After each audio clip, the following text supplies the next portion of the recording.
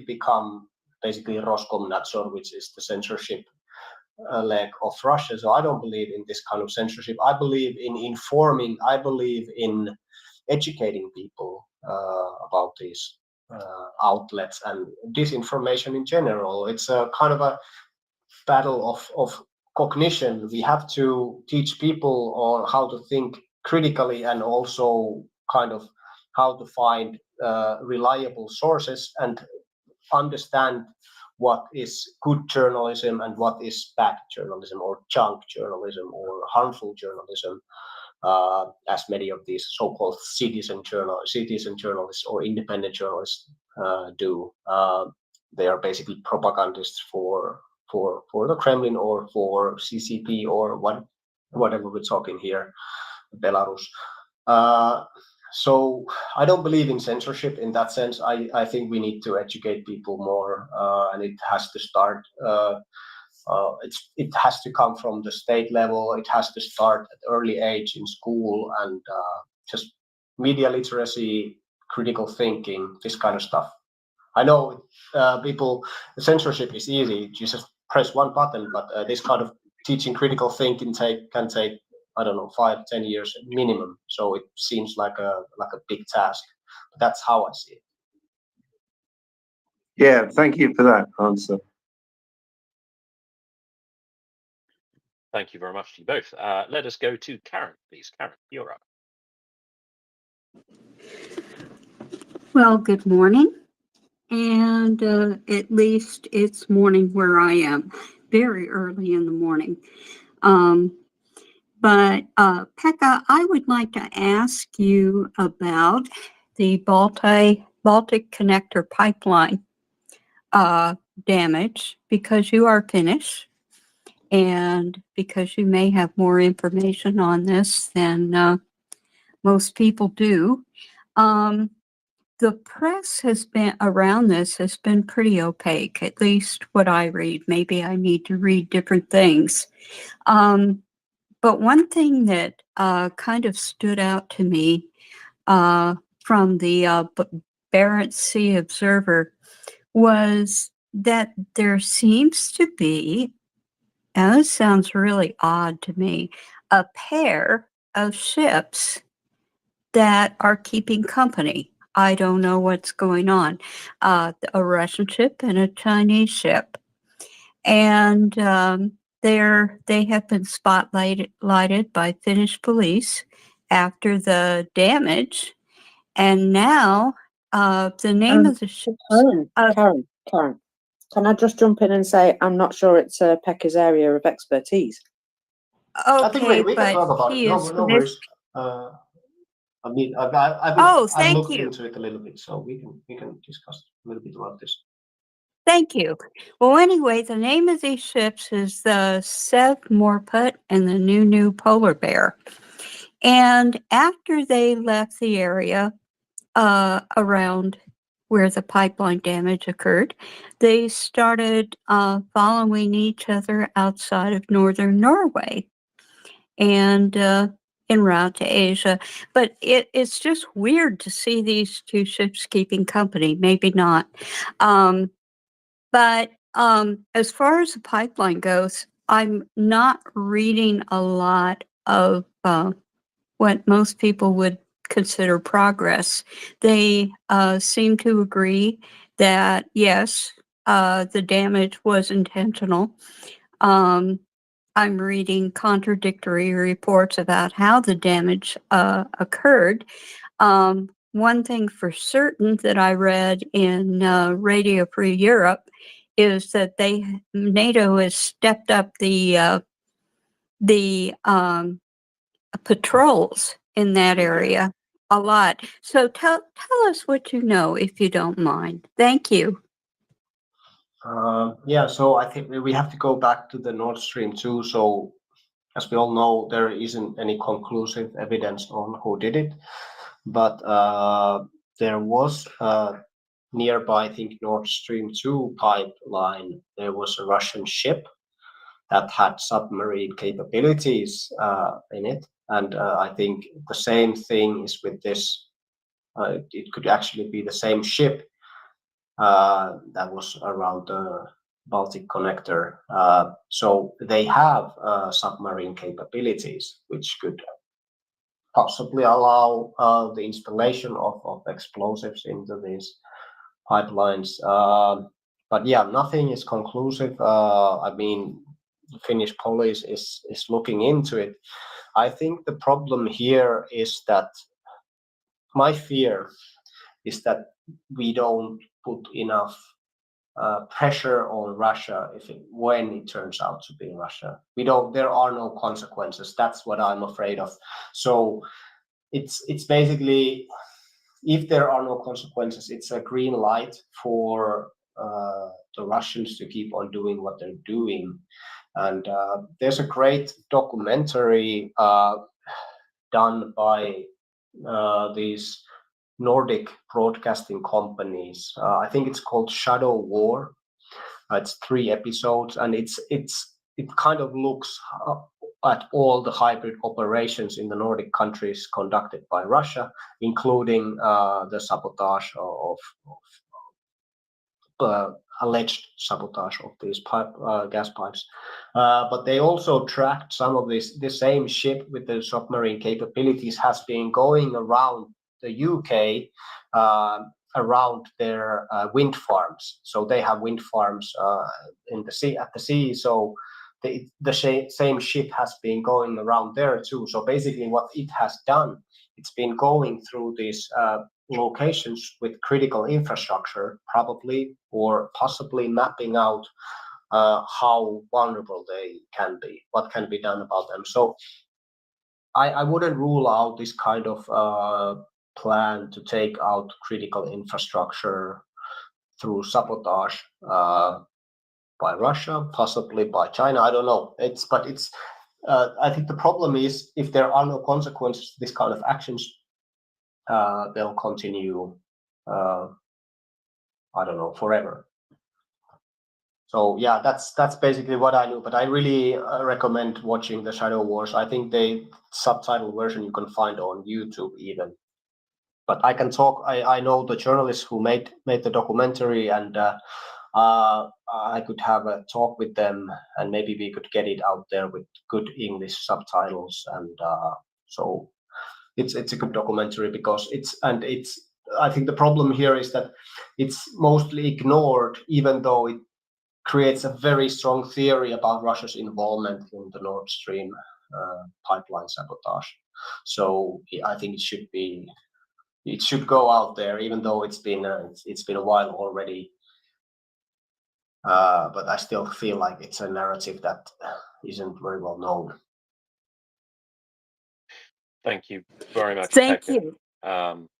Thank you very much, Pekka. Sorry, Karen, if you wouldn't mind, we'd quite like to move to Yehuda, because he has limited time, and he's managed to pop up to the panel for a quick chat. I'm just listening. I have a bit of time here. I did want to draw some attention to the my timeline.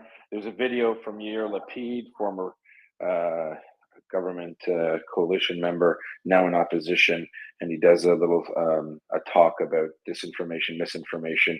And he was a journalist, as he says, for 31 years. I think Pekka would like it. I think that you could check it out. It would be a good thing.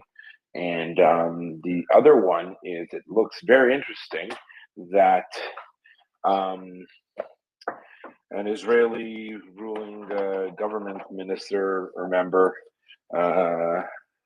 showed up on RT. And if you haven't seen it, it's glorious, because he lost his marbles. So if anyone knows the video I'm talking about, does anyone know? Tell me you don't know.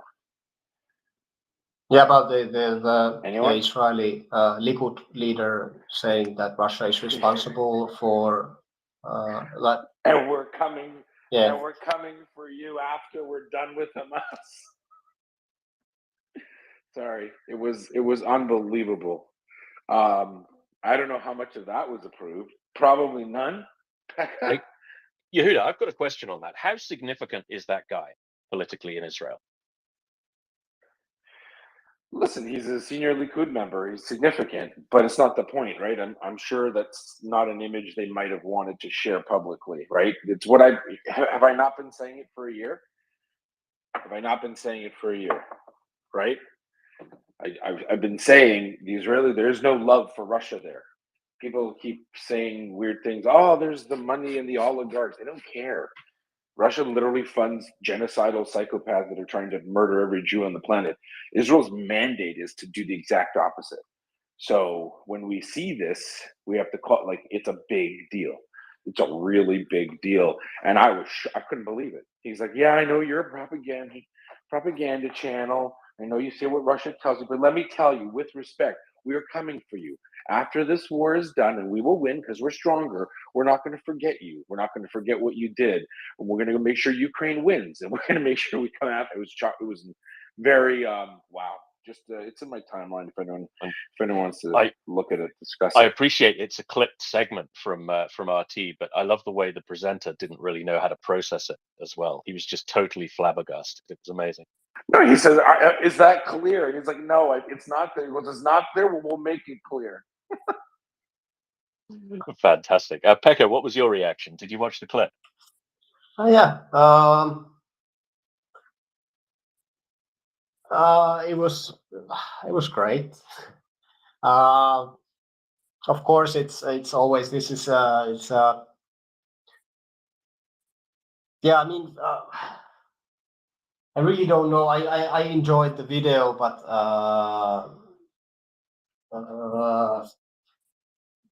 I think some kind of concrete statement would also be really nice, because I know that a lot of maybe correct me if I'm wrong, but there has been a lot of people, soldiers or volunteers from Israel to fight in Ukraine in this so-called Odessa. Is it Odessa regiment? I don't know what's the name of it. I think they're called Odessa something, and Israel has been extremely helpful in this sense. Like a lot of volunteers have come to fight in Ukraine, which is amazing. And of course, most of them probably now went back to defend Israel. But yeah, I mean, I feel like there's a special connection between Israeli people and Ukrainian people, and of course, there's also a big Jewish population, especially in Odessa, and but I mean, I was a little bit maybe one more thing. About the video, I mean, so I was a little bit disappointed when when Netanyahu rejected Zelensky's arrival to Israel. That would have been nice, but it's I like what the Israeli volunteers have done for Ukraine. That I mean, that's been amazing. We've discussed it for a long time in the space about the government's position versus the people. We can get into that and explain it later. But I mean, the real issue is that we've been talking here for a long time. Israelis have done things from the beginning very quietly, for the simple fact that they've been threatened by the Russians, blackmailed by them with their vis-a-vis their Jewish population, and obviously threats over Syria and control. Now all of those considerations are gone. So it's nice. It's interesting to see the Israeli senior Likud leadership lose it, because I guess they might have been taught or told, hey, as long as you don't openly support Ukraine and you don't do things publicly, then we'll leave you alone. And I think they got tricked. Obviously, they got double crossed by the Russians. So it's, I guess, it's obviously a little too late. We would have liked to hear that before, because Hamas still wanted to murder Israelis and Jews a year ago. It's not like it's a new thing for them, right? So I think the key is that it's progress of a kind, I would say, Pekka. Yes, I agree. It's good. So I have about 3 minutes left. If there's one more question, we can go through it quickly. Sure. Yeah. Let's go to David, because he's had his hand up for a long time. Sorry for the delay, David.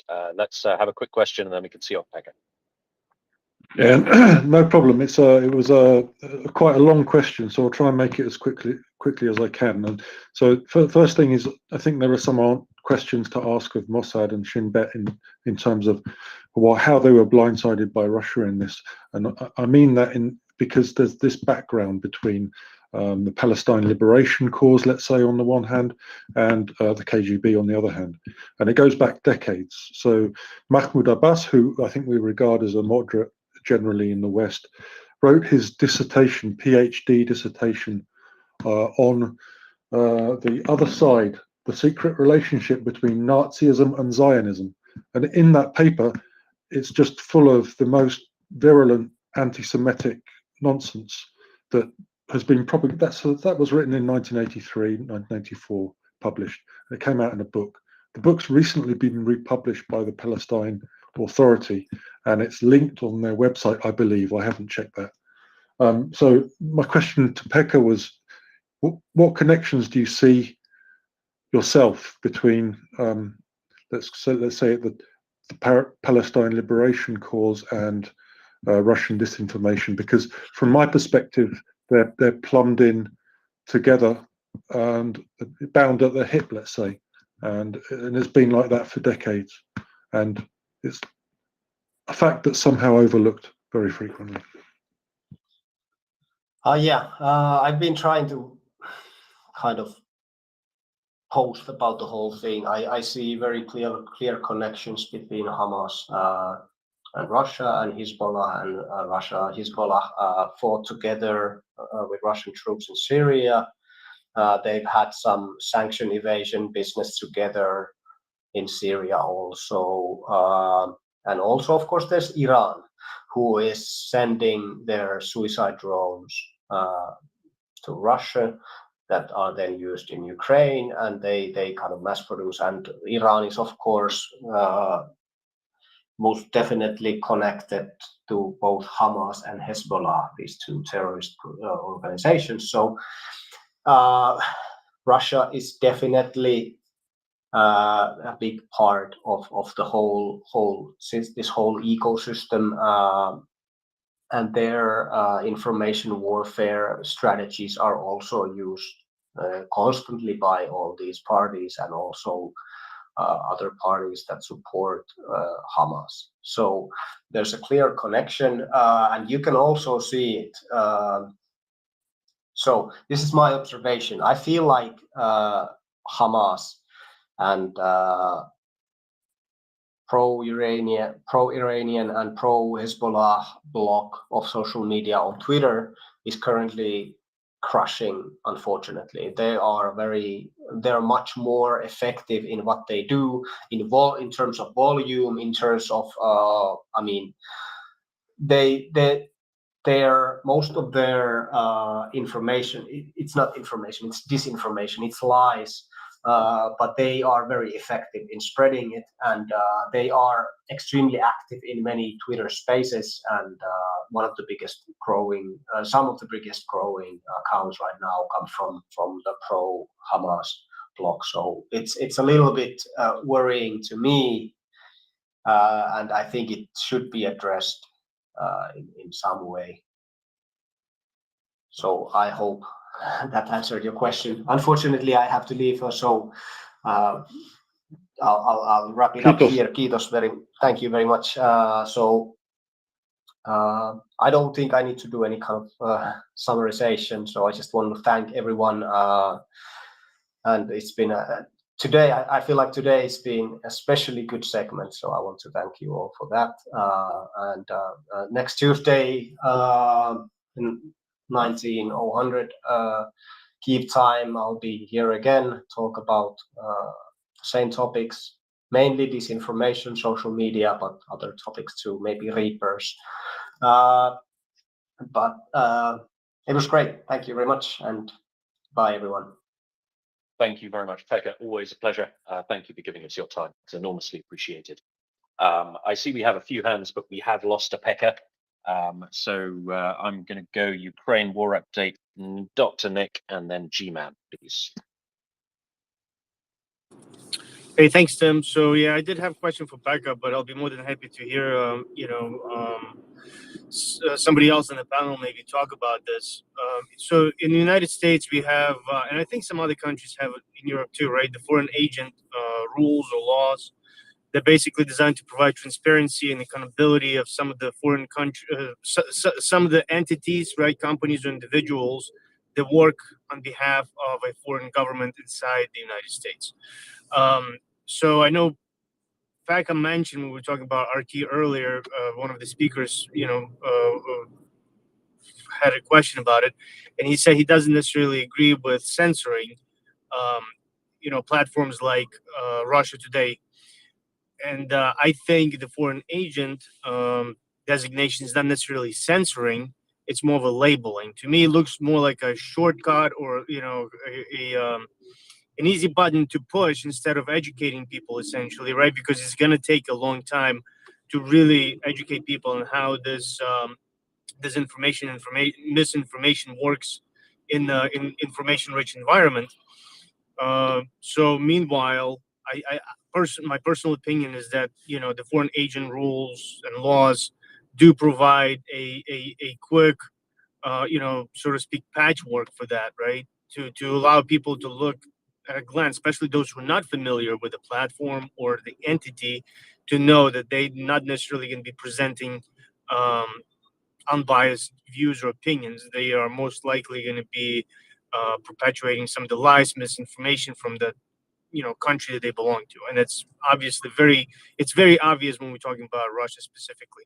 So I was wondering, if anybody else thinks, whether or not this rule is effective, if there's ways to improve it, and I'm kind of curious to know if it's widely adapted in Europe as well. Thank you. Thank you very much for that question. Well, I don't know about the rest of Europe, but the UK has a system called the Foreign Influence Registration Scheme, which is it's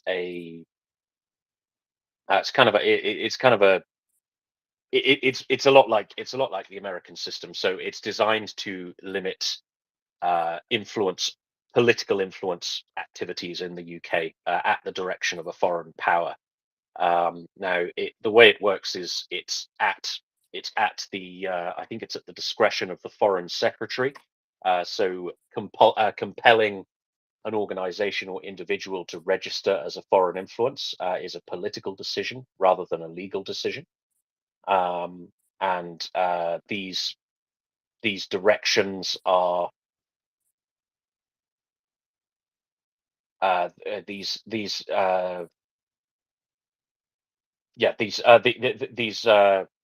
comes in the form of a direction to act,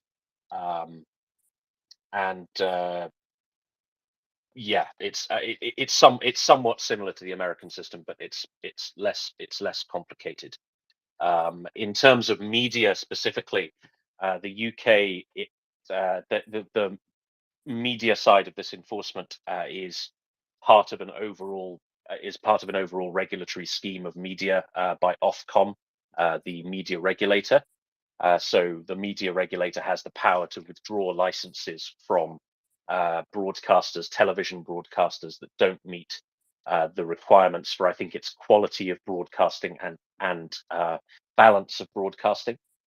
So being a straight up propaganda TV channel, I think is something that Ofcom takes a very dim view of. I think Press TV had its license withdrawn, so did RT. And if you have that license withdrawn, you're no longer able to have a channel on British domestic television.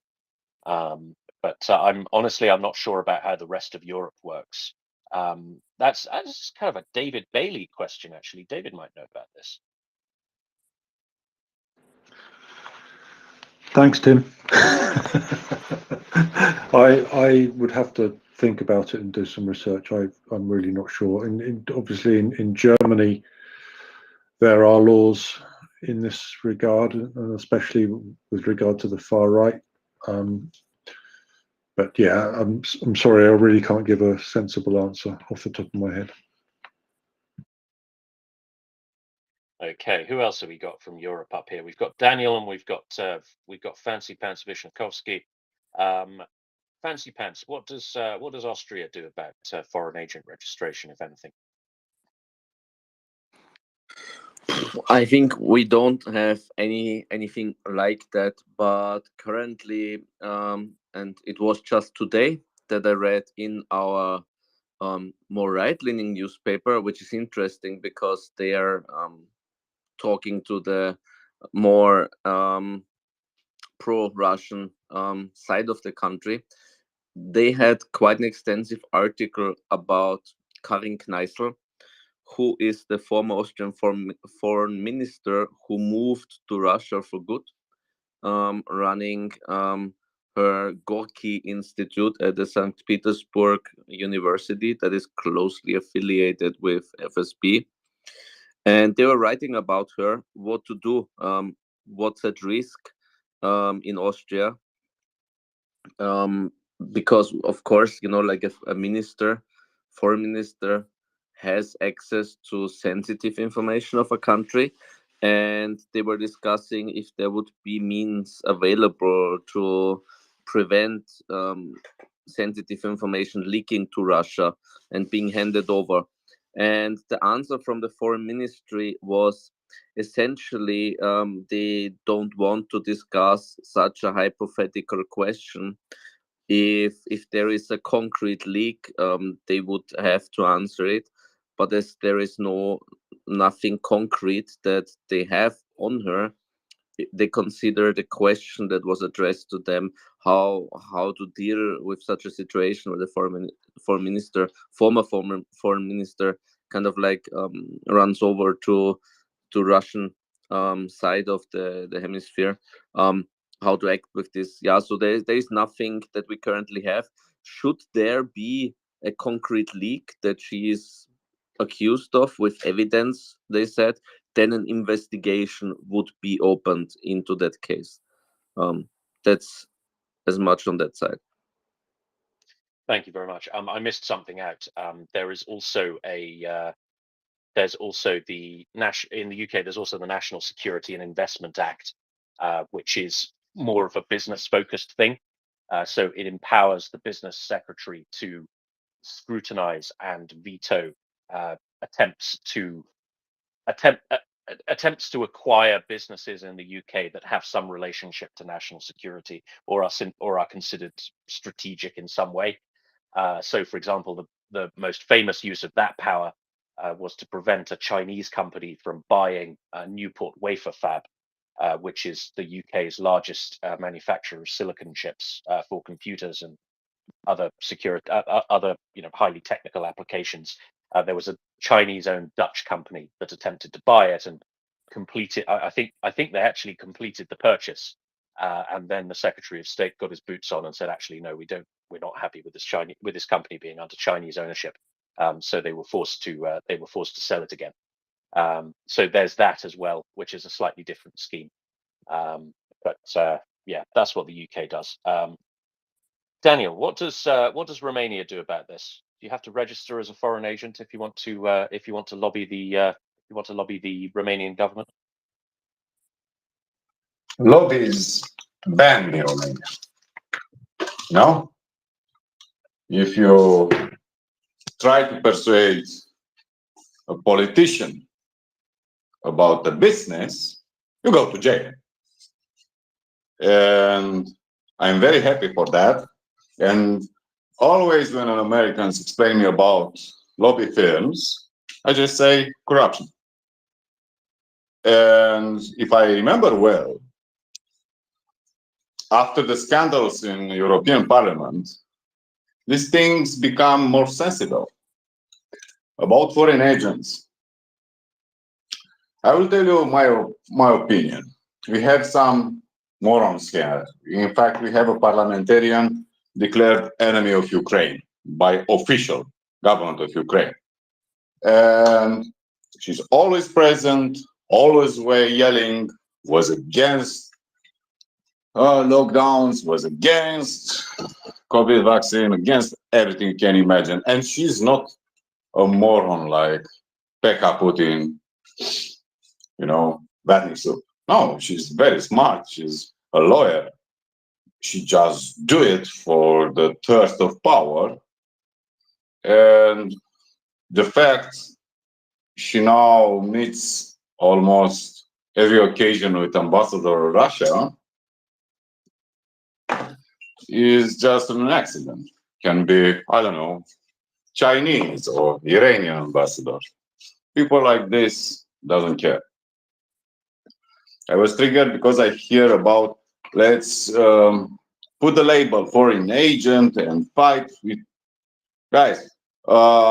Put your feet on the ground and never copy the enemy. In Russia, people are censored because this label, foreign agent.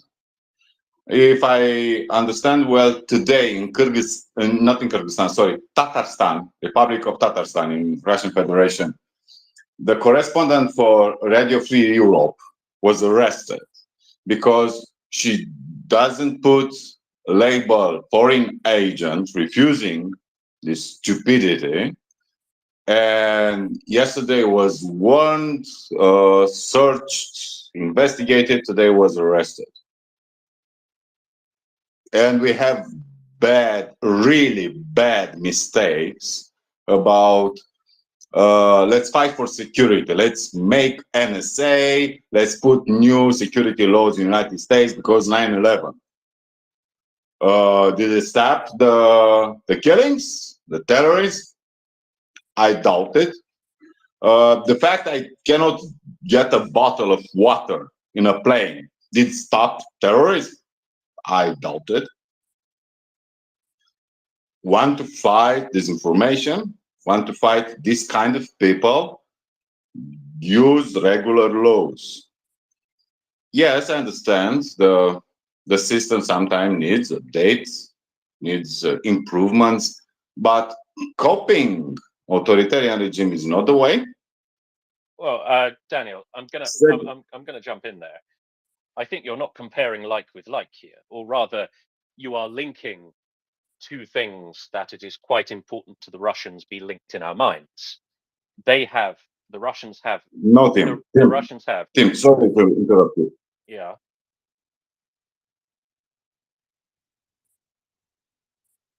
I wait for you because you are the British polite. Yeah, okay. So the Russians have their version of foreign agent registration laws and foreign agent registration schemes. They are used to essentially terrify civil society organizations by falsely painting them as peddlers of foreign influence. So if you are a human rights organization, or you are you're a freedom of speech advocate or whatever, the Russians are very able to assume that you are under the direction of a foreign power and force you to either register or simply shut you down, or both, right? This is not how the schemes work in the West because we don't have malevolent governments, right? The schemes in the West are to guard against actual unwarranted or the kind of influence that really ought to be scrutinized by the government or made somewhat public. That's how the British scheme works. I'm sure that's how the American scheme works as well. So I think we do have to compare like with like. This is not us copying the enemy because our governments don't behave like the enemy's governments. So I think we do have to be fair about that, Daniel. I totally agree. But on the other hand, let's not forget one thing. When you choose to live a right, a civil liberty, it's very hard to take it back. Censorship of Sputnik, Russia Today, was somehow efficient for some level of knowledge for people above my age, let's say. This not stop the disinformation. Sometimes the tools are dangerous because they exist.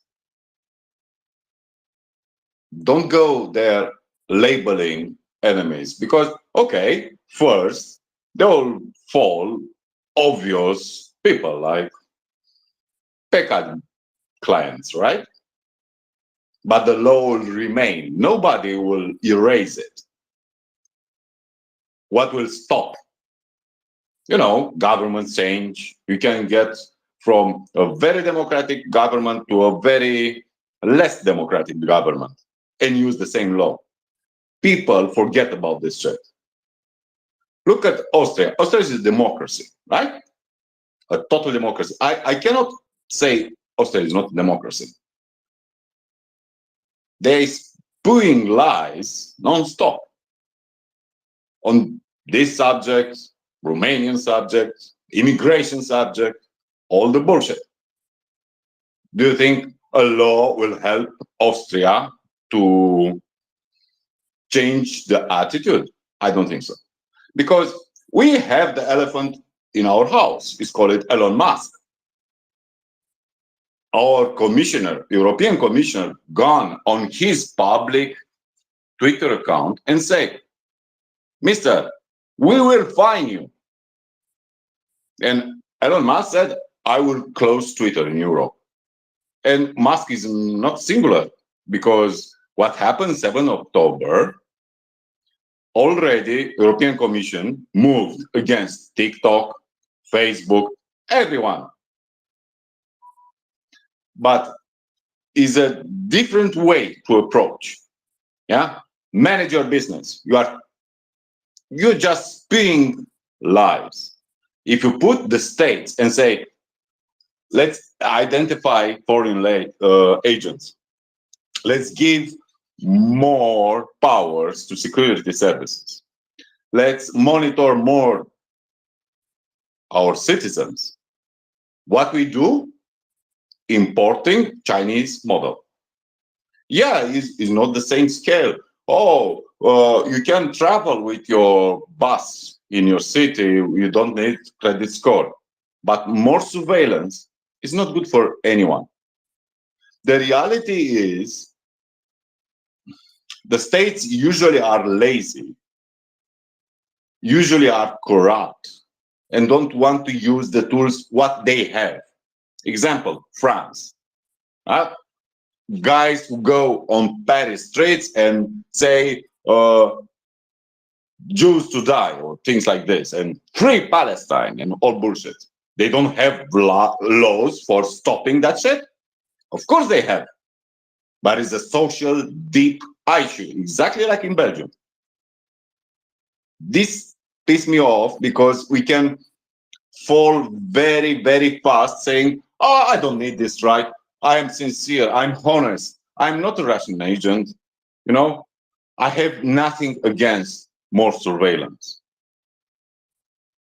Be careful what you use. It is my humble opinion. Maybe you can contest it 90% of it. But usually when I hear this, I am jumpy. I lived in something like this and I didn't like it.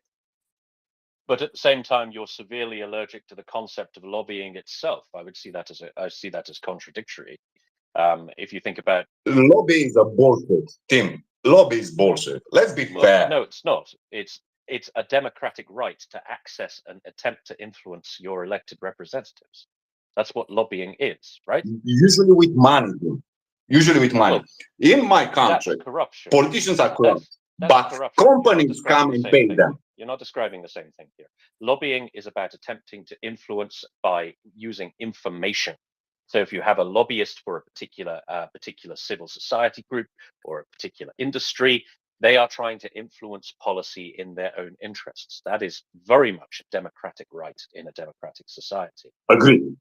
Attempting to influence them with money, then you're going into the world of corruption / campaign financing, and there is a very fine line between those two things, and that is a whole other topic. But lobbying itself is not a form of corruption. I think we should make that very clear.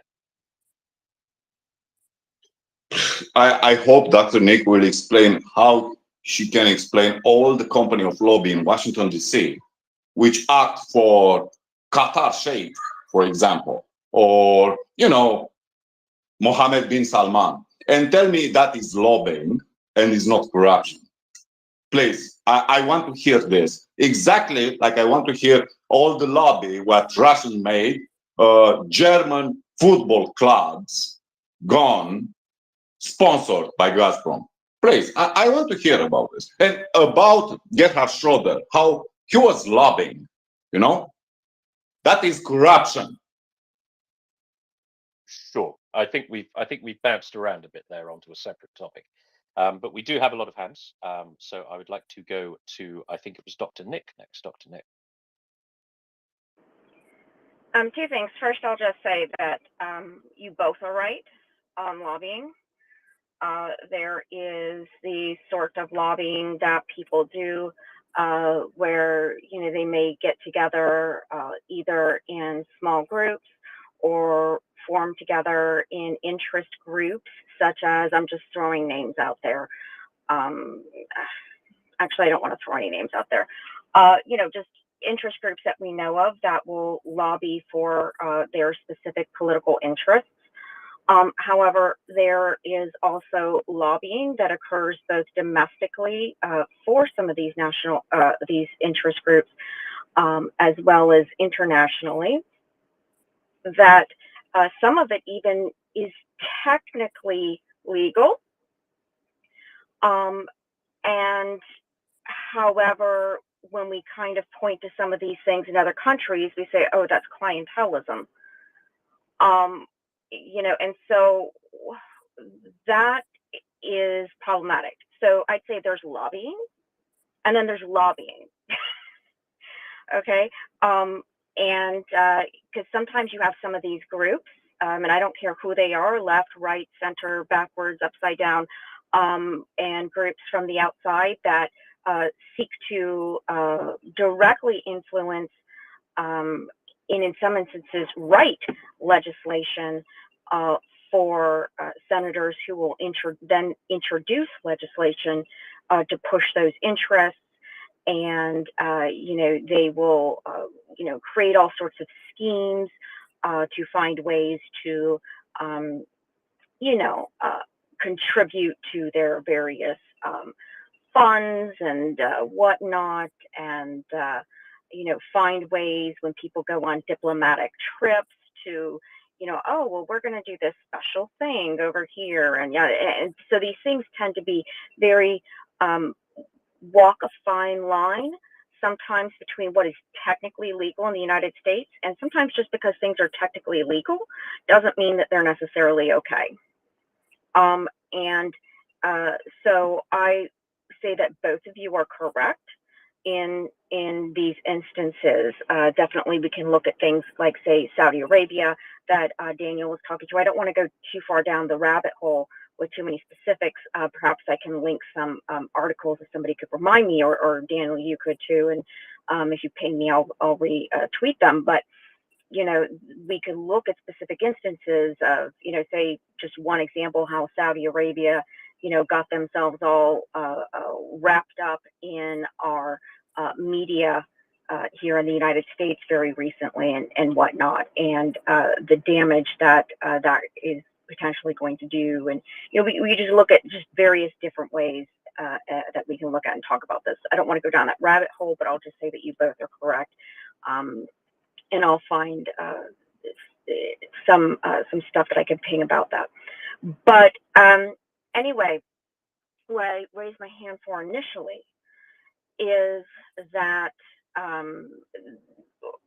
will respectfully disagree with Daniel on, and I agree with Tim on the comparing the apples to oranges, but I was going to talk about the Russian foreign agent law, and then you two started talking about that, so it kind of, I guess, worked together. That, you know, when that was introduced, as a matter of fact, it was the way it was discussed. Even when people tried to push back against it, Putin was talking about how, well, you know, every country has a foreign agent law. You know, I mean, like, this is what they do. They take something that other countries do, other democratic countries do, and then they twist it for their own purposes. Like, for example, in the current conflict with, the current war with Ukraine, the conflict there that they tried to bring up is that, you know, look, we are going into Ukraine because we wrote into our Constitution this right to protect, and that's an international legal term, right? And, you know, we should, you know, that's like humanitarian law, right to protect, you know, and we have the right to protect. So, like, they twist things and try to, you know, take things and twist them around and turn them into something that they're not. And that foreign agent law is a very perfect example of that.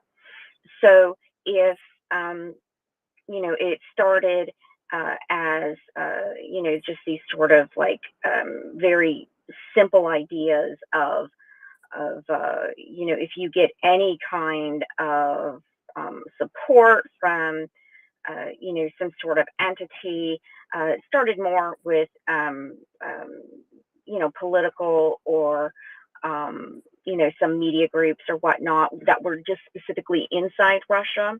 Okay, but then also religious groups and like other, you know, civic society groups, you know, any amount over a certain percent or something like that, you would have to report, and then, you know, you'd have to pay all these fines in order to, you know, justify and blah, blah, blah. And it became very difficult for some of these civil society organizations to even continue, because the fines related to that became very onerous. And so you would have to register as a foreign agent, because registering actually costs money. Okay, it's not just something where you fill out a piece of paper and you turn it into the government and then that's it. So they kept raising the fines related to this sort of thing. And then, you know, over the years, they kept expanding it. And initially, it was tied to, you know, it was sort of like an offshoot of laws against extremism, you know, and because initially they were talking about extremist religions and extremist this and extremist that, blah, blah, blah. And so like as early as like 2002 or whatever, they started like banning groups like some, what was it? No, the Salvation Army, you know, the Jehovah's Witnesses, you know, people like this, yada, yada, yada. And then it started to spread out from there. And so then in 2012, this agent thing came in right after those massive protests that happened in Moscow, when people were upset about those parliamentary elections and everything like that. And so, you know, it's now a situation where it doesn't matter, like if you get any kind of money, even if it's indirectly, you know, say somebody else gives you money, and they happen to receive money from, say, you know, God forbid, George Soros, or, you know, like, I don't know, Gary Kasparov even, or something like this, like that can get you labeled as a foreign agent. And it's included now to individuals because they updated it in July of last year. And so it's really onerous. And so it's, once you get labeled with the foreign agent law, anybody who interacts with you in any way could be contaminated by, you know, contaminated by association. And it was that case before, but now it's even worse. And so that's kind of the thing. It's like, what they tried to say was, oh, well, other countries are labeling our media as state media, you know, but look, Radio Free Europe is a state media. And they're trying to like somehow equate RT, Sputnik, you know, with the Tsar, whatever the heck, I always forget the name of that channel. I think my brain just tries to like block it out, but you know, that far right, ultra religious, fascist channel, Zargrad. They try to equate these things with, you know, like Radio Free Europe or PBS, or these kinds of things that exist in the United States, or we can look at, you know, the BBC or whatever, and they say, look, they have state media too. So, but they're not the same thing. They're not even the same thing by a long shot, you know, because in Russia, they literally have a state propaganda person who's part of the administration, who sits there and looks over, kind of like what when Yehuda was on earlier, and he was talking about that piece when the Likud guide was on, right? And he said, oh, I doubt that was pre-approved, because literally things have to be pre-approved by this sort of arm of the government, by this propaganda arm that gets aired on TV, and every station has somebody embedded in it that is part of this media arm. That is not the case anywhere else. Not in the United States, not any place in Europe, not in any democratic country. So trying to sort of equate those two things, it's like completely different. It's just absolutely asinine that Russia does this, but that's how they operate. So when we think about the foreign agent law, we have to understand that that the purpose specifically of it is to suppress civil society, and it's done, by the way, without any court hearing. People don't have the necessarily the right to even challenge it. It's done automatically, okay, from the government, and you can try to challenge it in court. Oftentimes they don't, but even if you do, nothing's going to happen. Sometimes they might want to make an example out of you and let like a case happen, but then they're never going to listen. They don't change their mind or ever do anything. So it's just completely pointless. So I just want to kind of put that out there and just make sure that we all understand that this foreign agent law is completely totalitarian, and they're not even in the same universe as foreign agent laws that exist in democracies, because those look at specifically state actors, kind of like what Tim was talking about a minute ago. People that are directed or either directed by or suspected to be directed by state actors in some kind of a way to be influencing directly our media space. So I just want to make those two distinctions, and that's it. So back to you, Tim and Markers. Thank you very much, Dr. Nick. And I'm going to have to throw in a devil's advocate example there. Radio Free Europe is directed by a foreign government. So I'm not sure we can scream too hard when the Russians have a thing or two to say about that, right? Not really anymore. Not anymore. It used to be. Isn't it State Department funded? Europe, partially, right? But the thing is that it's very famously, in international organizations recognize this, that very famously independent. Now, it used to take orders from the State Department, right? And as a matter of fact, and one way that we know this too, like under the Trump administration, when they were trying to do certain things that, and trying to, say, influence Radio Free America, they were like, no, we haven't had that mission since the end of World War II. Essentially, or really mostly, yeah, basically. So like the answer is no, or no, the end of, I guess, the Cold War, they completely like stopped that. So it's kind of arm's length from the State Department then? I'd say a little bit more than arm's length. Legs length. Because no, it's more than a football field length. They don't, they're very famously independent, and sometimes even have reported things that are critical of it. I'd say that it's really no different than other media organizations that sometimes, will end up reporting about their own media organization even. So they have that level of independence. That they can report about things that the government screwed up or did, you know what I mean? Like they're not, nobody in the government is going to come for Radio Free Europe if they say, Biden bad, Afghan, whatever, okay? Or something like that. Just giving an example of something that Biden, who's the current president, screwed up, okay? Or anything along those lines. All right, so they are independent from that angle, from that perspective, and the same for Voice of America. They are famously very independent now.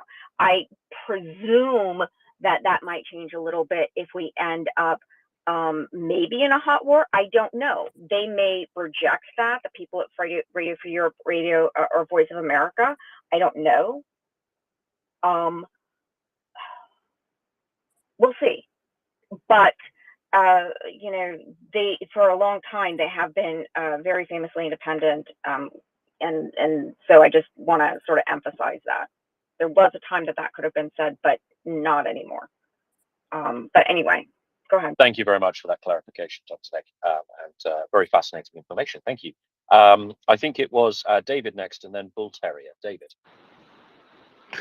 Yeah, I've had a little bit of chance to catch up on what the European Union's doing in this area, and it's actually really, really interesting. So they wanted to, the Commission wanted to introduce something along these lines, and I think for you know, for valid, very good reasons. And there's been a very big pushback from NGOs, and at the same time as talking about wanting to introduce this law, the Georgian Parliament was busy kind of rejecting, with the support of the EU, the Russian law that was cut and pasted by Georgian Dream into their constitution. So it kind of left them in a bit of a pickle, and it's a very interesting discussion, I think. So there is this debate ongoing. I guess they will be introducing something soon, but the kinds of things that they're concerned about are basically, you can imagine a situation. Let's take Poland for example, but the kind of big worrying example is Hungary. You know, Hungary with potentially, let's say, George Soros money going into it. But let's take a bit more of an abstract example, like Poland. So if you imagine, you know, PiS was busy abolishing the rights to abortion and all of that kind of thing. You can imagine a situation where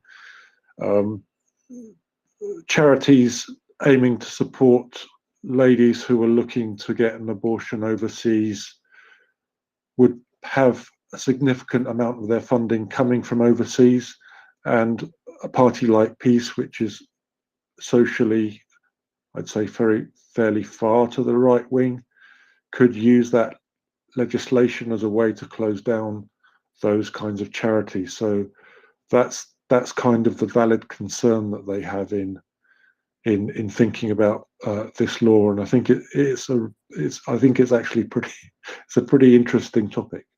You know, if you assume the benignness of Western governments, this is good as long as you don't have the potential for backsliding within those democratic systems.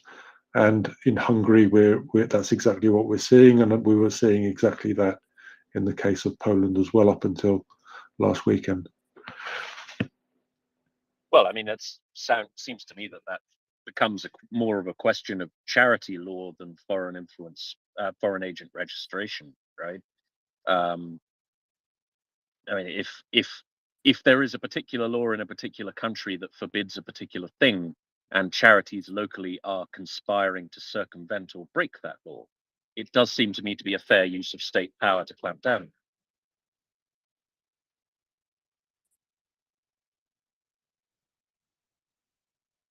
That was kind of a question, David.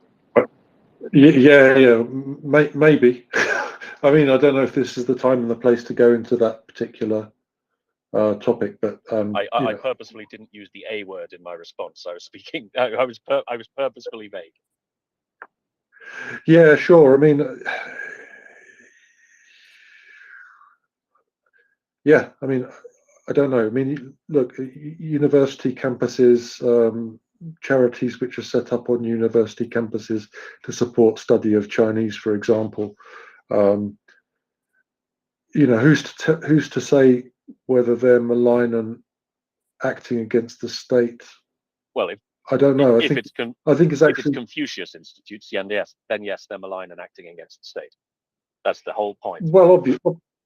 Yes, of course, but that seems obvious to you. But I'm sure you can think of some examples where maybe it's a little bit more. So AfD, for example, in Germany, or UKIP receiving funding from abroad, being closed down by a government because of that funding. That's kind of more interesting because it's a local thing that the Russian government in this case is jumping on and funding. and so yeah, I'm not sure about the rights, the disclosure requirements for parties like AfD in Germany, but I can imagine that a significant amount of money was flowing into AfD from Russia in one way or another, and preventing that happening, I think is, it's fair enough to say that this is quite a difficult topic. Yeah, of course. I was being slightly glib in my response, but yeah, it's a little more complicated than that. And of course, it's the examples of UKIP and the AfD. They tie into party funding regimes and things like that. So yeah, it's multifaceted, to say the least, David. Thank you. Let's go to Bull Terrier. Bull Terrier. Yeah, sure. Since we have Dr. Nick here, whose opinions and analysis I appreciate hugely, I just wanted to raise the issue of US President Biden, who we are told will ask Congress for $60 billion for Ukraine and $14 billion for Israel. And half of the $60 billion Biden is requesting for Ukraine will go towards replacing and modernizing US weapon stocks. At the same time, we have Republican Representative Jim Jordan again failing to win the House Speaker's gavel on the second vote on Wednesday. Now, Dr. Nick, I realize that I'm asking you to maybe look into your crystal ball, but what are the chances that Biden's request is going to get through Congress? Well, I mean, to be quite honest with you, I don't know. To be certain, without a speaker, all of that stuff becomes near impossible, becomes difficult. At the very least, it will kind of sit there until they get one. Maybe he's hoping that might make them hurry things along a little bit. I really don't know. But what I will say is I've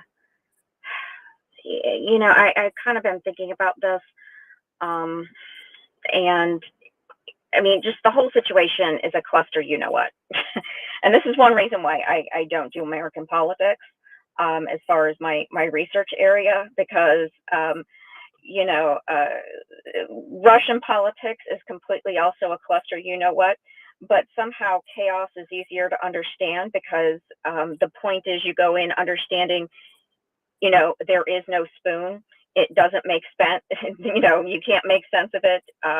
So trying to make sense of it isn't going to work. Whereas in the American system, there's supposed to be laws, there's supposed to be, norms, there's supposed to be things. And,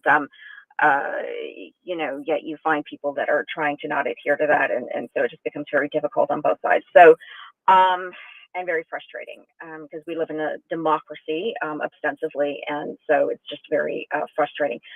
But anyway, I anticipate that at some point this, quagmire will break. And I think that it will go through. When is the bigger question, I suppose. The good news is that, as far as Ukraine goes, there is funding that is still in the pipeline. And, look, the way that all of the funding and everything has been working, I think that the problem is that the Biden administration, perhaps until last night, didn't effectively say the things that we were kind of saying here for a very long time, right? That, look, those numbers aren't the numbers you think they are. What's actually happening here is that we are replenishing our stock. And that's what's been happening the whole time. So even though he said that last night, I think clearly for the first time, this is no different than what's been going on the entire time, right? So,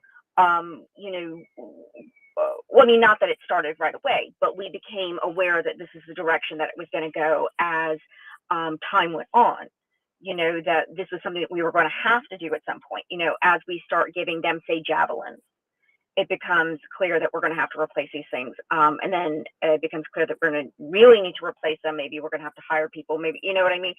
So it becomes, the depth of it becomes clearer, and the urgency becomes clearer. But that was clear from day one. We're going to have to replace these things that we either give away, or, you know, whether it's to Ukraine directly or to some other country who will then free up whatever kit that they're going to give away, however it works, right? So that, I think, was clear from day one. We were talking about that here from day one. The problem is I think that that was unfortunately one of the failings of the Biden administration, that they didn't make that super clear. But those numbers that you're seeing aren't these, isn't like a check that's just given to Ukraine. This is something that is a dollar value for kit, and it's replacement value, essentially. You know, a certain percentage of this is going to be replacement value, and then it's going to be our job here at home to replace that. And I think that he did a good start by talking about that a little bit last night. I think that that point needs to be hammered more, like with just about every speech, every press conference, when, you know, the money gets brought up, that it needs to be broken down that way. You know, this is the amount. This amount represents a replacement cost. That means that we're going to have to, you know what I'm saying, like, to be more clear about this from that moving forward. And I think that that in part will get people starting to understand that this could translate into positive economics for perhaps their communities and different things.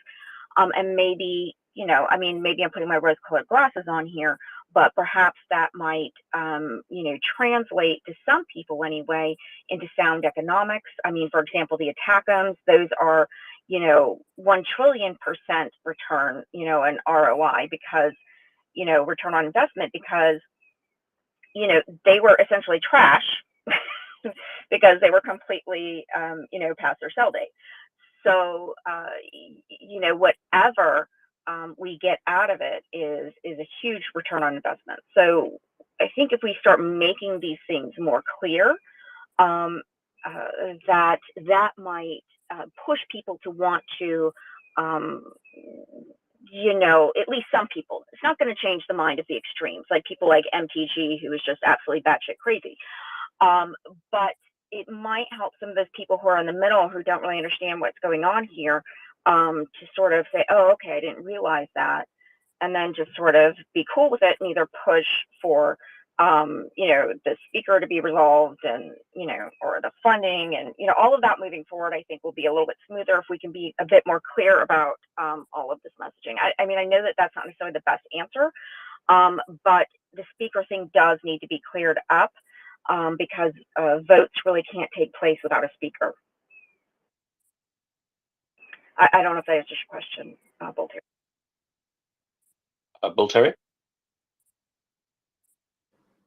Yeah, thank you very much for that, Dr. Nick. And I actually agree with you. It's the people in the middle that need to be convinced. And I think pushing those arguments about the benefits to the American economy and American jobs, yeah, that really needs to be hammered home. Thank you. Thank you very much to you both. It is Daniel next. Daniel, you're up.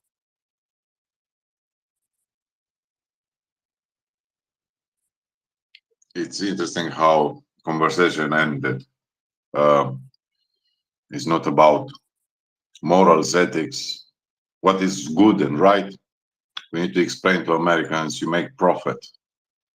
You know, you don't donate money.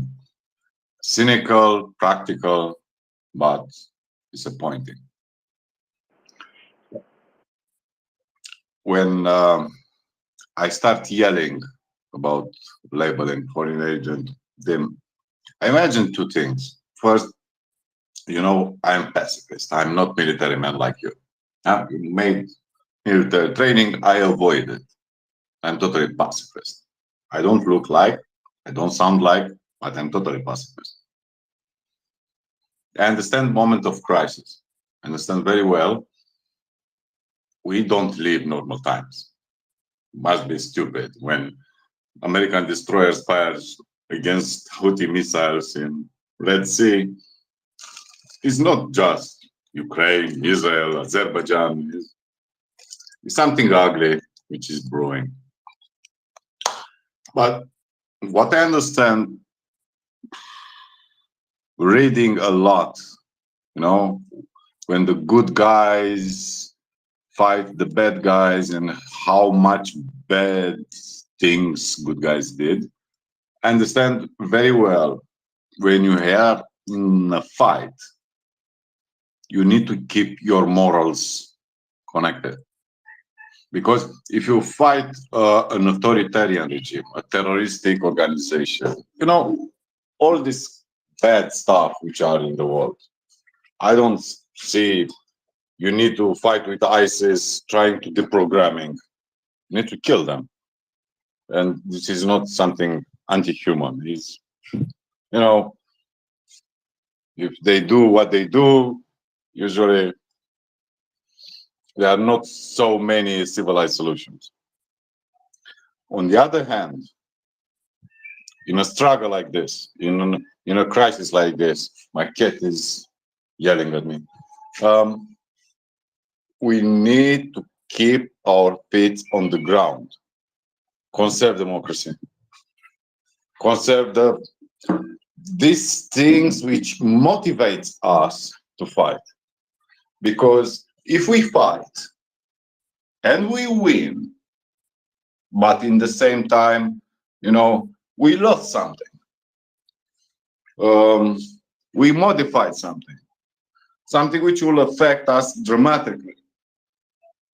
Like, you know, even fighting, searching for traitors. Last year, our government surprised us all. Americans, Europeans, G7, allies from Asia, Australia, everyone surprised us. Their way to approach this, and they are not the best people. There are no Churchills there, right? No Thatchers there. They are undervalued. And still, they surprise us, acting really well on that step. But this is not 2022 at the beginning of the war.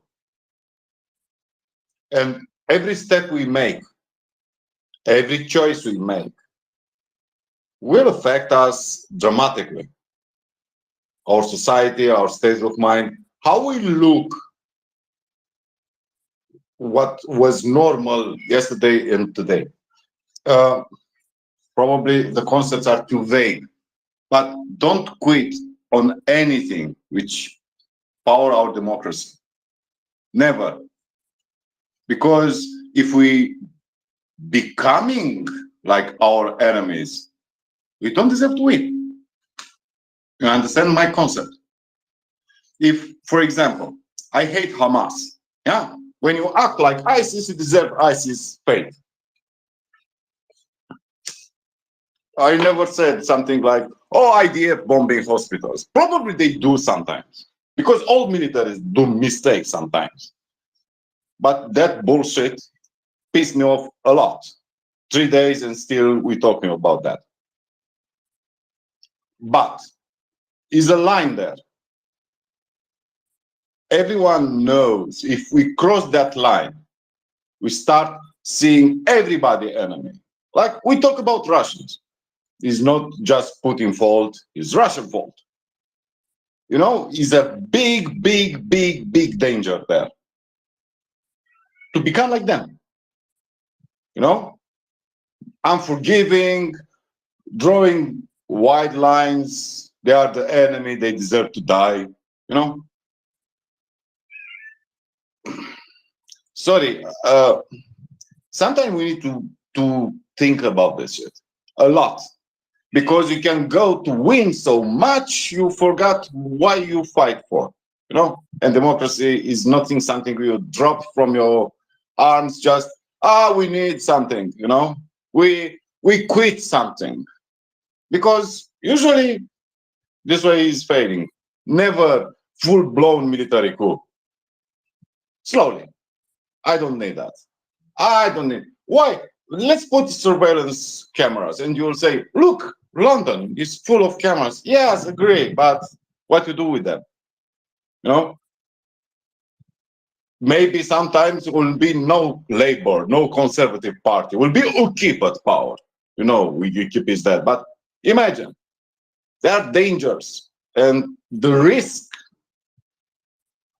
Always need to evaluate worth taking or not. And usually is not when it's about our rights like citizens.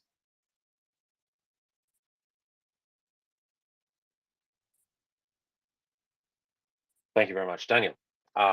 Let us go to Thomas, please. Thomas.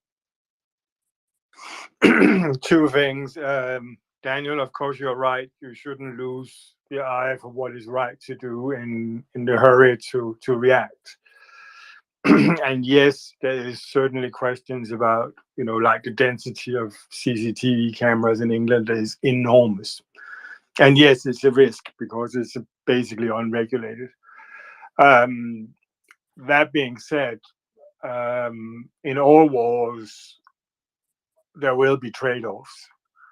There has been rules, like in Germany, there are rules that says you can't re-establish a Nazi party. It's against the law.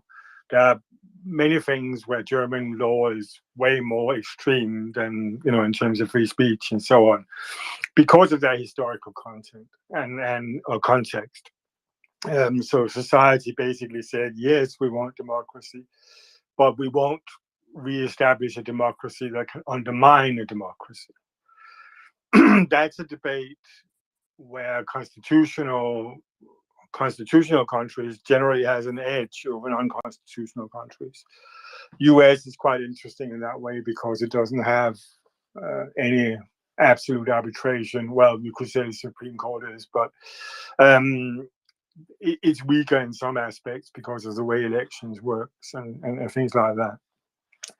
The German constitution was more or less written with the absolute intent of making sure that this could never happen again, which makes it, of all the modern European constitutions, very interesting reading if you are into that particular sort of masochism. But it is, of course, natural that in any democracy, you do have to have intelligence agencies. You do have to have counterintelligence agencies, because the cost could be no democracy. So you can't, in the word of democracy, and therefore we will give up everything that is there to protect the democracy. In a very Hobbesian way, the state is still the sole arbiter of organized violence, right? But yes, of course, you're right. You shouldn't give up. And a whole lot of the things that happened after the Second World War, and in terms of the Vienna, in terms of all the rules of law, was to try to stop the sort of revenge bombings that you saw over Germany. There are very varied opinions of whether it actually had any effect, and I don't want to get into that debate. But my dad had the lack of luck of having to drive through Hamburg and Germany in 1946, where they were trying to bring food down to some of my granddad's ex-colleagues, and I can promise you, I don't think we would ever want to see that again. It made Mariupol look like a half-standing city. The total destruction of some of those areas were immense. But we tried to get better at it, and we tried to introduce protection from that kind of revenge. Where you couldn't actually say there was a clear strategic goal. Dresden would also come to mind. But I think we are trying to do better. Some of the things where we slipped back totally and forgot the lessons of democracy and of how to protect democracy was social media. we allowed a platform where everything could be said without accountability. For me, I know how it happened. I worked with internet from day one, and even when England was still on ARPANET, I worked with that, and I saw how political organizations started using it for nefarious points. And it was obvious at some point the extreme political wings would see the opportunity, like Hitler did with airplanes. He was one of the first politicians to fly around to rallies. He was one of the first politicians to effectively using radio. He was one of the first politicians that realized if you controlled just a little part of the press, you had enough of a microphone to keep everything going. And he learned that mainly from the communists. So we had the lessons. Well, whatever you feel about Ludwig's later writings and his tweets, which I'm not always impressed by, his coup d'etat book from, I think it's 67 or something like that, is an extremely important document that basically says how small a percentage of a population do you need to actually convince to undermine a constitutional or democratic state. And since first time I read it, it always struck me as one of those things that everybody should be forced to read, because it's something you need to be aware of. None of these things, it might be a party you support to start using those kind of manipulations, but sooner or later it's somebody you don't like, and it's equally nefarious. So I think more it was a fact of a bonanza that happened after the communist threat disappeared, that everybody sort of thought, well, there was nobody else that used those tricks. Yes, there was. Hitler did, the fascists did. It's as old as everything in the book. But because we wanted to harvest the peace dividend and we wanted to have a quiet society where everything just became better, we sort of closed our eyes to the negative side of things. It's sort of a global version of the English saying, we don't talk politics and religion in the pub, right? Because one thing that is very common in discourse and in political discourse, whether you agree with the Vienna School or any of those, it is correct that there is an enormous pressure for people on both extremes to get people not to talk politics, and especially not to talk about things that are difficult to do something about, like social media. So I hope I would strongly recommend to reread Popper's Open Societies and Its Enemies, because it was written in 41 to 43, and he attacks some of these lines of thinking on both left and right extremely effective. So whether you're otherwise a fan of Popper, that particular 2 volumes are one of the more clear understandings of what is at stake and how does it happen, and what are the underlying thought principles that leads to this. And I see the same happening now, whether it's Hungary or whether it's what has happened with the sort of extreme right in the States. It is surprising how little politics there actually is in these things. It's all show and entertainment. And it hides the fact that not much is actually done. And the left is as bad about that as the right. So I think the call to democracy, and I think Pinker did it very well in Enlightenment Now, is that we have to sort of say, we want to protect our democracy. We want a facts-based world. We want a facts-based dialogue, because that is what allows us to disagree. And it's healthy to disagree. It's healthy to have debate. It's healthy not everybody walking in the same direction. and that was all I had to say. Otherwise, I'll start continuing on political history and other weird stuff. Okay, thank you. Thank you very much for that, Thomas. I particularly liked you describing interest in constitutional governance as a particular kind of masochism, which I would wholeheartedly agree with. Okay, so we have a final hand. Well, I hope it's not the final hand, but we have a remaining hand in the form of Curious Pete. Pete, you're up. Yes, I hope it's not the final hand. Fantastic conversation, guys. Yeah, I'm thinking about how we find that line, how we strike that balance.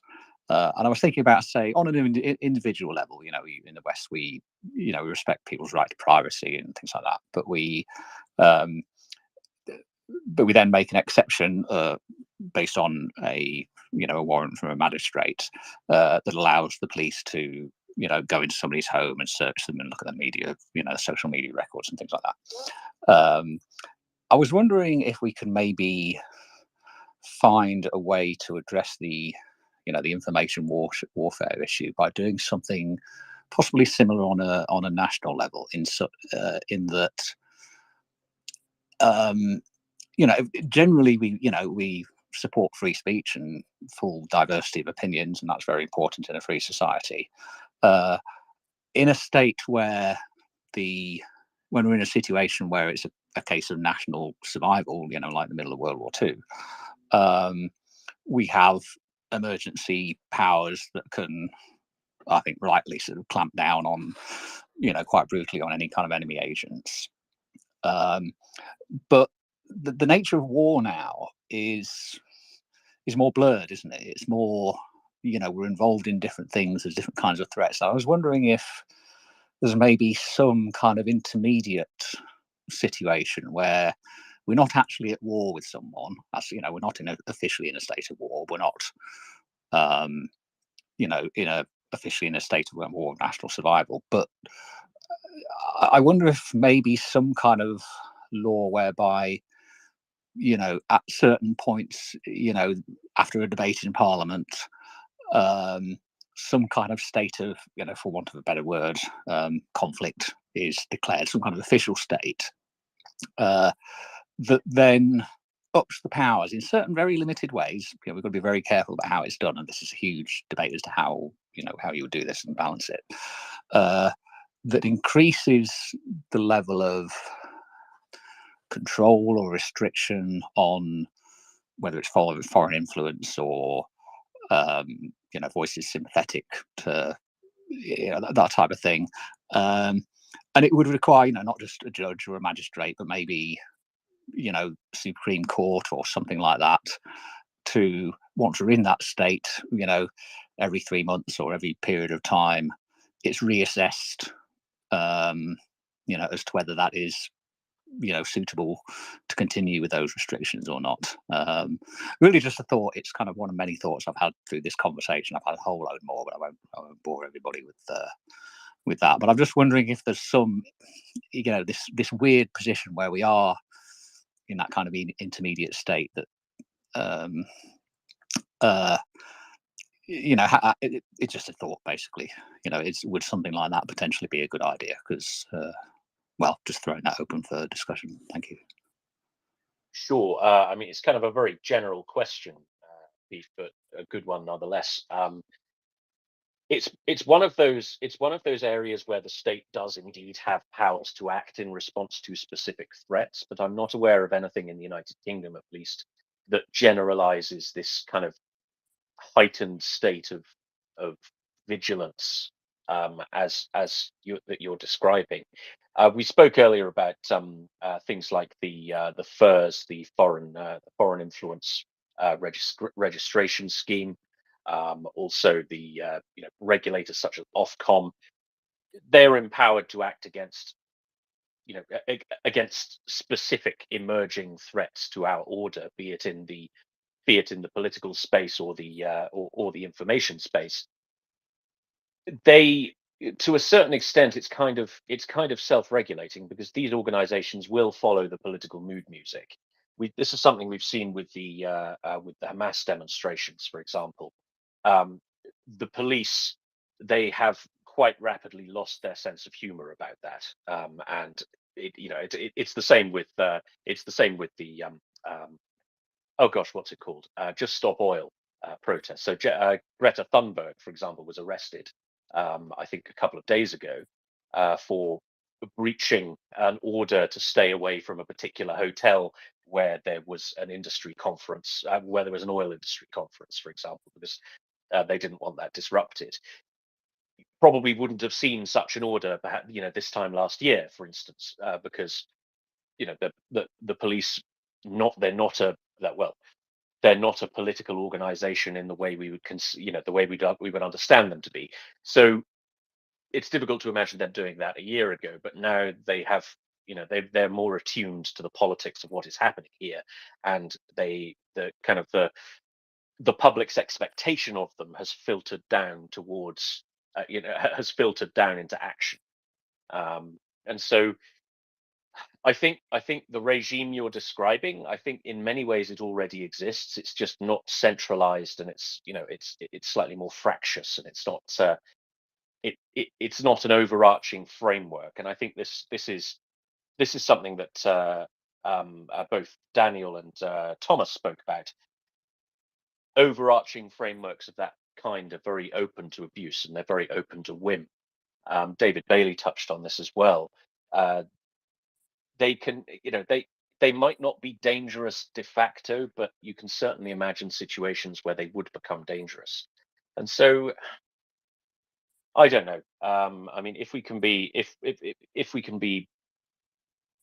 try not to dwell too much on the British example, and try and circle back to our core purpose after this discussion, I think we strike a pretty good balance. I think our public institutions, they may be quite slow to realize the political mood music of what's happening, but they do eventually realize it. And so I don't know. I think we do have a setup in the United Kingdom, at least, which does broadly work. It takes them a while, but they do get there eventually. Does that answer your question, Pete? Yeah, and I do tend to agree. I think I think our politicians are quite open to sort of picking up the public mood. I don't know whether it's just because we're a small country and we're all tightly packed together, but I do see.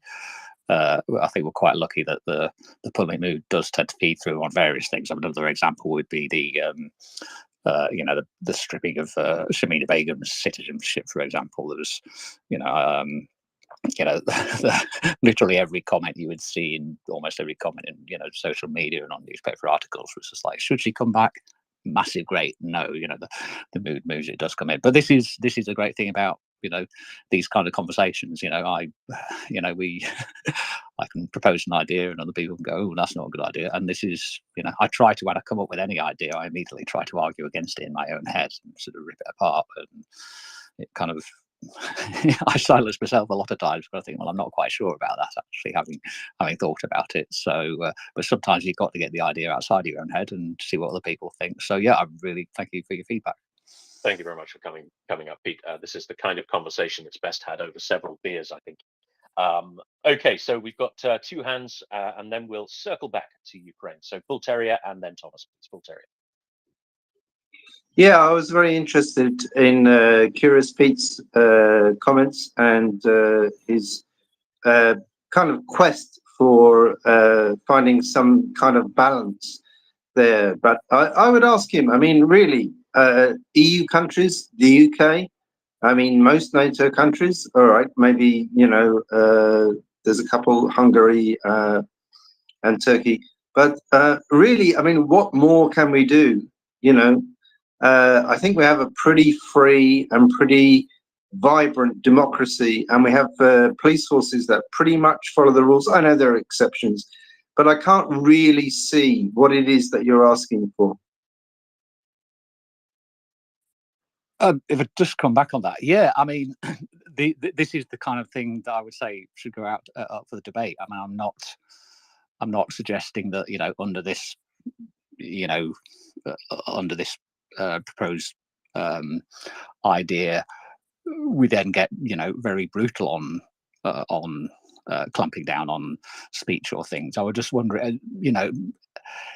it might involve, gosh, I don't know. Well, those are things. Just more. Gosh, let me think.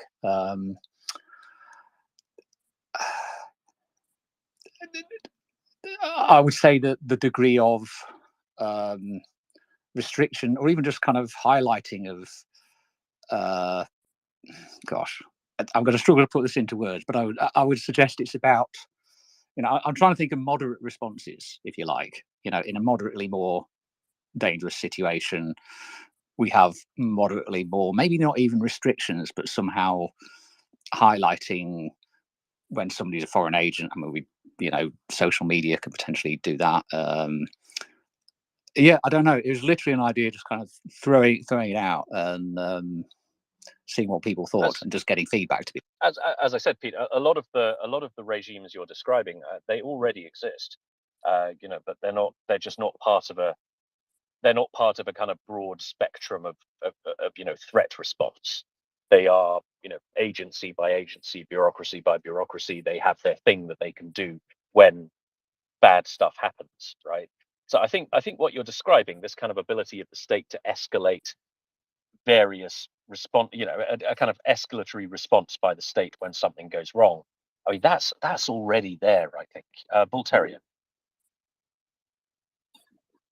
Yeah, sorry, I would just come back to Pete, and I would make the observation that I think we are at war.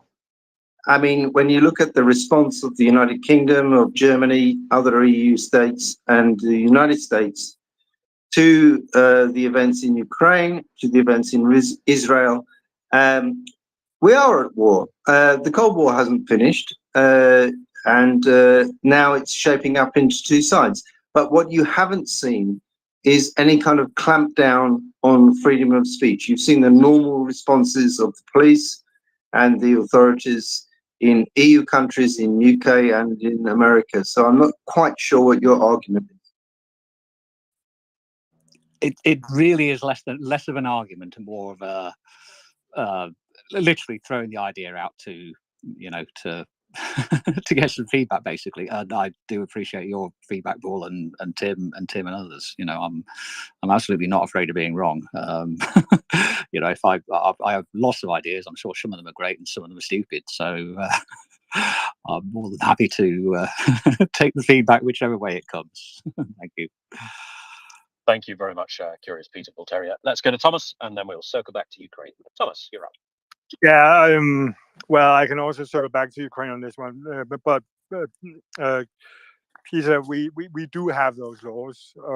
Back in 95 or 96, I can't remember the dates. I was contacted by the police intelligence agency in Denmark saying they had this communist cell that was robbing banks, and they wanted to find out who could actually track what they had done online in net news in those days. The police at that time, as opposed to now, didn't have any IT skills. He was probably the most IT skilled person they had.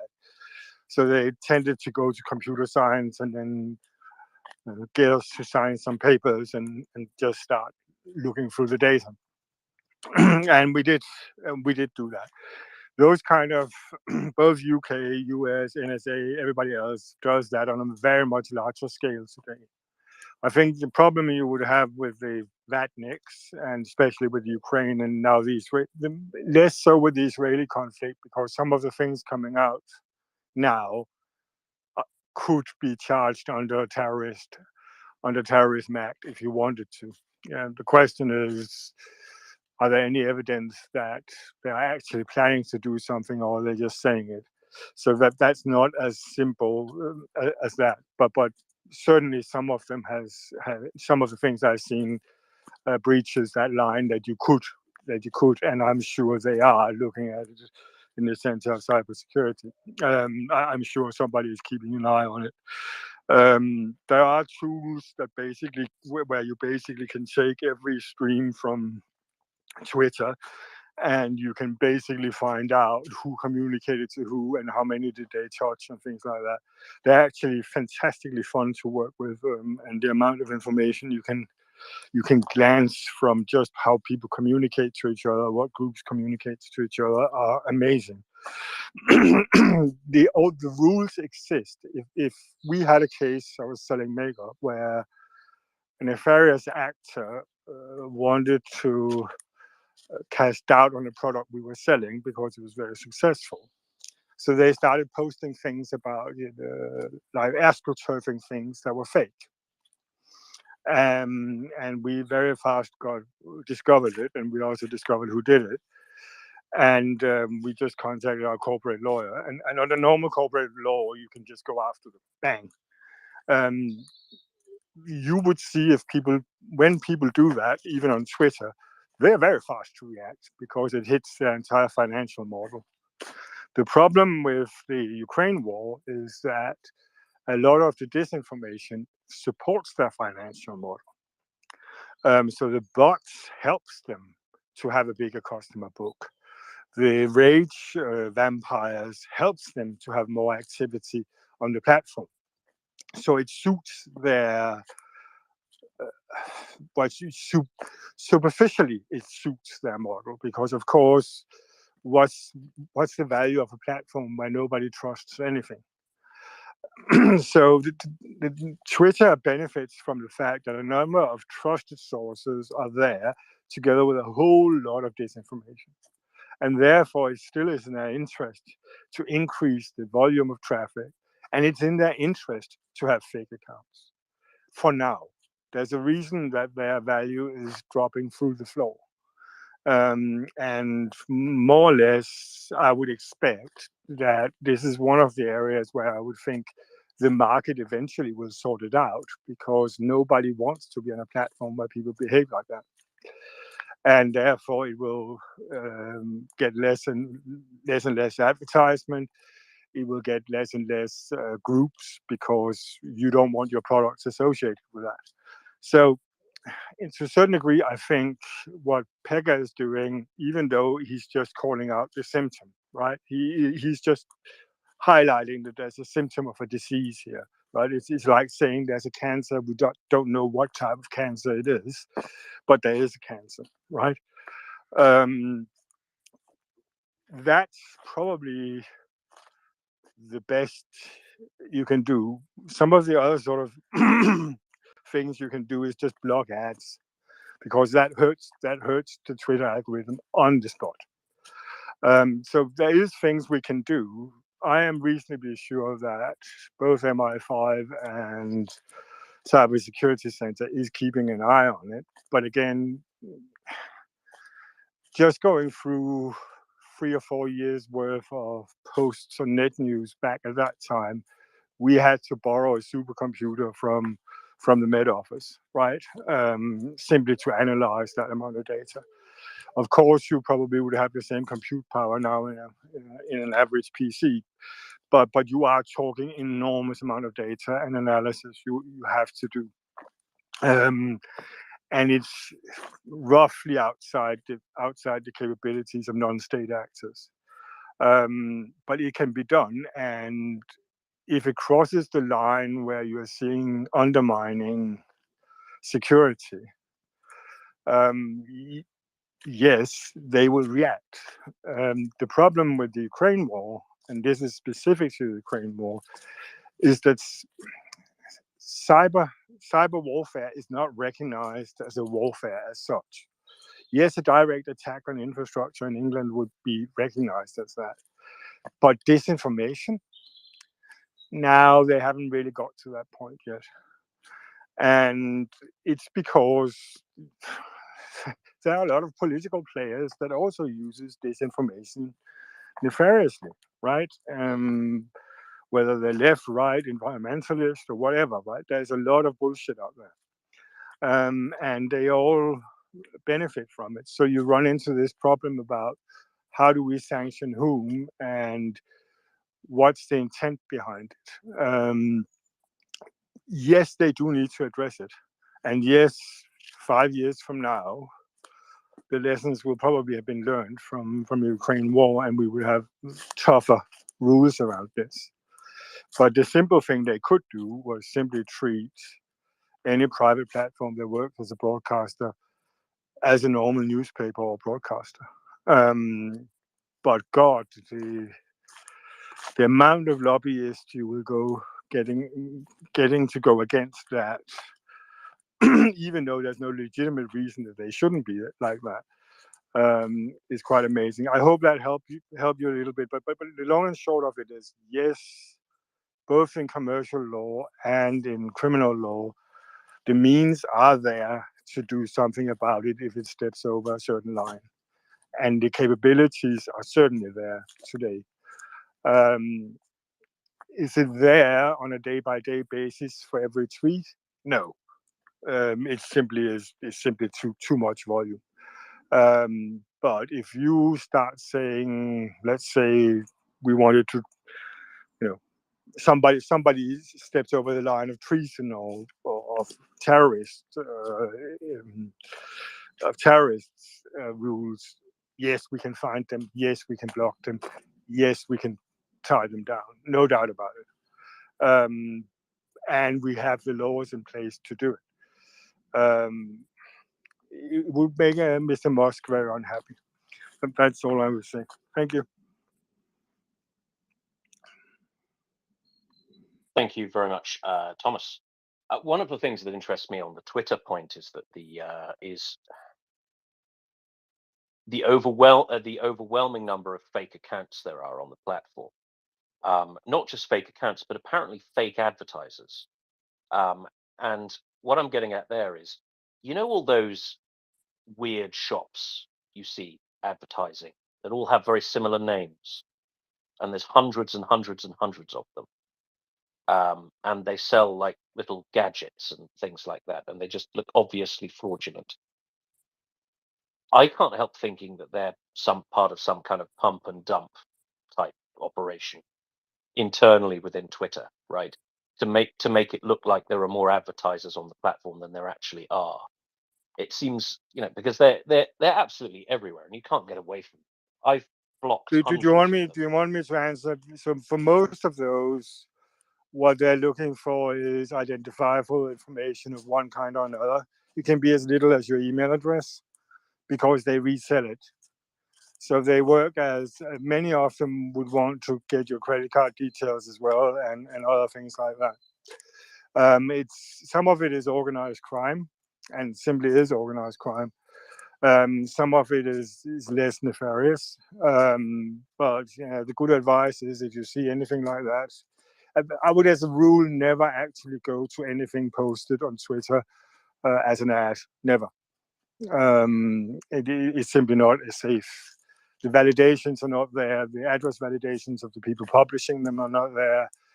And in most cases, they're simply just out to get different types of data for you, or they're reselling third parties leftover stock or things like that, and often faulty stock. So that there was a couple of interesting examples where what they were doing was they were buying things that was a little bit broken, and then they sold it as if it was new, and then you had no recourse when it actually came to you, because the company didn't actually exist, but they had got your money. So I would call that sort of, it's classical fraud, but it's in the light department. In many other ones, they are simply out to get your contact details and your identifiable details, and in best case, your credit card information. And you can be absolutely sure that they're not PCI DSS free, right? And therefore, you would end up with giving over much more information than you thought. That's most of them I've seen anyhow. I haven't. When I don't have to do it for a living, I tend to ignore them. Thank you. Thank you. Yeah, my suspicion was there's some kind of internal messing around with Twitter just to pump the numbers, but I guess they're, as you say, they're external fraud. Thank you very much for that color, Thomas. Bull Terrier, you've got your hand up. Yeah, sure. And I agree that there are huge problems with social media, and I agree with the previous speaker. But just going back to the discussion about journalism, and you know, it annoyed me. Sorry, I feel a bit annoyed that any sort of equivalence between Western liberal democracies and Russia or any other dictatorship, it just annoys me.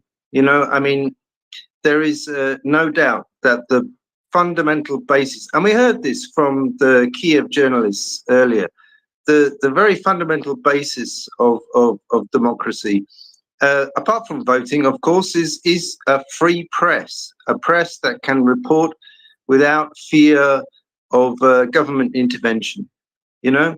And that's what we have in Western liberal democracies. And that's what the big difference is, I think, between the UK, between European countries, between America and countries like Russia, China, and others. Yeah, splendid. I couldn't agree more. I couldn't agree more. So it is now 16:33 Kiev time. You are listening to the Maria Report. We are a 24-hour information space dedicated to fighting the good fight on behalf of, well, not on behalf of, assisting the Ukraine to fight the good fight against the Russian invasion of her territory. Now, over 600 days long, I believe, 600 days since the escalation. We are manned by a team of over 40 volunteers from around the world. We come from a diverse array of backgrounds, political stances, professions, etc. We are united by the single goal of supporting Ukraine and the wider free world. At the moment, Israel is topical. We see a very firm link between the Hamas's terrorist attack on Israel over the previous weekend, and Russia's invasion of Ukraine. Same friends, same enemies. So we see a very strong link there. You can support our work by going to MriyaReport.org and donating to us. Why would you want to donate to us? Now, we work with a number of Ukrainian and international charities to assist Ukraine's war effort. At the moment, in particular, we are working with our friend War Doggo Fella. I'm sure you all know War Doggo Fella. He comes on in the EU mornings, so the kind of late evenings in the United States, and says hugs and love from Ukraine. Now, he is working with a number of units of the Ukrainian armed forces and civil defense apparatus to demine the country. Now, Ukraine is the most heavily mined country in the world. There are anti-personnel and anti-tank mines absolutely everywhere, laid by the Russian aggressor. This will be well, it already is an enormous problem, but it will be a problem for years, if not decades to come. And we are supporting the Ukrainians with demining equipment. So donating to us, we will ensure that demining equipment is purchased and delivered to our friends in Ukraine to assist them with this effort. So if you like our work and if you want to help Ukraine and if you can spare a few pennies, you can go to MriyaReport.org and set up a regular or make a one-off donation. It really does help, and we really do appreciate it, as do our friends in Ukraine. I see Mockers is back in the game and has her hand up. Mockers. No, I've just been waiting. There's been a fascinating conversation, so I've just been doing some due diligence in the background, like you do. So a quick update from Avdiivka from a Ukrainian source. And I thought I would just bring you these words. These were posted today. So last night the Russians got so rude word, meaning very broken, that they had to pause their offensive. Since the morning and until now, we have already, very broken, 4 of their tanks and stopped counting BMPs and infantry. And it's not yet even evening. So I think they're also having a terrible day today, Tim. I just wanted to bring that to our attention. Well, but we have some hands. They are having a terrible day. Oh, the numbers, as I understand them, are record numbers. That's my big takeaway from today. Yes, 3 records smashed this morning with the numbers that were released from the general staff. And yes, very happy I was. And well, you never know what tomorrow might bring. But we've got hands, so Karen, go ahead. Hi. I just wanted to backtrack. I didn't want to interrupt the previous speaker because he has some very, very interesting things to share. But I was wondering if you could, Tim, especially, if you could help me find a link to an English language version of The Shadow War, that documentary that Pekka Kalaniemi was talking about. I checked YouTube. I am not sure what to look for. And the documentary sounded very interesting, but I'm having trouble finding it. So if you could help with that, I would be very grateful. I've also DM'd Pekka about it. Hopefully he'll be able to help. Hopefully there's an English language version. Something I wanted to add to the previous discussion of the shops that are located on Twitter and how dangerous they could be as far as malware and tracking your personal information. You might want to be careful of an app called Temu. They have a very dangerous malware spyware package, and a lot of people shop there. They have these really, really, really low prices, which should raise eyebrows to begin with. You know, it's almost too good to be true. And I've read a lot of bad things about them. The Temu app contains a kind of a self-compiling software that can circumvent your phone's malware detection abilities and illegally steal your data. So anyway, that's all I had to share, and thank you very much. Thank you very much, Karen. In terms of finding the documentary, you can try YouTube, the Daily Motion. Daily Motion is also quite good for this stuff, because a lot of stuff that wouldn't be on YouTube because of copyright is on Daily Motion because they have the relevant permissions. There's all sorts of stuff, particularly documentaries on there. So I would try Daily Motion or YouTube, and you may be able to find it. Let's go to Martin, please. Martin. Hello, Tim and Mockers and everyone else around the world who's listening to MriyaReport. Please retweet this site, Slava Ukraini. I wanted to just reference before I linked into MriyaReport this morning. I was listening to Ukraine Update, which is also a very, very good site, weekdays run by the Telegraph, the British newspaper. Excellent, and often they have, when they have guests, the same people, same people who often appear on MriyaReport.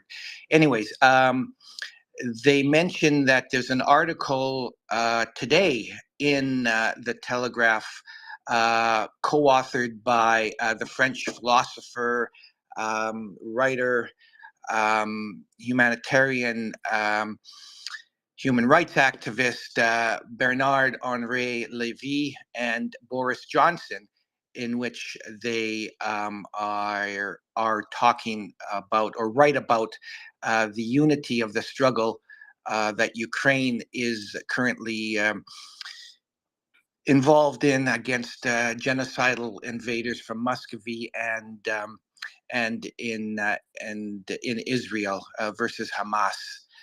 So I wanted to bring that to everyone's attention. It's something, of course, that's been discussed here on MriyaReport and elsewhere, but when I heard them mention it, and I heard some excerpts of that article being read, I thought, yes, that's exactly right. It's one and the same struggle, just carried on 2 different fronts. So, and let me just make a suggestion as well. Perhaps either or both Mr. Johnson and Monsieur Levey could be guests on the Maria Report at some time, but certainly that article should be referenced.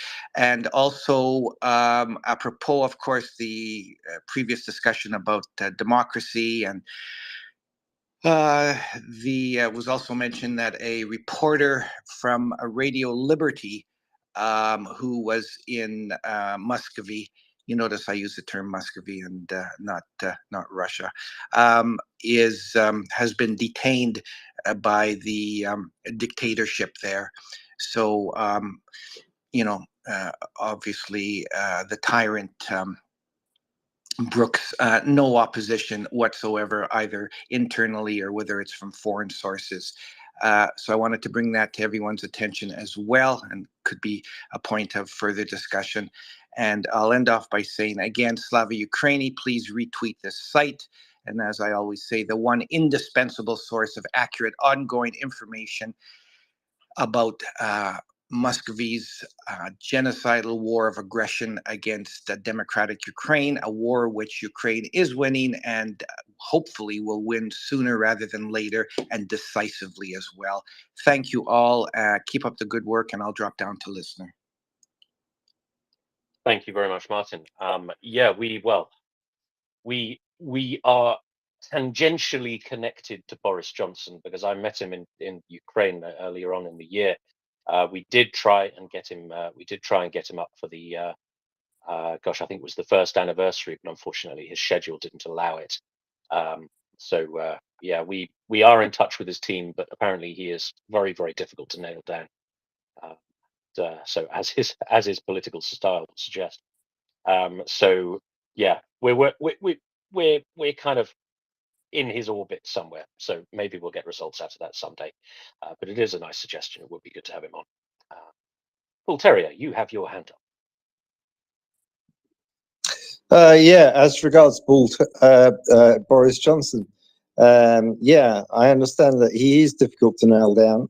Maybe this is my political bias, but having somebody who either doesn't know or won't say how many children he has does not speak to me as a reliable person.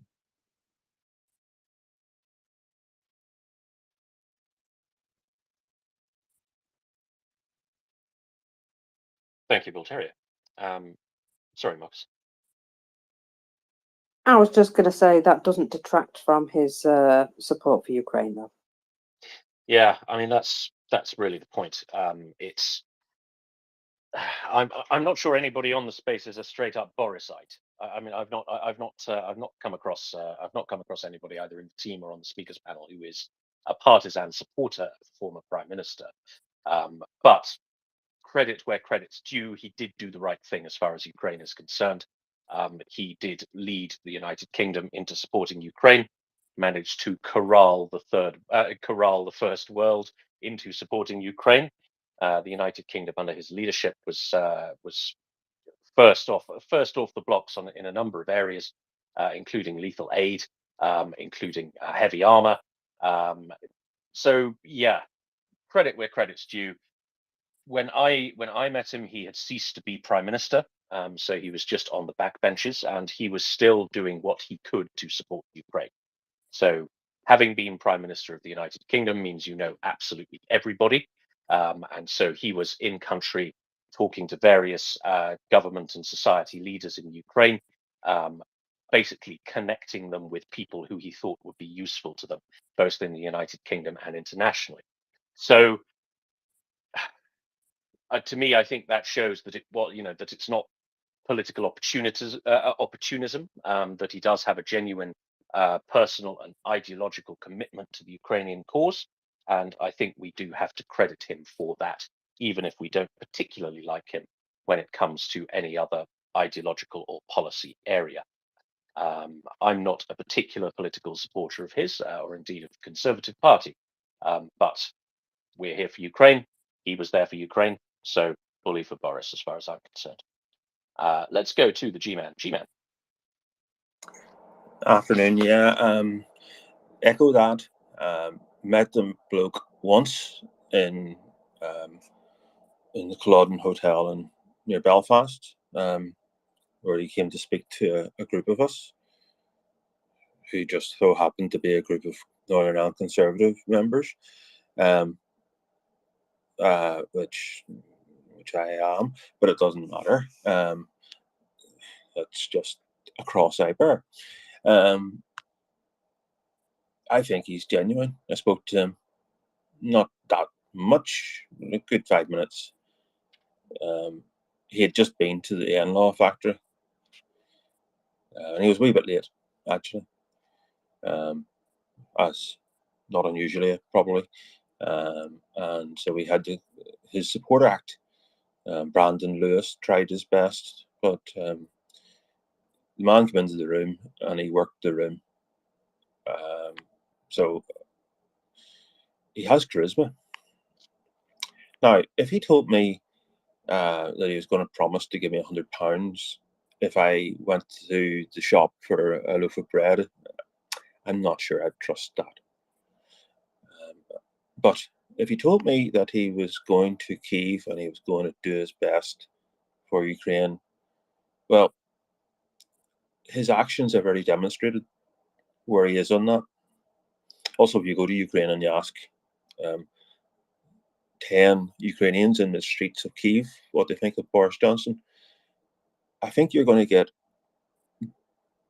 significantly better than if you ask 10 random Brits in the streets of pretty much every city. And I don't think it was political opportunism. It took actually a lot of political capital at the time, before and after the invasion, to throw that leadership in, and he did lead. He led in different stages, and even after becoming just a backbencher, he intervened on a number of occasions to say, to give covering fire for those in like Ben Wallace, who wanted to do more, to send more weapons.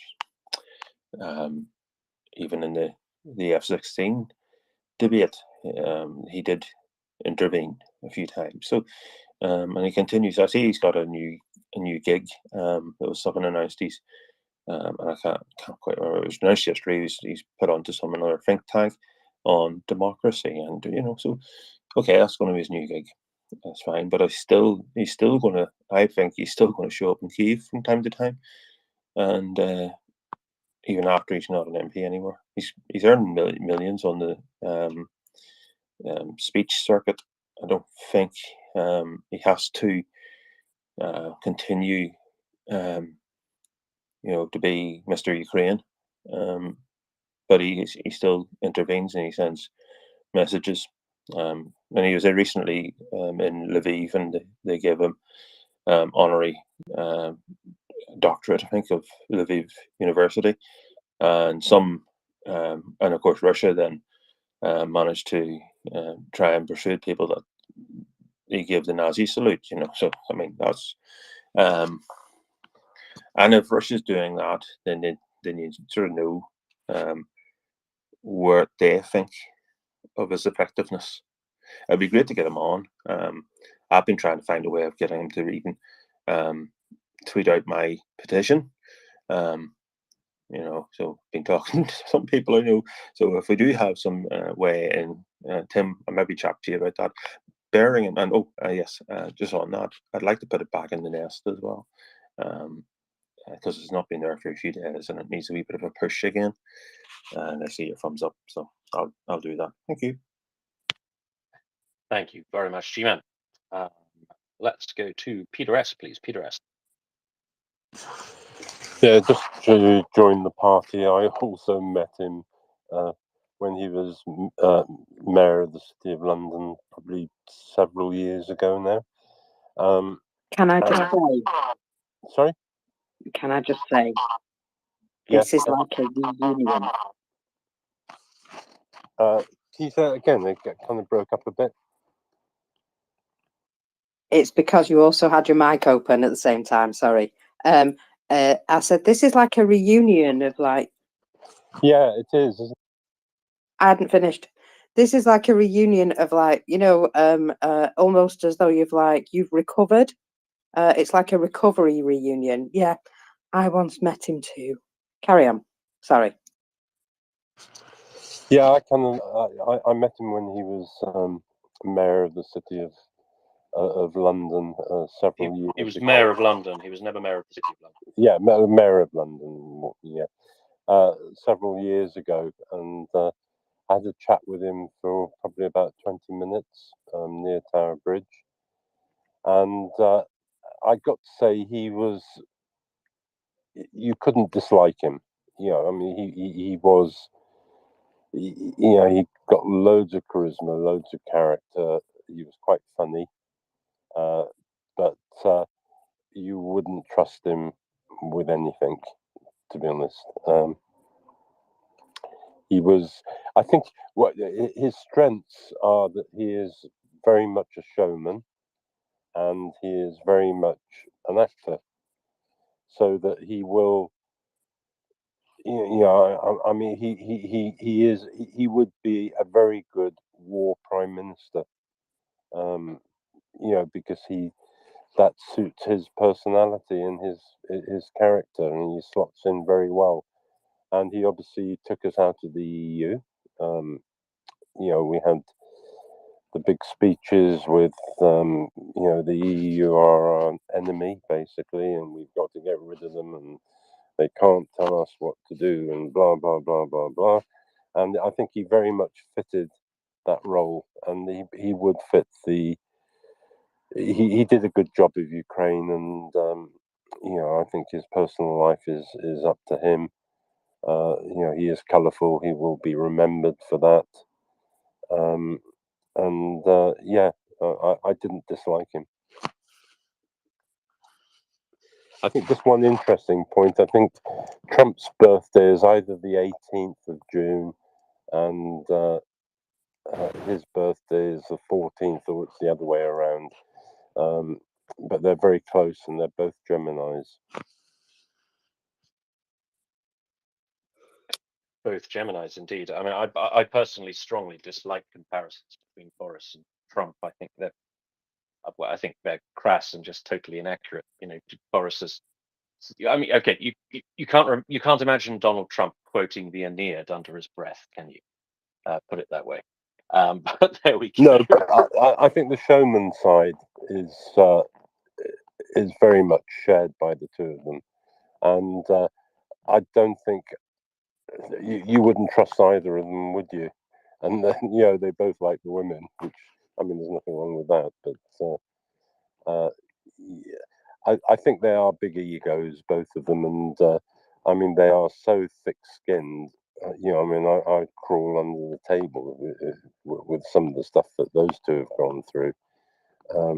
I mean, Boris stood his ground on, got on everything, on Partygate, on his meeting at that party in Italy, where he was kind of pictured, he left all his security behind, and was kind of pictured completely stoned the next morning.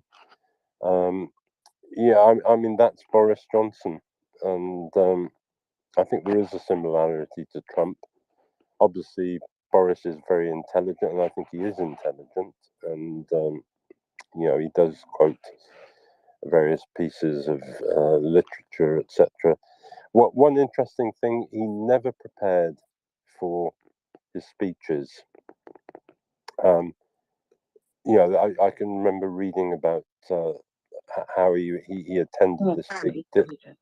Sorry? We've gone down a topic here that is not going to bring us back to Ukraine, I don't think. I would tend to agree. Thank you very much, Peter. We do value your thoughts. Let's go to Bulteria, please. Yeah, just one final thought on Boris Johnson. The Prime Minister who took the UK out of Europe is supporting Ukraine, who are trying to join the EU. That's just my final comment. There's an irony there, isn't there? A certain irony. Tim, I have a few things to mention. So I thought I would bring this one up. Did you know that Putin did not only just visit Rostov yesterday, but he also visited Perm? That where the haircuts come from. It must be. It must be. They all must have really curly hair. So he went to Perm, and according to information received here, there were all the traffic lights were turned off, so obviously you didn't have any traffic. The manholes were foamed up, and garages were welded up. Also, for his arrival, the central area of the streets were not only blocked off, but also they had snipers. Manhole covers were fixed down with foam, speed bumps were removed, garages were sealed and welded shut. And yet, this seemed not enough. The communal workers also put up a banner so Putin could not see the miserable look of the shelter of the Perm cars. Yeah, they put a big banner in front of all the garages, basically. And it is interesting that Putin went to Mariupol without any such preparation. He just appeared. While this particular guy seems to be very nervous in Perm. And I just thought, you know, I understand it's pretty standard procedure. So why didn't that happen in Mariupol or Crimea? Just a little puzzling query. John?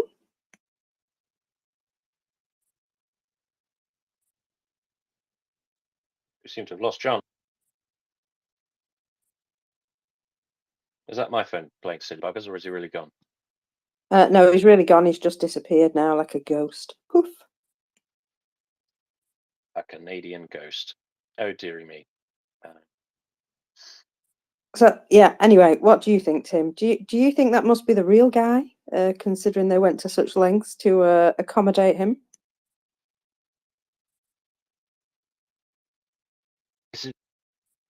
Sorry, my mic's being sticky. This is the old Putin doubles theory.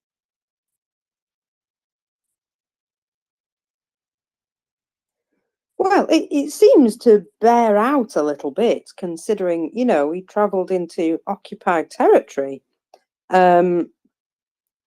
without any such fuss, just appeared very mysteriously. However, his arrival was not necessarily announced, but all this stuff was carried out before he turned up. And you know, he also went to Crimea, didn't he? And wandered around Crimea for a bit. And again, there was no such reports of security. So I just you know, think it's a bit strange. That's all. And yet in Russia, he's so concerned.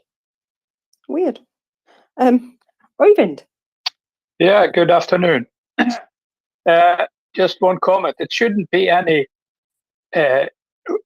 relation between what you want for your country and what you want Ukraine to decide for their country. I live in Norway.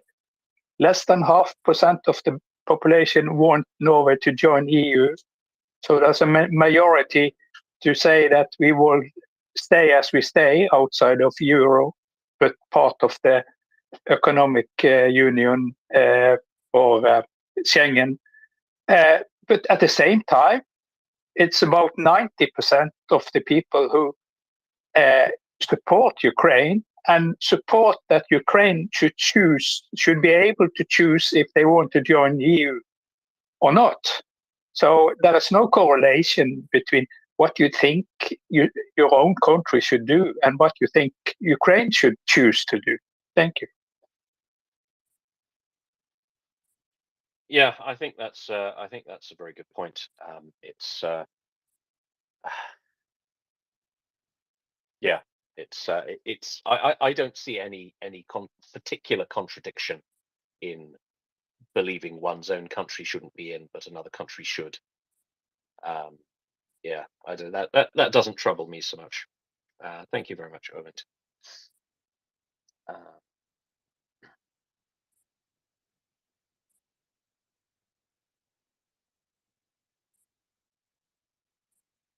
Are you talking, Tim? Have I lost you?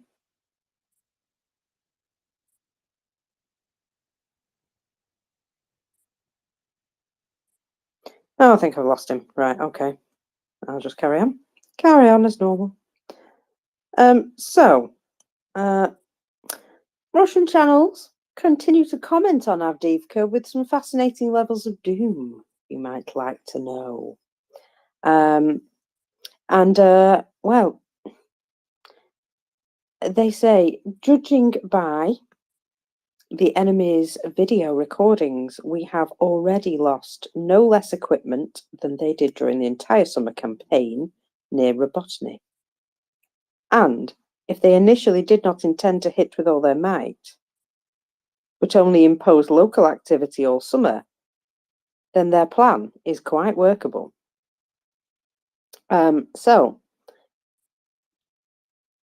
Judging by the latest information, we are now wasting mobile formations in attempts to break into the enemy's defences in Avdiivka.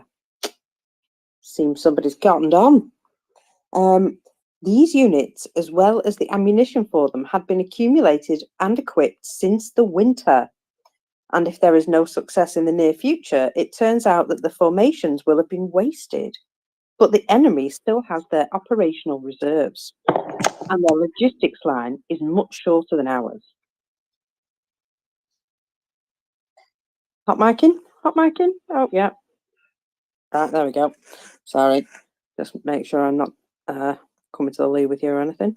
Where was I? So the presence of such units will allow them to carry out an offensive with a breakthrough on the front and to access operational space. Judging by their video recordings, we have already lost no less equipment than they did during their entire summer campaign near Robotny. And if they initially did not intend to hit with all their might, but only impose local activity all summer there, then their plan is quite workable. Over the summer, exchange our trained and active units for their infantry, which is easier with mobilization reserves that they have. Prevents formations from recovering over the summer, kept the entire area under tension and constantly ground down to the trained corps. I see now only one way out in Avdiivka, which this is the typical Russian response, by the way. Don't throw in a new battalion every day, with the exception that, well, these ones will definitely hook in now. But stop and think. These are echoes of the tactics of the First World War and their meat grinders. We are already at a much different level of technical development. We can afford to hammer their first and second lines for a week, not allowing rotations and supplies, but during this time, establish communication, which again doesn't exist, and interaction. This is provided we need to take Avdiivka itself like we need air. If anyone was inspired by Wagner and his operation in Bakhmut, then remember the amount of iron that was rained down on the enemy's heads every day. That level of organization and interaction, we need to have enough of that to bury Avdiivka. Not for one PR day of artillery strikes, weeks and months. If we cannot take it with precision, we must take it with mass. We would rather build a new city than keep digging our graves. If you can't break through a wall with your head, think with your head. And again, that's the Russian answer to everything, isn't it? It's basically, well, we can't win it, so we'll destroy it to the ground, because that's all we're left with. Just one little problem with that, though. do they have enough ammunition to do that, considering they've been really struggling for counter battery fire and things? I just, I feel as though, you know, they're sending a lot of guys out without any artillery support. So I don't know that they could actually achieve that right now. What do you reckon, Tim? Do you reckon they're hosed? It sounds very, very much like it. Yeah. I have a wee snippet for you if you'd finished. Aye, lad, go ahead. So I'm not sure if this is something we've covered, but there is an American, somewhat Russian journalist called Alsu Kurmasheva, who works for Radio Free Europe. She has been detained in Russia. We spoke earlier on about the potential for abuse of foreign agents laws, and we also spoke quite specifically about Radio Free Europe. So this lady has been detained under this self-same foreign agents law. Now, as we talked about this afternoon, many countries have foreign agents registration laws, including the United Kingdom and the United States. Their purpose in normal countries is to essentially identify and scrutinize the operatives of foreign governments who are trying to get political influence within the system, within the political systems of the country in question. Now, Russia, however, uses it in rather a different way. As with many pieces of government apparatus in Russia, the Russian foreign agents registration legislation is essentially an instrument of terror. So it is used to harass and force the shutdown of basically any group or organization or lobbying activity or civil society organization that the government doesn't really like. One of the areas of activity firmly in the sights of the Russian government regarding this law is the foreign press, particularly the publicly funded press. Radio Free Europe is funded by the US State Department. As we discussed with Dr. Nick earlier on, it is editorially independent from the US State Department, but it is nevertheless funded by grants. The situation at the BBC is similar. So, for example, the World Service derives a lot of its funding from the Foreign Office. Now, Alsu Kumashova was editor of Radio Free Europe's Tatar and Bashkir service, and she was detained on Wednesday.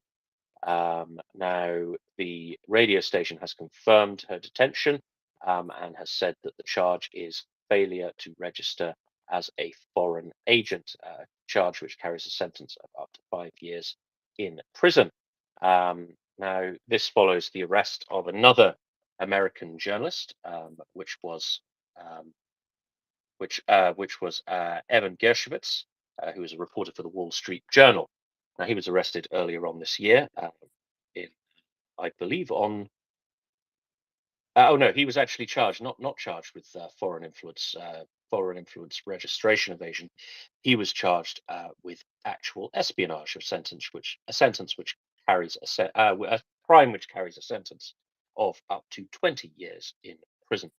Now, this kind of prisoner taking is not unusual in Russia. You remember there was that basketball player who was then traded for somebody else. But as far as I'm aware, the basketball player was actually guilty as charged. She did have illegal, I think it was cannabis oil in her luggage or something when she visited Russia. But nevertheless, she was traded for a Russian in American custody. So there does seem to be a kind of mercenary motive to this sort of thing. Now, Evan Gershowitz is currently in Lefortovo jail, which is not a particularly pleasant place. So no further details about the criminal case against against Komosheva have been announced by the Russian government.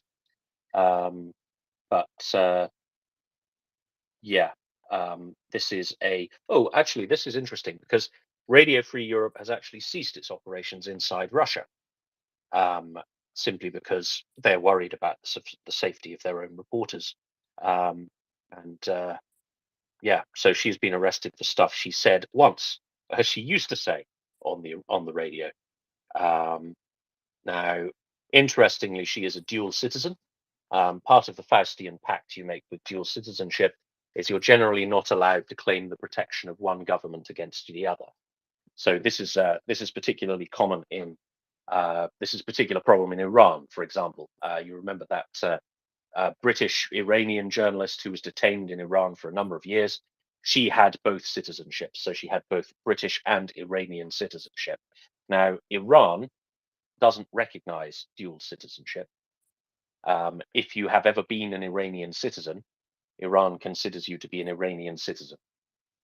So you can't renounce the citizenship, and because of the convention around dual citizenship, you can't kick up a big stink with the British government if the Iranian government detains you, because as you are their citizen, they have a perfect right. They have a perfect right to interact with you as a citizen.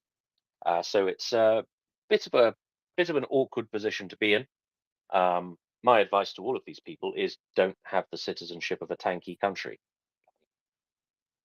And if you do, don't go to that country, would be my best advice. But there we go.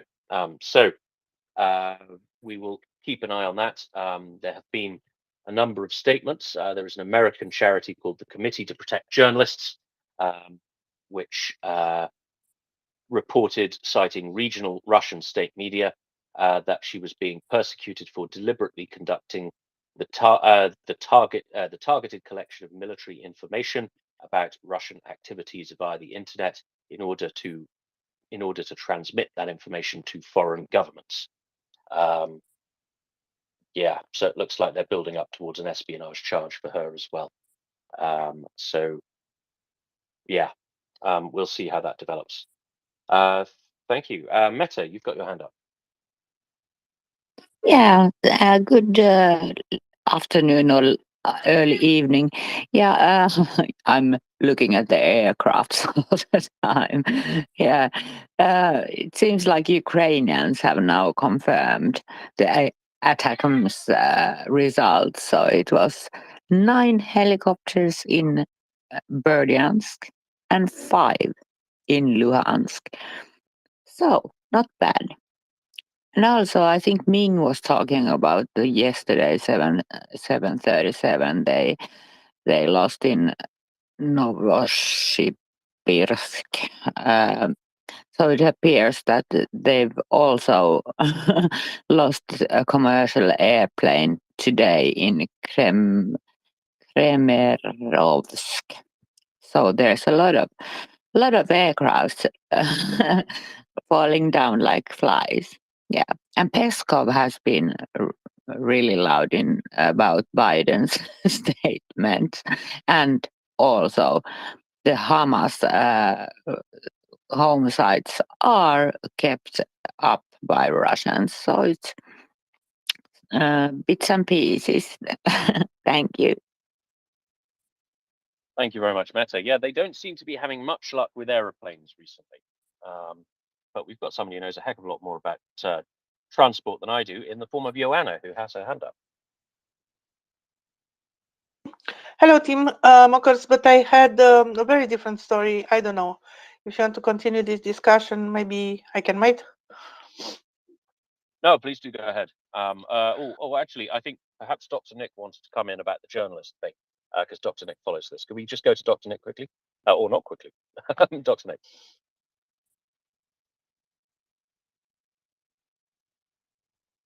You're muted, Dr. Nick. Just 1 second. I just want to clarify that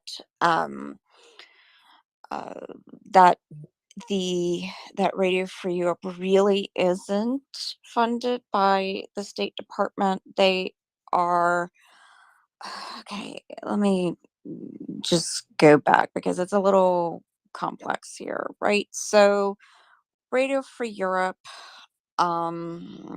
is, let me pull up the thing because I don't want to misquote it. It's funded through the United States Agency for Global Media. And the CBO sort of does oversight of it as well. It is technically registered as a private nonprofit 501c3 corporation, which is chartered in Delaware. And so I just want to be clear about that. So yeah, I mean, it gets funding in similar ways that say PBS or other people do. So just wanted to make that clarification in case that wasn't clear when I was speaking earlier. Oh, yeah, sorry, Dr. Nick, that's my mistake. I thought you were talking more about editorial control. I mean, I Googled it and it seemed to say it was funded by the State Department, but that's not correct. Thank you for that clarification. Right. No. So just wanted to make that clarification. And yeah, Brittany Griner, when she was arrested, obviously, these charges were trumped up. They, likely were completely false. I mean, this is somebody who had been through. This wasn't her first rodeo. She had been in Russia multiple times. She couldn't possibly be stupid enough to think that she could do something like that and get through Russian security with a drug or something like that. I mean, you'd have to be a complete freaking idiot. And she would know that. And so it's obvious that these charges were trumped up because they wanted to switch her out for Victor. Oh gosh, what is his name? The guy with the arms and all of that, because they wanted him to help with arms deals and whatnot. The guy that the United States had in prison. In this instance, I'm sure that they are going to try to make some kind of a statement about, U.S. influence in relation to media, and propaganda and whatnot. Who knows how long they will keep her. This is one of the things that they do. They don't take anybody, obviously, unless they have a ordained position or reason to do so. So it's likely that this is some sort of a protest in relation to, um, cries of propaganda from, the Democratic West and whatnot, in particular in relation to Russia's war in Ukraine. And no doubt they may want to try to eke something out of this from Democratic states if they are to let her go. So I guess time will tell exactly what all those specific things are. Just like they did in the case of Brittany Griner. So we will have to see. But that's basically all I wanted to say. Now, the way I understood the Griner case was it was not cannabis as such, it was CBD oil, which is right. Unregulated in much of the West, but is illegal in Russia. But she did actually have it. I don't think that's under any dispute. I didn't think that was undisputed. I will need to go back and look at it again. I do not. I need to go double check that. The BBC reported that she admitted to having it and said, "Yes, I had it. I didn't realize it was illegal. It was a mistake." Right. That's also something that that is a typical Russian ploy. Also, do you understand? So they absolutely demand of anybody that they hold on illegal charges, okay, to offer an admission. So that way they can claim that they were justified in the arrest. So just because she admitted it in open court doesn't necessarily mean it's true. And that's a very important clarification that we need to make. because that would have been a term of her release, or trade under, sort of Russian, from their perspective, right? So, and it may be one of those things where everybody's like, look, just don't, just leave it alone for right now. So time will tell whether or not that's accurate, but I will say that in the past that this is typically their MO, that they require an admission of guilt, so that way, because again, I say this every once in a while, they do try to work in this idea of legitimacy seeking. So it's like when, even in other instances, when they arrest people for political prisoners inside the state, they will often try to seek some sort of admission from them, even before killing them, like stuff like this. Like they want them to admit that they did something wrong. They want that confession. It's necessary. It's required. And this is especially true too in the instance of prisoners that they hold. So we have to.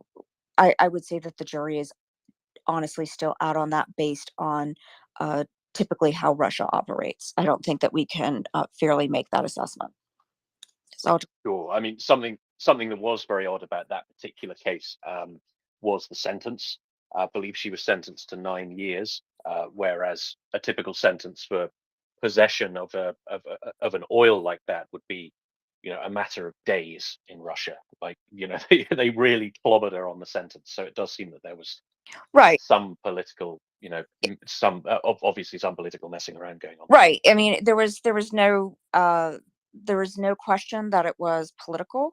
I think that there's a number of reasons why this occurred. It's like, number one, she's a high profile person.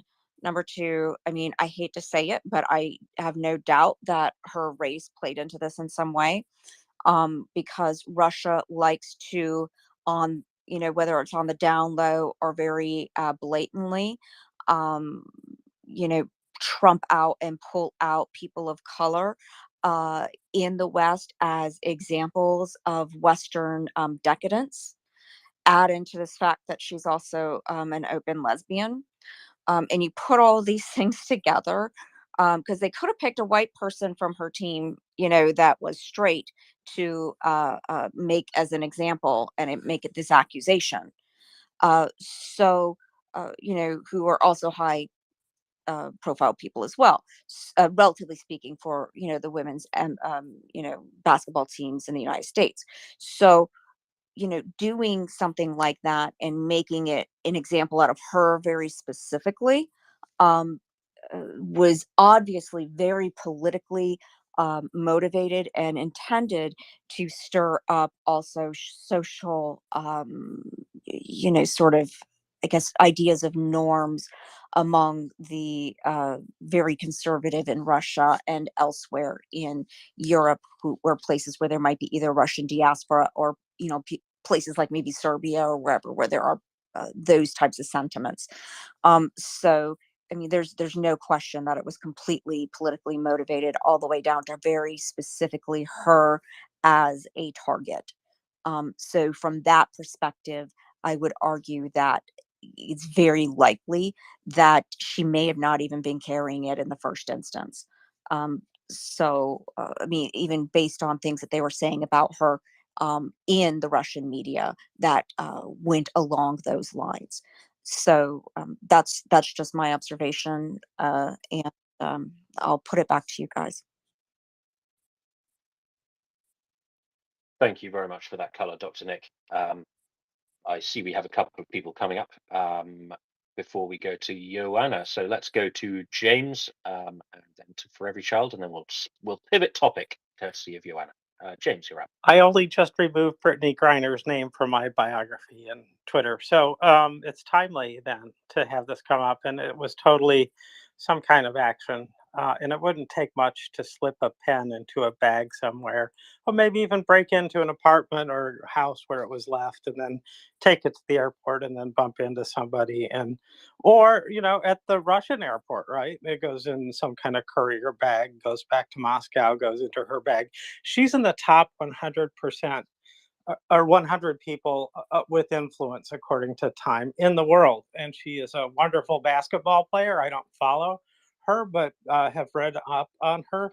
And she was a winner in Russia and a winner in the United States. And so she is tremendous at being the chisel in the crack of race in the United States, and the ferocious and truly ugly things that were said about her online. I looked at some amount of that to get a sense of it, and it was truly awful. So it was completely a huge win for Russia. And then you got to beat on Biden again for, traded this basketball player for this, Russian agent who's going to kill everyone in the world now. And, it's like, yeah, that reminds me of Afghanistan. Like, hey, you got 5 months to get everybody out. I'm not going to start anything. Figure it out yourself, Mr. Biden, right? So it's like that. It's like a lot of the Russian actions, and it just goes right along with them. So enough said. Dr. Nick said 99% of what I wanted to say. So that means I can stop talking. Thank you very much, James. That's very interesting. Let's go to For Every Child, please. For Every Child. I think James covered everything I was going to say. I wasn't clear if I'm not into this type of drug, but I thought that she had an empty vaping cartridge, but James is completely right. That could have been planted. Yeah, because look, I mean, the way that they've done this kind of thing in the past is, and I've gone through Russian customs, several times. So I know what it looks like when you go through there. you know, um, Basically, uh, uh, it's like, in some ways, it's kind of like the United States, where, you've got these sort of things where you put the, thing up on uh, in some sort of a conveyor, and they kind of look at it. Um, but at the same time, that isn't necessarily the most opaque thing. It's not nearly as opaque there as it is here. There isn't like, the screens aren't turned in such a way where anybody can see. Number one, there are areas of blind spots. Number two, and then there are instances even where they will basically just sort of plop something right up on there. And as they're picking things up, you hear of instances where, um, for example, there have been times where people have been arrested who were political, um, you know, who were speaking out against the government. And there are eyewitnesses who can tell you that the cops just throw in, while one cop is talking to somebody else, will throw in a window like a gun and a bag of Coke or whatever it is. And then the other one will turn around and say, "Oh, what's this?" Right? I mean, they aren't exactly the most slick about it all the time. And they could even do something like that, like in customs, like drop it out of a sleeve as they're going through it, and then pop, I mean, anything like that is completely possible. And they don't necessarily want to hide it or try to hide it. They don't even care, because it's irrelevant, because they can do whatever they want. They set the rules, and it's your word against theirs. And the end. It's a Russian judicial system, and the judge is not going to give one crap, because the judge will do whatever the state tells them to do anyway, right? So it just doesn't even matter how it's going to go down. So even though, believe it or not, I mean, I know that sounds contradictory to what I said earlier about the need to get out a confession from these people, and it completely is. But again, this is Russia we're talking about. All they care about is the confession. That's it. They don't care what they do to how to get there. If it's somebody that they are using that's either directly an enemy of the state, or that they're using to get, you know, like a hostage person or a hostage situation where they want to get something from their enemy. Like they literally don't care. They want the confession at the end, because from their perspective, it will legitimize them in those people that want that legitimization. You know, so from tankies, or those states that are just going to side with them anyway, like Syria or Iran or whatever. That's literally all they care about. Or if one person just says, oh well, we'll never know anyway, the truth is impossible to know, that's good too, right? So the confession is all they want. So that's all I have to say.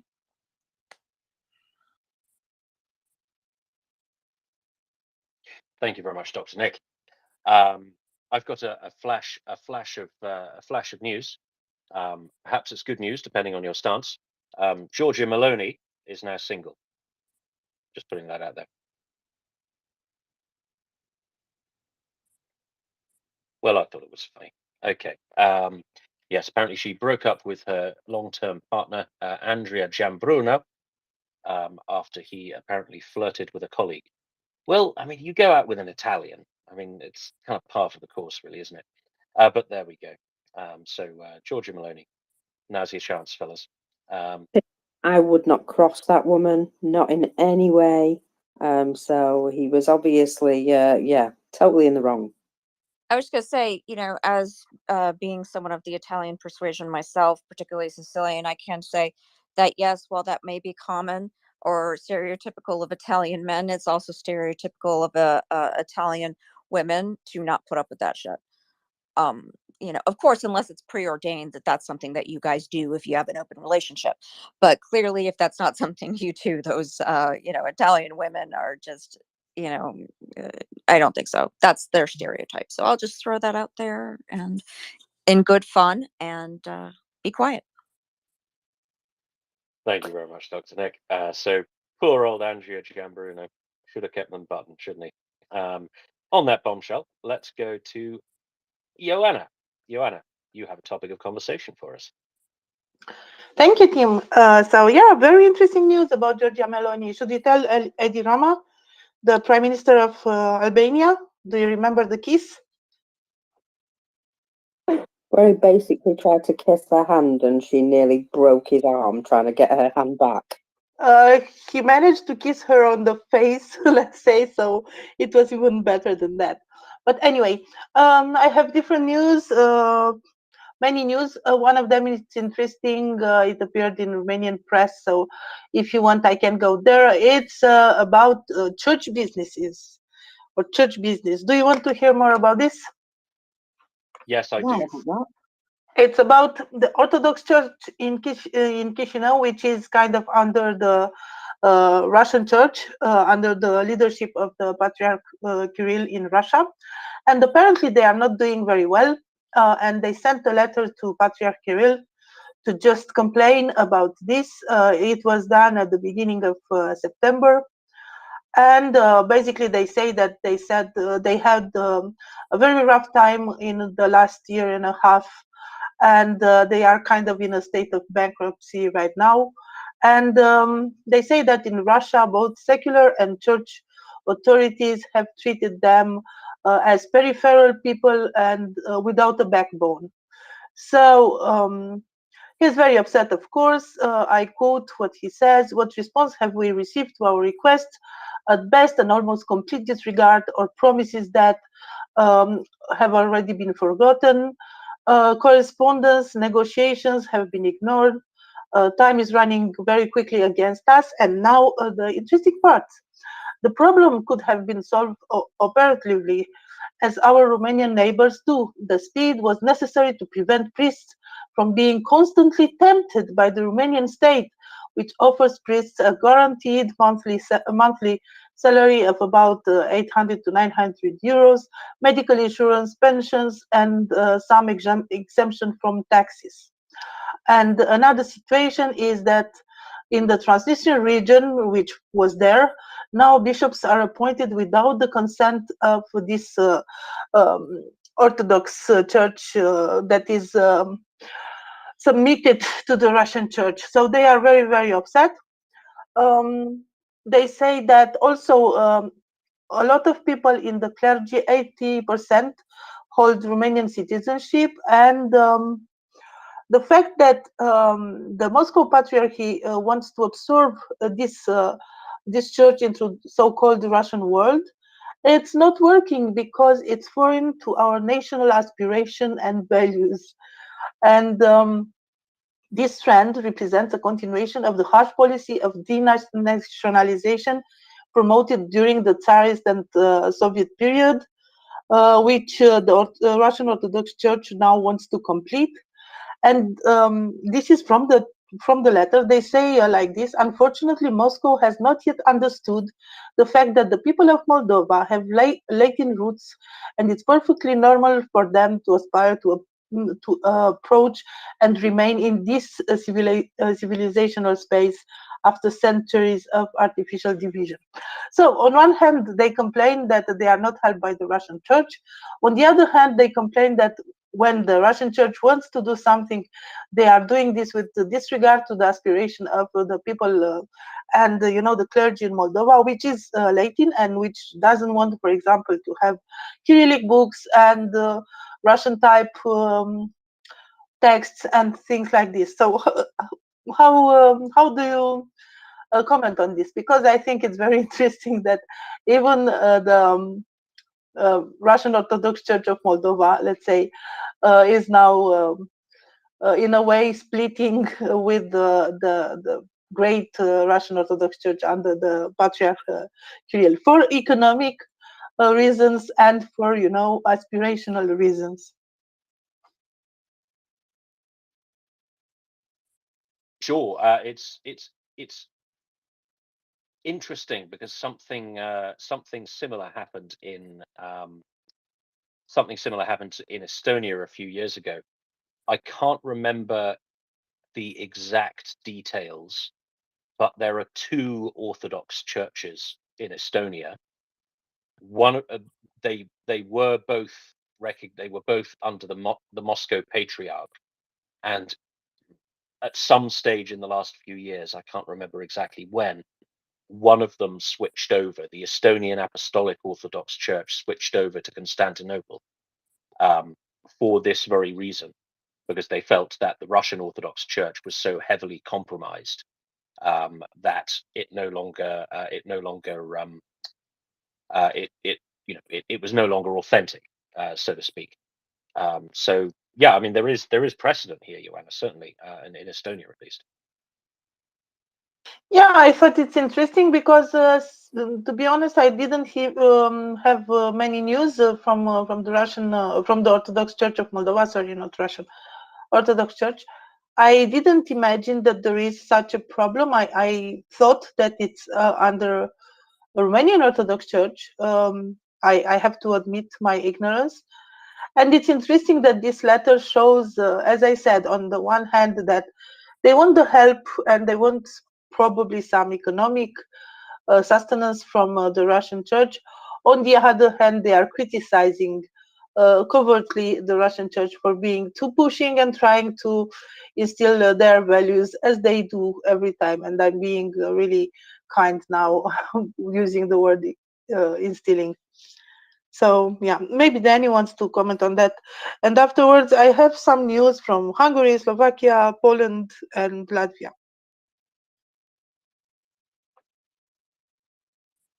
I Thank will you, just Joanna. quickly come in to say that there is an air alert currently ongoing in Crimea. Woo! Woo! Carry on. Danny, you're up. Yeah, I'm not sure I can add a lot of important or even serious things to the conversation, but if you'll indulge me for a minute. Sounds to me from what Ioana is describing is that people that have Romanian citizenship, presumably speak Romanian, are part of the Moldovan church, are being persecuted by the Russian leadership of the church, presumably causing them much distress. and not allowing them to perform their religious rites because of pressure, and not supplying the funds for them to do their religious work, which is, very highly regarded in Russia as a self-proclaimed very orthodox and proper society. So it sounds to me like they need to be liberated from Russian influence, etc., etc. You get that point. So yeah,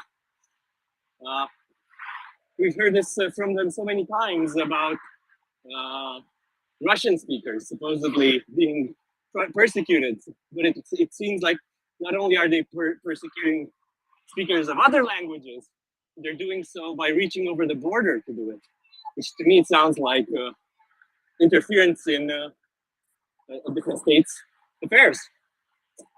So yeah, that was just me being extremely sarcastic. I hope that translated well on the space. But let's not forget, we'll see more and more people turning on the Russians everywhere. So it sounds to me like, again, Romanian speakers in Transnistria, which are Moldovan citizens, are being prosecuted as well. They may be Russian speakers as well at the same time because people are bilingual or trilingual. But it sounds to me like they're being targeted by the Russians. So yeah, somebody needs to intervene and help our neighbors. And then just a little bit of a fun time. Thanks.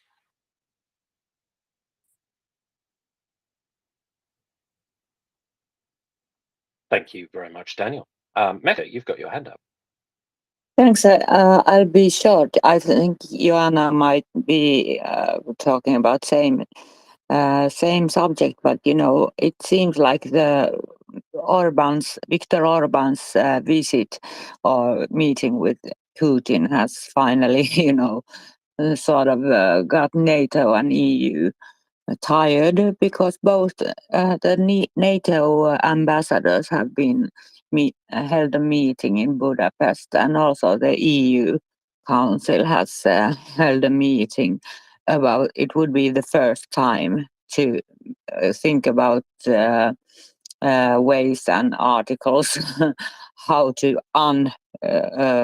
subscribe their membership. So it's very hopeful. We'll see. But both organizations are sort of looking at Hungary's situation.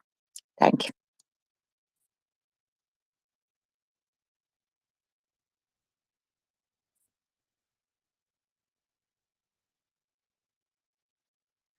Thank you very much, Meta. Ioana, you've got some more news for us then? Do you want to go ahead with that? Well, I do. I did want to talk about Orban because I've seen some different takes on this, and it's very interesting. Different takes by different persons, not necessarily different in the content of the takes. First one, which is kind of surprising, is coming from a Hungarian platform.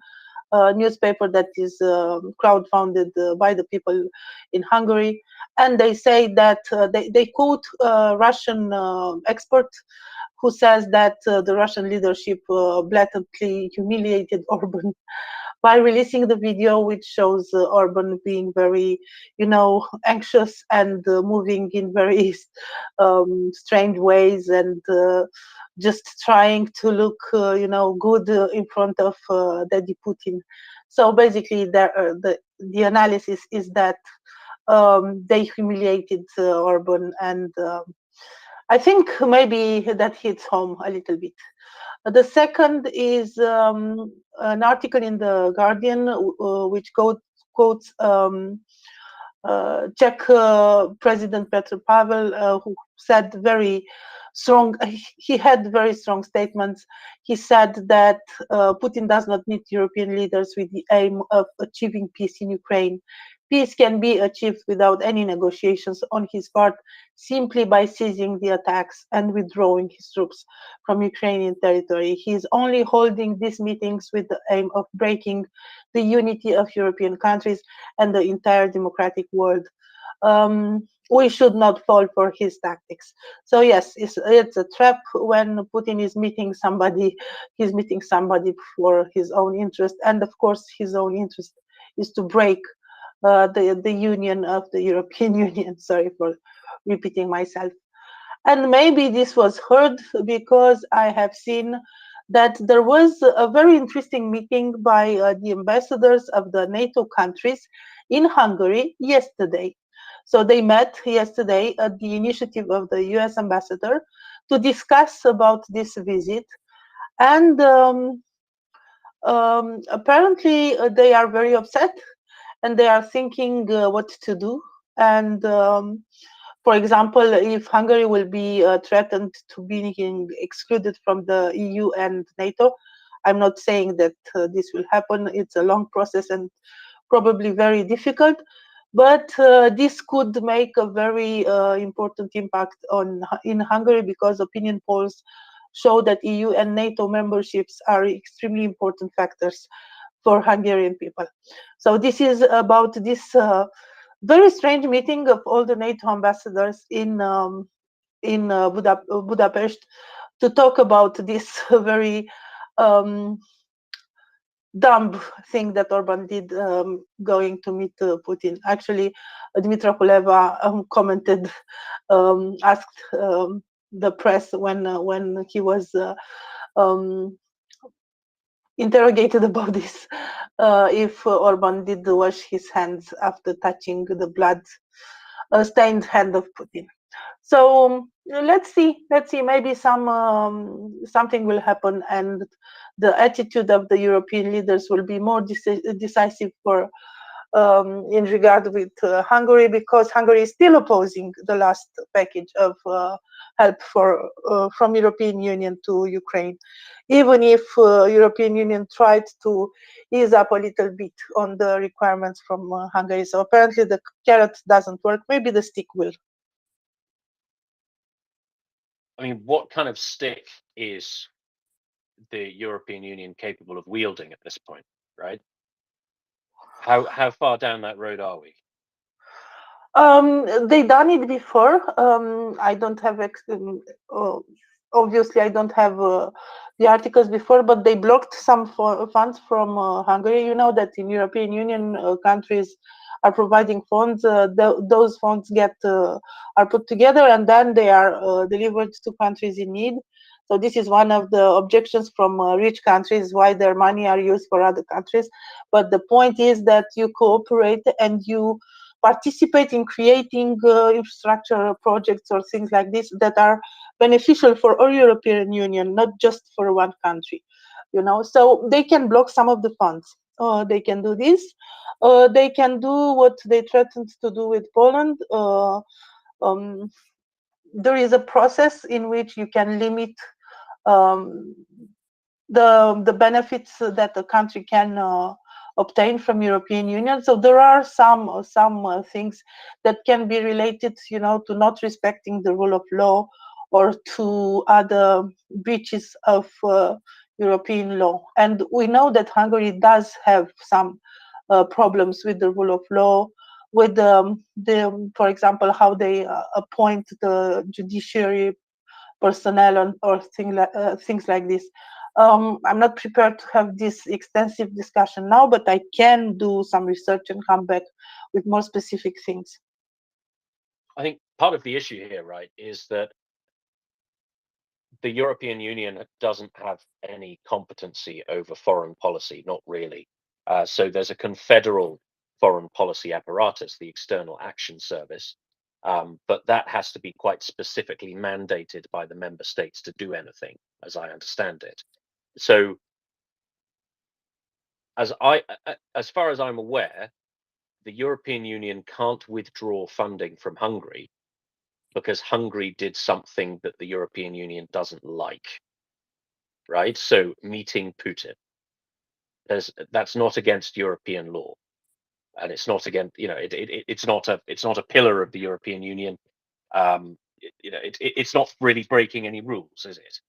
And the European Union is a rules-bound organization. So realistically, can they actually sanction Hungary because Orban's being a bit of a dick. He hasn't really broken a rule, has he? He has every right as a sovereign leader to meet Putin if he wants to. Yes, you are perfectly correct. So European Union cannot dictate whom a leader should meet and what international visits he should have. So it's perfectly at the mind of a certain president or prime minister to pursue the international relations as he sees fit.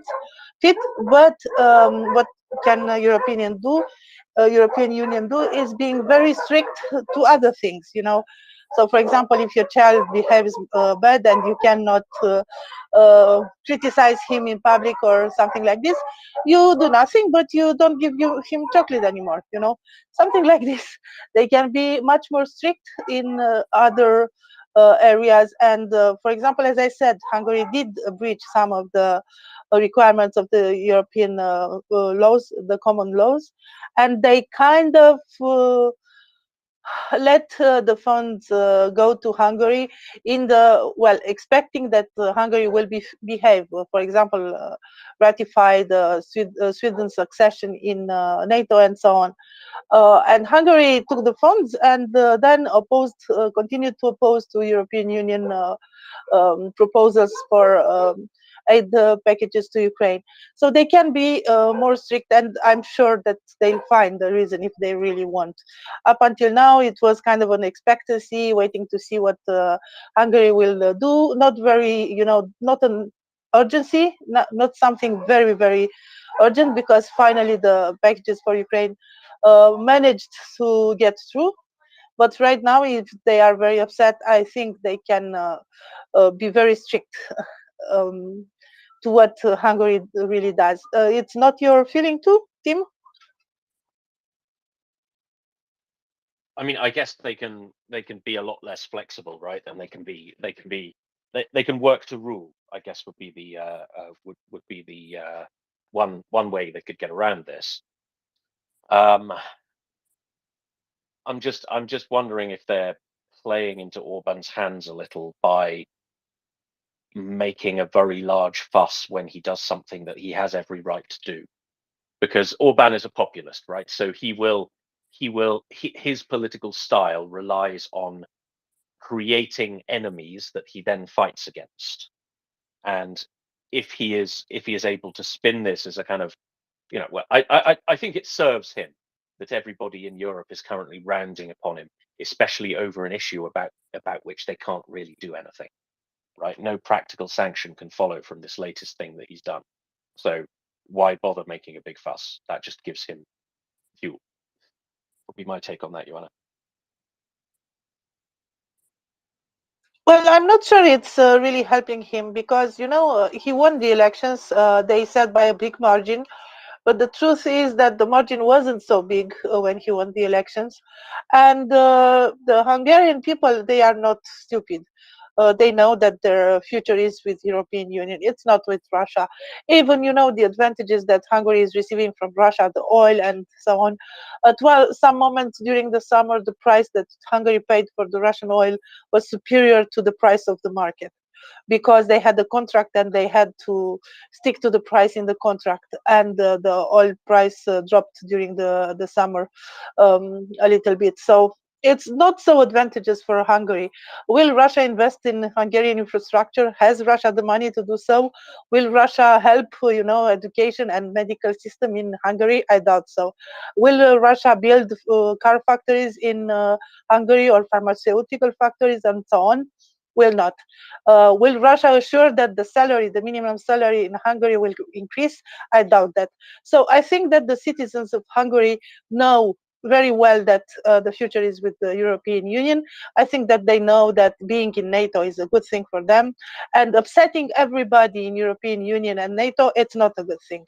So I think even the fuss that is done now, even if Orban did had every right to go there, will bring some points home, let's say, because I don't think that right now Orban does still has a majority in Hungary. I'm not sure about it. I may be wrong. I may be wrong because he's a populist and he knows how to speculate on this thing that he is doing everything for Hungary's interests and so on. So I may be wrong.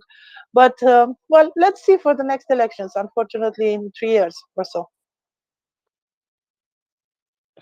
Absolutely. Hopefully in 3 years, Russia will have collapsed anyway, so this will cease to be a problem. Thank you very much for that snippet, Joanna. Let us go to For Every Child. Yes, Jana, you had asked a rhetorical question yesterday, but I tried to message you some reference material on it. In any case, it's off topic now. But if you follow me even briefly, I can message you. Okay, done. Thank you. Thank you very much, For Every Child. Very helpful. Let's go to Meta, please. Meta has her hand up. Yeah, I'm not sure of the, all the articles and so on and so on, but I remember Hungary having issues with, what Ukraine is going through now with both NATO and EU. So you have to fill some requirements. There are rules, sort of something about democracy and something about corruption, etc., etc. So if you fall back, you do some laws to fulfill your requirements, and then you fall back on them, then there must be something the EU and NATO can do, and that's what has happened with Hungary. It's as simple as that. It's and that's why they've been holding their money or their support packages for years now, or at least conflicted them, and so. I don't know the articles, so to say. I'm not a lawyer, but both of them, NATO and EU, are now tired of and I guess there are some rules about security. If you are, that you have to sort of be all the time securing the alliance. You can't think about if if US started to be best friend of North Korea, it would be very funny for the alliance. But I don't know the articles, but I'm sure they will find ways to sort of cancel the membership as the same way that they approve it. So I don't know. It's not going to be easy. I'm not saying that, because there's always so many papers and articles in these kind of things. But there are some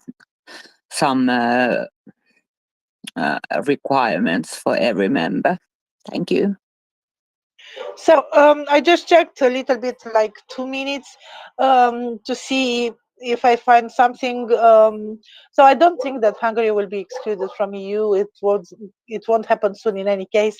But they did have some problems with the rule of law, with the laws concerning migration, with the laws concerning LGBT, with education laws, and so on. So they did have some problems that were raised in European Parliament on multiple things.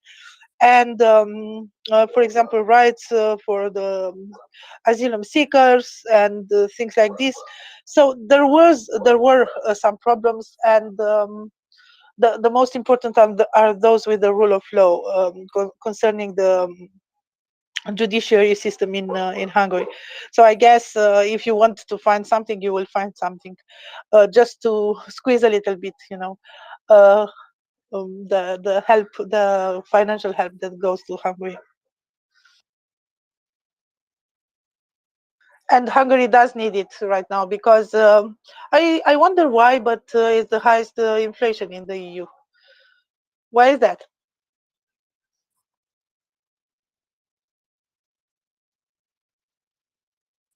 Thank you very much. Okay, so I see my relief is here in the form of Tracy, the SBU fella, formerly Tracy, the Ukazalesnitsa fella. And also I have a shiny new co-host, James Healy, on the panel. So I will leave you in their capable hands and drop, and I will see you on Monday afternoon. As always, Slava Ukraini. Enjoy your weekend, everybody. Herom Slava. Herom Slava.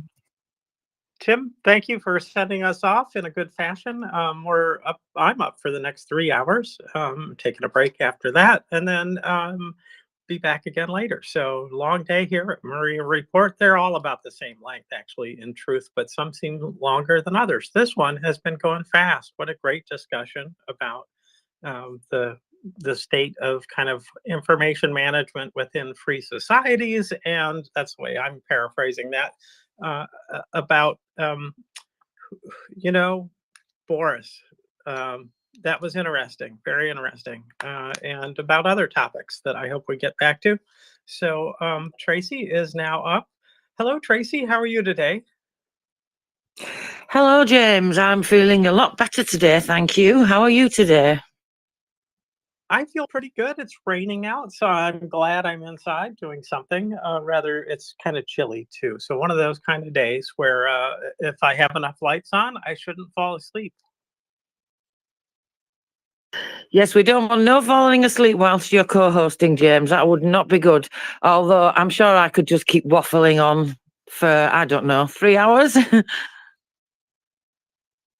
I will not let you do that. So we'll make sure that we stay on track, which is to talk about Ukraine, Ukraine-related things, and get other people to do the same, hopefully, with us. So hopefully there will be people throughout the session who take the load off us.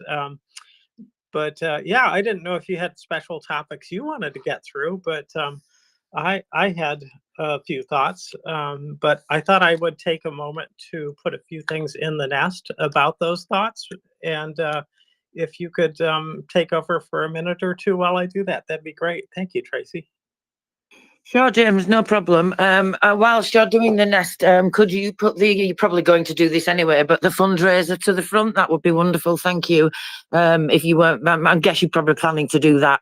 Thank you, James. Okay, so I've got some things we could take it away, but Bull Terrier has a hand up and he's joined us on the panel, so let's see what Bull Terrier has to say. Welcome. Go ahead, Bull Terrier. Yeah, hello everybody. Yeah, a previous speaker just now talked about some sort of rules around NATO, and you know, it really confuses me, and maybe somebody can answer this question. How was it that Turkey was able to buy arms from Russia? It really confuses me, and I don't understand. So maybe somebody can clarify that. I'm afraid I don't have an accurate answer for you. I'm not actually sure myself, to be honest. Maybe Ivan knows. Ivan, do you have any ideas why Turkey were allowed to be able to buy weapons from Russia? I think it was a big mistake, but I don't know too much detail. But I think it was a S-400, and the S-400s have been shown in Ukraine to be not a very good weapon, and so I think they regret what they have done. But that was some year ago. But if there is any new, I don't know anything about it. But I have another story. Germany have come out with a new package to Ukraine, Iris-T and Gepards, and interesting also reconnaissance drones. And the German, they call them Heidrun. And Heidrun in the Nordic mythology was not a bird, it was a goat. It was the goat that lived on the roof of the Valhall, and they could milk mead from it, and that mead go to the dead warriors that live in Valhall that will be awakened before Ragnarok. So I think the Germans have, when calling a drone for Heidrun, I think they have mistaken by the two raven that Odin had called Hunin and Munin, and then I don't know why they call a drone for the name of a goat. Thank you. Yeah, I noticed that. It's quite funny. I didn't realise that. So that's really interesting, actually, Ivan. And maybe they did make a mistake with a slight spelling or something. But yes, it's certainly a good package, isn't it? Gepards, 20 of those drones that you were just talking about, 20 vector unmanned aerial vehicles, a Biber Bridge paver, 3 HX81 tractors and 3 trailers for them, 13 border guard vehicles and 3,872 155mm smoke shells. So that's great there. In terms of Turkey, yes, it was the S400 that they bought, wasn't it? S300, 400. And I think that's the thing. We can't actually tell them what they can and can't buy, but all we can do is make those restrictions as the USA have done. And then, with the fighter jets, they're not able to get the F-35s because of that. So I think you're right. They did make a big mistake. However, we have some hands up and some people who may know more about this than I do. Mette, you were first. Please go ahead, and then we'll go to Peter. Well, for Bull Terrier, because of recent NATO accession, so there's been a lot of talk about Turkey and how they can break every rule all the time, or at least challenge them. So they are sort of the original member from at least 50s, I think, and they are geopolitically very important between East and West. So they, I guess they are given some more than others, and they made a mistake of buying S400s and they were immediately closed from the F-35 program, and so they won't now regret it, I guess. But they are talking about the F-16s, and I think that's been the bizarre piece of Sweden's ratification into NATO if they get the F-16s, but they are shut out from the F-35 as sort of punishment for the S-400s. But I don't know, but you can't compare really Hungary and Turkey because, Turkey what do they have? Pepperoni or something like that. And when you think about Turkey, it's a whole different story. But yeah, you should follow the rules once you've signed something. And yeah, so that was it. Thanks. Thank you, Mette. Please go ahead, Peter. Welcome. Good afternoon, Tracy and James. How you doing? Just a few comments on the NATO Turkey buying an S400 and NATO. I'm not an expert on this at all, but I don't think there's anything in the NATO rules which commits you to buy arms from anybody. Turkey is a sovereign state, and if it wants to buy Russian air defense equipment, it's perfectly free to do that.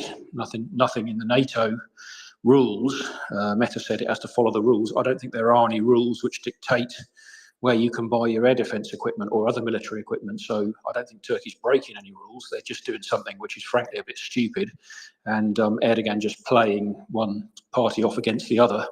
In fact, the S-400 defense system would be quite interesting to NATO, for NATO to have a look at it and deconstruct it and look at it and work out its capabilities. And I understand Turkey has refused to allow Americans and other access to that piece of equipment, which is again interesting in its own right.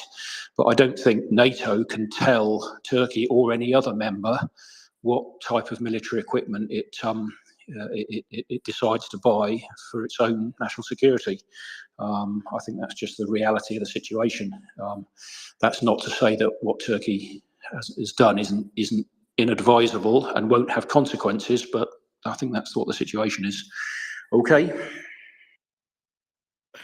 Thank you so much, Peter. Yeah, I thought that's what it was, but I wasn't 100% sure. So thank you for coming up and confirming that. I mean, like you say, you can't be telling them what to do, really, can we? You know, there's only so much that we can have control over.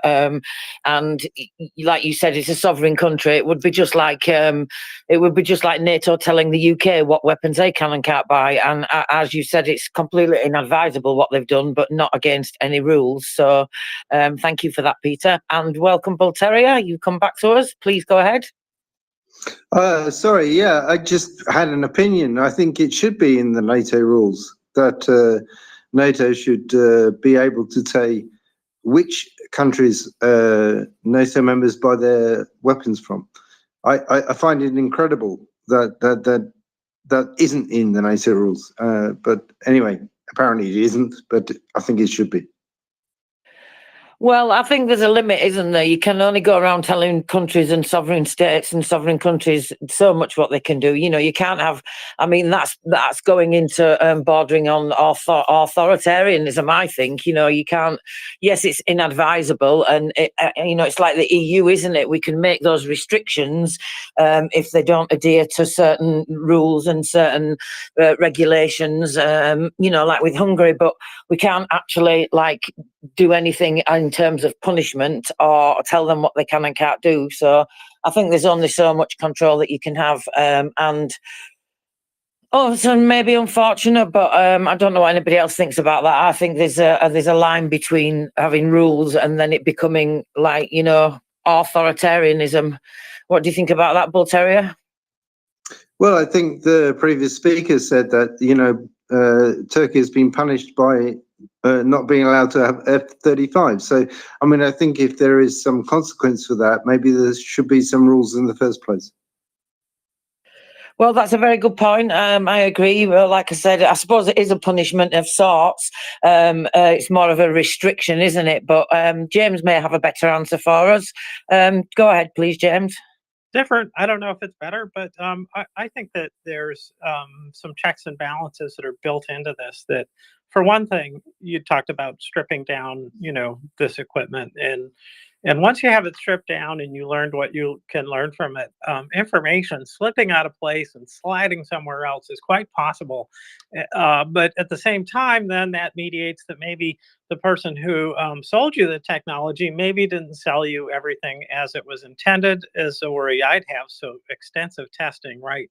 And then especially looking for the kill switch that might be installed on it or something like that. So I imagine there's a lot learned, and that even if like direct technology secrets are not told exactly, talking about certain types of technology, it may be enough tip off in and of itself for anybody who's listening at some inopportune, at some, I don't know, international meeting of NATO countries or something like that. So I think there's a lot of ways that this is sort of a balancing act.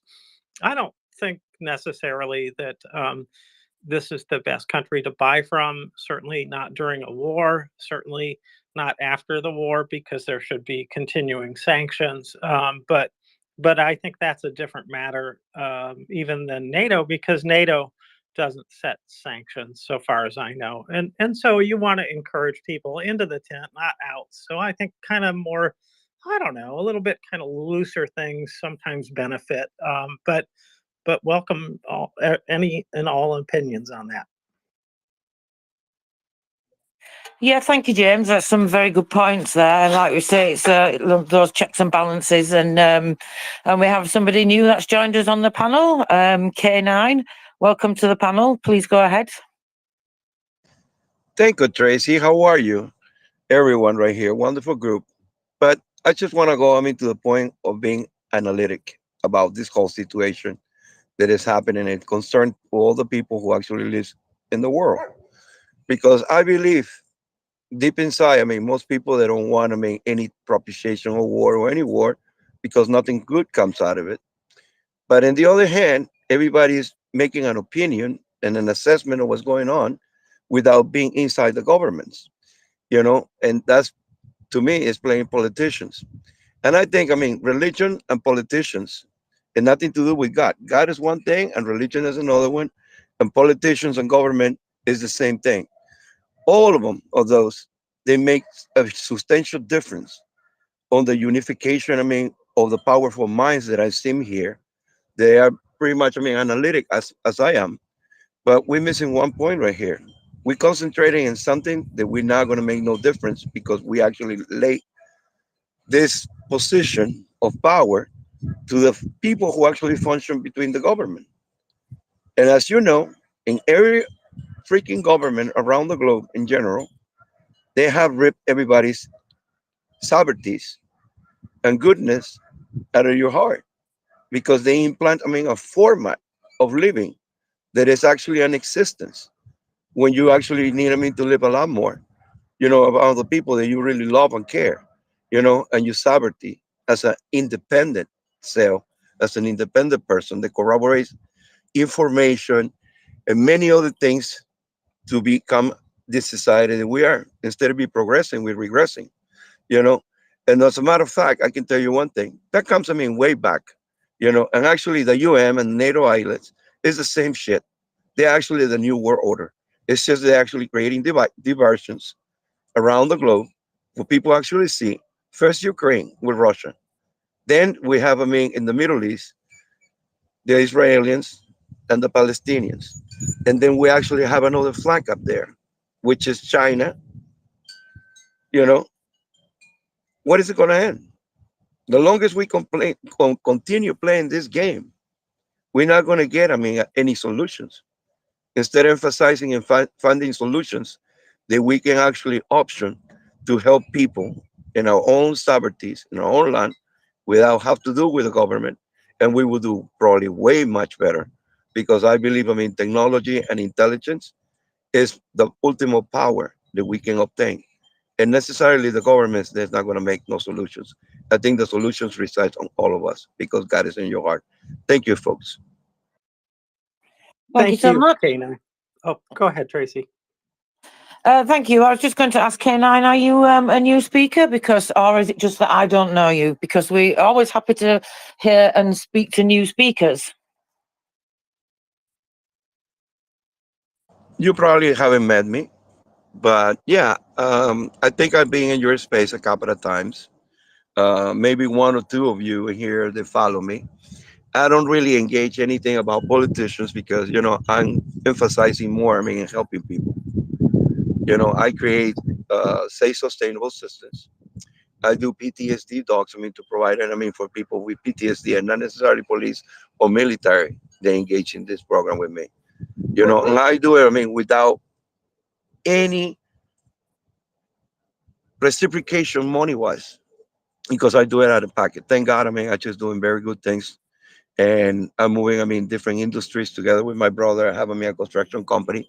So basically that's what my income coming in. That's And well, I K9. share with other people.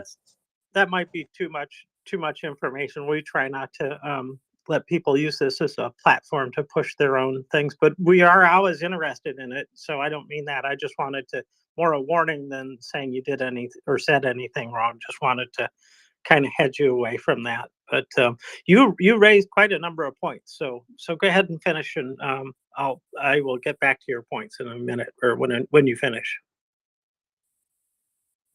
No, I just hear you. I'm humble, my friend. I'm not the kind of person, that rhetorical. I just rehearsing an opinion.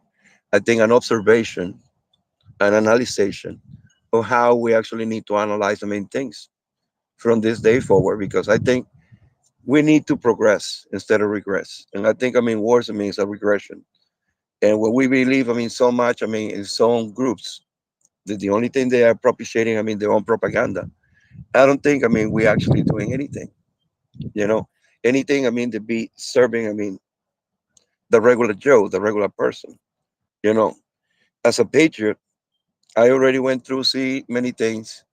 And the only thing I can see, is helping to one another because I find, a better result to things than any worse outcome, that we might be facing.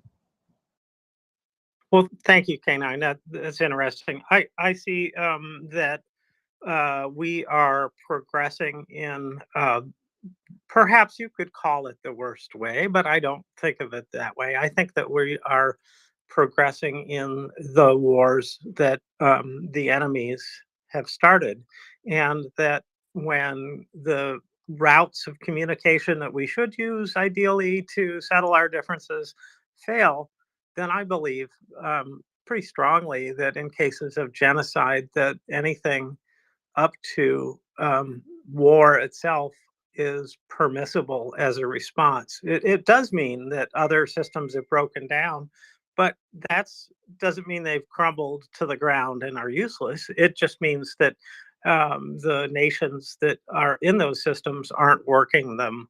And that means, and in this case, it means that there are some of the players, the nation states, that are not playing an honest game.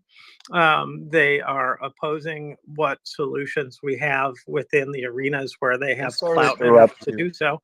So hold on, I'll finish. I'll finish pretty quickly. I know that I'm saying a lot, but that's one of my prerogatives. So if you close No, just to review, close because your you say a word and mic, then you and I'll say, finish up pretty quick. Okay, close Mhm. your mic and no, yeah, she hit the mic button to close it, unless you're on a PC. Thank you, I appreciate that. It causes real sound problems. So the other thing that I would just say about it, and you know, I appreciate you bringing up these points, is that when we conclude this war, we will be in a different space with different clout assigned to different players, and I think we'll be in a better position.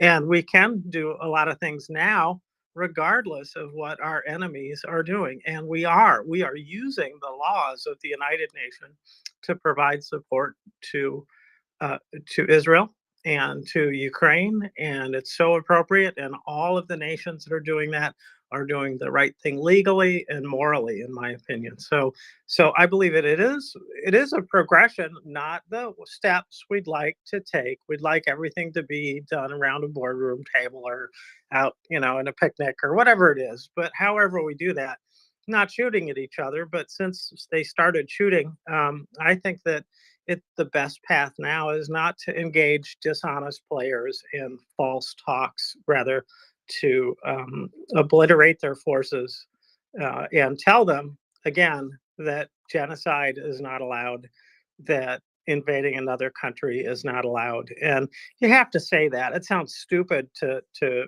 remind evil players invading another country you can't do that, but it's incumbent on us to say just that, to keep giving them what the law is, why we're right, that kind of thing. Tracy. Thank you, James. Yeah, I think you make some very good points there, and I don't think Ukraine and Israel are regressing. I mean, I think if you're Russia and you're waging a genocidal war for no reason at all other than genocide, then yes, that's regression. But when you're Ukraine and Israel and you're defending yourself, then that's not a regression. And paradoxically, it does seem odd to say that the best way to save more lives and to end the war quicker is to send more weapons. But that's actually correct, because, you know, Ukraine need to defend themselves. And if Ukraine stop defending themselves, then there will be no more Ukraine. So I think it's not regressive to say that they are the war that they're having. I think it's progressive in a way to say that they are dealing with the issue, and they have to defend themselves. Quite simply, they have no choice. It's an existential war and they must defend themselves. So I just wanted to make that point. Thank you, James. Can I review? Thank you, Tracy. Yeah, K9, if you would like to reply, I didn't see your hand. I'm sorry, I didn't see your hand up. That's how we do things. So I mean, if you just as a sign, if you could just raise your hand, and then I'll take your comment. Thank you. Go ahead. Thank you, man. Appreciate it. It's in reference, I mean, what I said. I mean, don't get me wrong. I referring regression in the sense that I don't condemn any nation, I mean, to defend themselves. Don't get me wrong in that sense. I'm talking about as a society that we believe on those governments, but we're not really inside the governments. That's what I'm saying. I mean, let's reflect upon this. You know, in my view of what I see, because everybody have a different view, and we don't have to be enemies. I mean, for that reason. and not adjudicating to anyone, then you guys doing anything wrong. On the contrary, I just give you a point, of what I see in my enlightenment, of what is suscitating this thing. They are, the governments, they provoked this. They orchestrated things for their means because they're signing it as a corporations, as a federation. I'm going to be going on the referendum of the United States of America. That's where I reside, and this is my country. And I have to look, for better views, for our nation in general. And I think, being supported morally is one thing. The supported economically and many other things, that we actually providing to those United Nations, NATO allies, whatever you want to call it. I think, charity becomes a home first. If you wait on Well, a strain, let me come back on that if how can we help if somebody? I can, because what you're arguing for, I think it sounds like, is arguing against aid to Ukraine, which is and please close your mic, thanks. No, it is not Yeah, that. yeah, I'm saying sir. it's not about Ukraine, my You're friend. losing your privilege to speak pretty quickly. It's eroding, and I'd rather you not lose your privilege to speak in this space. And close your mic, please. It sounds like you're arguing against giving aid to the nation that our this space's mission is all about. So I hope that's not what you said. I'll give you 15 seconds to clarify that. Humanitarian help, yes. Property assessment about things, yes. But not looking at what we have at home is another thing. And I think, we need to look at home first. Well, you got your 15 seconds. We, I think, collectively diametrically oppose your view. The kind of friendly humanitarian aid without the military aid is stupid, because Russia would just crush Ukraine, because that's how big an army they got. Not that good, not that smart, but certainly big enough to have done that without the aid of the world. So we're diametrically opposed to your point of view here, sir. So I don't really want to hear more from you at this point. So why don't you take a turn? We've also got a full panel, and sir, I hope that you'll stay and listen. And I'm gonna remove you. We've got somebody waiting who wants to speak, and we got a pretty full panel, and we try to keep an extra seat open in case any of our big speakers pop in, which happens. So anyways, Tracy? Yeah, thank you, James. I absolutely agree with that there. I mean, like you said, it makes no sense whatsoever. And we're all here for giving as much military and humanitarian and economic and every type of aid to Ukraine that we can give. So I think that's a great call there. And I hope that K9 will listen and maybe understand a little bit more about why it's so important. So anyway, we have some hands. So shall we go to the hands, James? Yes, please. Did you see who was first? I think it was Bull Terrier. That's the only hand I see. Uh-oh. Oh, yeah. I actually had a sorry, I had a canine, but I think he's he's dropped down now. And I had a quick look through his timeline, and I was going to say to him that supporting people with PTSD is fantastic, but looking through his timeline, nothing else makes sense to me at all. So the question that I was going to ask him was actually, do you agree with the statement that Russia has made an illegal attack on Ukraine? But I think he's gone now, so I think it's too late. For every child, please go ahead. Thank you, Bull Terrier. No, I see K9. He is still here, and I looked through your timeline also, K9. I so appreciate the work you do in your community, and especially with PTSD. I'm speaking from the United States, and I'm speaking as a member of a military family, not as a military person. I hear you about the importance of working directly on the ground, and I'd like to expand on that just a little bit. Uh, right now, MriyaReports is running a campaign for mine removal. That is absolutely work directly on the ground for for people to benefit so that they can farm or go to school or play in a playground or hunt for mushrooms or just do normal things. Um, the the United Nations has worked on mine removal for several decades. I know because a family member has been involved in mine removal ever since Princess Di, at least that long, uh, uh, brought attention to the need for that. All of that is very local, and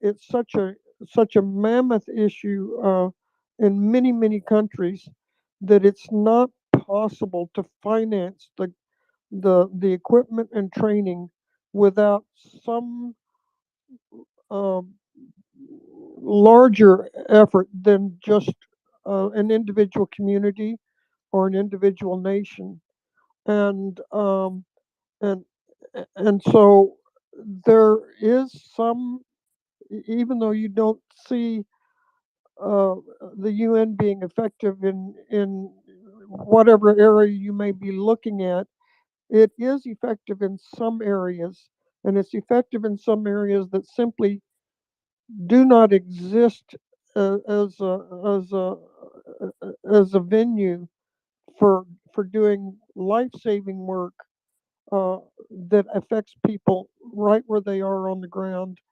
Uh, and I just wanted to mention that because it is it's just mind-boggling the amount of mines that are in Ukraine, uh, up to up to what, 5 per square meter in some cases, which is just astonishing. But Ukraine is not the only country in need of support in removing mines.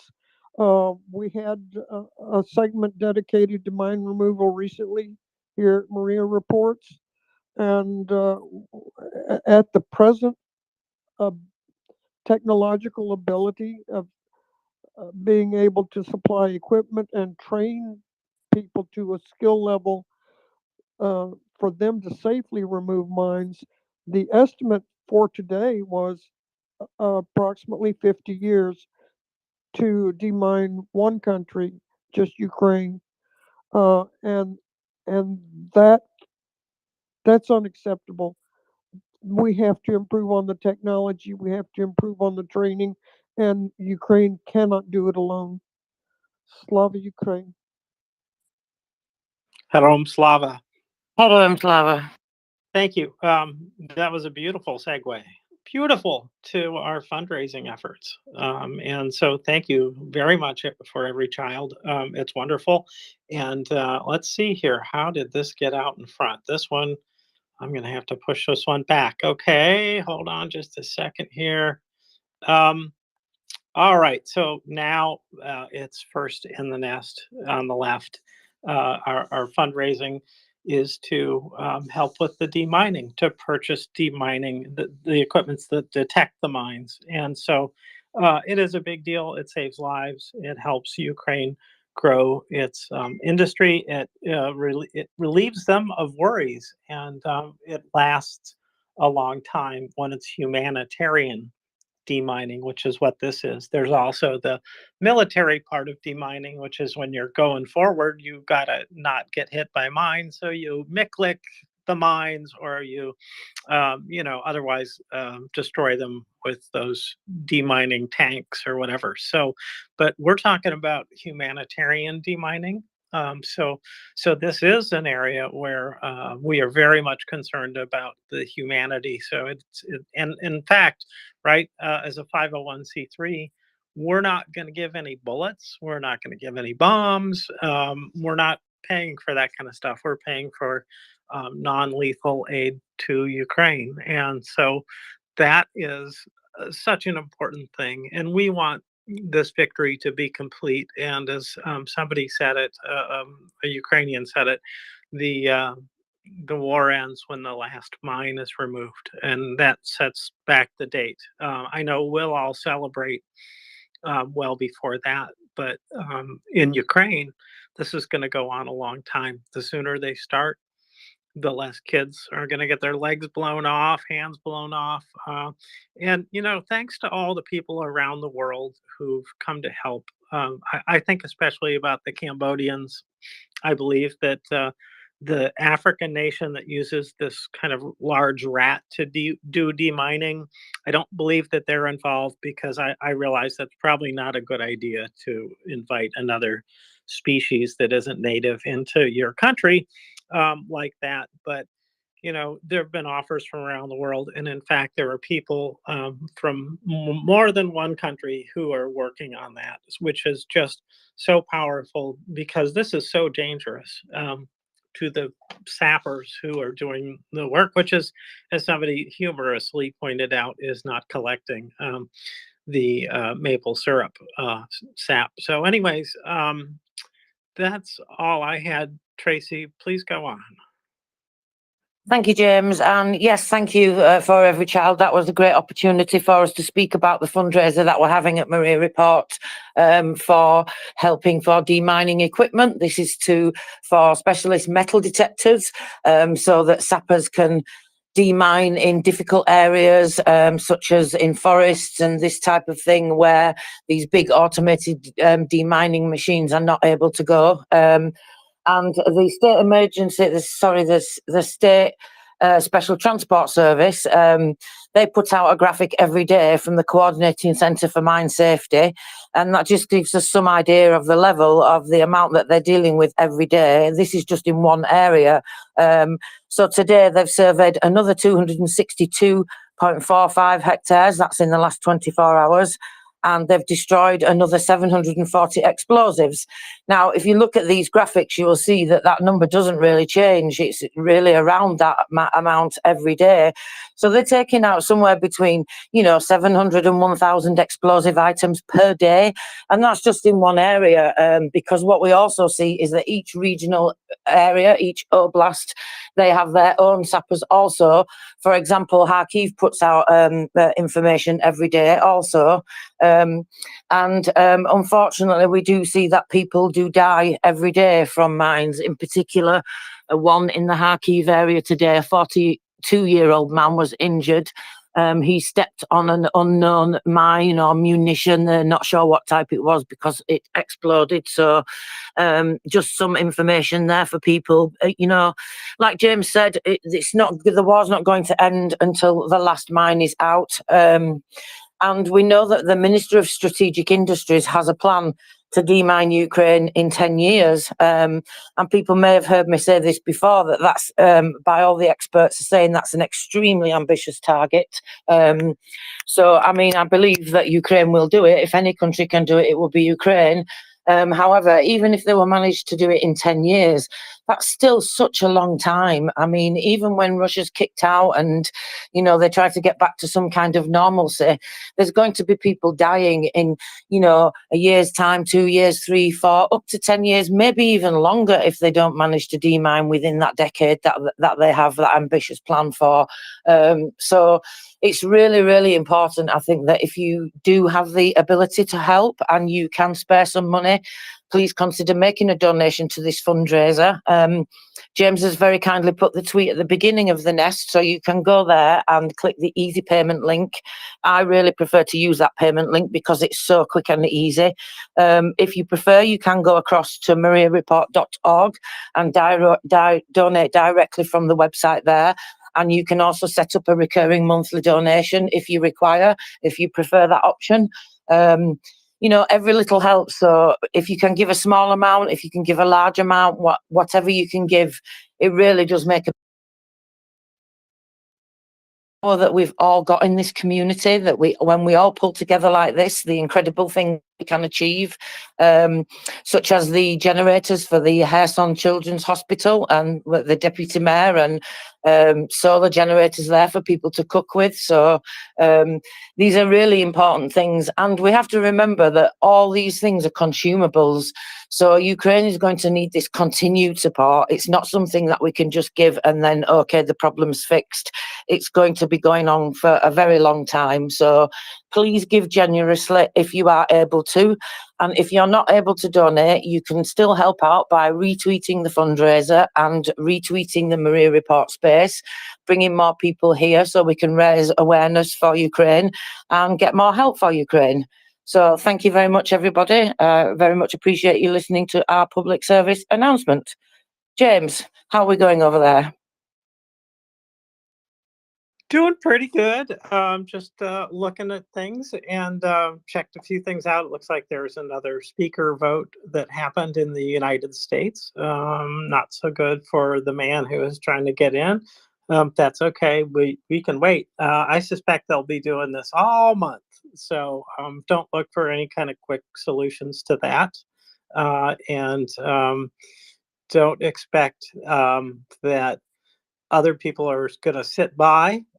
Call, if you can, from the United States, 202-224-3121, and talk to your rep about supporting Ukraine. And it helps. As somebody said, it's worth like 1,000. What was it? 1,000 somethings. But your voice, if you leave a voice message or talk to somebody, one of the aides, it'll be a senator's or representative's aide who speaks to you.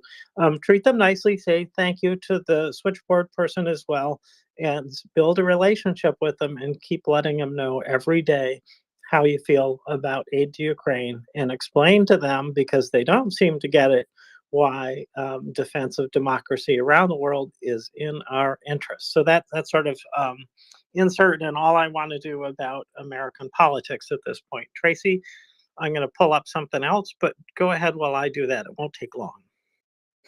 Thank you, James. Yeah, I've got plenty of news items and interesting things to go to when you're ready. But Wendy's joined us on the panel, and Wendy, you have your hand up, so please go ahead. Welcome. Thank you, Tracy and James. I just wanted to make a small point that, for those who are in favor of humanitarian aid but not military aid, is that no Russians, no mines. So you have to get rid of the Russians, otherwise there'll be more mines. And if they won't go willingly, you got to get them out somehow. That was just the small point I wanted to add. Thank you. Thank you so much, Wendy. Yes, that's a very good point. That actually reminds me of some information that I discovered recently. The Minister of Strategic Industries reported on, I believe it was the 21st, just let me check. Yes, it was the 21st of September, he reported that 170,000 square kilometers of Ukraine was mined. And then just less than about 10 days later, the Prime Minister of Ukraine made a report, and he said that at that time 174,000 kilometers of Ukraine was mined. So even in that short space of time, and even with all the incredible amount of work that Ukraine's doing to remove these mines, actually the amount of mines is increasing, not decreasing. And that's because Russia is continuing to just throw them out everywhere. And we've even had reports of them remining areas that the Ukrainian military have demined already. So that's a very good thing to consider, Wendy. Thank you so much. Yes, no Russians, no mines. So how are you going over there, James? Have you something you want to go to, or would you like me to go on to some news items and headlines? I got this posted in the nest, what I wanted to have, and got the fundraiser moved over to #1 spot. So I could talk about it, but I think that it is a little bit more distant from Ukraine. So I would say, tell us the news. And I put the numbers up in the nest. It is fourth in from the left. And I thought that again, well, first, the quotes always get me. And Napoleon Bonaparte quote today. So it's especially interesting, and it echoes what I said about calling their representatives. So maybe, do you want to run through those, or would you like me to run through those? I don't mind, James, if you want to do them. I can do them. It's up to you. But I certainly definitely think we should bring the numbers to the people again. Yes. Yes, we should, because it's exciting. I love your accent. So how about you go down to where it gets boring? Go down to artillery, and then I'll pick up with a few other ones. How's that sound? That sounds like a great idea, James. Okay, so we have today an incredible amount of 1,380 eliminated invaders, 55 tanks. Goodness me, talk about breaking records.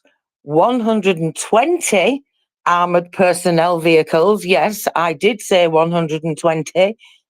29 artillery systems and 4 MLRS. Take it away, James. It's so good. It's so good. I love it. I love it. Yes. So drones, 8. Cruise missiles, 1. And then vehicles and fuel tanks, 33. But you know what I like most about this is that the numbers don't reflect everything that happened. So it doesn't count all the stuff that got destroyed somewhere else besides inside Ukraine. And so I love that part too. This is a conservative count, I think. I think that's what they're doing. This might be strategically lower than what actually happened, and it would be if you're actually only counting what you confirm. You're probably leaving some out. So those are the things I like about the numbers, is that it's probably better than it looks, but this looks so darn good, even if it's not. I am delighted that, and this is the way to stop the remining or the mining. So absolutely brilliant point. And I'm sorry I didn't catch who said that, but thank you for saying it. Yeah, it was Wendy that said that came up and said that. So, but yeah, that's a good point, James, actually. I think, and even in terms of the personnel, I think the numbers are conservative. I mean, we know that they don't count Wagner, for example. I think they only count the figures of the actual military, but I say military, but I put that in air quotes because obviously most of them are really not even qualified or trained anymore anyway. But yeah, that's a very good thing to point out, isn't it? That there's certainly probably more going on than we get to know about. And like you say, anything that gets destroyed outside of Ukraine is not reflected in these numbers. So now we don't have any hands up, so if anybody would like to come up and speak to us, that's a good opportunity for you to get your questions in. So just press the button in the bottom left-hand corner of your screen, the microphone, and that gives you a request to speak. We can then bring you up, and we have a hands order rule here, so, and then that just keeps it nice and polite and for everybody, and we like to just give everybody time to finish their point, what they're saying. So if you have something that you would like to say, please come up and pop your hand up, and then we'll put you in the queue and we'll get to you in order. So those are the numbers, James. So shall I go on to some more news? I'm just going to add one more thing about the numbers, that this made it into the nest, and Ragnar Gudmundsson added or replied with a tweet of his report. And I am most fond of the graphic in the upper left-hand corner of that report, and it's the troop 7-day average, the daily average of troops, and then the running 7-day average of the equipment losses, ground only. It just, it's it goes up, it goes down, but it goes toward victory is the way I see the line going there. So thank you, Ragnar, for the work that you do to bring out this extra special report. And remember, it's an interactive tool underneath it. You can go and have a look at his profile and his site. So back to you. Thank you very much, James. Okay, so let's go on to some more news from the day, shall we? And then we'll see if we can get some interesting topics to talk about also. So if you would like me to go into more detail about any of the headlines, please just come up and put your hand up, and then I can go into them in more detail. So let's have a look what's happened today then. Let's see now, which is the most interesting thing I can bring to you. So we've gone over the German aid package. Let's have a look now. This, I think, is very interesting. In Kherson, they have now received a mobile library, which has just been launched. As a result of the shelling, only 15 residential buildings have actually survived in the village, and all the infrastructure is completely destroyed. So, I mean, imagine just having absolutely nothing at all to fill your day with. It must make the day seem such a very long time. And I think reading is a very therapeutic activity also. So I'm really pleased to hear this. I have read a report recently that Ukrainians are actually increased the amount that they're reading. So I think this is fantastic. Children are left without schools, books, and the internet. That's, like I said, they've got absolutely nothing. They can't even go outside and play in nature because of the danger of mines. So benefactors have decided to create a mobile modular library in the settlement. So this is an area where children can feel safe and read books and also socialise. The mobile home has shelves with books, a sofa, a desk, and soon the internet will even appear there. So that's fantastic, isn't it? Books for the library were sent by people from all over Ukraine, and on the shelves you can find deep novels, light stories, classics, and even poetry. What do you think about that, James? I think that's a really fantastic idea. I think it's beautiful, but maybe they're taking our audience away from us. I don't know, Tracy. I don't know. No, it sounds great. It really does. What a distraction, and what better thing than distractions when you need them, right? You don't always need to focus on the evils of the world. You get back up and you go distract yourself, and there's nothing wrong with that. You can't stay in distraction mode, but they're not, are they? No, that's exactly it. And I do think that is a really important word, is distraction, because sometimes all you can do is distract yourself from the horrors. And I think when you're reading, your mind is busy, so that gives you less chance to think about horrible things or have, these recurring thoughts that people can sometimes have when they're struggling with mental health and that type of thing. So I do think it's absolutely fantastic. It gives the children a chance to, like you said, just to be able to switch off and distract. You can't completely forget, but I'll tweet it out as well, because looking at the pictures, it's really lovely. Like, they've really made the bookcase out of wood and everything. It really looks like a proper library. It's fantastic. So yeah, I think that's a really great thing. Like I say, I think reading's a very therapeutic activity. And anything that gives children a chance to be children again, even for a few minutes, is definitely worth it, isn't it?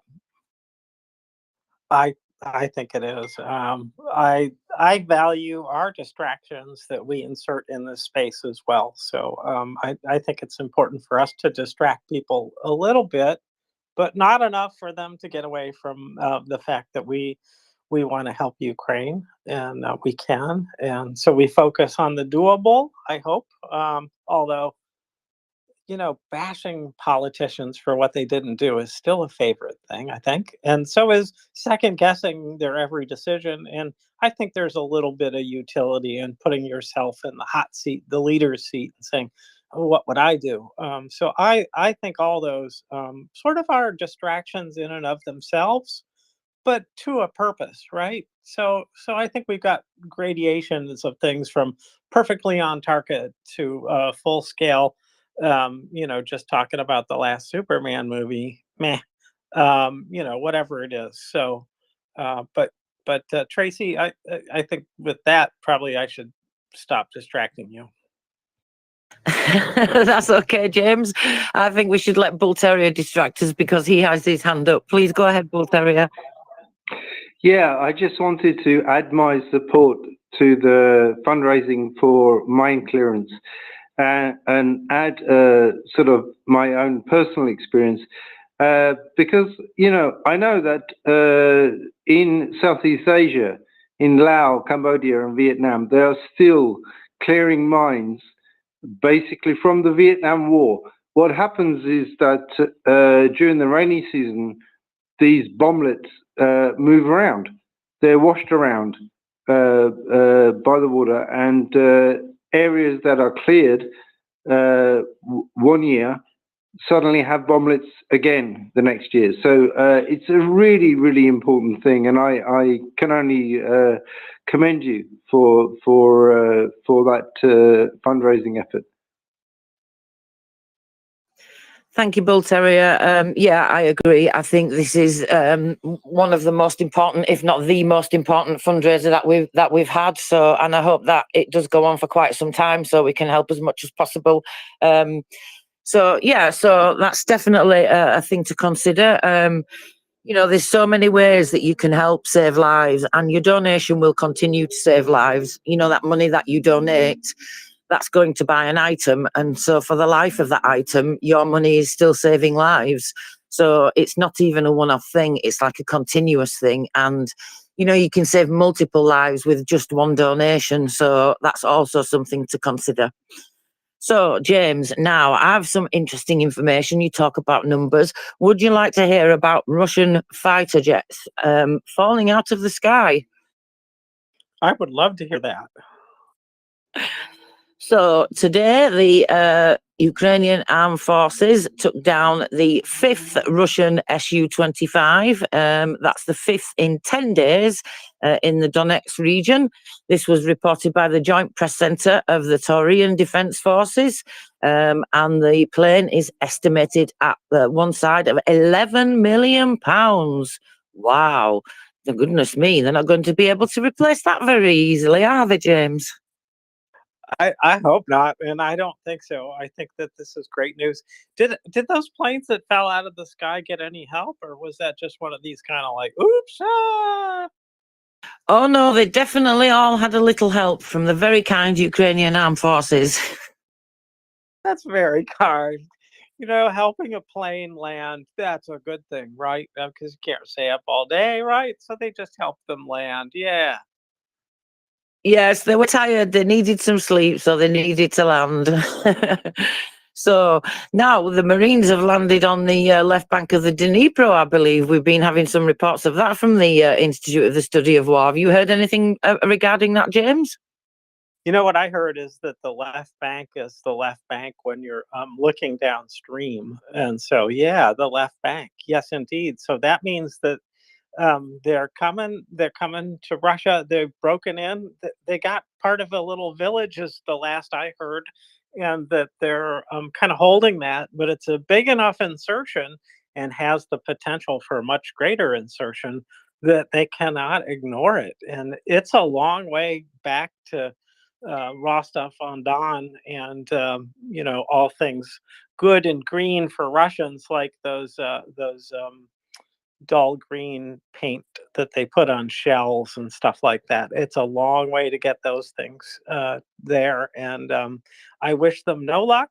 And I expect that most of what they try to ship isn't going to make it, and that nonetheless, they either will fight there and defend there, or they will give up ground to the Ukrainians. And I don't think they're ready yet for that. So yeah, we'll see.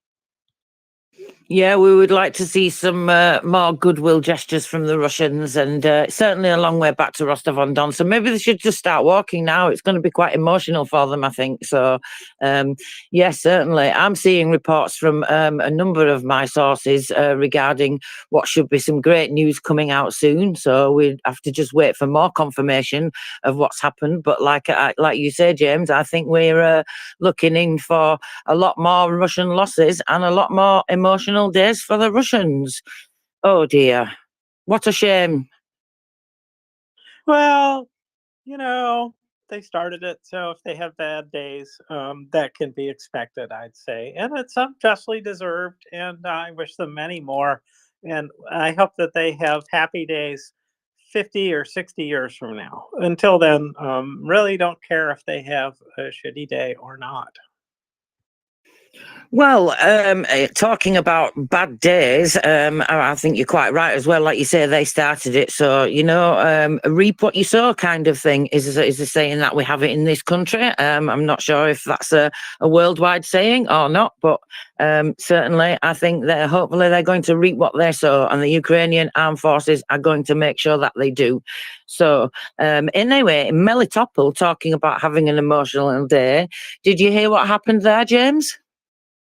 I don't think I have. How did I miss it? Well, don't answer that last question. Well, you can only do so much, James, so you do have to do other things as well. So Ivan Fedorov, the mayor of Melitopol, he reported this morning that partisans blew up an enemy car.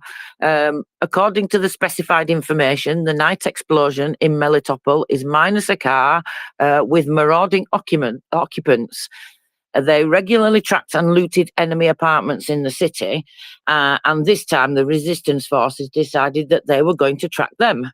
So during another hunt in the area of, I'm not sure I can say this, I'm not going to try and pronounce that. Well, maybe I should, but Aviam Istecha. I hope that makes sense to people. And just at the moment of loading the looted goods into the car, there was an explosion, James. That's very odd, isn't it?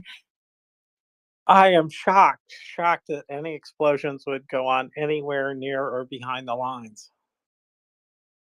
Especially in Melitopol, of all places. I mean, all the looting that goes on there, really, it's just constant, isn't it? I follow the mayor of Melitopol's channel, actually, and he's always reporting about what's going on in the occupied territories. And it's really quite disturbing, some of the things that he says. So I am glad if occupants' cars are going boom. Well, I'm, yeah. Okay, I'm happy about this. Things going boom on the right side, I'm happy about. So, yes, indeed. You know what? We have a hand, and welcome, G-Man. I wonder what you bring us. Well, good afternoon, and I know you're up with quite a while. I was listening, and then for some reason I switched from one AirPod to the other because of the batteries, and then I lost sound. Tragic.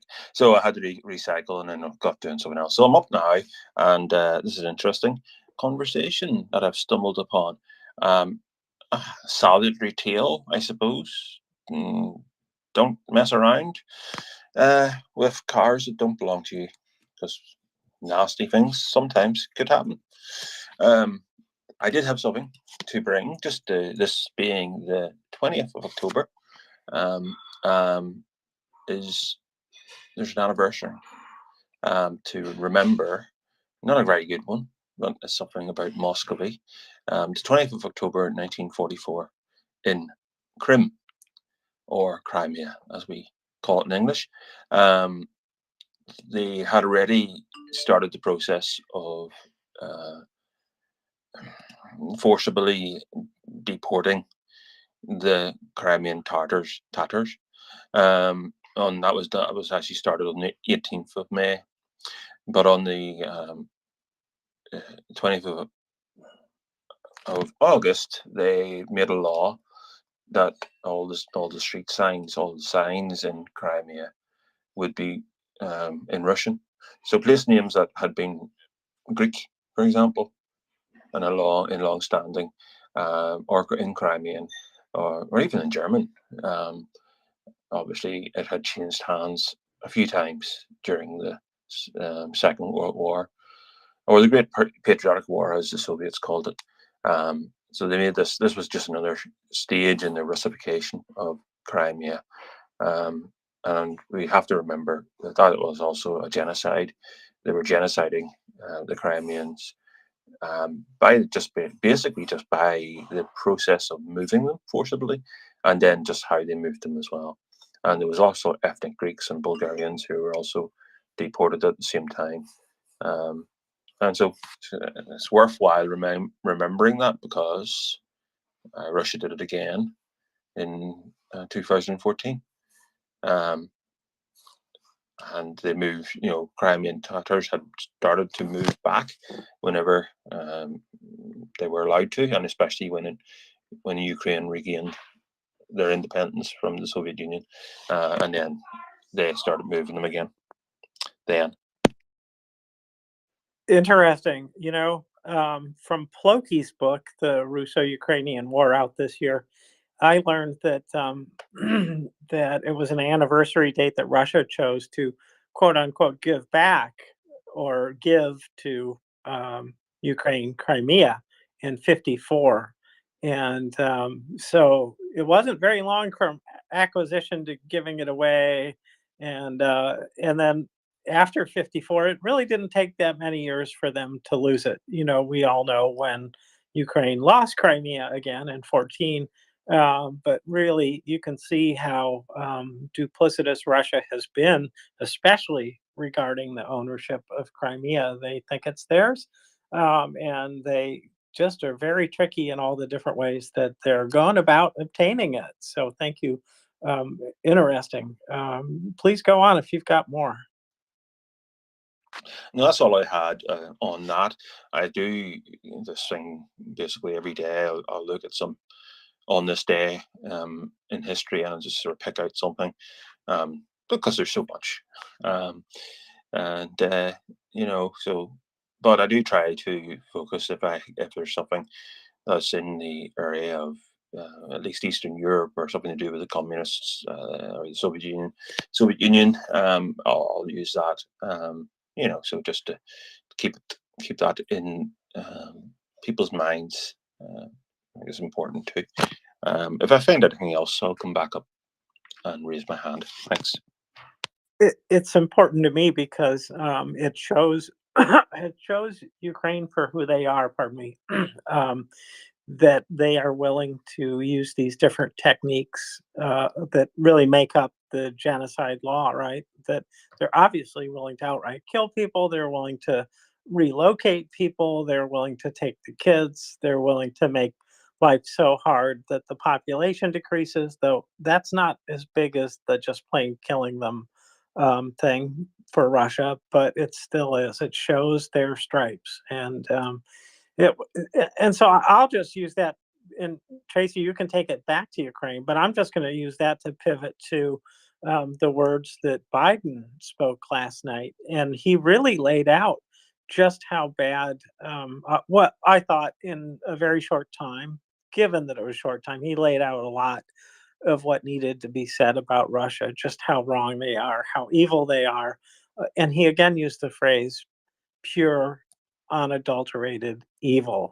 And so he's always, I think, felt that, but he's been never as willing, it seems to me, to say it. And maybe that's because he's speaking back primarily to the American people last night, who I don't think have heard enough about what the situation is. So I hope that helped clarify a lot of minds, about just what's going on and why this is important to back Ukraine and to back Israel. So thank you, G-Man. Thank you, G-Man. That's very interesting. And thank you, James. And yeah, I would agree. I think Biden's speech last night was needed. He chose his words very carefully. I think it was an excellent speech. And I think, yes, you're right. He was speaking predominantly to the American people, but we haven't really had that up to now, have we? This is what we need more of, our politicians speaking to our publics and to our societies and explaining the situation properly, explaining in detail why it's so important. And I think Biden did a very good job of that last night. I was actually really pleased with it. Obviously, I'm not an American, so I can only make so much of a comment, but certainly I think he did a fantastic job. And I know G-Man had brought some information about some what Rishi Sunak had said. He said some good things, but I think he could have been more forceful. And I do think he really needs to speak to the UK public the same way that President Biden has done to the USA. So yeah, absolutely. So shall we move on, James? Yes, please. Okay, so would you like to hear about some more Russian losses, seeing as we're on the subject? I would very much like to hear about more Russian losses. So this is more than the 1350 personnel, 55 tanks, 100 and whatever. What was it? 135 APVs or something like that? Anyway, staggering. Great. Yes, more, please. Yes, we're certainly breaking records with today's numbers. Absolutely, I couldn't believe it, the amount. It's really, really astounding.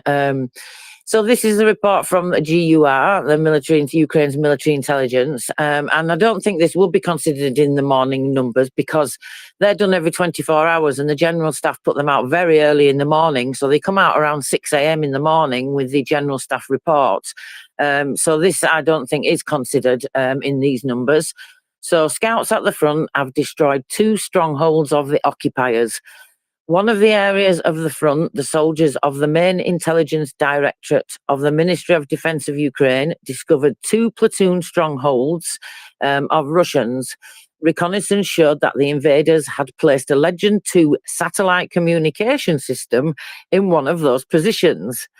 And after the strikes on the enemy targets by Ukrainian scouts, neither the occupants, the Legend, nor the Russian VOPs remained. I mean, that's just brilliant, isn't it? Taking out a Legend 2 satellite communication system. Yes. Satellite communication systems seem like they'd be kind of critical equipment. It's a shame. What a shame. What a shame. I know, right? It's just fantastic news, isn't it? When I saw that, I was like, oh my goodness, that's brilliant. Like, you know, we see the SBU, the Centre for Special Operations Alpha, taking out these, what they call, I think they're the Maurams or something like that. You know, you see those and those pole type things, you know, with the electronic warfare, and I call them eyes because they look like big robot eyes, and I guess that's what they are really. They're like sort of radar eyes, aren't they? So when they've seen many of those being taken out, and that's fantastic. So to know that, like, I mean, the next step up, a satellite communication system, that must have taken out, I hope, all their electronic warfare and those capabilities within a huge area. So I think that's fantastic. But G-Man, you have your hand up, please go ahead. Yeah, I've just stumbled upon something here. There's a Telegram channel that I follow in connection with the posts I put out from the Institute of the Study of War. That they have been quoting recently, Ukrainian one. He calls himself, well, they call him Ukrainian military observer. And he had, let me see, what's his name? Anyway, it doesn't. Oh dear, Telegram's just decided to quit unexpectedly. But anyway, he just put in his Telegram feed a link to a new, I'm not sure if it's new, but a new channel, official channel of the Ukrainian government. It is called Spravdi. And on that, the post I just saw says that, and I'm going to put a post on Twitter based on it. Swedish Gripen in the service of the armed forces. Reinforcements in the defense of Ukraine's skies are getting closer. Fighters of the 4th generation are both able to qualitatively change the situation, both in the sky and on the ground, from conducting aerial combat with the enemy to supporting mechanized and ground forces on land. This JAS 39 Gripen is already familiar to Ukrainian pilots from practical flights, so it doesn't take as much time to master these combat birds as it does for the F-16. Learn more about the capabilities of the Gripen combat aircraft in the video, and I'm going to download that. So YouTube spot short video, 50, just less than a minute. And so I'll have that on my Twitter feed. And I've said gripping 3 times, so I'll expect our friend Mete to come up shortly. Thank you. Thank you, G-Man. Yes, Pravda is a really good source, actually. That's one that I recommend to people because that's from Ukraine, and a lot of what they do is combating disinformation and propaganda and that type of thing. So that's a source that I check regularly every day, actually. You can find them online. They also have a Telegram channel for anyone that doesn't know. It's pravdi.gov.ua, and also the Centre for Combating Disinformation from the NSDC. That's also a good source. So if you just give me a moment, I will tell everybody the website address of that also, because like I say, they combat disinformation, so it's really important. And actually it's quite funny because sometimes I see when I look at this one that they've given out information about what the Russians are going to say next in their terms of their propaganda. So wherever they get their intelligence from, or it's run by the Ukrainian government, so obviously they're getting their intelligence from their own sources of military intelligence, etc.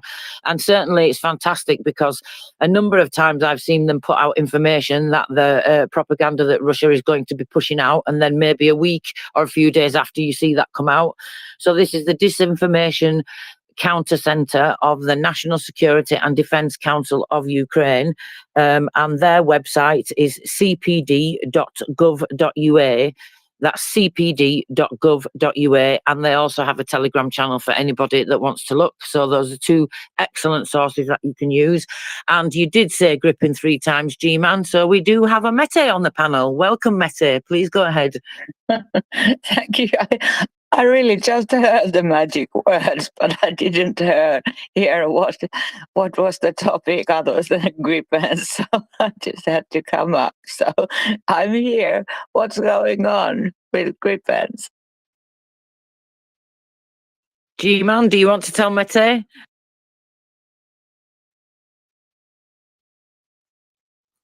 Well, have we lost G-Man?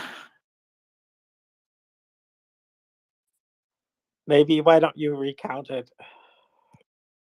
So Sorry, G-Man I was otherwise involved in something else in the real world here. Sorry, what did you say? I missed what you said. you just want to quickly recap for Mete what you were saying about the grippins? Oh, sure. Yeah. Let me find it again. Yes. So this is on Spravdi, the Telegram channel, Ukrainian government channel, and it says Swedish Gripen in the service of the armed forces. Reinforcements in the defense of Ukrainian skies are getting closer. Fighters of the 4th generation are able to qualitatively change the situation both in the sky and on the ground, from conducting aerial combat with the enemy to supporting mechanized and ground forces on land. The Jazz 39 Gripen is already familiar to Ukrainian pilots from practical flights, so it doesn't take as much time to master these combat birds as it does for the F-16. Learn more about the capabilities of Gripen combat aircraft in the video, which is a short video on that, and I've just tweeted it out, and I'll find that. Yeah, I was going to offer to put it in the nest, but there's a few things in the nest already, so we'll just maybe leave it at that. People can find it in my timeline. Thanks. Go ahead, Mete. Oh my God, thank you. I knew it that they're already familiar with the aircraft. Aha. Thanks, I'll look it up. Thank you, G-Man. Yes, we're gonna get grip, and yes. The sooner the better, right, Meta? The sooner the better. And you probably have a better handle on most than just what are the snags. What would you consider the snags that still need to get destroyed in order to get Griffins going? Go ahead, Mete. I really doubt there are any snacks. I think they're already in Ukraine, to be honest, because the Swedish administration, they sort of pre-announced them like 2 months ago, and then they pre-announced them like 1 month ago, and all the time this year we should be in NATO before we can do, and all this. But I've seen I've seen some Saab reports that the Ukrainians are really good on flying them. So I think they're already in Ukraine. Oh, if not already, then very soon. Oh, I love Sweden. Oh, thank you, thank you, thank you. Thank you, Matt. That's great to hear. I hope that's the case, and I hope that they're using them really carefully. I know that they are using them really carefully, but what I guess I'm most pleased about is that if it is the case, then were the Russians thinking that maybe the best way to use their aircraft is to kind of do a swarm, and there's any significant number of Griffins in place, it is going to help knock the snot out of that swarm, and really take out a lot of Russian aircraft. And that has been a big sticking point, I think, for the release of some things. It is better to go in with degraded Russian Air Force than otherwise, right? So I just hope they're a big part of this. And if they're there, they're going to be a big part of it. Meta? Yeah, unfortunately, there won't be a big number at this time, but they'll get a good spear, like 14 or to 20 or something like that, and I think that would be, it's going to be a huge thing on the battlefield. Or if they get the big air alert, it's even that amount does all the difference. Yeah, because they are really handy, and they carry the Meteor missile, which is very handy. It's 1,000 kilometers, so it's bye Kurtzbridge. Yeah, we'll see. We'll see. Looking forward to all this. Thanks. Can you say more about what the Meteor is? Because honest to God, I think this is the first time I've heard of it. I can't believe it, but I think it is. Yeah, I think it's very well. I asked Fabian, but he's not. He doesn't know anything about the air missiles or something like that. But it's like Taurus. It's sort of the Taurus, and it should be a really, really, really handy one. So let's see what we get. Oh, I'm so excited. I shouldn't get too excited because this war has been full of disappointments, but I've been sort of counting on this so long. So let's see. Thank you. So somebody said a couple days ago that every day of war is a state of frustration. If somebody could quote that better, it'd be even better. But yeah, I think there is constantly something that we want that we're not getting fast enough, or powerful enough, or long range enough. But it seems like they're getting more long range, getting more powerful, getting more of those things, and may that only increase up until what did they say? Oh, we have this saying until Russia says "uncle," which means they're giving up. I don't know about you guys, Tracy. Do you guys use that expression? Yeah, when you give in, you have to say uncle. Is it because we all have abusive uncles that pick on us? Is that why that is? Or is there some other reason I don't know about? I don't have any uncles, James, so I don't know about that. Oh, well, it really doesn't matter. It doesn't matter. So I had a place to go, but we can go anywhere you guys want to go. But what do you think, Well, Tracy? Speaking of family, I'll just bring you this information because I think it is very interesting. It corresponds to something I said earlier about explosions in Melitopol. But also, and just because they call him apparently the grandmother, apparently they nicknamed this guy the grandmother.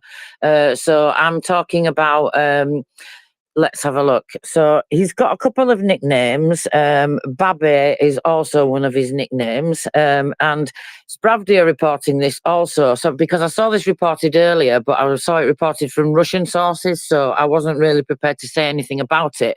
But now Spravdia reporting on it too. So they're saying the end of the grandmother, an Orthodox Cossack, terrorist with a drug addiction. So apparently, I think it looks like he was the one in the car in Melitopol. It's become known that on October the 19th, he died in the Melitopol area. Well, Zaporizhia direction, it says on this. So I think it's too much of a coincidence for it not to be the same person that was in the car. I mean, since 2014, he's helped the Russian terrorist Gherkin rob like Kramatorsk, and he was born in the Russian Federation, and he's actually served 5 years previously for drug trafficking. So he was also wanted for attempted murder, but it seems now that he is no more. He had a very difficult and emotional day. He had a criminal record for growing cannabis. He received 9 years for this, but was released on parole in 2014. He took part in the occupation of Crimea and hostilities in Donbass. He stopped registering with the Criminal Enforcement Inspectorate. That is, that he ran away in the summer of 2014. He was sentenced to 200 hours of community service.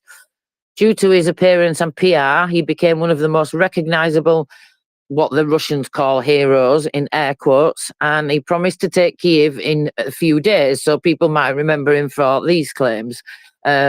He became an image and a symbol of the Russian world, and he was actually used to create lots of propaganda in the form of merchandise, mugs, t-shirts, badges, and that type of stuff. And he even shot a video about NATO, saying stupid things about NATO. So that's good news, isn't it? One more Russian gone from Ukraine. That is very good news. And the sooner the better, I think. It would benefit everybody to have all the Russians gone. So this is sounds pretty dramatic, and I'm all for that. So let the early birds set an example for the ones that are still trying to do something in Russia or in Ukraine, and hopefully they'll get the idea that they're not welcome, and maybe somebody will shoot them in the back for trying to leave the theater. But either way, whatever happens, less Russians, better. Absolutely. Less Russians, the better. So, James, you said you had somewhere that you would like to take us, or a topic you would like to raise? Yes, I put something in the nest, and it is about this whole idea of how governments and nations combat disinformation. And there's a good discussion this morning about what are the limits of that for governments. And so I just wanted to revive a topic that was quite a thing back a year or two, gosh, time flies. It's been several years now. Nina Jankowicz, who wrote How to Lose the Information War, and that was partly about Ukraine, had or was going to be assigned as the director of a new project to sort of help deal with the information war in terms of social networks. And she really is one of the people who helped Twitter to develop the commenting and the bonking systems. Less so the bonking stuff, but more about the comments that people can put on a tweet if they're allowed that privilege. And it's a privilege and it's a duty. So it's sort of like, oh my God, I don't even want to deal with that for a lot of people. And it is tremendous responsibility because so many people can read a comment. So it's a great thing to do. And she got the stuffings kicked out of her by opponents within the United States who did not want to do this. And they said, "Wow, this is interfering with free speech," and I don't think it did really. She wanted to have this capability inside of the Homeland Security Department, and they would have tracked things across social media sites. And I think that this is where you can really battle Brandolini's law, which is, as the tweet says from Wikipedia, the amount of energy needed to refute bullshit is an order of magnitude bigger than that needed to produce it. And so I think that is very true, and we should definitely debunk information, even though it takes a long time sometimes. I myself hope to ask Fabian Hoffman about the alleged attack on the hospital and also the alleged military strike on on the Palestinians who were leaving the area headed toward Egypt. They weren't going to Egypt, going in that direction. And there was a alleged artillery shell. And it takes a lot to refute those cases. It takes a lot of technical knowledge and things like that. But in the information space, purely in the information space, there are so many like messages. And so one of the things that I think is done is, and I'd love to know more about what the Europeans do, and I know something about it, but I can't keep up. But once you know that a message is incorrect, and if you find it in another place, then whatever refutation you have is available anywhere about that. And I think that it all could be in the purview of what a government agency could do, especially if they limited themselves to publicly available tweets and telegrams and Instagrams and things like that. It seems like that would be allowable. And to do content analysis seems like it'd be legal and not necessarily interfering with free press or free speech at all, but rather to say, hey, look, we have this to say back to you. And it could be, for example, that there's a giant bot that goes around and says, you know, we've looked at this, we find this is wrong, signed, whatever department of government it is coming from. And but at the same time, it takes a huge huge effort to spin that up, and it does leave sort of a fuzzy line about what is the government responsibility versus not. But at the rate that what did they say, the truth is still putting on its boots, well, the lie has gone around the world or whatever. So it seems like we could do more and better with some kind of information response similar to that. Now, she got beat on until she withdrew from the nomination for the position. Nina Jankowicz is on Twitter, and she's a very good writer, a good speaker. She took a really good position on Ukraine throughout her work, and so she really is someone that I consider an ally of Ukraine's. And so I don't think her ideas are dead at all, and I think there's something that can be done there, but it's really tricky business to make sure that it stays on the side of allowing free press, yet not letting them get away with lies that hurt and injure people. See Fox News lawsuit settlement. So it's a tough issue. So that was the sort of the topic I thought was worthy of a little bit of discussion, and would love to hear other people's ideas about it. So that was it, Tracy. Thank you, James. Yeah, I think it's actually really good to keep raising this topic and keep going over it, and keeping all the new information in our minds and informing any new listeners, because it is really important. And as you've said, we've seen some examples. I've seen examples personally myself where this propaganda. Somebody got a hot mic? So yeah, I think this propaganda can be extremely damaging. I mean, we were talking the other day about some of these things, and I remember an incident that actually made me get rid of my TV at the BBC. It was right in the beginning of the full-scale invasion, and they aired a report talking about the incorrect correlation with Ukrainians and Nazis. So I was disgusted at that, and I thought, that's it, I'm not watching TV no more, and I got rid of my TV at that point. So I've been very very disappointed in many media and many news media. And because of that, because the thing is, I still get that thrown at me now, James. I get people online that I'm trying to talk to, or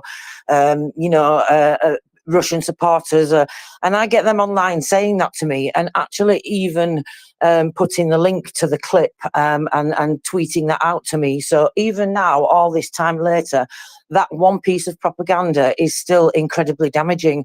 And I think that's what's given Russia some of its power, to be able to manipulate the world's opinion with the propaganda that they're pushing out. So I do think it's really important. And there is a fine line between cracking down on that and free speech. And we always have to be careful of that, and always paying attention to that, because I, like everybody else, don't want to crack down on free speech.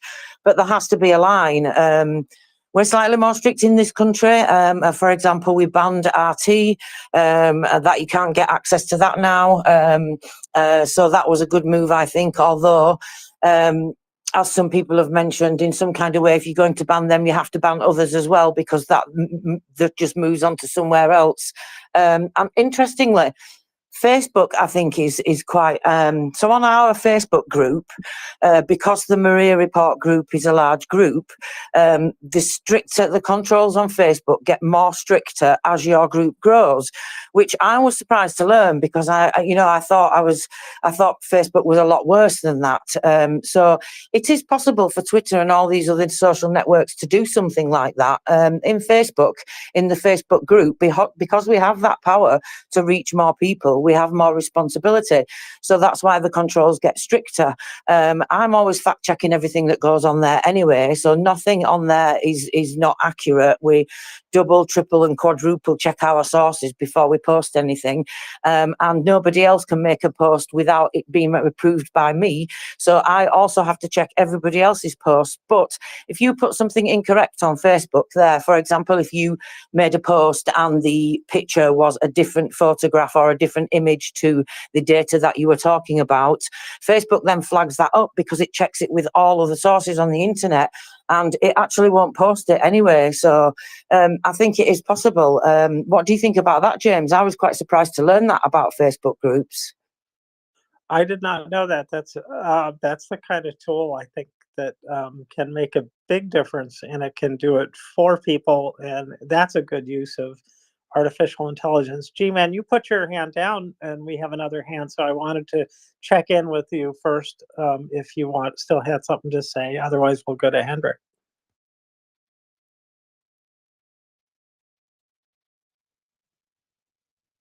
Hendrik, welcome up. Yes, basically, there used to be in the newspapers the editorial columns, and editorial columns basically were known to be opinion columns and not fact columns. And I think this is what needs to be done with most of the newspapers and everything else. Let's get back to the truth.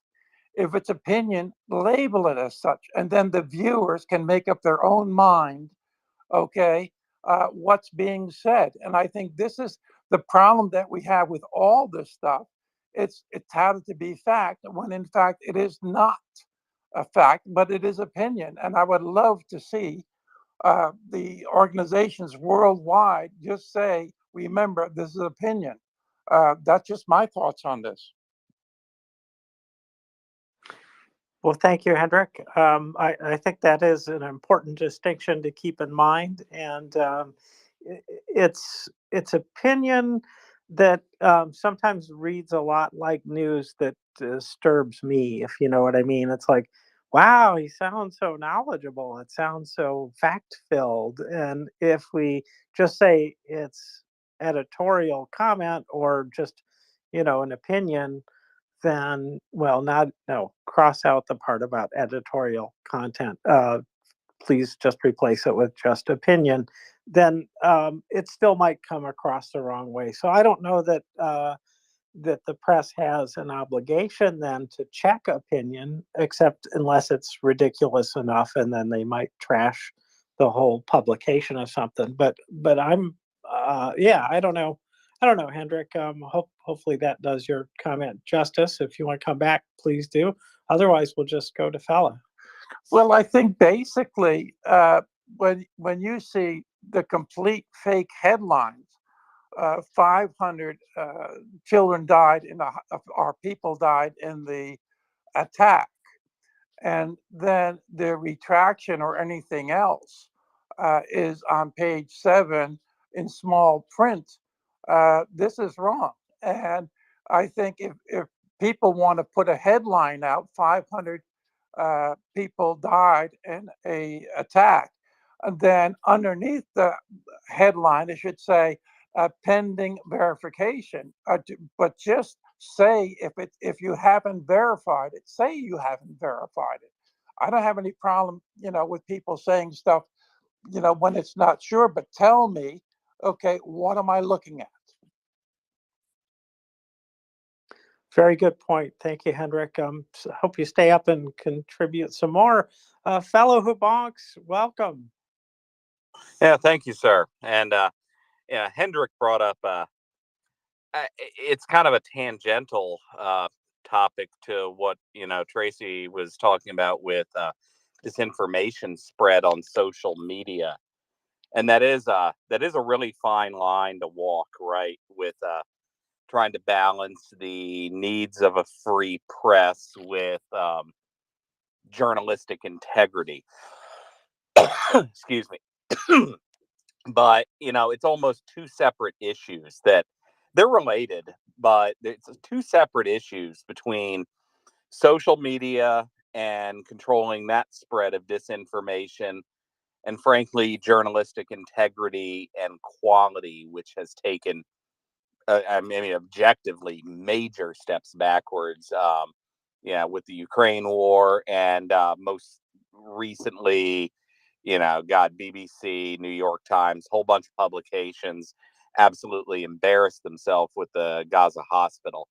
But a certain element of that, at least with the Gaza hospital story, it's common sense. Are you really going to take, the Palestinian or the Gaza health authorities' immediate word at something for an event that happened 10, 15 minutes ago that they already know a body count? Does that even make sense?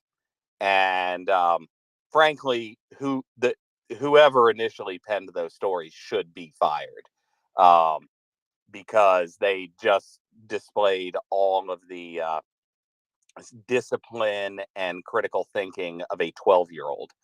And there's no way to really be nice about that. That was a pretty pathetic screw up.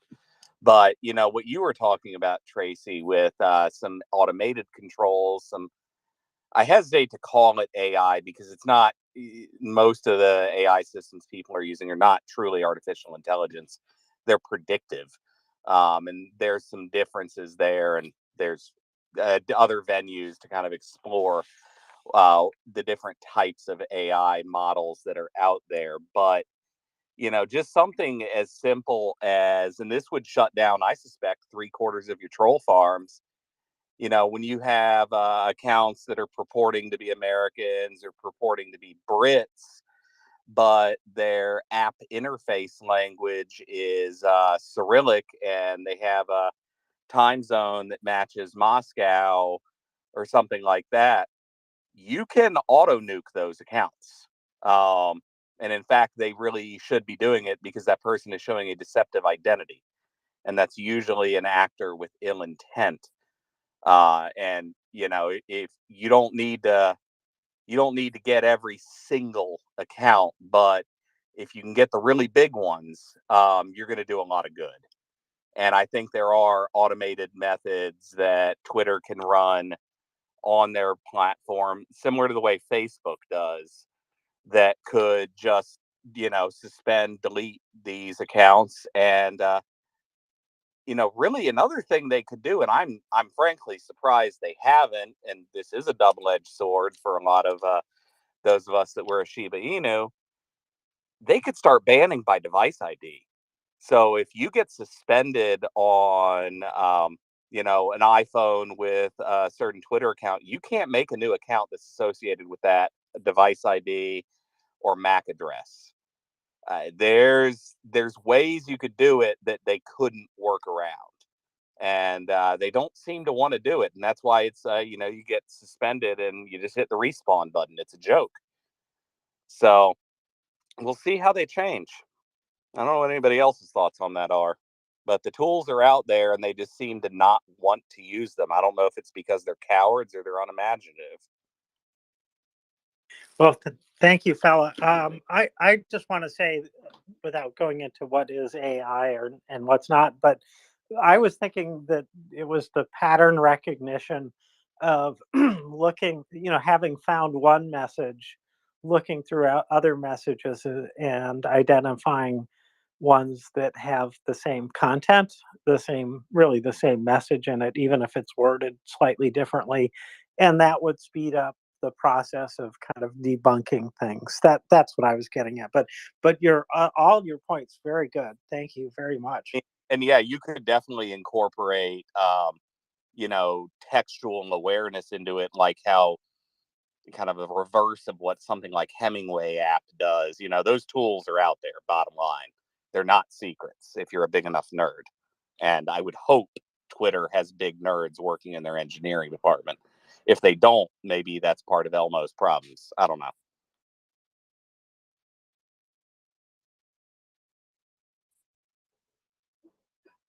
Yeah, thank you, fella. Yeah. Sorry, go ahead, James. No, I was just going to say, go ahead.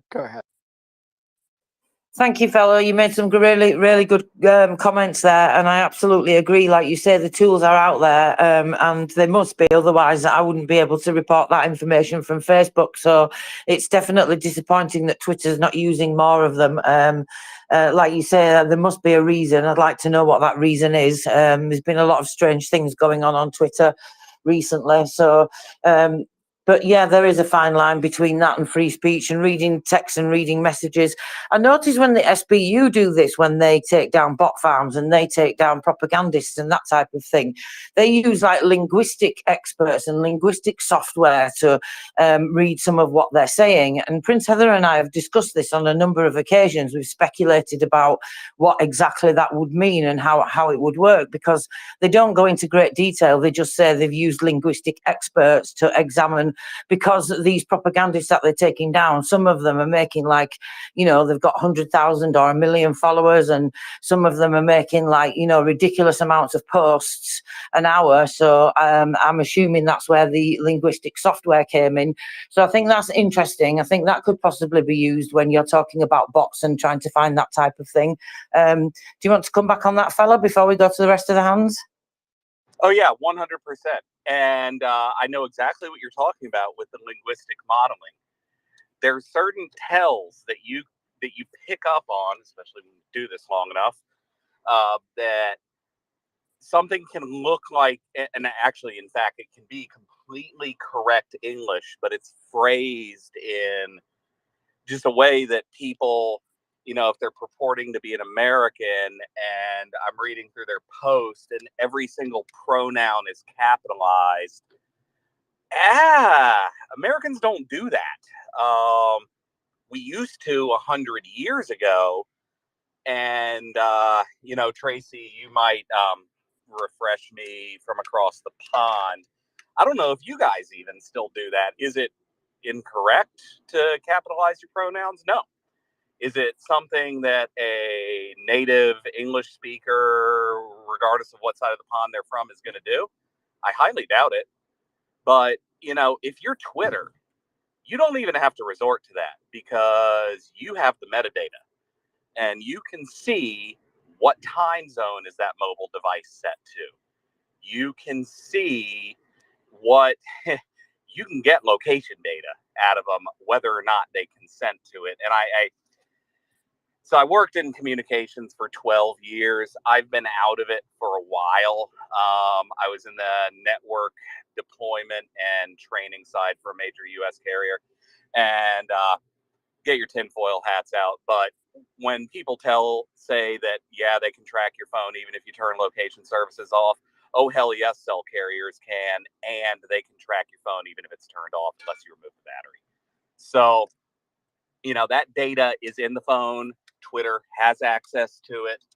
This is something they could do, and it would be very heavy-handed. There would be a lot of very irrelevant people that would do a lot of complaining, but that's part of leadership. You realize that yes, everybody has an opinion, but not every opinion is created equal, and you have to make what is the best decision for your company and the continued existence of your company. And while in the U.S. our free speech laws are more rooted in objectivism, and they're very difficult to change, frankly, by design, and that's something I'm kind of thankful for. Where the Europeans are, don't take this the wrong way, y'all are a little bit more flim-flammy on it, and more willing to have things that are subjective in your law. Even if you want to keep it to American freedom of speech standards, fine.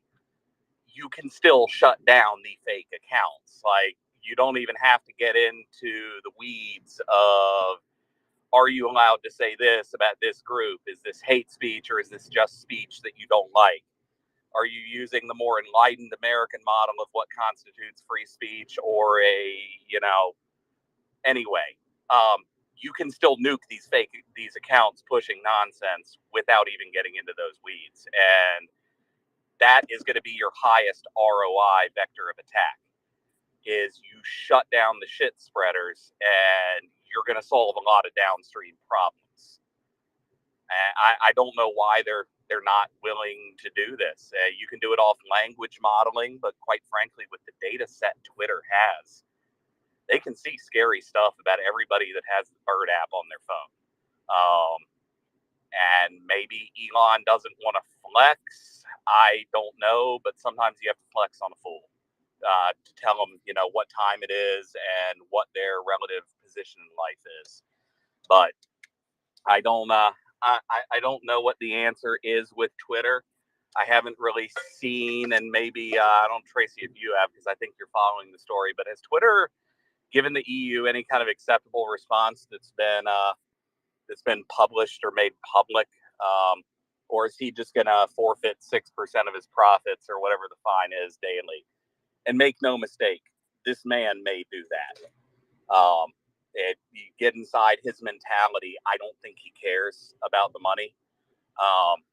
But do you know if they've responded at all to that letter last week? I've not heard anything about a response. I was actually just going to ask James if he'd heard anything about a response, because I'm with you, fella. I think the guy will just pay the fine. Well, have you heard anything, James? I have not. I think it's really important that we just remember that his partners have very different interests. And why would the Saudis and others want to kick in so much money into a company that doesn't appear to have a foreseeable payback period for them? It may not be about the money. It's absolutely not, in my opinion. They'd probably be willing to see it burn to the ground if it helped get the election the way they want, because that might be worth trillions of dollars to Mr. Musk's partners. Well, the other side to that is, you don't know if Musk even cares about them anymore. He could just be using them and is going to dispose of them once they're no longer useful. The kind of the reality stick first that hits people in the head that get into that really get into studying the finances of Elon's businesses, regardless of what you think about them, is that companies like SpaceX provide him a ton of padding. So he does not, I wouldn't necessarily expect him to just be motivated by the money. And, in business, sometimes you do bring people on as a matter of convenience, and then you become done with them and you wash your hands. And with how Musk is, I could see him just treating the Saudis and his other backers like a disposable straw.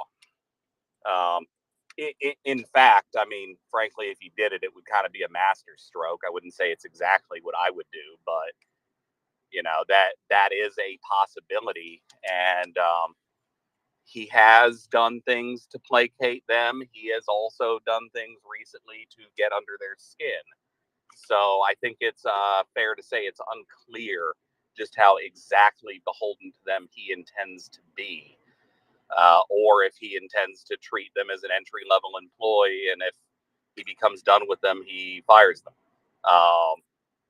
Because, you know, you do the math on Starlink subscriptions and subscriber growth, he's got cash flow.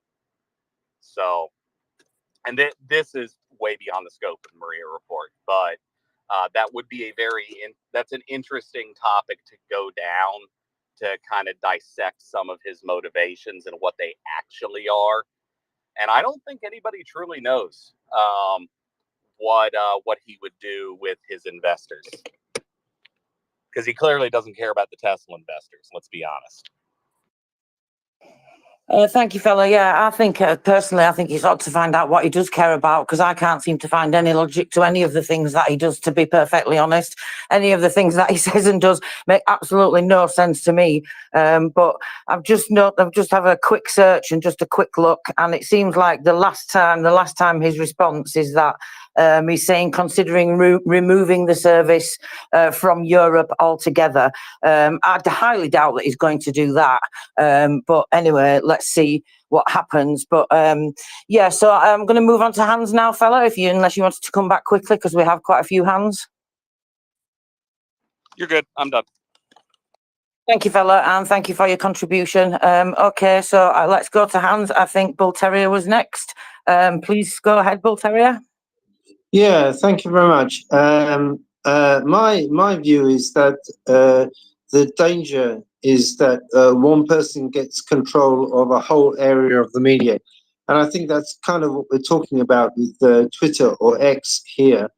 I do believe that as those of us from the UK are used to having a number of different, if you like, newspapers, even if they're online, and being able to access different points of view. I remember, though, when I lived in Australia, there's the Australian, and that's Murdoch controlled, and that's Murdoch editorial line. And I was quite horrified living in Australia that was the newspaper and that was the line, and there was really no alternative. So I think personally that's the danger, is one person getting control of a very big area of the media. I mean, yeah, that's a very good point to make. We certainly don't want that, and I think, like Fowler said, that's slightly outside the scope of MriyaReport. But I do take your points, and obviously it's all relative to what we're talking about. So, and I think you're right in what you say about the UK. We're used to a slightly different. I mean, we have slightly stricter hate speech laws and that type of thing here, which I think is really great. I don't think that encroaches on free speech at all. So I think that's an example to look at where the line is. You can't go around like calling for hate speech, but I do think that those hate speech rules need slightly expanding, because I think when they were made, they maybe only considered one group of people or one demographic or maybe one or two, or I don't think that they've really considered the way the world has grown and the way we've all become more connected. So I certainly think that they need expanding on. Now then, James, I'm not sure of the order of the hands, are you? I'm not positive. I thought it was Thomas, then Ukraine, then Curious, I think, but I'm not sure. If you guys know yourselves, please do identify yourself as first, second, or third. I'm not sure, actually, to be honest. So if some of the others feel that they were first, then let them come. So who's been waiting the longest then? Curious Pete, would that be you? It might be me, and in fact, on my app, Thomas and Ukraine, I'm showing. Okay, what I'm going to say is yeah, just very briefly, very short. So Really. we talked about Thomas, can you not hear Pete speaking? No. I think you may need to recycle because Pete was speaking then. I think maybe I should recycle because I'm seeing a bug on my screen, so I'll come back up and let them go first. Okay, thank you, Curious Pete. Thomas, please go ahead. The interesting question about that analogy is that you assume because people can make money, they're right. Making money is, and I've done multi-billion-dollar deals, pretty easy. You're looking at a number. You're looking at a number that's bigger than another number, and you work out whether in the future it will be bigger. What makes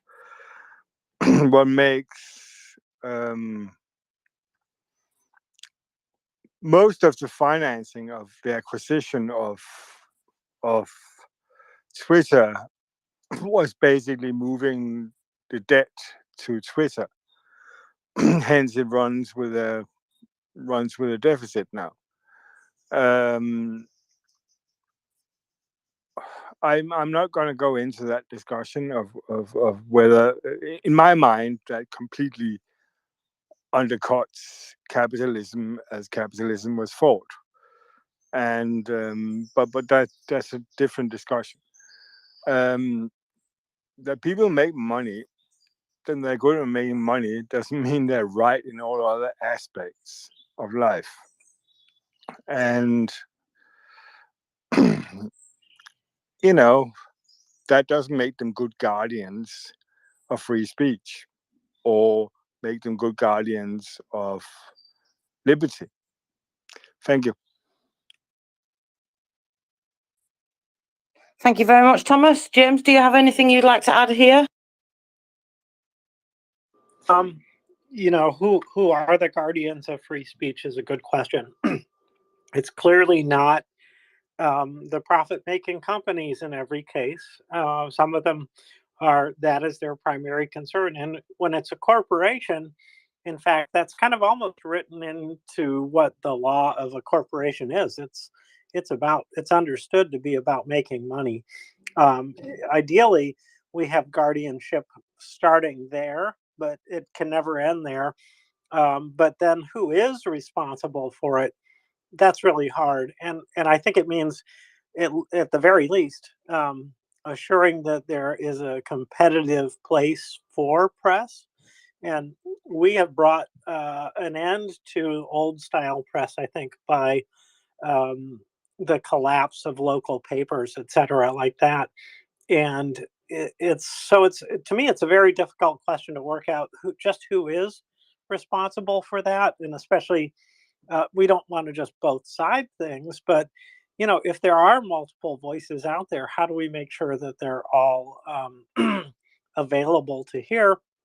And in truth, there really aren't beyond a certain range. I don't have the range of a big national celebrity or anything like that. So whose speech do we have to protect? Well, I guess everybody's. And who's responsible for protecting us from speech? And that is rightly in the government's hands, but it is also quite frequently in individuals' hands. See Fox News lawsuit settlement, right? Where the press has responsibilities to speak the truth or face charges of slander, and or libel, or both.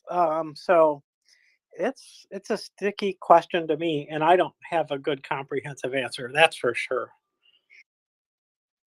Thank you, James. Yeah, I would agree with that. Curious Pete, you've come back as a speaker. It's very good to see you. I'm happy to see you've returned as a speaker. So please go ahead.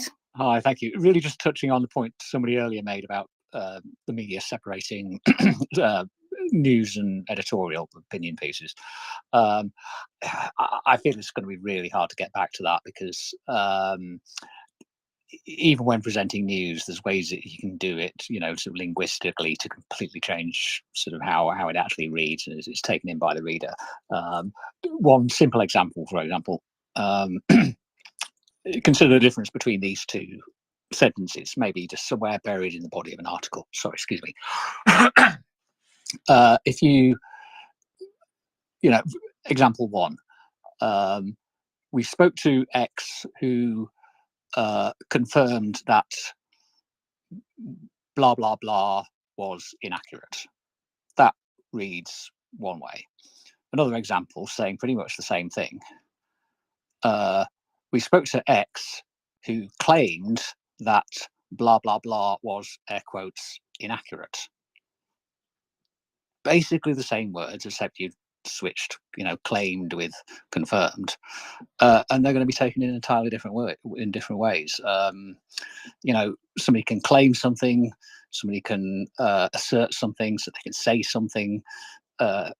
It's all those words just really do manipulate more subtly, and I think more effectively than you know, when people think they're reading the news, but they're actually being manipulated. I think that's more damaging than, or you know, potentially more damaging than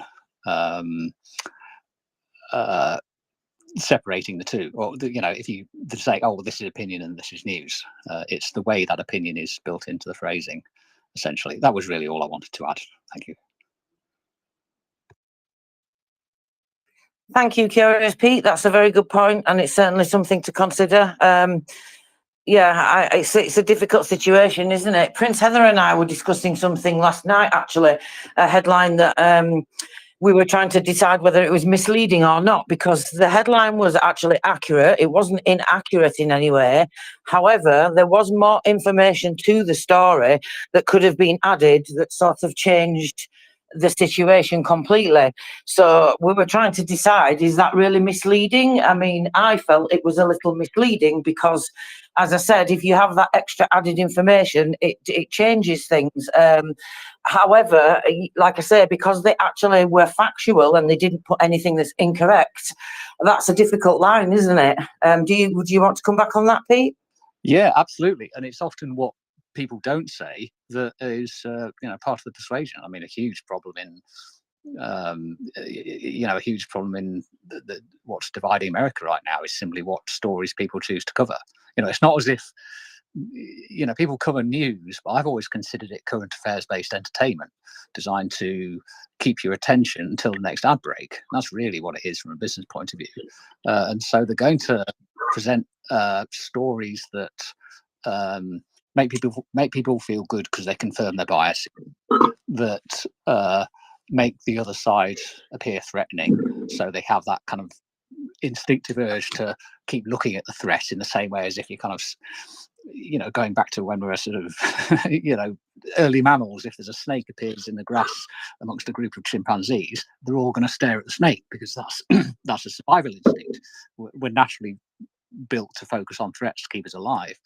And that's, you know, that to me is at the root of what's going on in the divide of America in America at the moment. So quite how we deal with it, you know, some kind of press regulation that sort of, you know, we have Ofcom over here, but giving them not even more teeth potentially, but just just tools that make it easier for those bodies that are there supposed to be enforcing fairness to, you know, just to highlight to them, look, here's another slightly inaccurate thing, or here's something that's worded in a biased way. And if then that body, that regulating body, then goes, okay, thanks for quickly flagging that for us, we'll just send a message to that editor, that journalist, and say, you know, we've noticed this, just be careful. You know, just, you know, it doesn't need hardcore regulation, but just ways of increasing the effectiveness of, you know, bodies or regulatory bodies that are there to enforce effectiveness might help. But, you know, it's a big problem with potentially lots of different approaches. Thank you. Thank you, Pete. That's very good comments. Thank you very much. UK More Update, welcome. Please go ahead. Hey, thank you, Tracy. Hi, James. Great discussion, very interesting. So I just wanted to maybe contribute a little bit and bounce off some of the points that were made. You know, this morning I was listening to Packer, who was who was a host on the space. It was similar questions we were bouncing around. Some of you probably were present.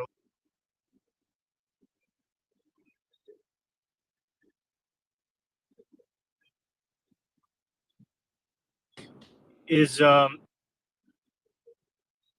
slightly different context, but he was talking about the informed and understand what the authority on the subject matter Ukraine, is. Ukraine, Who, Ukraine. I'm reliable losing for and your what is sound a not, little right? bit. Kind If of you're have. Ukraine, can you hear James? Yeah, I can. I'll come back later. I have bad connection. Thanks.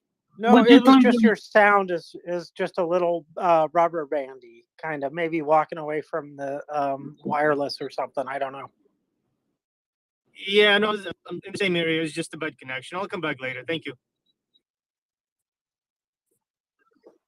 Thank you, Ukraine. More update. Go ahead, Kerry. Welcome. Hiya, Tracy. Hi, Tracy and James.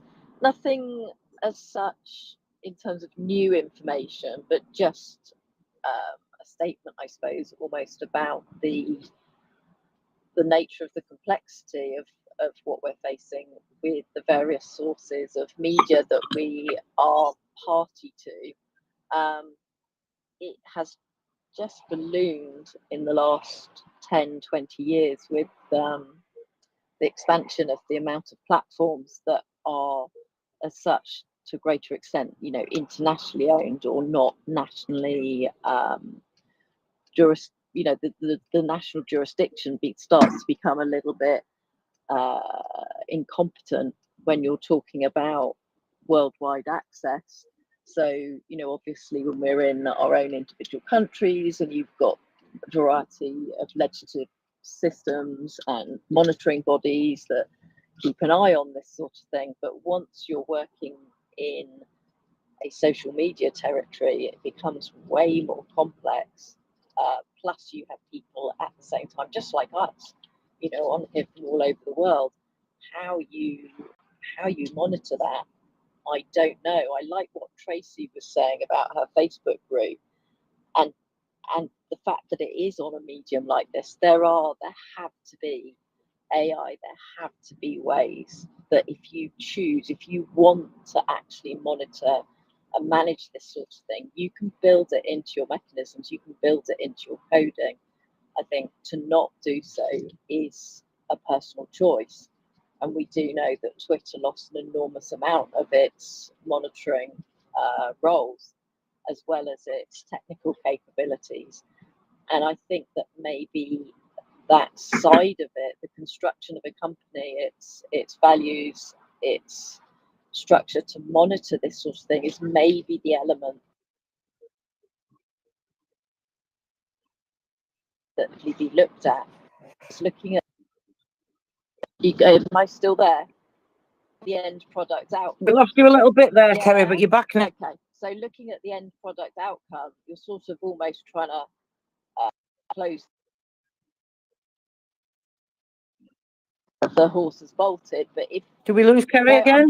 I'm here.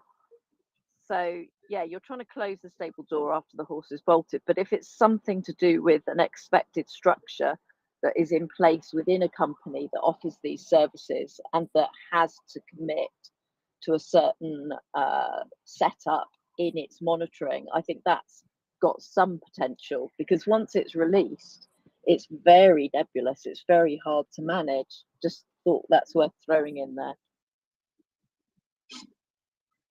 I agree, Kelly. It's very difficult to get the horse back in the barn or the Gaza news story out and get it corrected once it's out. However, I think that is always going to be a thing that the press will face, and that they are always going to lose the race to get the news out first to the people that are willing to just say anything that pleases them. So I think it's an enduring problem, and I don't know that the press will self-correct enough, especially with hot button issues like this, where it's not just a million views, or it could be tens or hundreds of millions of views that are in the balance.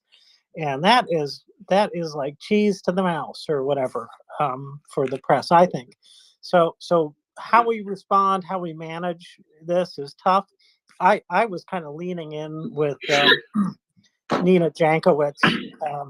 Bull Terrier, your mic's open. Bull Terrier. Anyway, yeah. So, anyways, just the idea that the Bull Terrier, your mic's still open and you opened it again. So, yeah. Anyways, that idea that we're going to manage this, I don't know how much the government should do about managing it, except for maybe, like I was suggesting, if it's outright illegal speech, then there's one instance. But when it's an opinion kind of thing, but it's wrong or just misinformation rather than malinformation or hate speech, then maybe they can still tag those ones. So I don't know, but we have so many hands. I don't want to take all the time. So Ukraine, you want to? Yes, Ukraine, you want to give it another try? Yes, please. Thank you, James. I'm going to try to be brief. Yeah, basically what I was trying to say, it is a complex problem that requires complex solutions, right? My opinion is that education needs to be foremost, upfront as far as countering that kind of, different types of disinformation, misinformation. And personally, I have slightly brighter disposition maybe on the future of this problem because I do have school-age children and I see them being, educated with heavy emphasis on the critical thinking, analyzing sources of information, that kind of stuff. So, I think we are moving in the right direction. The other side to this issue, and we kind of talked a little bit about this, other speakers, is technical ability of a state to control, and I'm using that word with the, for the lack of a better one, control the information, right?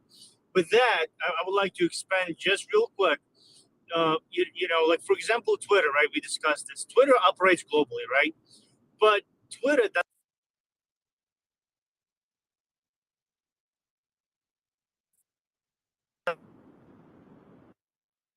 Are we losing him again, James? Yes, we're losing you again, Ukraine. Just can you close your mic again and then reopen it? Sometimes that helps a bit.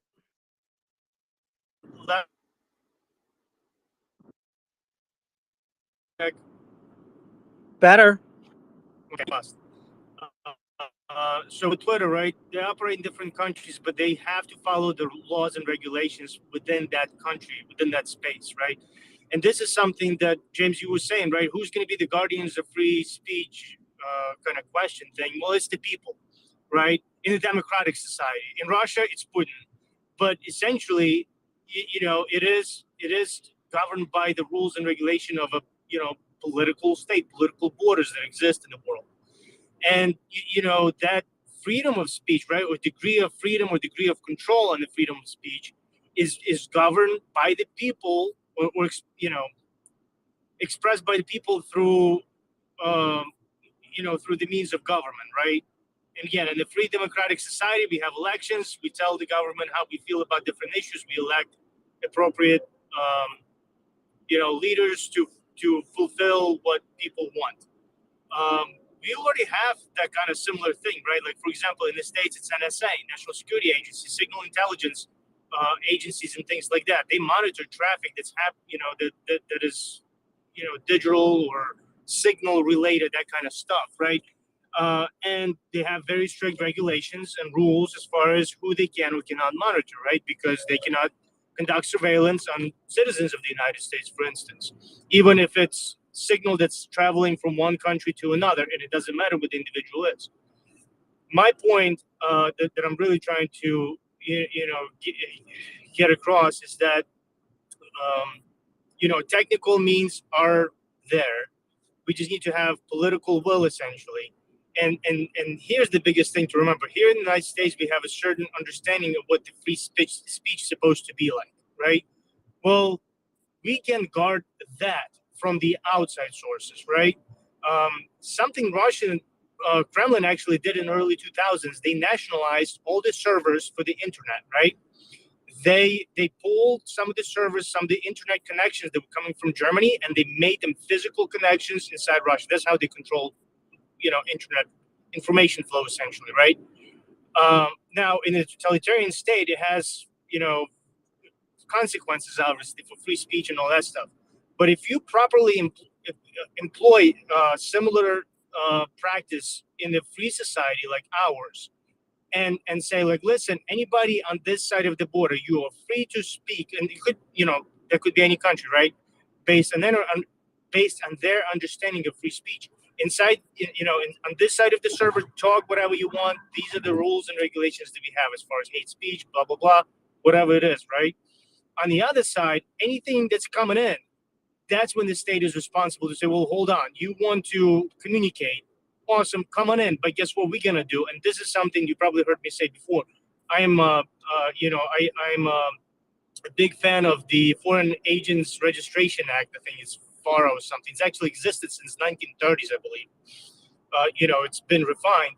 But yeah, come on in from the outside, right? Like the Russian troll farms. They want to be in our, internet space and all that stuff. Yeah, come on in. But we're going to put a label on you. Everybody who's in the United States who's listening or reading your crap is going to know that you're coming from Russia. We do have technical means to do that. Anyway, sorry for the rant.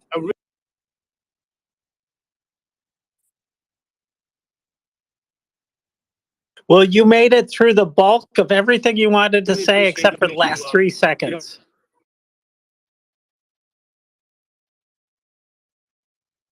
Oh, thank you. Thank you very much for sharing your thoughts. It's always good to hear from you.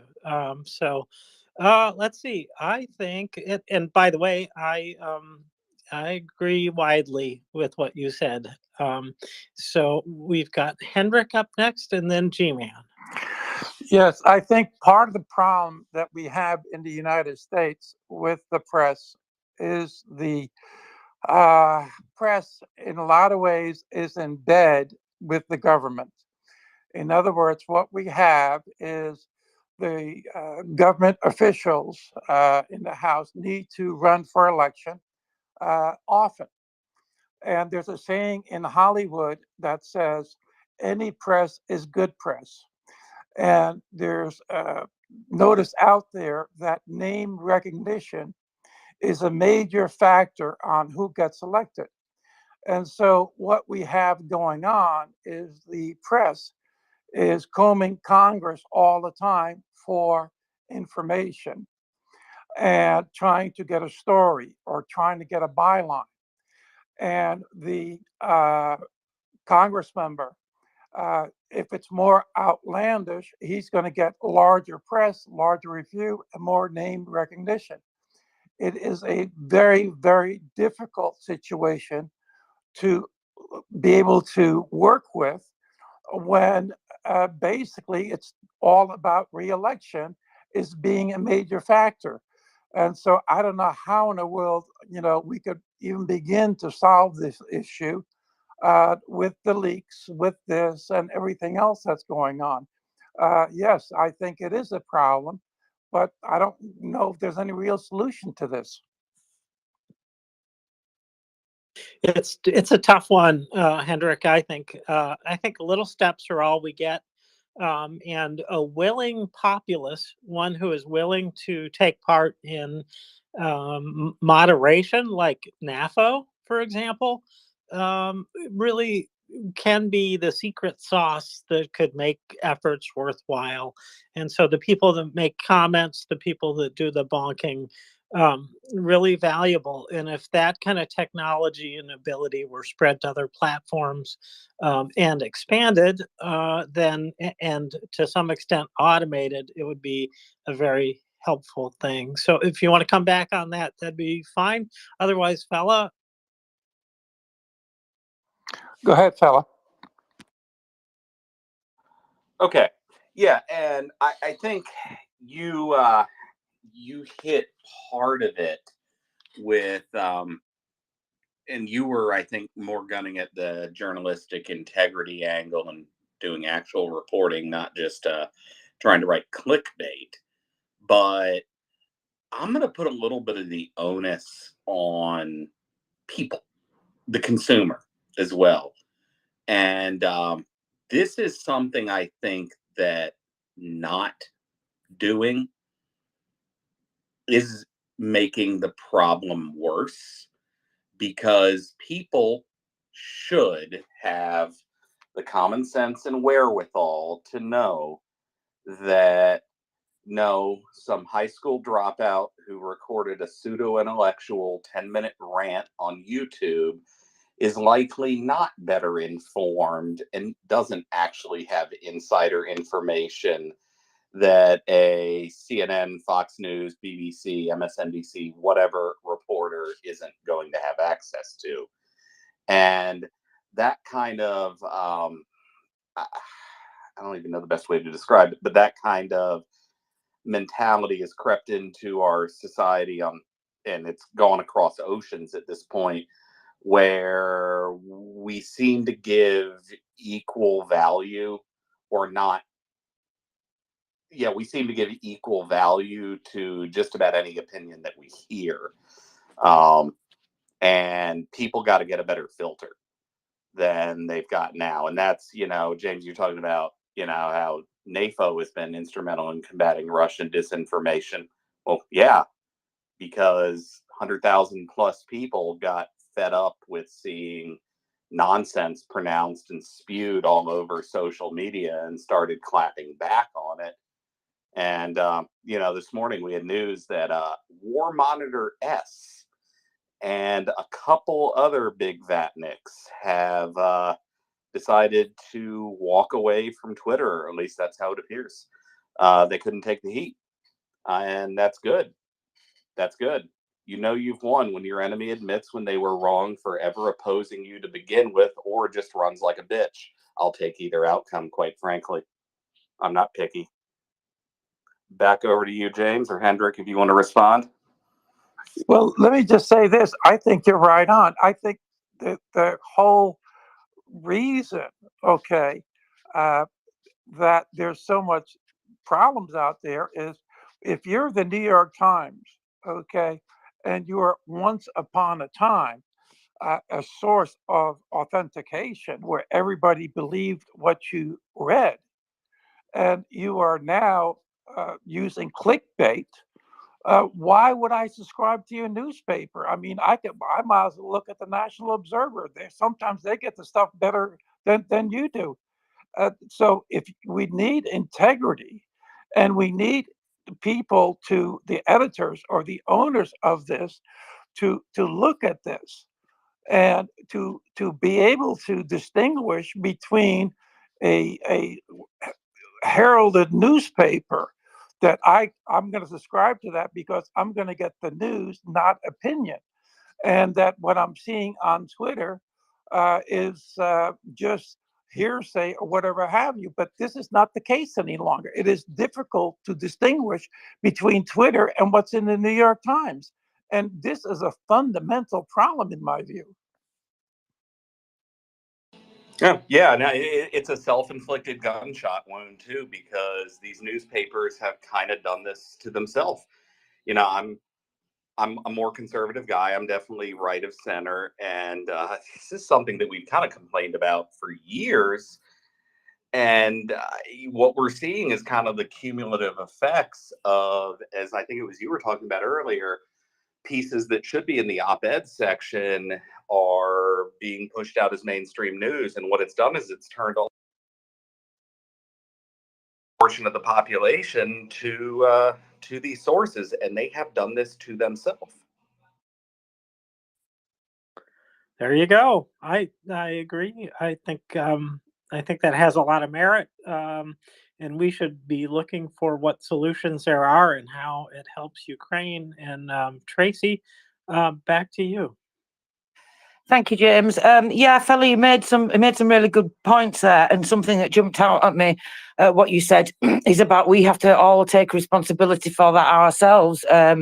And I think that's, it's a key thing. Like, that's one of the reasons we're all here at MriyaReport, all learning from each other, all sharing accurate information. So I've noticed a societal change probably it's when the internet started, and then slowly over the years. I'm quite old, so when you get to a certain age, you can look back and see these things and these patterns. And I noticed some odd things in society that seem to make no sense to me, such as when the internet came and that allowed people to have access to more information. People seem to be becoming less knowledgeable, and I thought at first, well, no, it must be just me, and it must be just a few people, and it can't be everybody. But actually, I've changed my mind over the last few years. I think a great deal of people really just don't know where to go for the correct information, or seem to have lost the ability for critical thinking, and double and triple checking your sources. I think the thing why that saying that the truth hasn't got its boots on before the lies travelled halfway around the world, I think that's because people do seem to believe that first thing that comes out, and then once they've formed that opinion, then it's really, really difficult to change their mind, because they just think that you're the opposition and you're trying to change their mind, and it's not true. But they get really stuck in the ways. And also, confirmation bias is something that you said, which I think is really important. We all need to look out for that. I know when I'm following the SBU, I'm so impressed and amazed by everything that they're doing, but I'm still always trying to make sure that I'm not following any confirmation bias and not thinking, oh, they're just amazing and wonderful, and actually looking for the correct information. And, so I think these are all key things that I don't understand why people seem to have lost the ability to get correct, accurate information when that information is out there. Again, coming back to Google, Google's amazing. Google is your friend if you know how to use it, but you need to know what keywords to use, and it makes a big difference. And again, I think a lot of people just read the first thing or click on the first link that comes up and never really bother to look down the page to see if there's other links. And so I think that's a really dangerous thing also.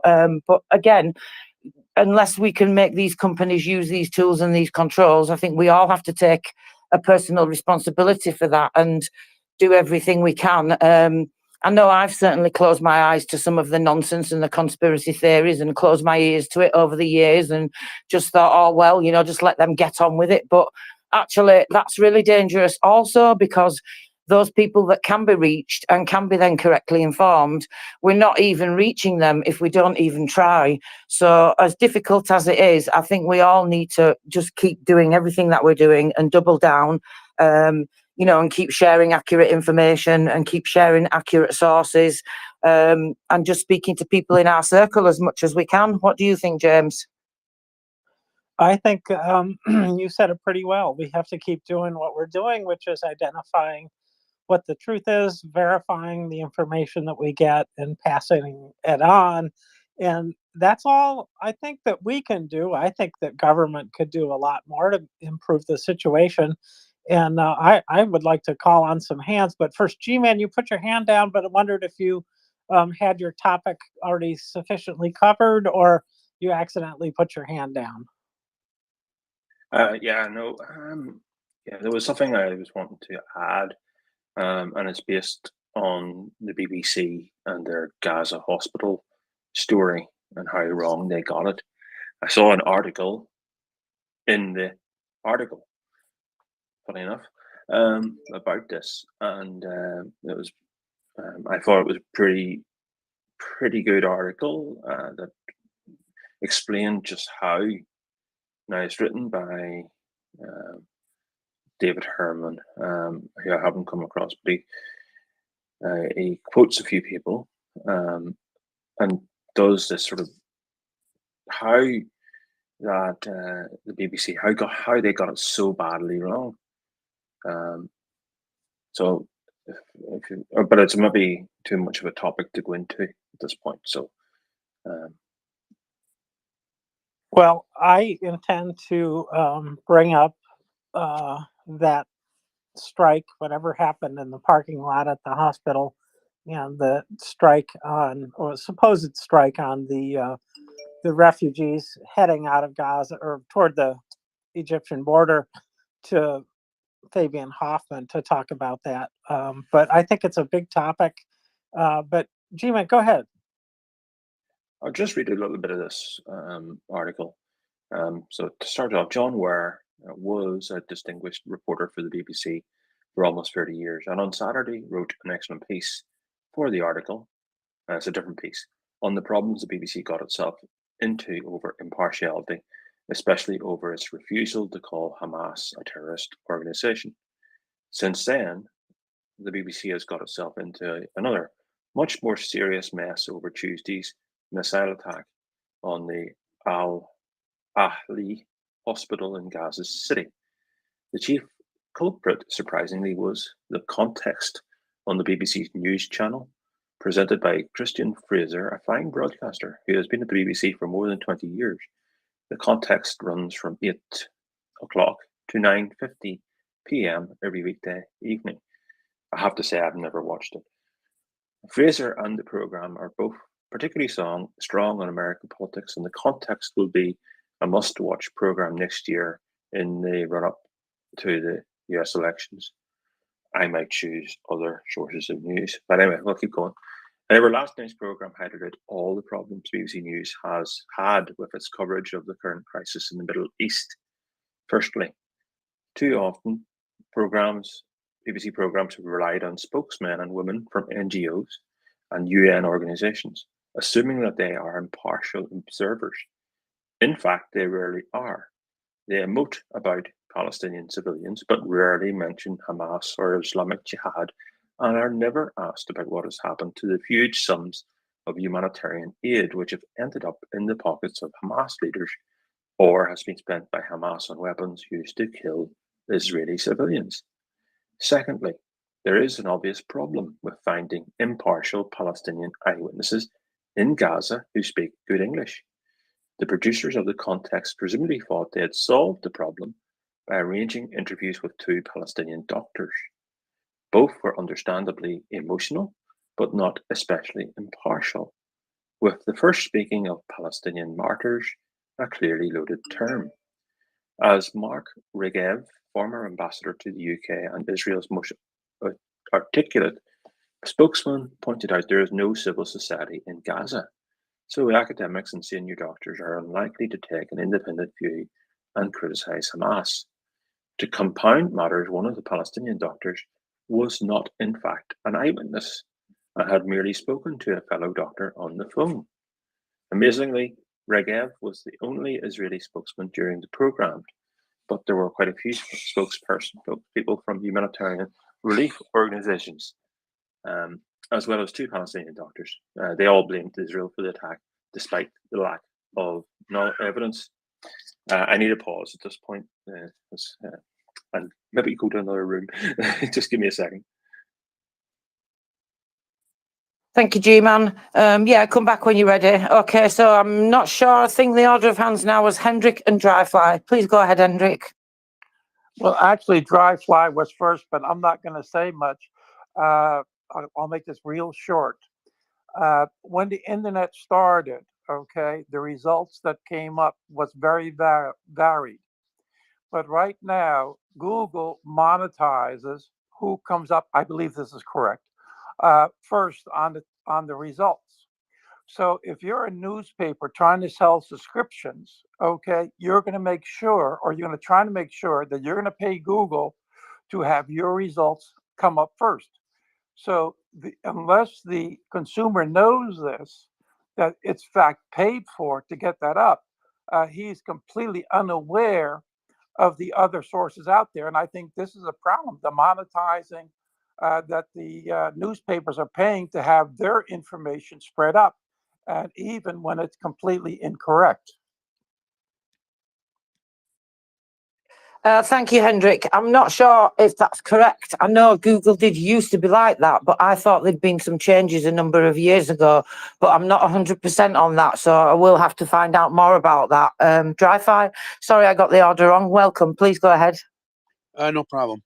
I was just going to comment that when people are looking at sources of news, it's not just the organization. A lot of it is the topic they're covering. Does that organization have reach into that topic? Do they have people who actually understand it on the ground, have contacts?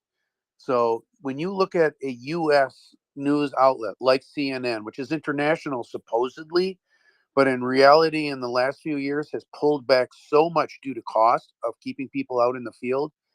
I really don't consider it an international organization anymore. I mean, it's a U.S. national media provider that happens to have some coverage in the developing, some coverage in the rest of the world, but it's so weak, and it is actually has such a heavy U.S. bias that I actually discount it. So I think when you're looking at what's coming out, you have to understand what are they covering and who's covering it. So, for example, if you turn to CNN right now and look at what they're covering for the party battle in the Republican Party over Speaker of the House or the Trump trials, my God, they're all over that thing like a wet blanket. They've got people everywhere. They've got dozens, if not hundreds, of reporters pounding those beats. So they know it inside and out. When they come to it, they may have a bias, but they certainly do have content, and they do have reputable context in that. When you watch them covering someplace like the bombing in Gaza or Ukraine, they've got no one nearby. A lot of the CNN reporters, they're stationed in Kiev, if there's anybody, or Lviv, and they don't have anyone at the front.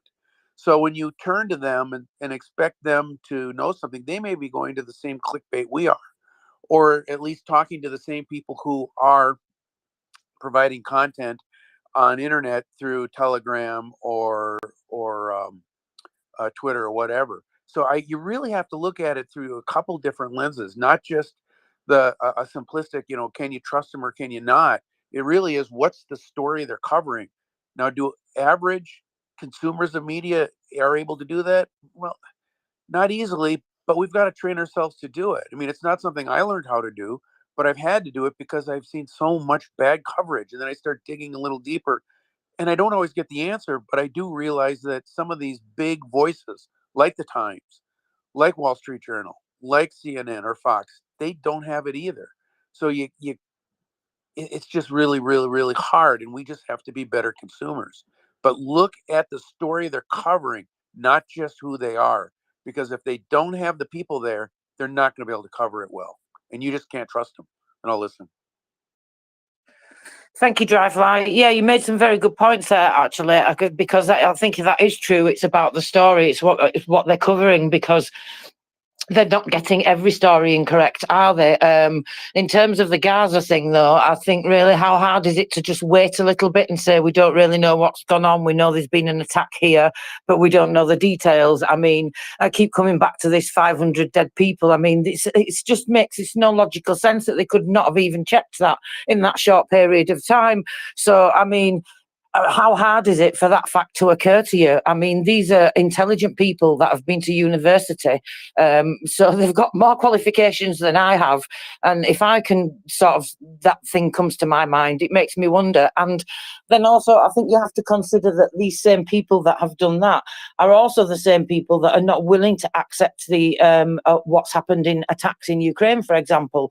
And they'll be saying, oh, we don't really know if Russia's done this or not, because we have to wait and see for the information. We have to confirm. And so they want to confirm and they want to do all that when it comes to Russia and Ukraine, but yet they don't seem to want to do that when it comes to the only thing I can think is what they thought was some kind of a scoop, and they were getting the information first or something. I can't keep racking my brain to think why they would have done that and why they would not have considered that it's not possible to know all that information in such a short period of time. And like I said, the only thing I keep coming to is that they just wanted to get the scoop. Do you want to come back on that, Dryfly? Yeah, my thoughts on that when I first heard it was that you had people like the BBC and others who have a bias, and and I'm not against people having a bias. Everyone has a bias, and the Israelis haven't been 100% innocent over all these years. I mean, there's bias both ways, and it's a tough conflict. But I'm guessing, just from the way that broke, that the people who broke that story for BBC and other international carriers, they were using their contacts in Hamas, in Palestine, and they trusted them. And they trusted them absolutely to the nth degree. I mean, they did not question, because you did not hear say, according to our contacts in so-and-so. This is their perspective. We have not verified it. I mean, you're right. Exactly. That's all they had to say, is that we do not have the actual facts confirmed or verified. The same thing we hear in Ukraine. But they didn't do that. And I'm guessing the guys who are on the ground who fed the BBC, their contacts basically gave them the hook, line, and sinker, and they swallowed it. They swallowed it all the way. And will they be sadder and wiser? Probably. Will those contacts be able to have that kind of free reign again? Probably not. But the damage is already done. And it would behoove BBC and others to have a mea culpa and explain. Okay, here's another part of the story: how we got this story the way we did, and why we got the distortions we did, and explain it. If they did that, they would actually have more credibility. But that also means they probably have to terminate the people who are getting the story for them, and they got no one else to replace them with. Who else do you send into Gaza who has any idea even where to, you know, where to get gas or get a meal? You know, they don't know anything. So you're bringing in people who have been covering that beat for years and years and years who are flawed, or you put in nobody who doesn't know anything. So, I mean, they're in a jam. And a lot of it has to do with that there isn't money to have the kind of, the industry doesn't generate the profits that they used to have to be able to have people everywhere. And if somebody screws up, you pull them, and you have a bench of replacements that are pretty good. So, I mean, it's more of a condemnation or a, I guess I'm saying the problem is the system as much as it is the people. It's just broken because they don't have the staff to be able to do that. Listen. Thank you, Dryfly. Yeah, I think you're right. The information space has changed drastically, and I think they really need to catch up. And I do think you make a good point about saying that they don't really have people on the ground the way that they used to do in all these different areas anymore. So it's difficult to pick up those nuances, and certainly the language difference makes an issue. I mean, I know just from things I'm translating, I have to be very careful because, there's just one piece of grammar or one change of a word can make it say something completely different. So, but James, you'd like to go ahead? I am just going to insert a quick PSA about our fundraising, which you can see in the Nest. We're funding demining equipment, so that this is humanitarian demining, not front of the battlefield demining, and so it protects everybody in Ukraine if they can remove mines. So please open your heart, open your wallet a little bit, not your rent, not your food money, but maybe the second coffee or something like that. So please keep that in mind. And also, we're MriyaReport. We're here 24/7 until the Russians go home, as it were. And we're all about supporting Ukraine. And so glad we've got some, we had an upcoming new speaker, but I don't see that person anymore. So never mind about the rest of it for the moment.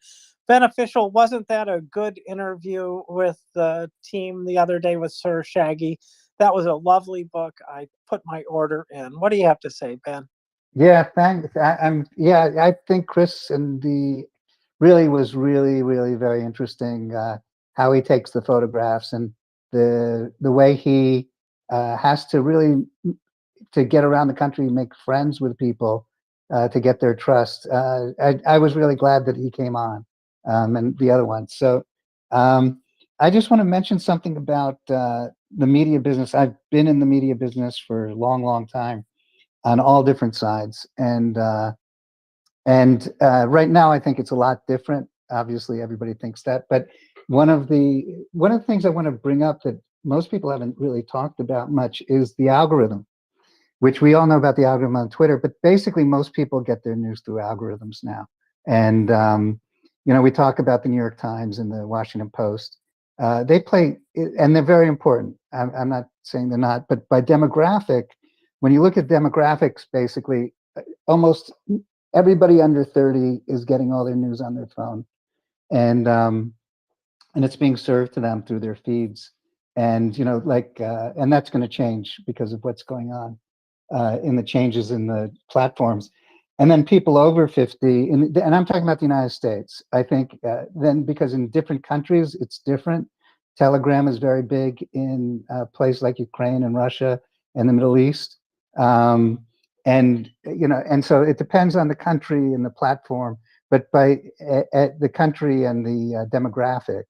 And then like basically how it gets manufactured is another factor. So basically, and how it gets manufactured, it's, I think what people said before, what the gentleman just said, is that the sources on the ground are very few. And I can tell you in Ukraine, there are very few. And it's sort of like and Ukraine and Israel are in two different positions, but in Ukraine, at the beginning of the war, there was a lot of journalists, a lot of interest, and right now there are very few. Most of them are Ukrainian.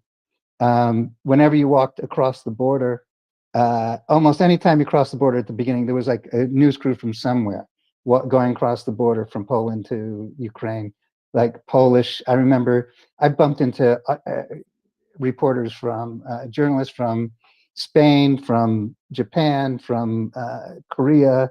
It was just like a UN crossing the border, and right now it's almost like it's very, very sparse, and which is unfortunate because you don't get as much coming out of the country if there are very few people there, and when the fighting is very heavy.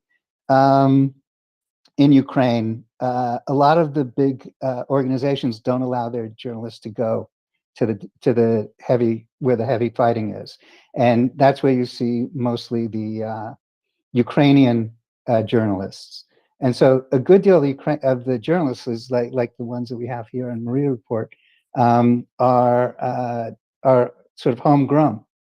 And that's really how the news is coming out from Ukraine. Israel's a whole different story. I don't even want to go into that whole thing now. I think I understand it to some degree, but for Ukraine, until there's a real shift in the war, I think this is what it's going to be basically almost a skeleton crew. And then when something big happens, there'll be this whole rush across the border again, and it'll be all over the headlines. But until that happens, it's just going to be kind of like how it is. I think then I think the story will change a little bit, because I think there's been a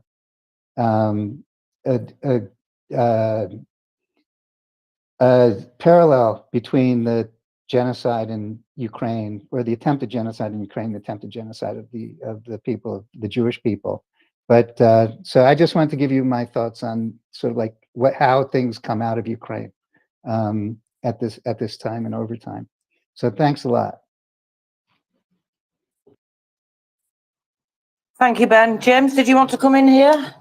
No, I thought those were all good points. I think that the cost of doing business is just not met by the income streams of these corporations, and the corporations especially have got an obligation to shareholders to pay out a certain amount, make a profit, make the stock more valuable, and that does not always mean that they're going to invest more in their products, which would be the journalists who can go and do the kind of work that needs to be done on a complex target like war. So I understand all that. I would just add that amazing how fast the Gaza stuff got out.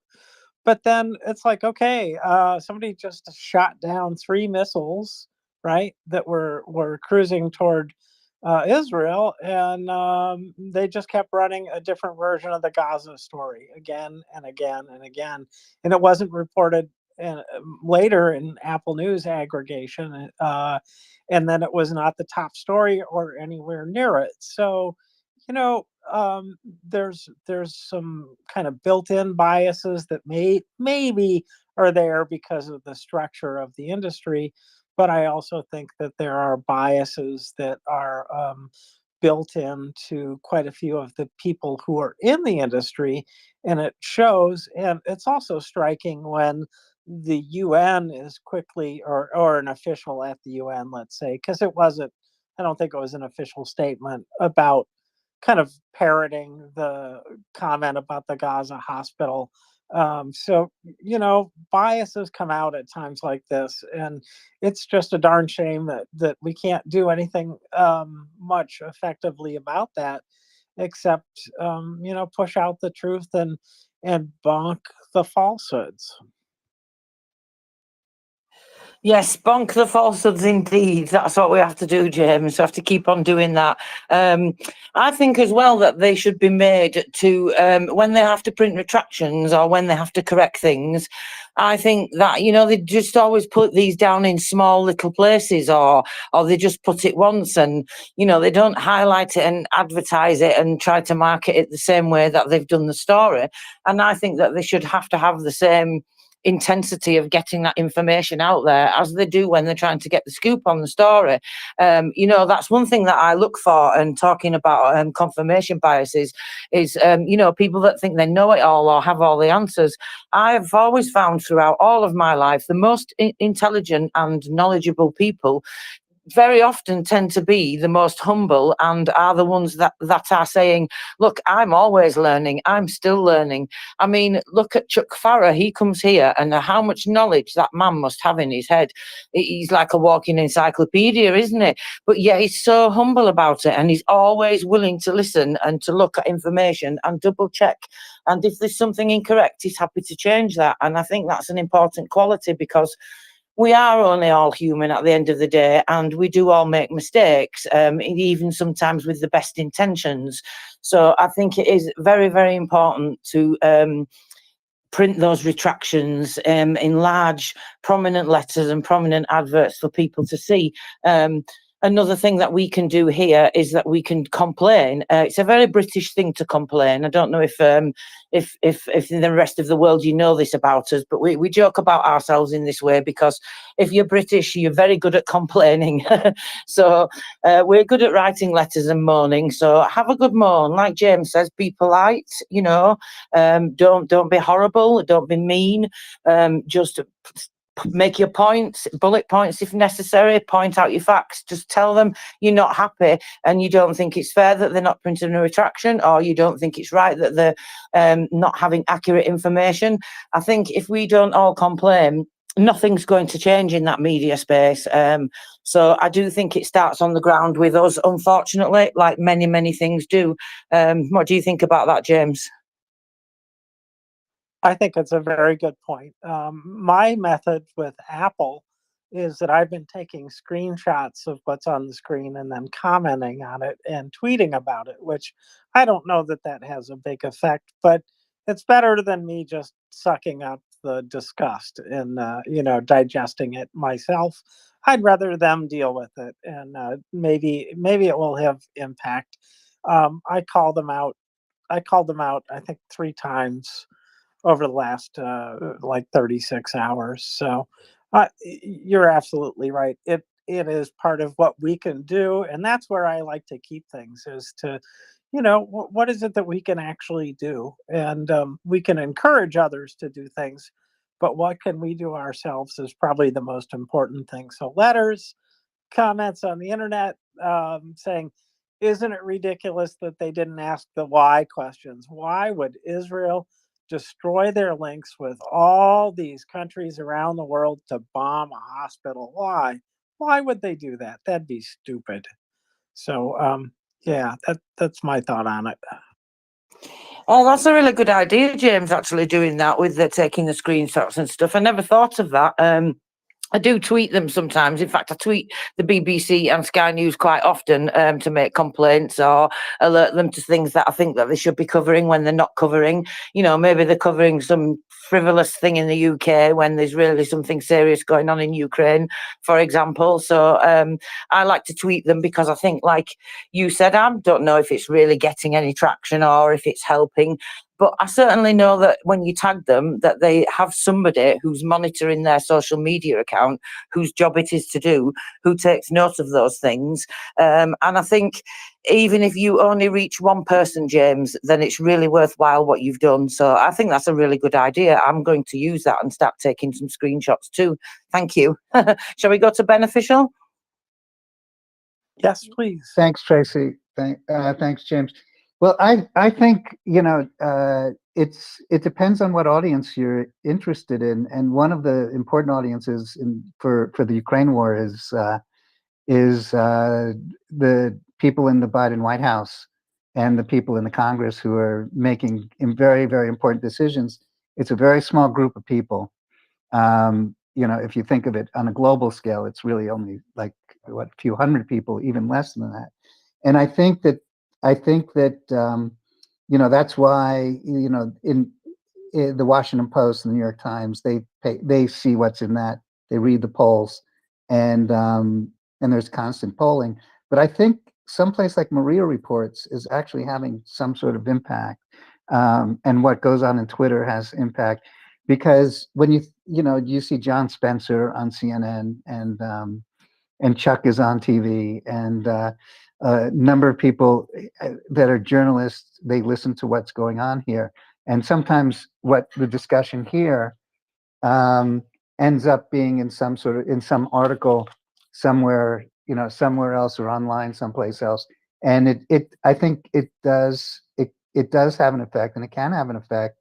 And I think that is and I think that's even in terms, and I'm talking about the Ukraine war right now, and what's going on here. Israel is a whole different game, I think, in a lot of respects.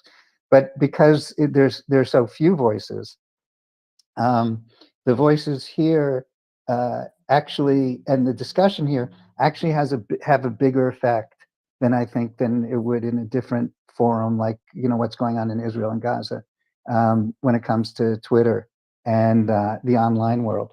Just because the audience is so small that it has that decision-making ability, and that's all that we're really interested in right now.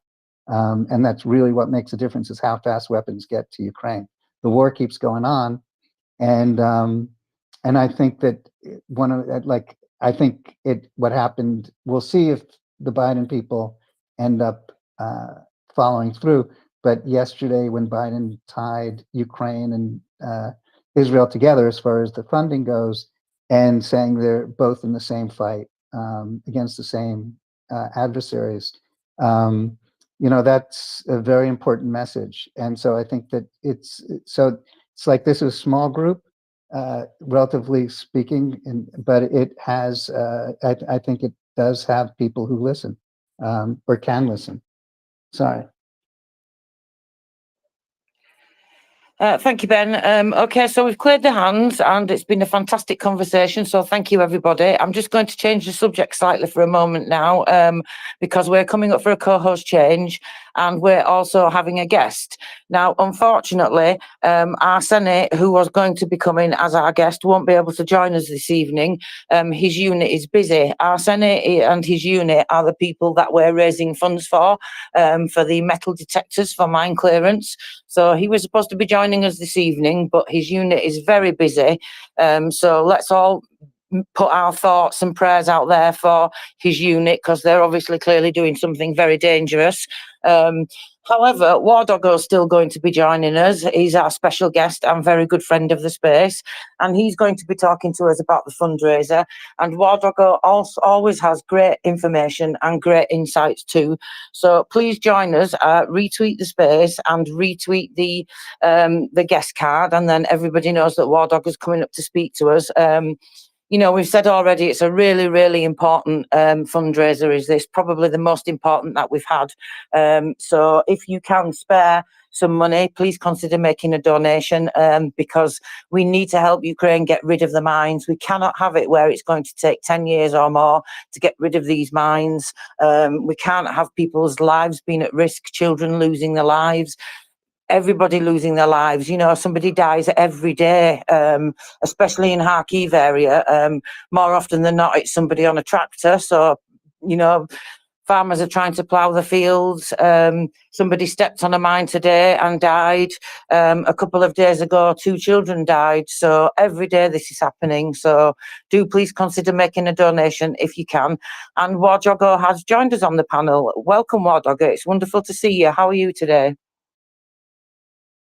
Good evening or good afternoon, depending where you are. Glad to hear you this beautiful day. Hope everybody's doing fine and everything is good. As you already mentioned, unfortunately, Arseny was not available today, but you know what? I can imagine they're having now a lot of activity going on. Therefore, they are pretty much busy with their job. And guess what? I don't feel any upset about that. You know why? Because more job they have, safer we are in Ukraine, meaning more less troubles are going to come from different explosive devices that Russia leave after them, and more job these guys from bomb techs unit, from sappers unit, from LD units. More they do, it means better result is. And you know what?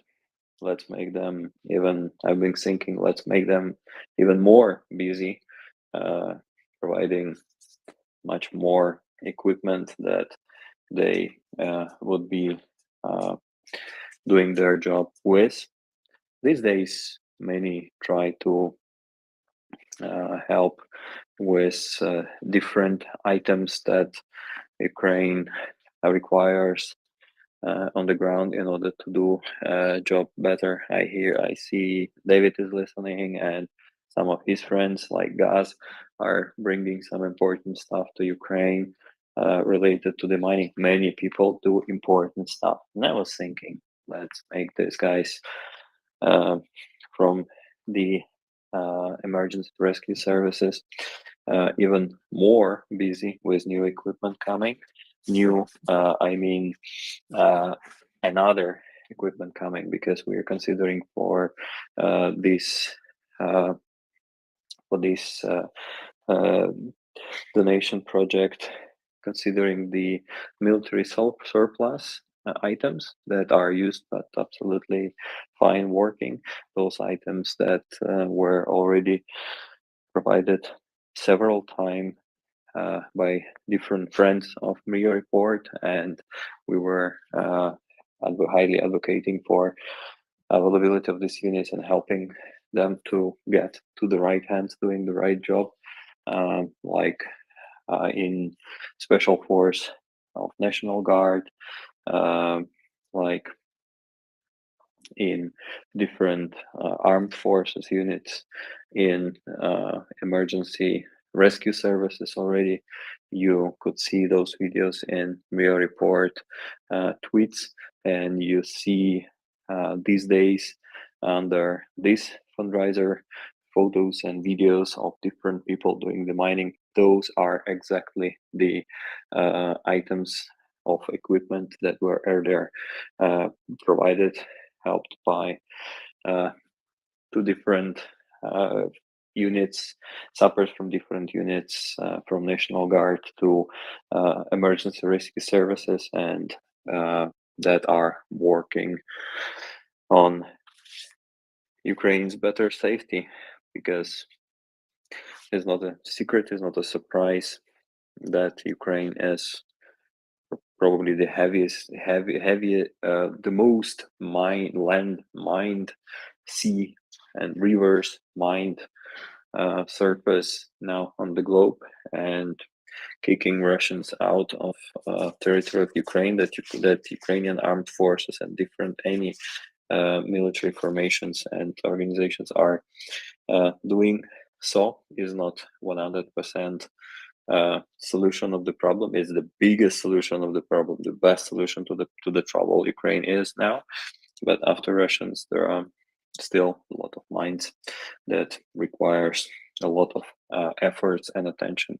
And unfortunately, as Arseny didn't manage to join us today, but we can recall our discussion that we had earlier, a couple of weeks ago.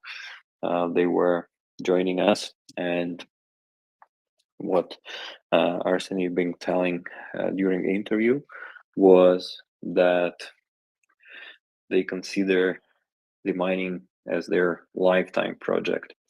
Lifetime project because they will have enough mines and work related to the mining for their entire life. That's how the huge the problem is. And you can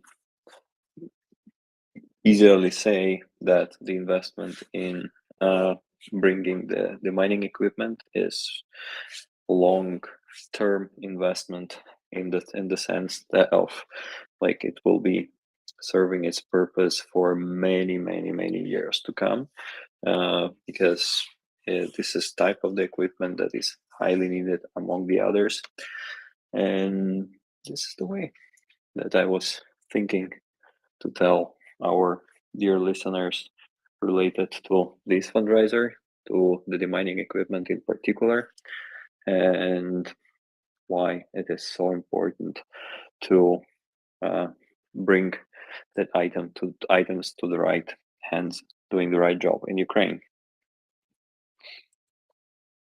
Tracy? Vasilis? Yeah, thank you, Rodolfo. It's certainly true. And I still hope that the projects regards to the drones detecting the mines and maybe also extending this capability to not only detecting them but also making them unexplosive anymore at some point will somehow make their life not a full life project, but that there will be some solution which could speed it up. And I see Tracy has rejoined and wants to add something to it, so I would forward to Tracy. Tracy, you may speak. And hi. Thank you, Mr. Elias. Yeah, I just I wondered if Wardogo could speak at all about the speed of the way that Russians are laying mines, because I was following some information recently from the Minister of Strategic Industries in September. He'd said that 170,000 square kilometres of Ukraine was mined. And then the Prime Minister reported just last week that that's now increased to 174,000. So I think listeners really, that would help them understand the scale, that even with all the incredible work that's going on, all the demining machines that have been donated and all the things that are happening, that in fact, actually, the mines are increasing, not decreasing, because of the way Russians are pumping them out, and because of how they're remining even areas that Ukraine has already demined on some occasions. So I wonder if you could speak to that at all, Wardogo. Overall, Thank you. there are different. Not being an expert on the explosive materials or explosive technologies, that's why we were expecting today to have Arseny, who is exactly the person who can fluently speak on from the authority perspective related to these topics. But overall, based on my knowledge, is like there are different types how you can plan the mine. I mean, and it relates to different purposes for what you plan the mine, right? You could plan the mine in order to slow down an enemy who is advancing or following you, to slow down the such kind of advancement.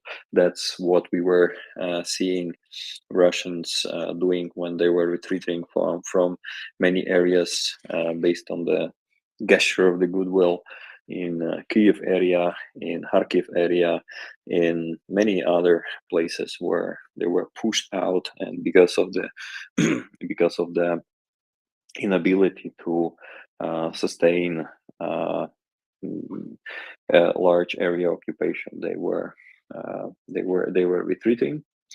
And in order to slow down Ukrainians going after them and creating them some troubles that Ukraine was intending to do after all of the things Russians have been doing in the places where they stood more than 1 or 2 weeks, and evidence of all of these horrible things are enough in the media, so you can perfectly imagine what I mean.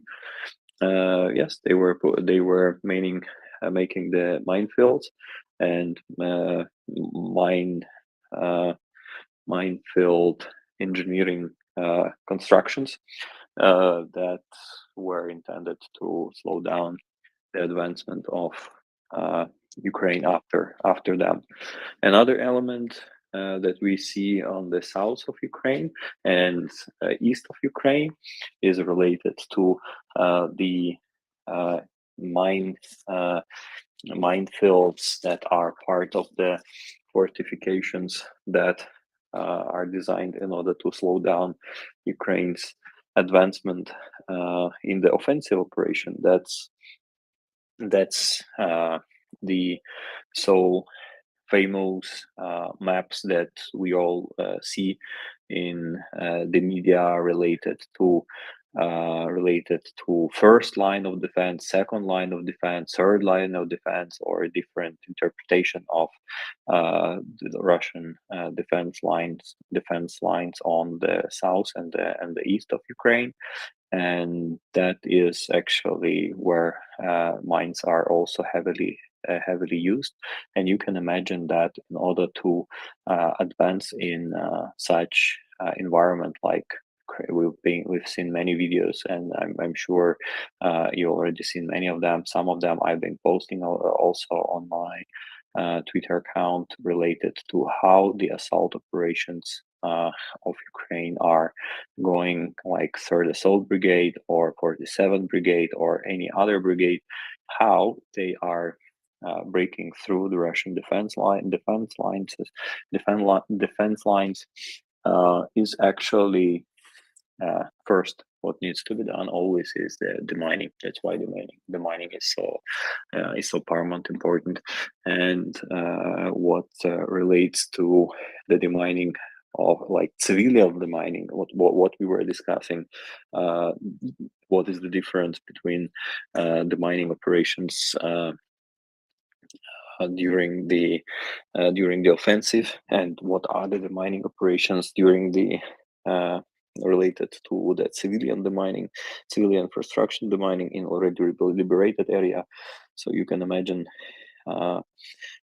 with the line of mines, like easily saying and like literally saying line of mines, that combine usually the anti personal mines and anti-transport, so-called anti-tank mines, those round shaped mines that are called TM62, or any other different types. During the assault operations, like those Ukrainian troops, they need to break certain pretty narrow corridor during that mine fortifications engineering construction, in order that the military equipment, military carriers can go through such mines and turn around in order to go reverse direction, just in case.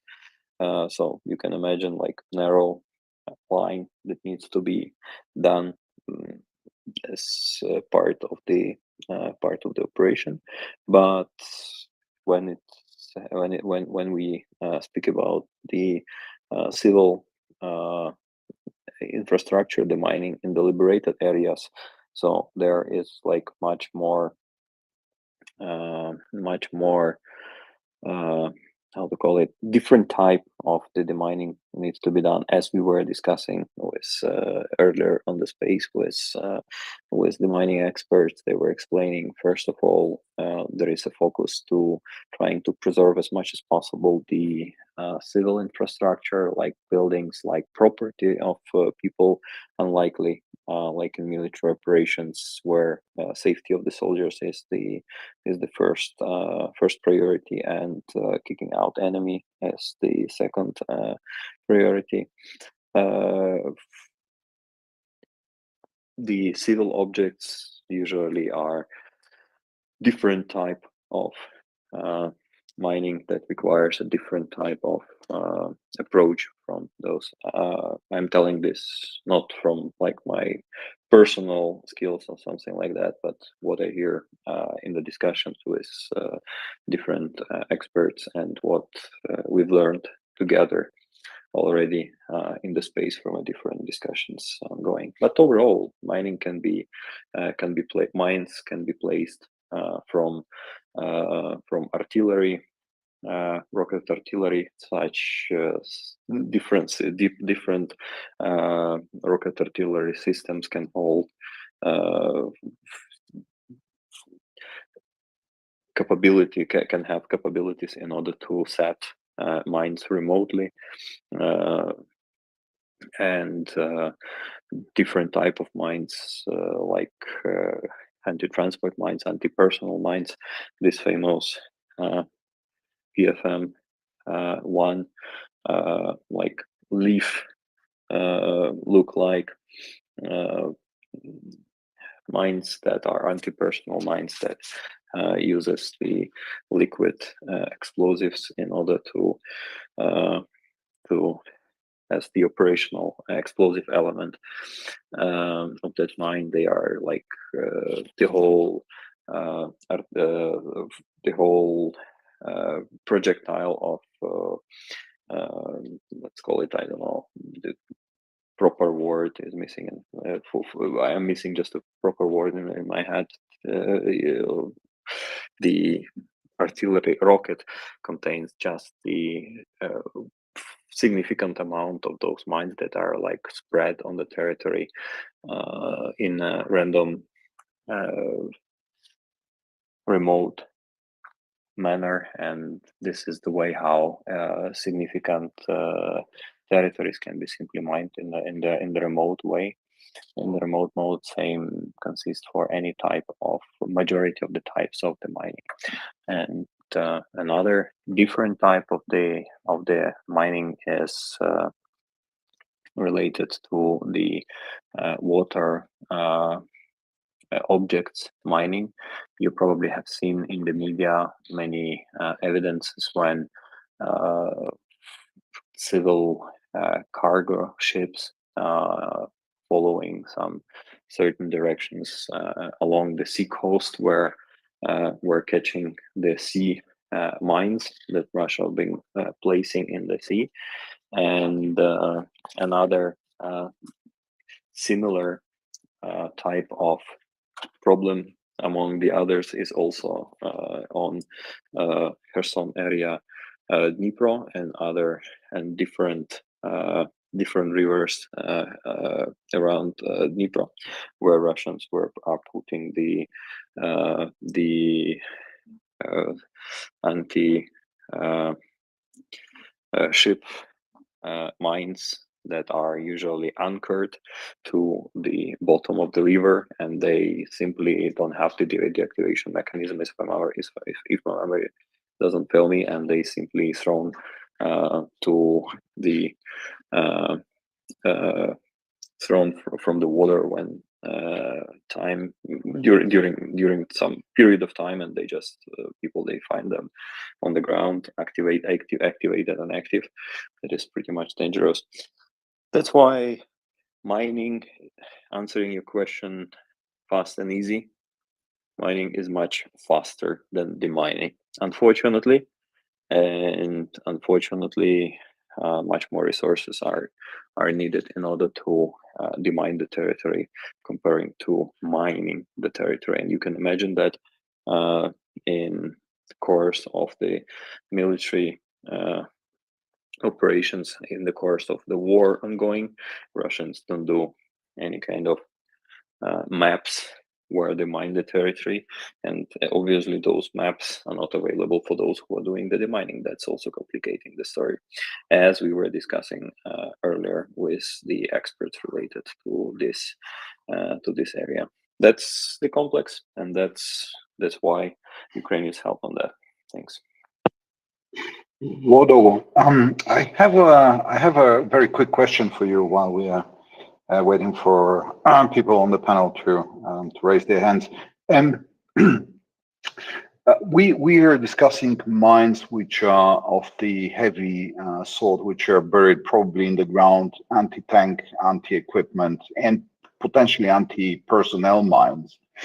But what about those butterfly mines we've seen being spread anti-personnel, which are extremely dangerous to kids and smaller, for dangerous to minors actually, because they don't know and might they're dangerous to everyone, but especially dangerous for kids. Is there equipment or ways to deal with them as well, or is this something which is extremely difficult, and how people are dealing with that threat? With this PFM mines, just not to invent something from the top of my head, but using what I've heard and what I've seen, is just simply collecting them and deactivating them by just destroying. Those are the mines that are using the liquid explosives inside, and those are the mines that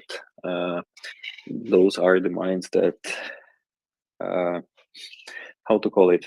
All mines are dangerous, in opinion of majority of the experts we were talking about, but those are Most lethal. unfortunately, yeah. Most lethal, you mean? They are not actually lethal. They are not designed. Those PFM mines, they are not designed to be lethal. They are exactly designed to cause casualties, the traumatic amputations, and they are designed in order to distract as much as possible the military personnel taking care about the soldier, in a way that there is the traumatic amputation of the limb, for instance. The soldier doesn't die, but he is totally out of the battle, and he distracts and creates the pressure for the whole infrastructure in order to take care of him.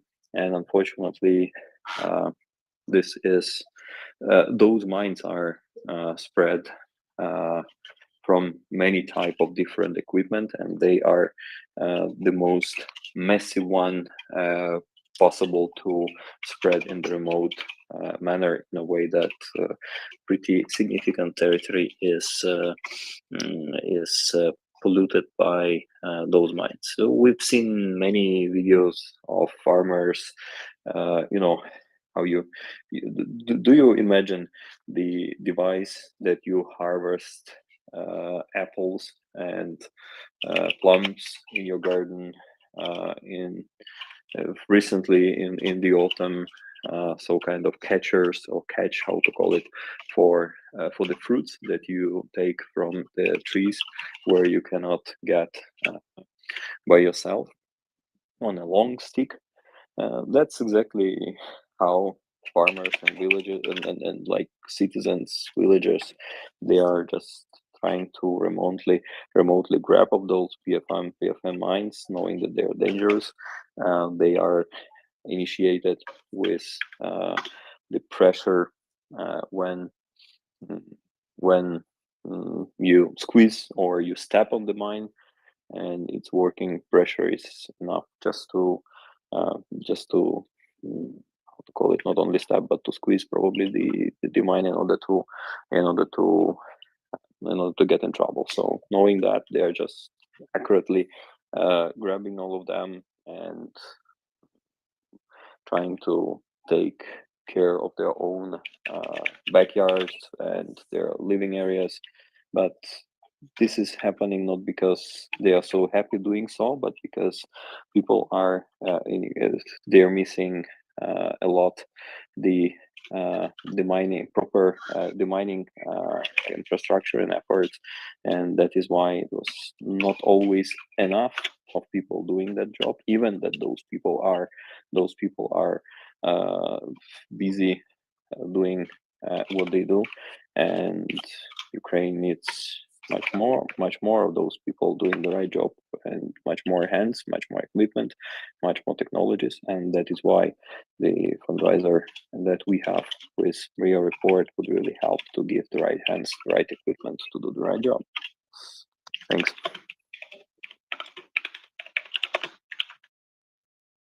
Thank you. Plummen, you want to continue? We got hands, and you might have a follow-up question, so please. I think we have some hands. I have one more question for Wardogo before he goes, but let's go to hands because people are waiting patiently. If you agree, Vasilis. Sure. I think it was Tracy, then Ukraine war, and Caspar. I think that's the order, if you agree.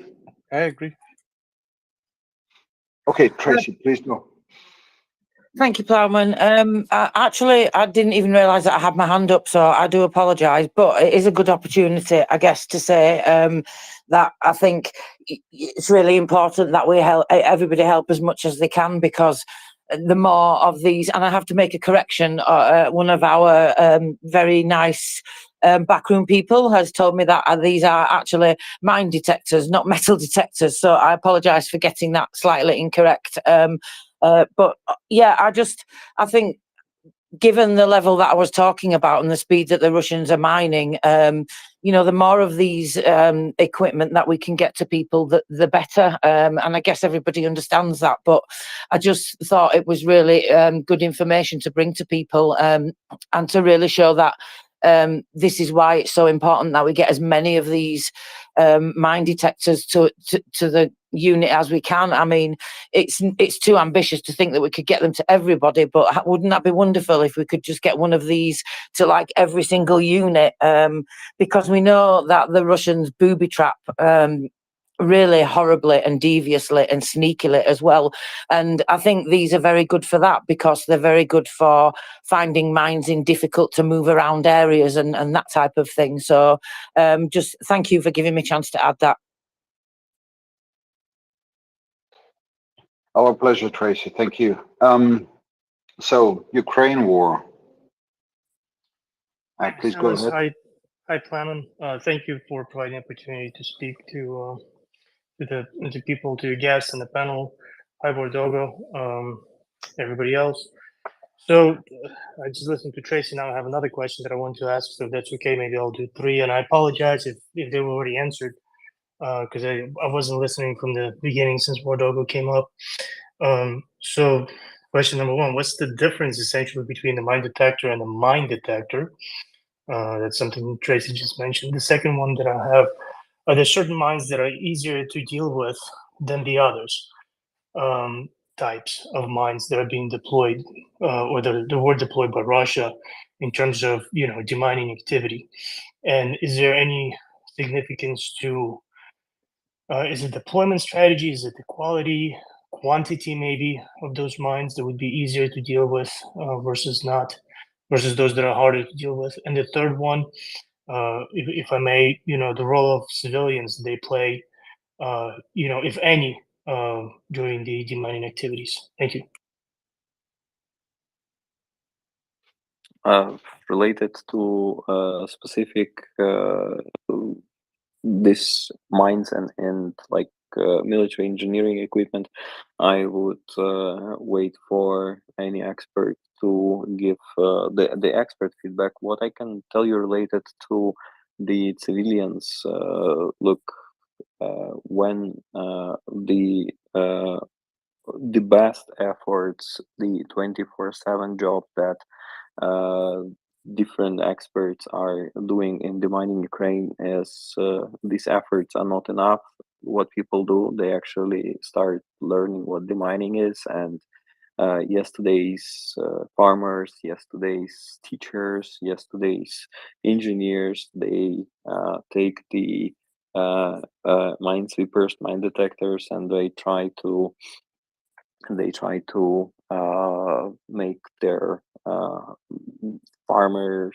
farmer lands, their farms clear from mines. Many international volunteers are coming to Ukraine in order to help Ukraine on that, and many experts all over the globe helping Ukraine to do so. Many experts listening to and learning how to help Ukraine, not only like physically on the ground, but with the investment, with different technologies.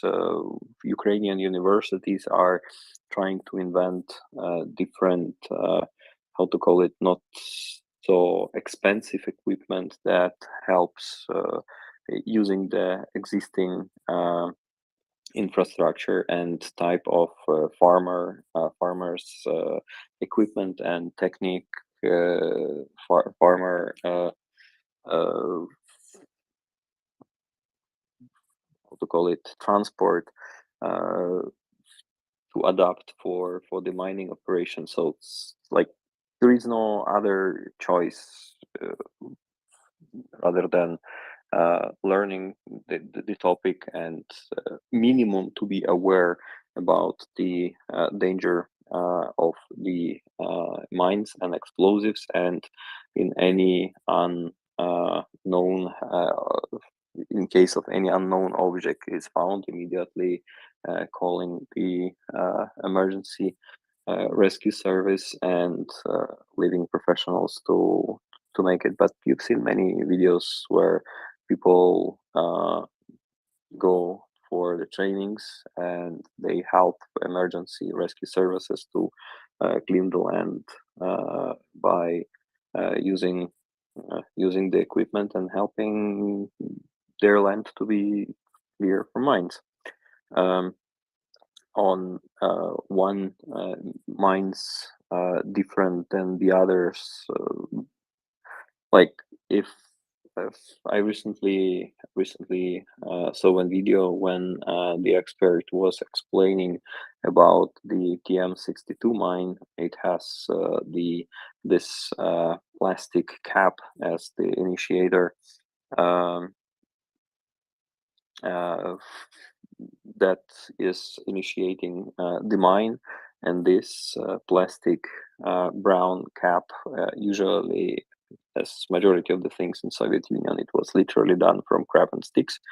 And when such anti-transport mine stays on the open area and the direct sun, the material from which this initiator is created gets really weak and cracky. And if usually to initiate that mine, the heavy equipment or truck or car or tank or any other type of the equipment needs to break this brown cap, in particular getting weaker, laying for a couple of months under the direct sun, such mine can be initiated even with the human stepping in. So that's how the anti-transport mine becomes the anti-personal mine, and that is the how to call it, thin border between different types of the equipment, like when one becomes another. And another element that I recall discussing with when we were together in the space with Arseny and other experts from emergency rescue services, they were explaining about the booby traps, how Russians are putting the traps under the anti-transport mines. That anti-transport mines becomes also the traps, and vice versa, using some artillery shells, creating the explosive devices, and so far and so on. So it's pretty hard to say probably about any specific, and not being an expert, but I believe those are the things. Hope I answered the question. Thanks.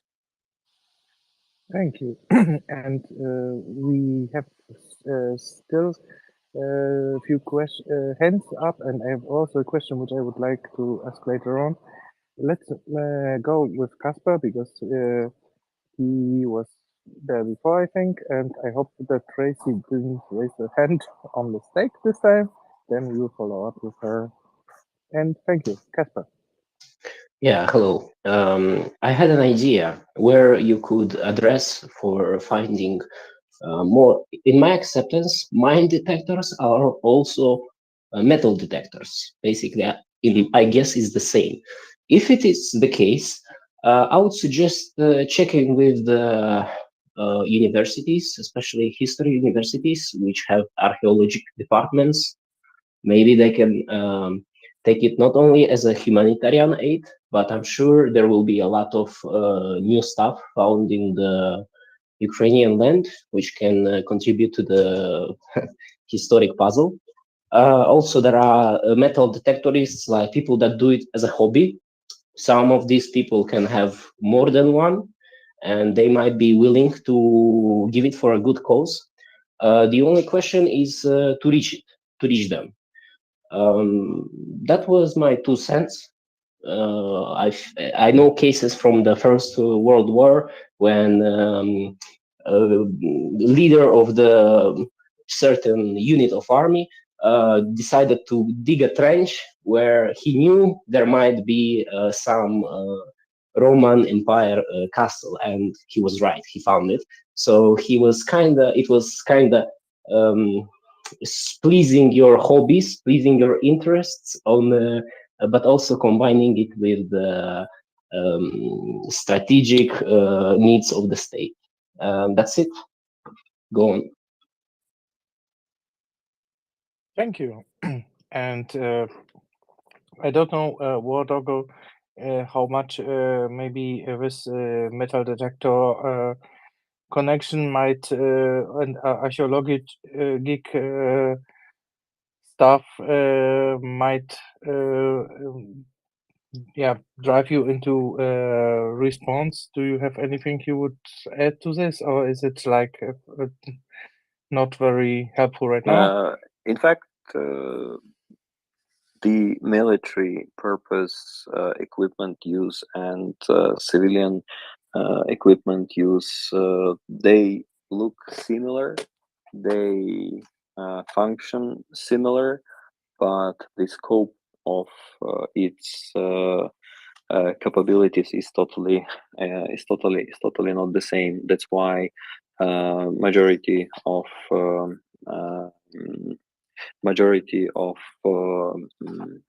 those who try to bring the metal detectors for the military use, they look for specific models of military use or current military use or from some military surplus, and they don't go storming garret stores or I don't know any other civilian metal detectors stores. Those are different.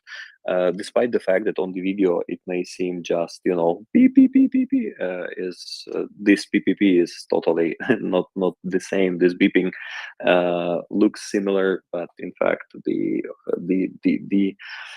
how it is used is by the experts in the demining is not the same as the archaeologists use the metal detectors. You can see on the video that I have posted right now. I have retweeted the video that MriyaReport being sharing earlier, and on that video the bomb tech, the sapper is actually approaching the TM62 mine that is covered, and you can see before looking at this like before detecting this mine with the mine detector, he is actually doing some movements with the stick. So this is also to show you a bright example that usually area which is mined for transport could be also heavily booby trapped, and different traps could be installed in order to prevent the mining, and in this way, how to call it, on purpose hunting for the sappers who are doing the mining by setting certain traps or below the mines, preventing or complicating a lot the mine extraction, some kind of mine traps. They have even designed mine traps for that purpose specific, or just making a booby traps by making the wire, and that is exactly the movement he is doing this with a stick in order to understand if there are no wires around the place where he's approaching, and the sapper supposedly detected the mine. So answering your question easily, not all the mine detectors really work, and military purpose like Valon VMC that we are intending to bring, or any analog for the military purpose. There is the reason why military purpose mine detectors, they are the right equipment that should go to the right hands. Thanks.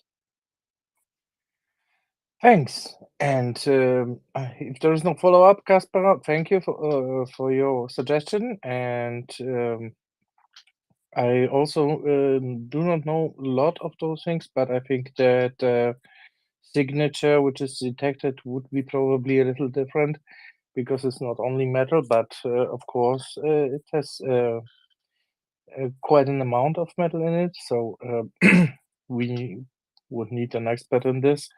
And maybe Tracy has some expertise to add, or maybe a different question. So Tracy, please, you might go. Thank you, Mr. Elias. Yes, no mistake this time. It was intentional to raise my hand. I just wanted to add that the Prime Minister of Ukraine reported last week that 250 people up to now have been killed by mines in Ukraine. And I guess that's really maybe conservative, because they might not know everybody that's being killed by a mine. It could be difficult to find out everybody. But he also reported that 500 people, over 500 people actually, have been seriously injured and or maimed. So that's just to bring some information to the people, to the listeners, about the scale of the problem.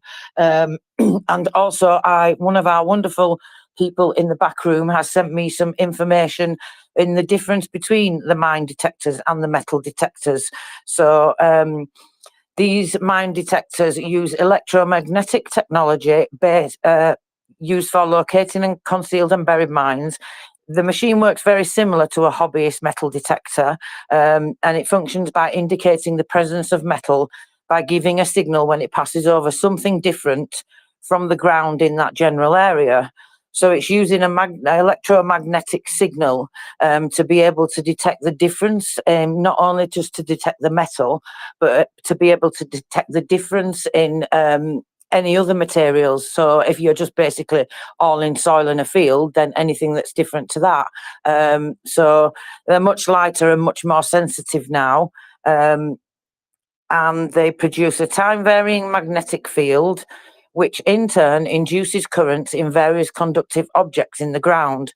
So then when that passes over, the current in turn generates a magnetic field, and then that indicates in the receiver coil of the mine detector the resulting changes in that electric potential are then used for detecting those objects. So I think that's actually really interesting information, isn't it? I didn't realise the difference, so it's really good to know that. Thank you. Thank you as well. And Ghost had like a ambiguous impression first, but I think he just wanted to make a thumb up. And yes, I fully agree on what Tracy said. The difference is in the models. The mine detectors are a bit sensitiver than metal detectors. Great. And Yeah, and this is now, yeah, apologize. no, no problem. This is the main difference why when it comes to the demining rather than comes for some archaeology, you can save and go buying some archaeology designed or metal detector designed for a hobby, but for working with explosives, explosive materials, and in the environment of danger related to explosive materials, simply the mistake costs much more than rather not finding a coin. Therefore, military equipment is exactly designed for that purpose, and that is why military equipment from new or from, like in our case, from military surplus stores is used in order to give the proper tools to those who know how it should work. So, and there is a good reason why they are not asking for some hobby metal detectors, and they are asking for those professional metal detectors that serve the purpose of military demining, because the question and the price is much different rather than a hobby. I hope I answered the question. Wardogo, you have also in your DM from me information about those demining detectors. Yes, Thank, I got it. Thanks. thank you very much. And I see Casper has something to add. So, Casper, Yes, please. I'm curious. Did you ever seen bees used as demining technology or any other very unusual technology of demining? Oh, I remember that when the supper from the emergency rescue services, Arseni, was exactly explaining us that these days, a part of using help from the animals in order to detect mines, somehow they are also learning.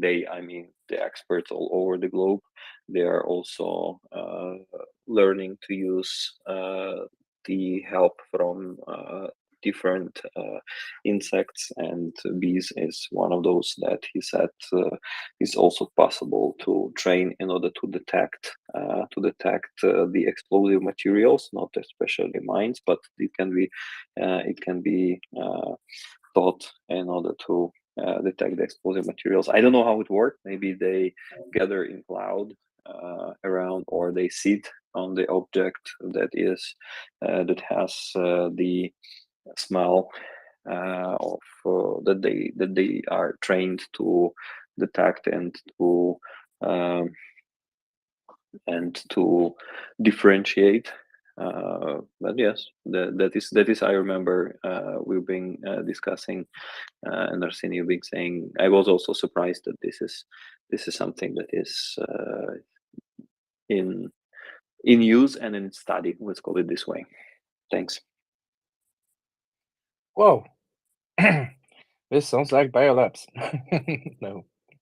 Caspar, you still have your hand up. You want to add something? Please. Yes, just on the mechanics of how the bees detect how they are trained. Basically, it's food related, like many other animals. So they are fed food, and there is also small quantity of explosive materials.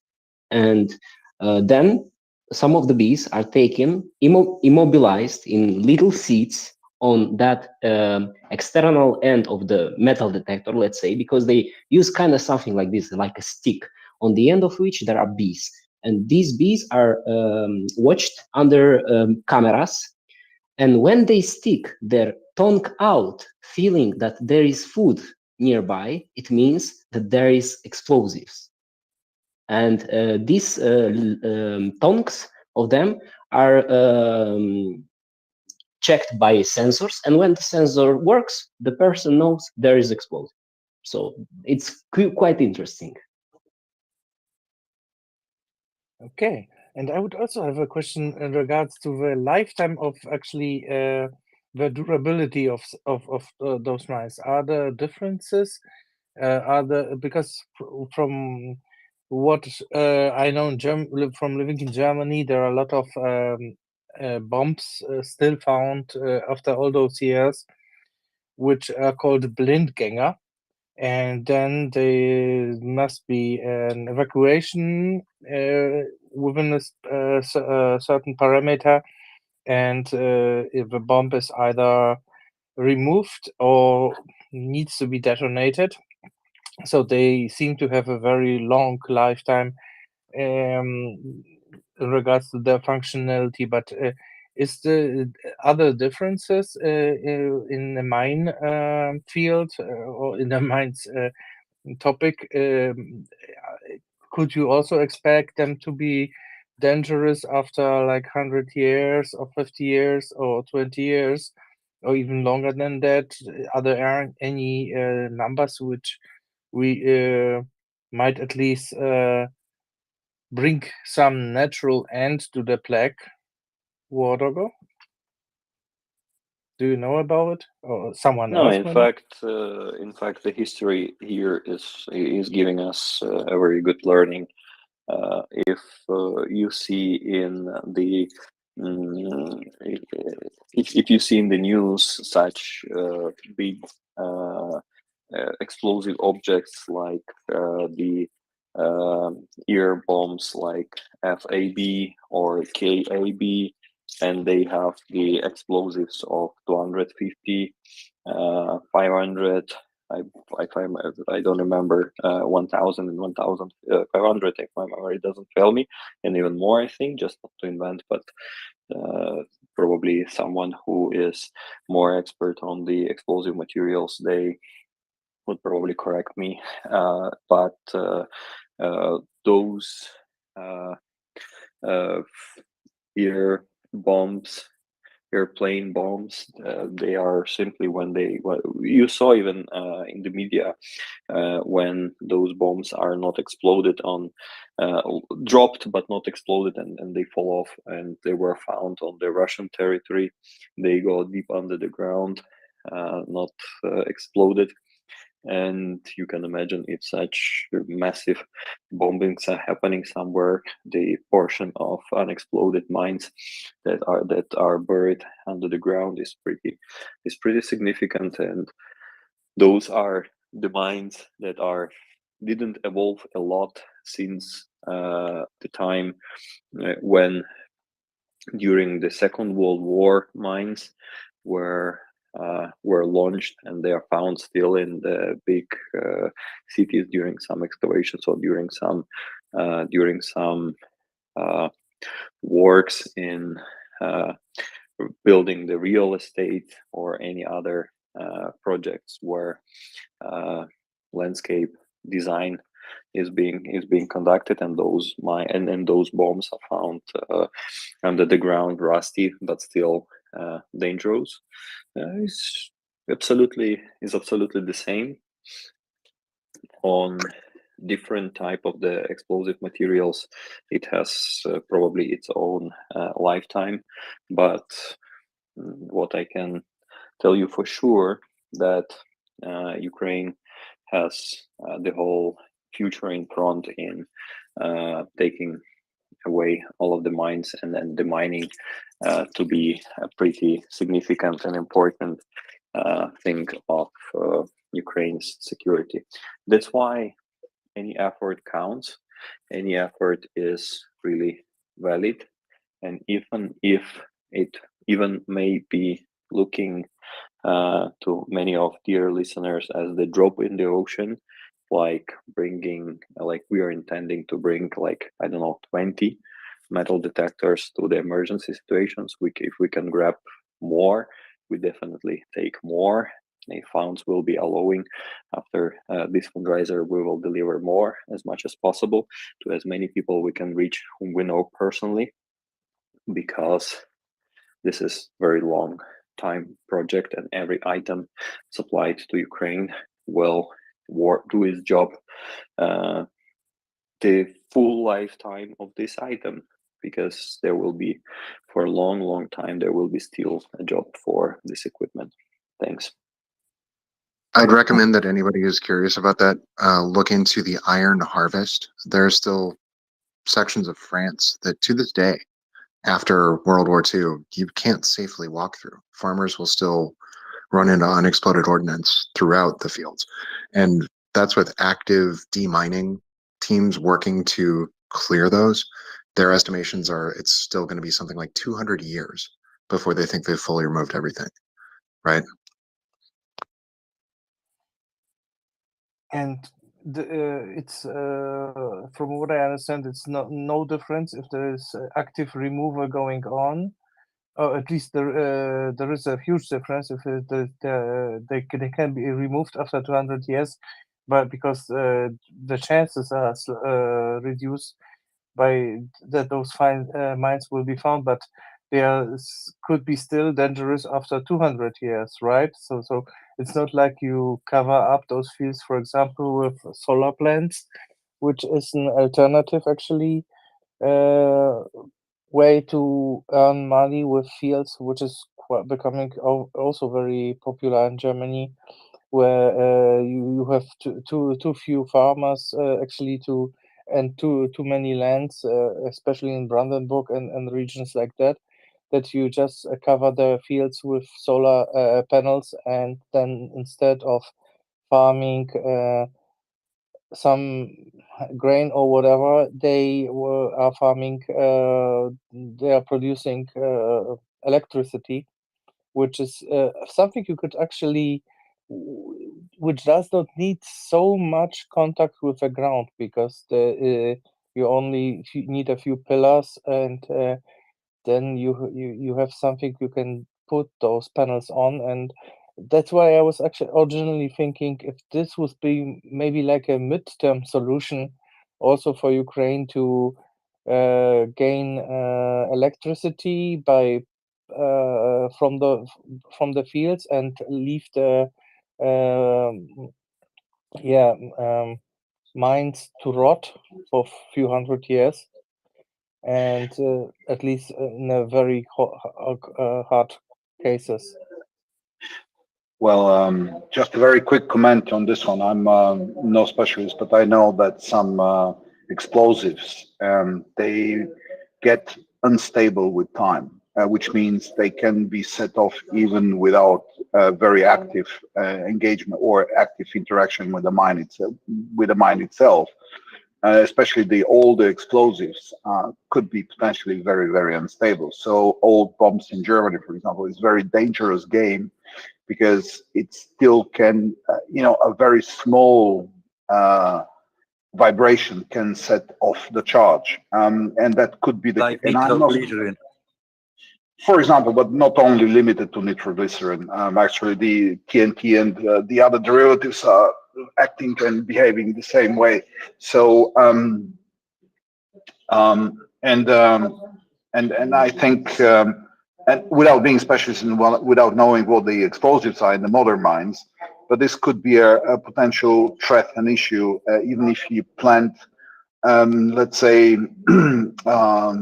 solar panel farms on top of it, because you still have to maintain them. You still have to walk or have machinery coming through, and then with time those mines can become unstable and start really going off in a very random intervals, which will be extremely dangerous for everyone involved. So the problem, unfortunately, we can't just bury it and hope it will go away in a way. So it's unbelievable. So basically, what I just want to say is probably the world hasn't seen such an industrial mining effort. Even the Second World War, the bombing was more intense, but the mining, I don't think it has reached excuse me, these levels we have seen in Ukraine. And it's as people say, mining is very industrialized, but demining is a very, very manual task and labor. Also, the ground where the mines are laid in is not staying the same. In over years, the ground is moving. the ground is always moving, and so that what is under the ground will eventually come up on the surface. We have that here in Drenthe, in Holland. We have that also with stones. They are coming up from under the ground. Yeah, absolutely. I agree with you. It's a humongous task. It's an unbelievably complex and difficult task to solve.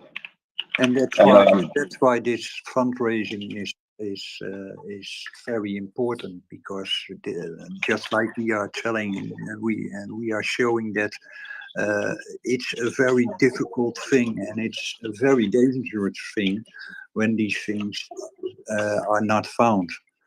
And it's a huge task to find all of those things. Just like you said, there are no maps of where they throw their mines. No mine is individually being pointed out, so it's very difficult to clear those fields, and that's why it's very important that they have the right equipment to do so. Yes, exactly. Unfortunately, mining is much faster than the demining, and mining for concrete reason, like Russians do, requires significant efforts in demining, clearing territory from mines, making the territory safer, and Wyman, hot mic. Oh, sorry. Demining the territory and making the territory safe for the next generations to come, because as the results of the Second World War are showing that even despite the significant efforts, still through the decades and through the centuries, still it may be a problem, and Ukraine has now much bigger problem that was related to the explosives after the Second World War, I believe, because Ukraine now is terribly mined territory, and every explosive expert would probably tell you that like a part of the numbers, how many square kilometers, thousands of square kilometers of the land that is mined, like behind every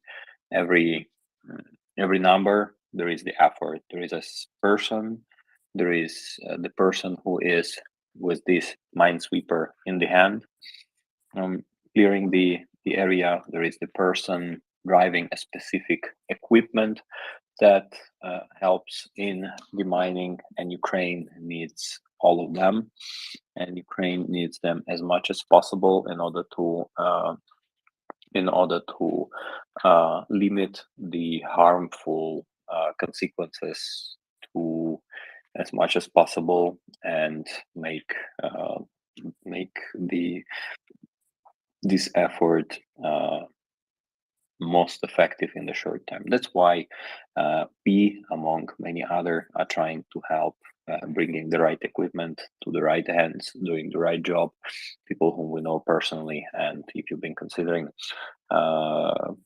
to participate in any fundraisers, and if the topics and discussion that we are having today, unfortunately, the emergency rescue service team who've been accompanying us previous time, this day they are busy doing their job and couldn't find time to come up to speak. But as I said at the very beginning of our discussion, and in a couple of minutes I will also have to go. My idea is, let's make them even more busy, doing more effective job, having the right equipment, and making their job simpler, but making them, but despite that, it will not make it this job safer, because it's a very dangerous job, as you can imagine, dealing with the explosives.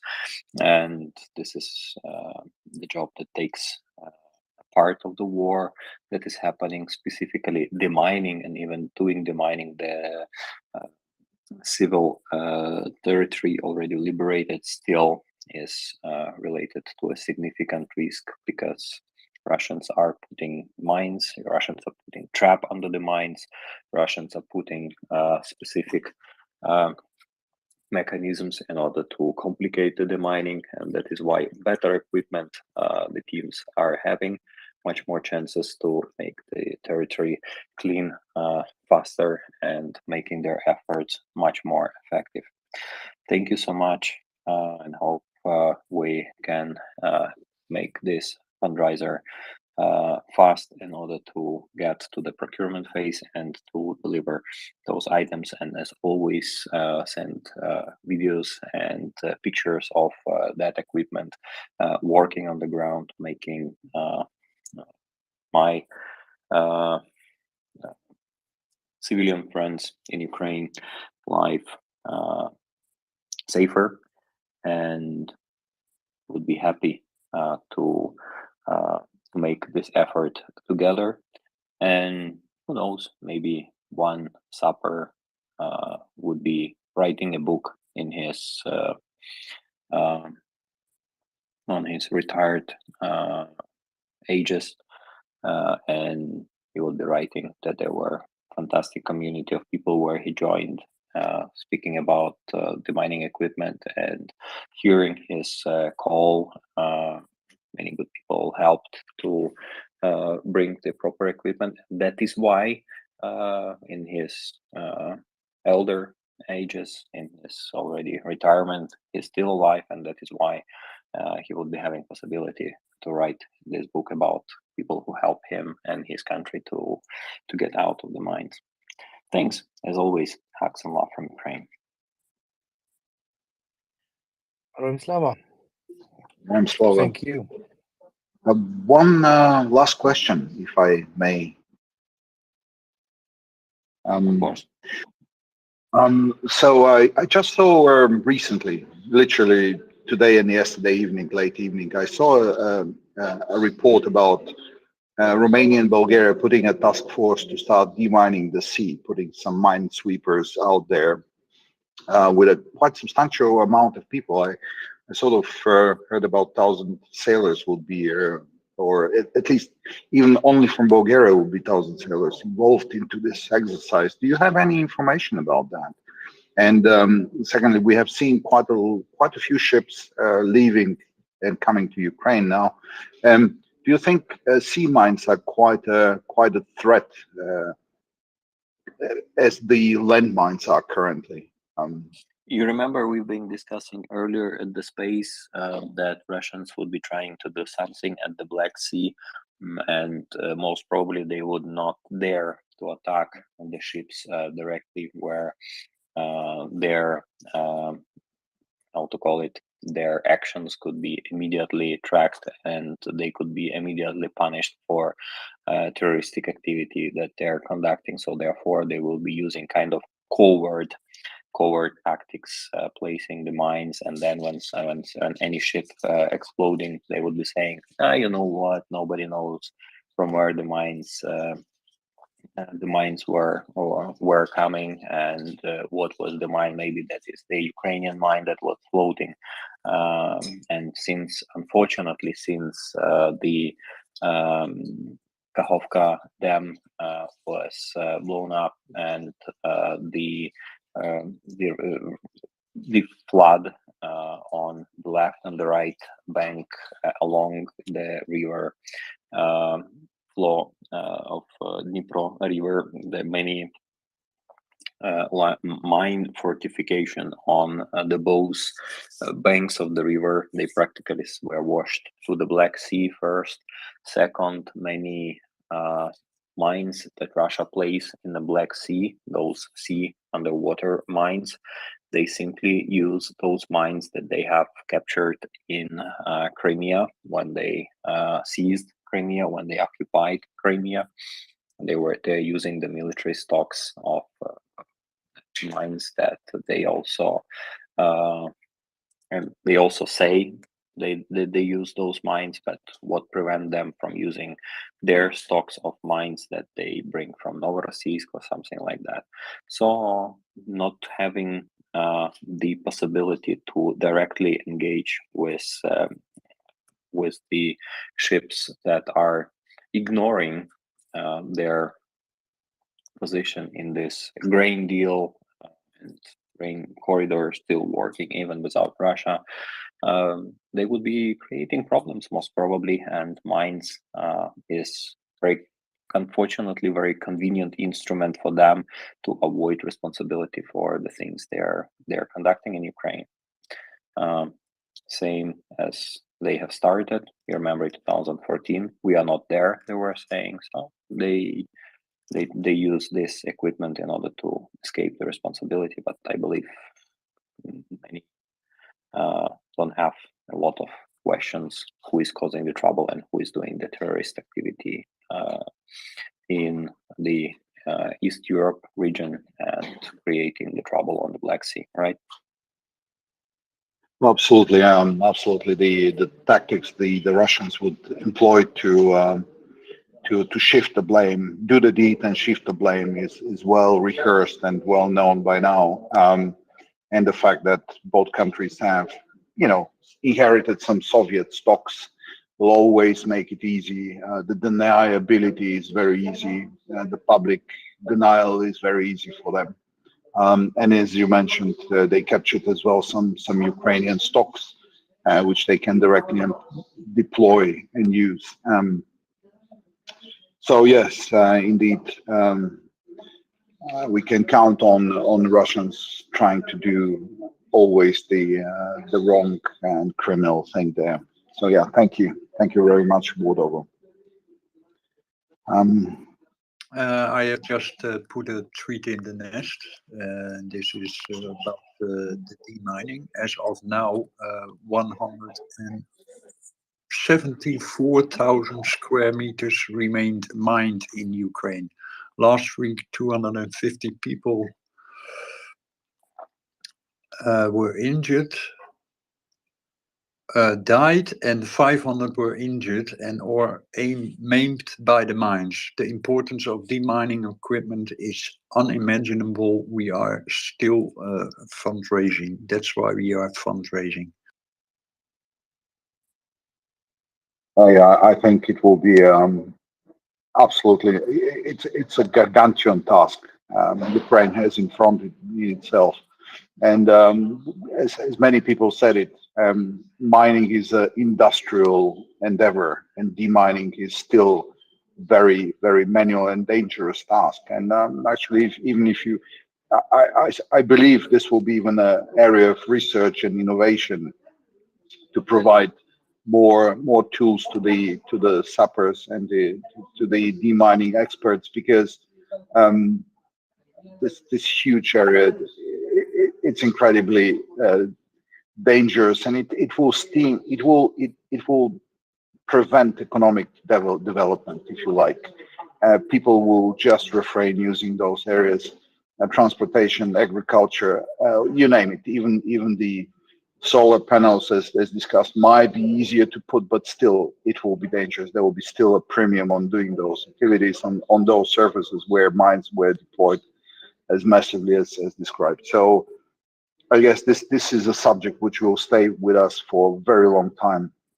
And we know from other conflict zones where mines are still active, in Africa or in the Middle East. So people are still being hurt and maimed and killed by mines. And this, given the fact that the mining operations outside of this war were, well, they were all pretty bad, but this one has its own dimension, really. I think it's fair to say that such a mining operations haven't been seen in the world since might be Korean War or might be the World War II, actually, by itself. So it's huge. It's truly huge.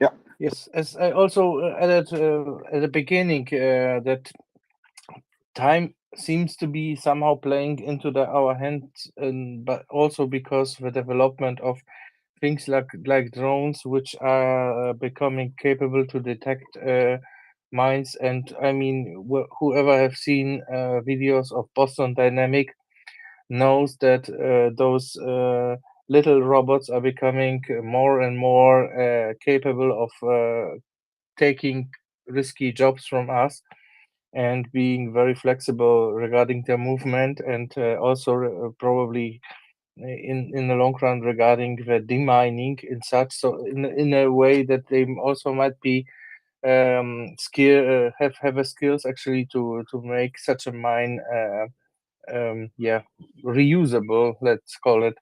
Watergo, please. Yeah, you earlier said regarding the comparison versus the Second World War. Actually, the whole conflict since the whole war since those time is probably the most active war, the most horrible things happening since those time, the most massive things, the territory, the length of the front lines, the quantity of people involved, quantity of civilians suffering from that war. That's the biggest war since those time. But on the other hand, this is the most recorded war.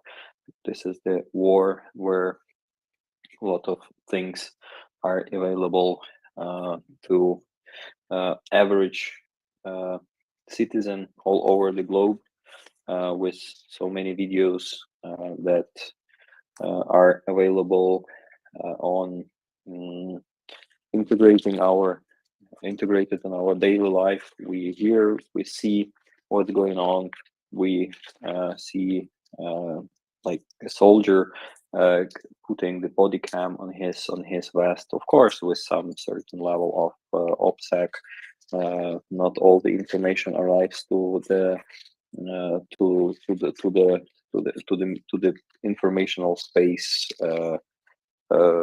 simultaneously, but overall, this is the general idea that average citizen has have possibility to see about the war in Ukraine.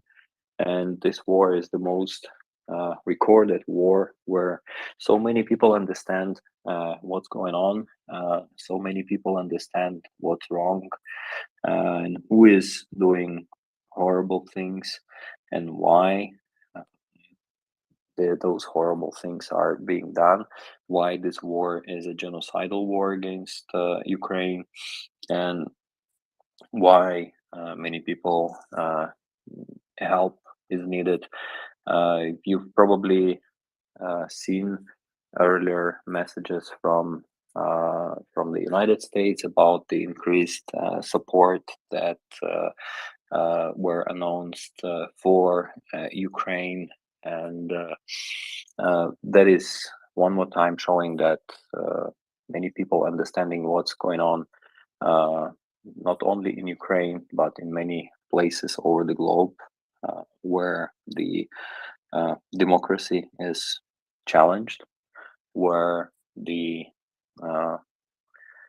evil and good are in existential fight against one to another. And for Ukraine is literally existential war, because Russia is not hiding that Russia wants Ukraine to stop existing. Russia, with all its deeds, have already proven since the beginning of the war in 2014, and with the full-scale invasion in 2022, Russia is only confirming its intention. That is why understanding what's going on and who is doing what is important, that many people support, and they do their support in words, in deeds, in standing with Ukraine, with other countries now in the Middle East, the fire has started. And you know what? This fire has started. I would not be like too much speculating on the things that maybe I don't even understand.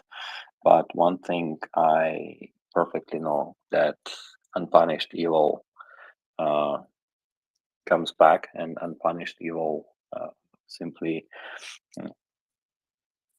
is encouraged. And that is why it's important to support those who bring Ukrainian victory closer. And that is why in Ukraine we usually say that the war will finish with every single kid returned from Russian captivity, with every prison coming back home to Ukraine, with our people living their peaceful lives on Ukrainian land. Will remember all of those falling and who gave the most precious freedom and lives in defending countries' freedom and right to exist against the aggressor's intention to do a genocidal war.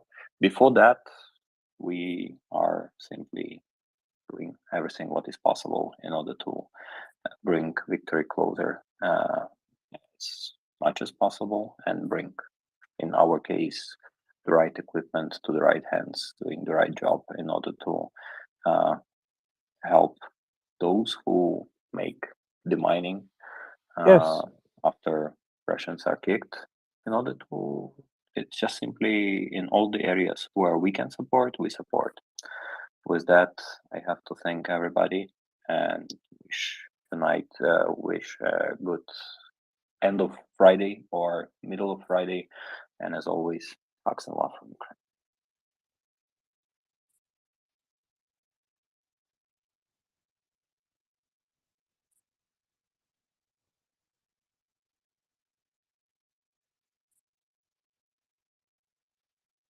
Johannes, you have your hand up. Sorry, I guess he just left, so it's probably I wanted to ask him a question, but I think he's gone. Moldova? No, No, he's still he's here. here. I mean, of course, what you didn't talk about is, I mean, that the mining is also incredibly important for the counteroffensive, which is really stalled by these unbelievable minefields, isn't it? Isn't that the number one priority right now? And yeah, in that. Sorry, Johannes, you have music in the background. Oh Can yeah, you sorry, put that sorry. out? Yeah. So I have to see whether. Yeah, maybe then I'll just have to see whether I can get to another room. No, sorry. Then I'll be back at another time.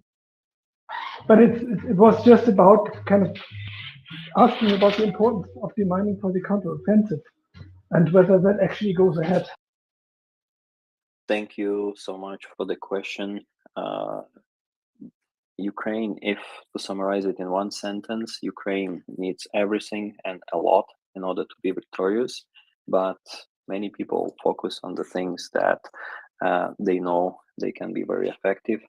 And speaking about the mining, this is you can see on in the nest here the video of actually how military are doing the mining, and similar operations are done by the emergency rescue teams. And the difference, it is different, the mining for military offensive operations and the mining for civilian for civilian purposes after the territories are being liberated. And this time we are focused on supplying the emergency rescue services with the mining equipment.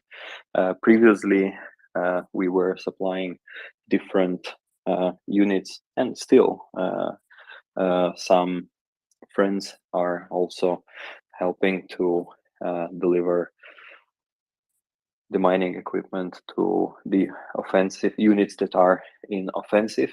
So answering your question, very honest and very simple, Ukraine needs a lot, and Ukraine needs everything and as soon as possible.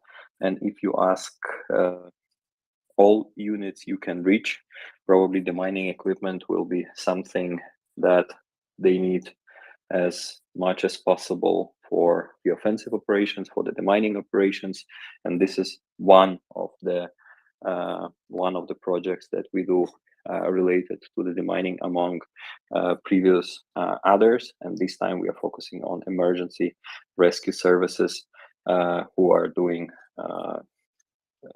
fantastic job in removing mines in the liberated areas and following the military units who liberate the territories and kick the Russians out, and practically bringing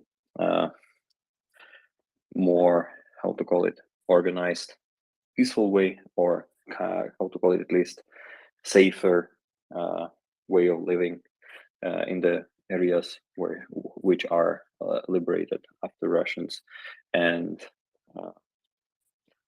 bringing safer lives closer in recently liberated areas or long ago liberated areas, because you remember probably we were discussing with the mining experts from Ukraine Emergency Rescue Services, and they were saying that, for instance, for the moment they don't do any demining in the forests.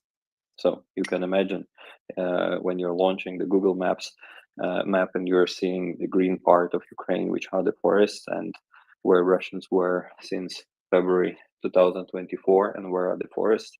Nobody is demining that territory because this is not the priority for the moment. And you can imagine how huge the problem is if they even have to give up part of the priority related to demining such complex and very complicated territory as the forest, because simply they have much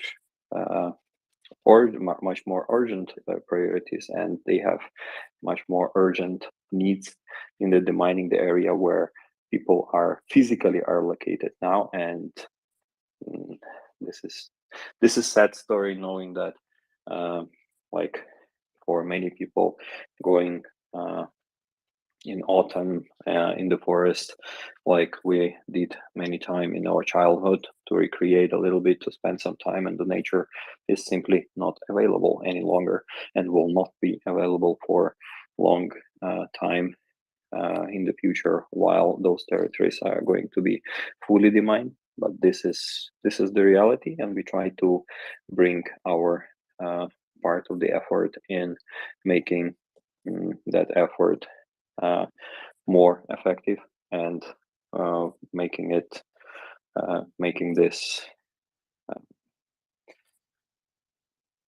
bringing this time closer. I hope I answered the question. Thanks. Дуже дякую за відповідь. I mean, that sounds a bit like Chernobyl all over again, those no-go areas. And it's not the first time for Ukraine to be hit by such a disaster where a large part of the country virtually becomes uninhabitable. And maybe just to shift gears a bit, because I mean, you're one of the few Ukrainian regulars here in the space. And I mean, when Ukrainians say it's not, the question isn't if Ukraine is going to win, but when it's going to win. Is it more motivational speech, or are you really 100% confident? And is this confidence kind of at the same level as it was, say, like half a year ago? I mean, before the counteroffensive began, and before we saw that it's really much more difficult than we maybe all hoped for.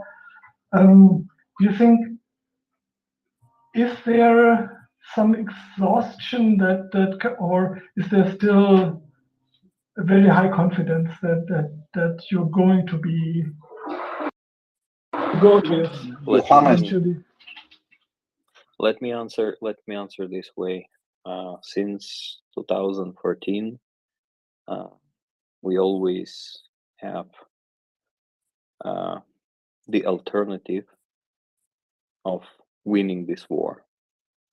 And since February 2022, this alternative pretty much materialized by Russians showing what are their intentions in Ukraine and what actually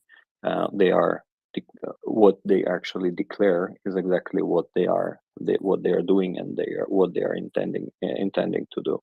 So answering your question, will Ukraine win this war? I'm thinking, what if Ukraine will not win this war? Because it's very probably pathetic to say, and that it's repeated many times in the media, if Russia stops, there will be no war. If Ukraine stops, there will be no Ukraine. It is really so. You can simply imagine this danger being not only Ukrainian problem, but just even apart the geopolitical stuff. Like if Ukraine loses this war, you can imagine in many other places those who want to challenge the free way of living and the democracy will feel the power that if Russia is given away to with all of the things that they have done in Ukraine. I mean, and left unpunished, many will be encouraged doing some things that for what after the Second World War people gathered together and they have agreed that it should not be the same anymore. On the other hand, for Ukraine is very very valid. So many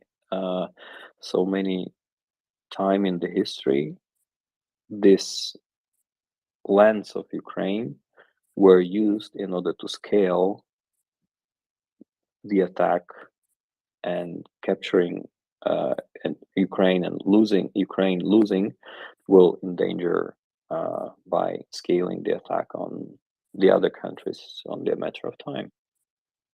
Using the resource of this country, we can see an example of things happening since 2014 when Russia attacked Ukraine in 2014 and occupied east of Ukraine, east of Luhansk area, and east of Donbas area, south Crimea.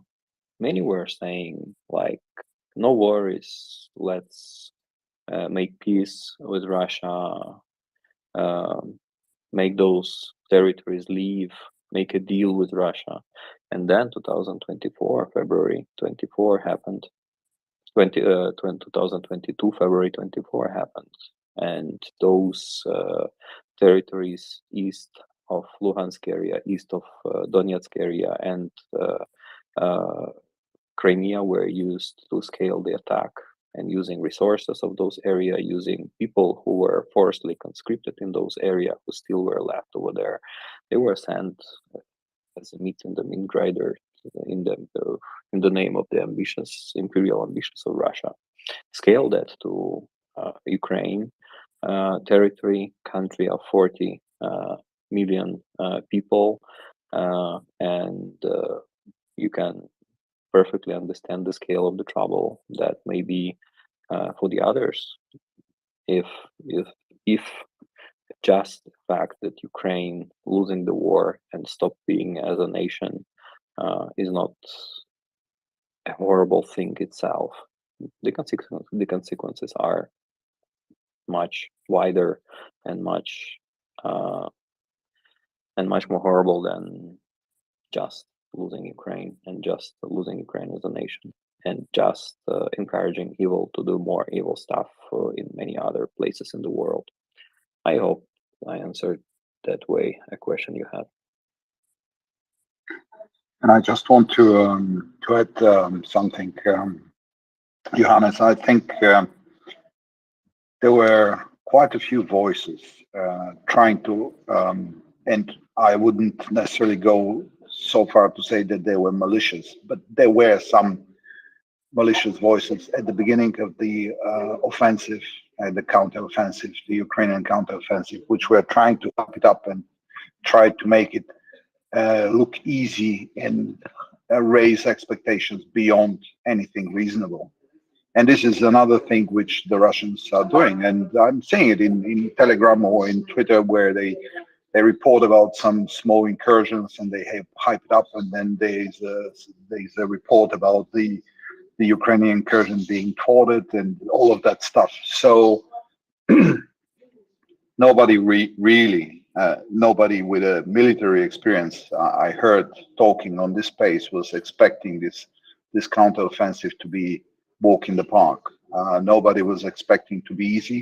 Everybody was concerned about the constructed fortifications and defense lines, the famous Surovikin lines. They had more than a year to build and fortify, and they used their time. And as we see with the mines, they laid an enormous amount of mines. So all military experts were warning against being overly optimistic and expecting this counteroffensive to be miraculously fast. I think that was understood by the Ukrainian society. And if you look at the approval ratings of Zelensky and his government, they're still very, very, very high.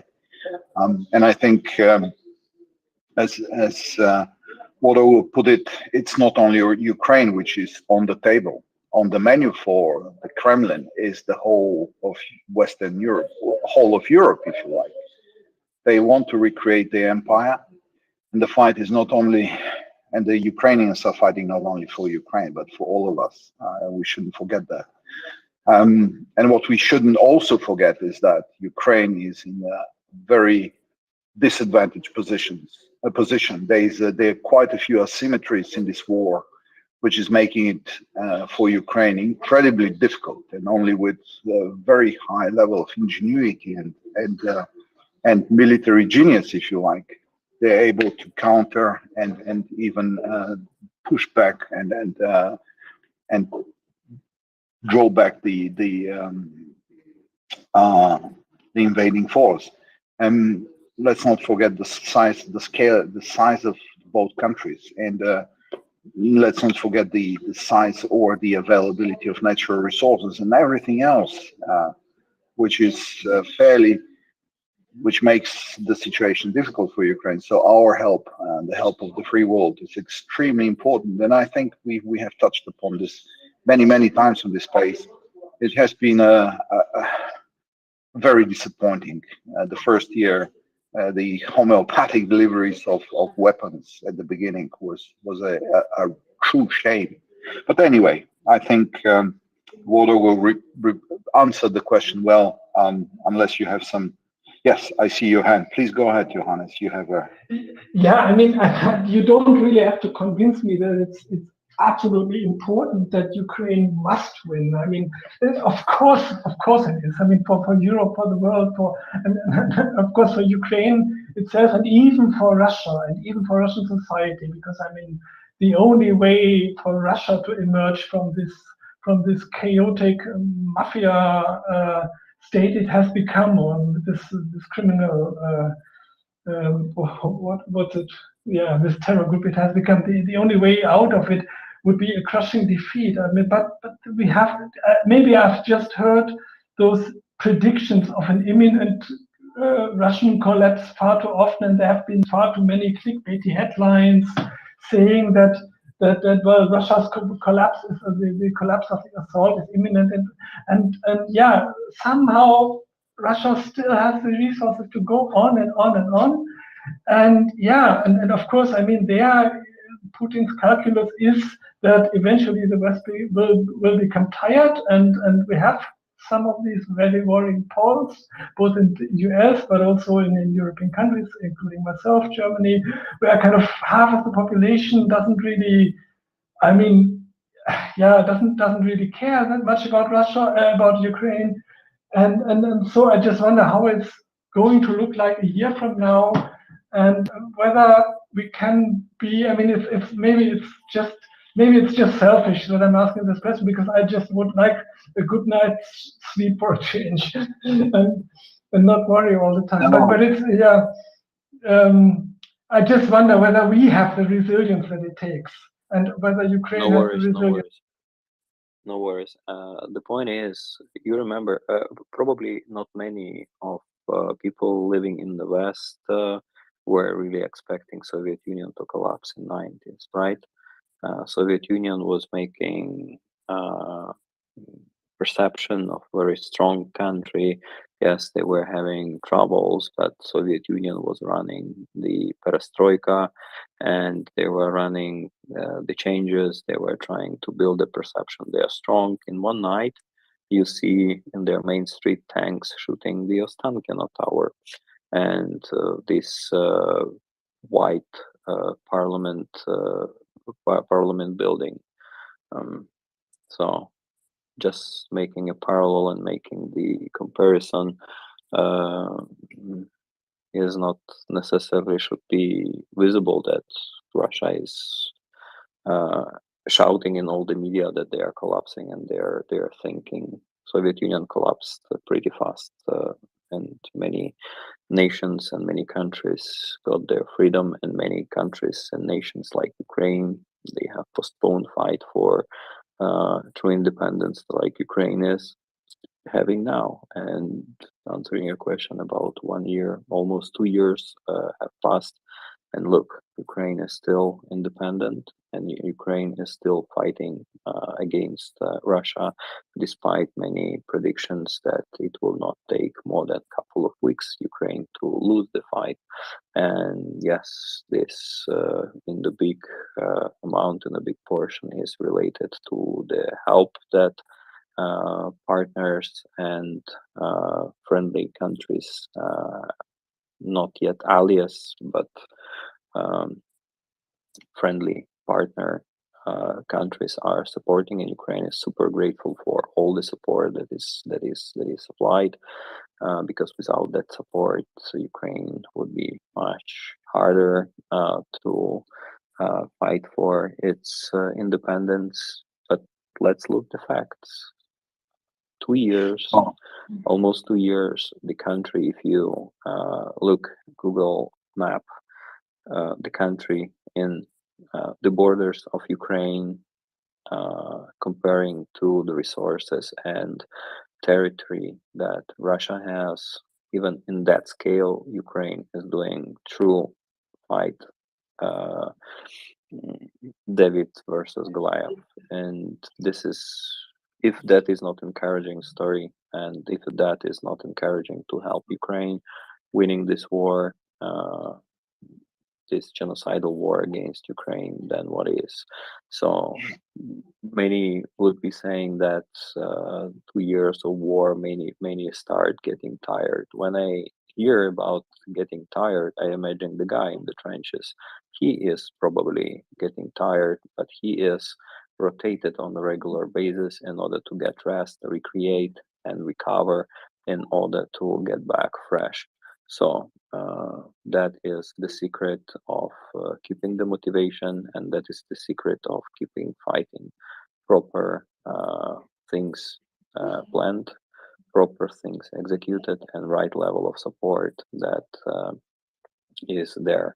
Ukraine has fantastic motivation to stay free, because if not staying free, it means not being on the map and not being present as the nation. So just repeating the same words, apologize. I'm like starting like a parrot. But if Ukraine loses the war, Ukraine stops existing. That is the highest motivation that Ukraine has as the DNA of the nation. And this is the one of the existential fight, not the first one. We had them 100 years ago, 400 years ago. It was always there, and many didn't understand what was going on at those time, and Ukraine was losing those fights simply because there were not many others on the Ukrainian side. These days, everybody understands what's going on. Those who want understanding what's going on and supporting Ukraine as much as possible. That is why we have, by the way, the fundraiser with MriyaReport for this demining equipment, just simply because so many people understand what's going on and why proper tooling matter and the right hands doing the right job. That's I just wanted to add for all as well why we are optimistic. Well, look at the for example, let's take the Black Sea Fleet. Now, the Black Sea Fleet at the beginning was very dangerous tool, shooting missiles, preparing to do landings in Odessa or what have you not. I remember the days where we were looking at those landing ships eventually coming close to Odessa, taking the Snake Island and operating with impunity in the whole of Black Sea. And then what happened is a country without a navy actually managed to completely put them back into their box and completely destroy their agency in the Black Sea. That's an incredible example of the unbelievable ingenuity of the military command Ukraine and the military personnel Ukraine possesses. Incredible feat for a country without a navy. Secondly, if you look at the way how the Air Force is operating, it had always that incredible advantage in numbers. The Russian Air Force never managed to achieve superiority or dominance in the airspace. Nowadays, it's even worse for them. So they are not able to bring to bear most of their modern weapons beyond shooting missiles, ballistic missiles, and cruise missiles. But that's about it. And if we look at the cruise missiles and the interception rates the Ukrainians achieve, that's incredible as well. Some systems are achieving close to 100% interception, which is even the producers, even the guys who built these systems were completely surprised, because it's not only the system, but how you employ it and how you use it. Let's not forget the Ukrainians were able to shoot down the amazing Kinzhals or the Iskanders using Patriots. People were saying this is impossible because Patriot is slower, whatever, yada yada yada. But if you put your mind to it and you use your best people and your best people are committed to it, you will achieve it. And that's amazing what they have achieved with, as I say, initially homeopathic deliveries of weapons. Just look at the number of tanks. The Russians have lost something like around 5,000 tanks by now. How many tanks has the West delivered to Ukraine? About 200. How that compares? I mean, it's the spirit, the Ukrainian spirit, which wins this war. But the spirit needs the backing and the support. And we're talking about fundraisers and so forth, and so we shall continue doing. So we shall continue doing. Kasper, you have your hand up. Yes, hello. I felt the sadness of a world ago. Unlike Masilias, I don't think we should be optimistic. Yes, the Ukraine will win. That is not a question. But I don't think we should be optimistic. I think it's better if we overestimate Russians and act accordingly. How many of the people in this space are thinking that one day there might be a mobilization in their country too? Because rockets and robots, yes, that's great, but still the only means of winning a war is having people willing to fight this war.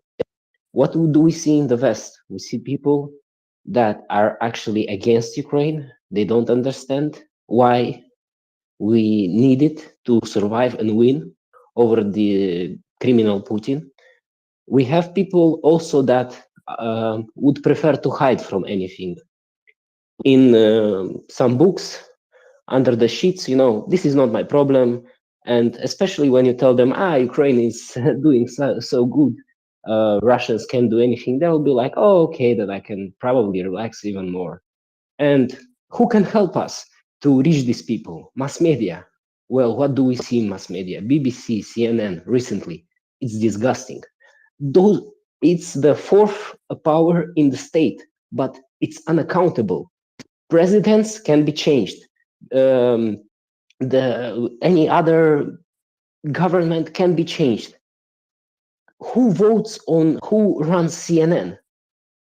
Okay, maybe there is like auctionary, like people that have stocks, but still it so means if I have the 100 stock, I decide. Yeah. So my point of view is the most precious, the most right, and because nobody can tell me I'm wrong, there is no such authority. I can spread. Okay, imagine the war starts. Imagine you have this media. What this mean? What not behaviors, but what mood it will rise in the society? Do you think it will be? We have professional military all over NATO. We probably have a few military now in the space. Maybe they can confirm, but can we win a global war, a world war, only with what we got now? No, I think we will need mass mobilization. And I think people in the West don't even closely think that it's possible. But taking into account how fast the world escalates, this might be closer than we think of it. And if we don't act now, we might be caught in by surprise, like kind of Ukrainians got caught, but yeah, they knew they're coming, so it's more complicated, but also Israeli. You know, it's like we constantly live with danger, but we never can act, because if we act, oh, we are the bad guys. Because yeah, this is paramilitary, this is not a state funded, right? Oh, we don't know who took down MH17. We know the US government probably knew, but there was no rational politicians. I don't really know how to explain this. Either it's a traitor, either it's incompetence, and both options are bad. I'm done on the subject. Thank you. In fact, I think that the most precise and very straightforward way I've heard it recently was exactly what U.S. President said earlier these days when he was announcing the 100 billion package of, as understood, this is kind of out of regular, as it is called, investment in the national US interest, and it was exactly explained why it is the national United States interest in these areas, because I hear it maybe not the same way as many others here, but history is showing First World War, Second World War, underestimating the things happening leads to the direct involvement. That's why Ukraine is saying, please help us with the equipment we need in order to kick the Russians out and to punish that evil, because unpunished evil feels encouraged, and unpunished evil makes troubles in many other places, and unpunished evil becomes stronger, and stronger evil requires stronger pushback. Stronger pushback means direct involvement of those who do not feel that the conflict and the war is close. Unfortunately, this is the reality, and this is somehow, to me, what was mentioned in the recent recent speech of United States president. To me, it really tells a lot. This is the investment in the security, and if United States treating it that way, still needs to vote, but if it is treated that way, I mean, why the others shouldn't treat it the same way? That's my take. Thanks. Thanks a lot from Ukraine. No, absolutely. I absolutely agree with you, Waldo. Appeasement never works. We know it from the Second World War. We know it from many other conflicts. We know it from the Cold War. And even Reagan had a famous phrase about leaving evil unchecked leads to a bigger war and bigger loss of life. And that we need to be, well, we shouldn't forget that we need to protect freedom. And this is an active engagement. It's nothing you do once and forget it. And I think, especially after the collapse of the Soviet Union, some people and some governments and some politicians overplayed the peace dividend enormously, especially as you know, being actively working for your security costs you money, costs your effort. It is a difficult and sometimes not very thankful task, and people just forgot to think about it and forgot to what it did take to destroy Hitler. What did it take to destroy the Soviet Union? And it wasn't easy. It wasn't fast, and it wasn't cheap, and it wasn't pleasant. So people have forgotten the lessons from history, as you say. And you're absolutely right. It's not only Ukraine. It's on the menu there, all Eastern European countries neighboring Ukraine and even further afield. So yeah, absolutely agree with you. G-Man, you have your hand up. Yes, I do. I've got a couple of things. As you know, we are inspired by our Ukrainian friends, and we need to be inspired by them because we have to be able to persuade our elected representatives to do the right thing. You talked about appeasement, and Winston Churchill. I'm not sure if this is actually from him, but he said there's a quote about an appeaser, and others have said it too, but it's attributed to Winston Churchill. An appeaser is one who feeds a crocodile, hoping that it will eat him last. And obviously, there's other. We've heard other quotes from Reagan. Appeasement just invites aggression. The only thing an aggressor or a bully understands is force. I mean, it's not the first time. Our Ukrainian people, I look upon them and the struggle that they're going through in a similar way to the struggle of the United Kingdom in the Second World War. Winston Churchill became Prime Minister in 1940, and the war had been going on for about a year, maybe just less than a year. And people talk about wars, and the other thing I'm going to make a point before I get to this, but people talk about the war. We want it to be over soon. Well, of course, I want Ukraine to win as quickly as they can. But in every war, probably in history, people said it'll be over by Christmas. The First World War started in August 1914, mainly for most of the combatants. My great-grandfather and his brother went to war. They fought. That'll be over by Christmas. My great-grandfather didn't return. His brother did, but he didn't. Frederick didn't return. My grandfather and my great-uncle went to war in 1939. They thought, perhaps, or at least they said, the war will be over by Christmas, and it wasn't. They both survived. many didn't. War is hell. Winston Churchill became Prime Minister in 1940.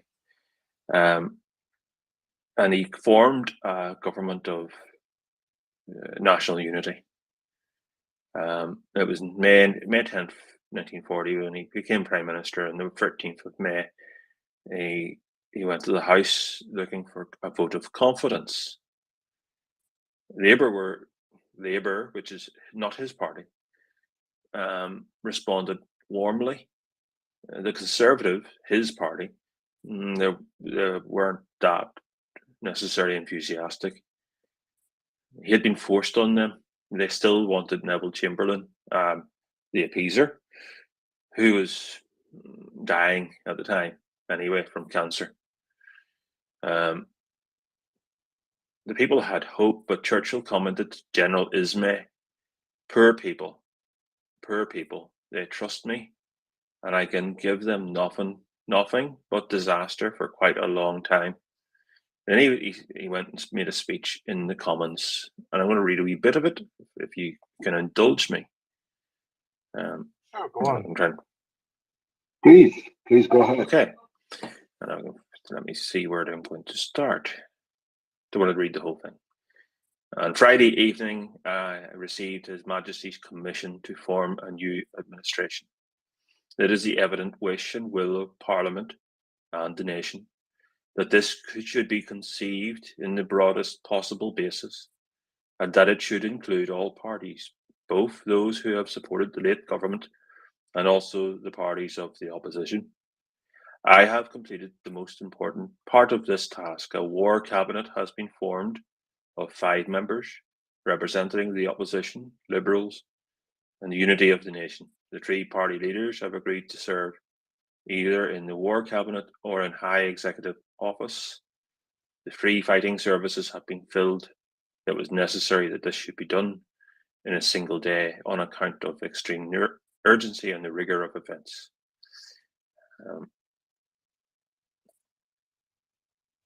To form an administration on this scale and complexity is a serious undertaking in itself. But it must be remembered that we are in the preliminary stage of one of the greatest battles in history. And we are in action in many other points in Norway and in Holland. And we've been prepared in the Mediterranean. And the air battle is continuous. And that many preparations, such as those have been indicated by my honourable friend below the gangway, have to be made here at home. We have before us an ordeal of the most grievous kind. I would say to the House, as I said to those who have joined this government, I have nothing to offer but blood, toil, tears, and sweat. We have before us many, many long months of struggle and of suffering. You ask, what is our policy? I can say it is to wage war by sea, land, and air with all our might and with the strength that God can give us, to wage war against a monstrous tyranny never surpassed in the dark, lamentable catalogue of human crime. That is our policy. You ask, what is our aim? I can answer in one word. It is victory. Victory at all costs. Victory in spite of all terror. Victory, however long and hard the road may be. For without victory, there is no survival. Let it be realized, no survival for the British Empire. No survival for all of that British Empire has stood for. No survival for the urge and impulse of the ages that mankind will move forward towards its goal. But I take up my task with buoyancy and hope. I feel sure that our cause will not be suffered to fail among men. At this time, I feel entitled to claim the aid of all. And I say, come then, let us go forward with our united strength.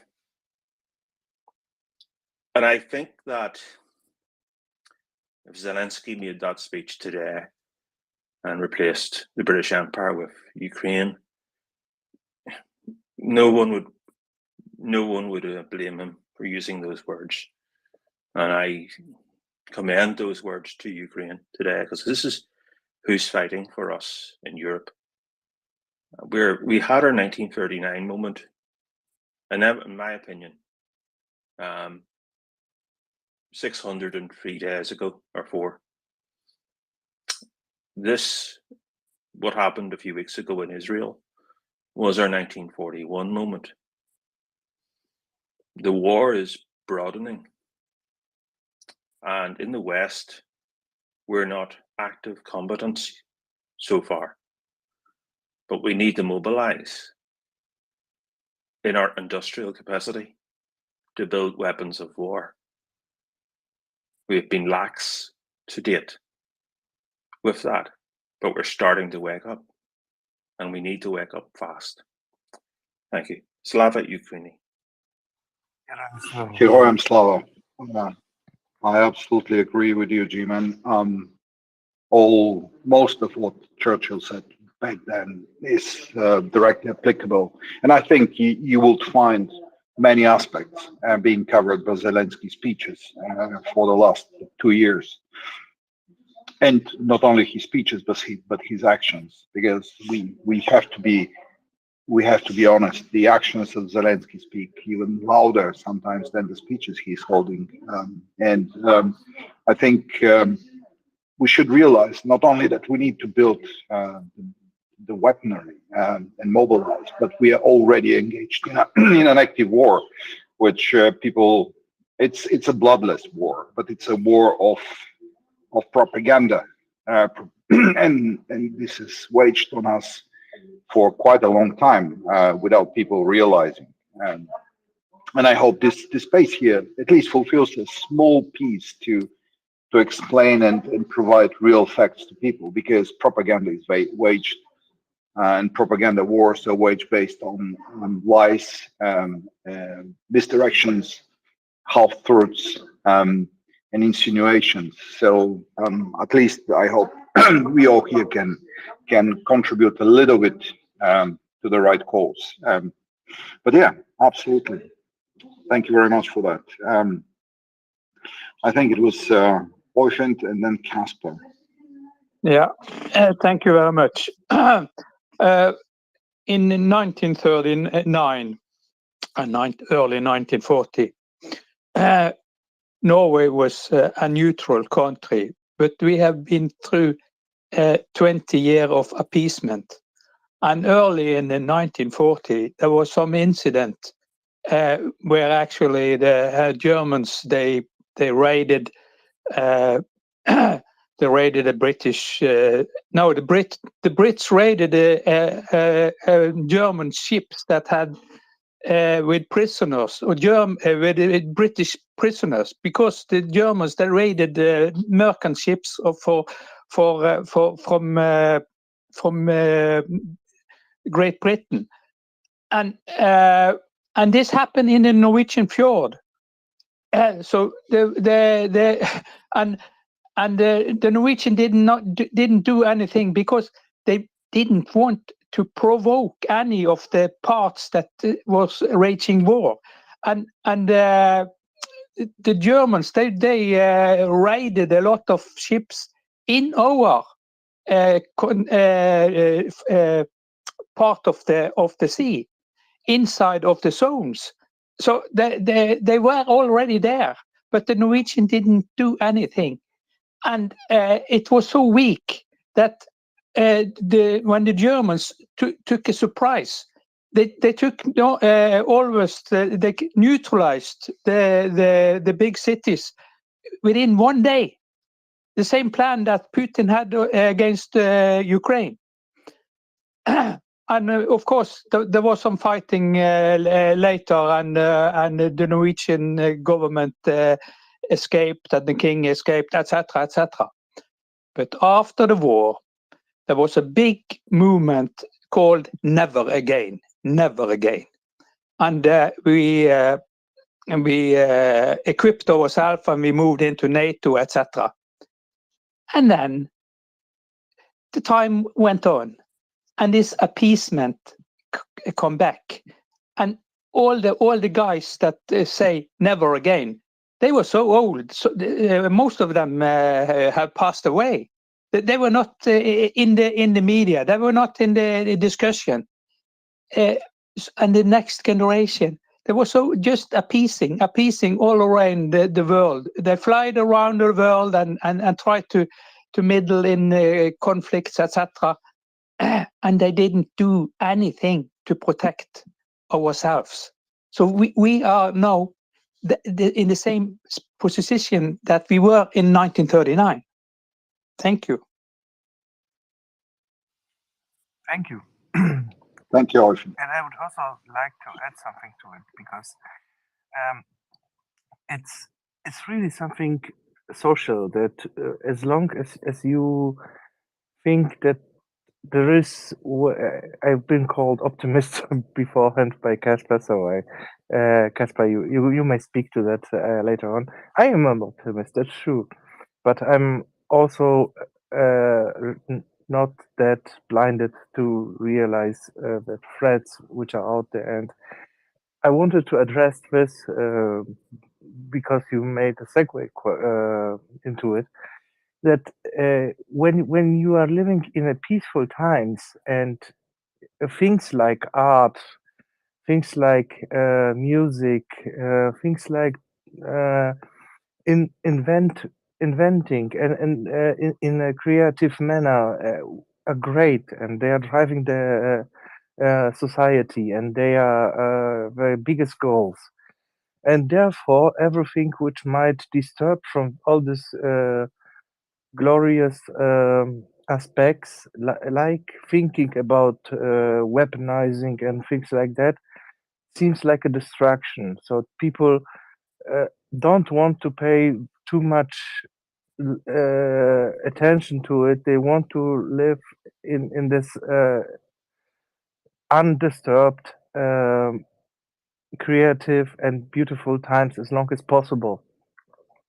But once they actually face the threat and see what's going on, I think they've changed their mind. At least I did with raising up of Russian imperialism, and I think that if you follow the news, and then someone who is quite peaceful can actually change to someone who is also very realistic in a manner that that you can not bully an aggressor. You cannot appease an aggressor. You cannot play with a bully like he would be just someone else. That you just need a totally different mindset.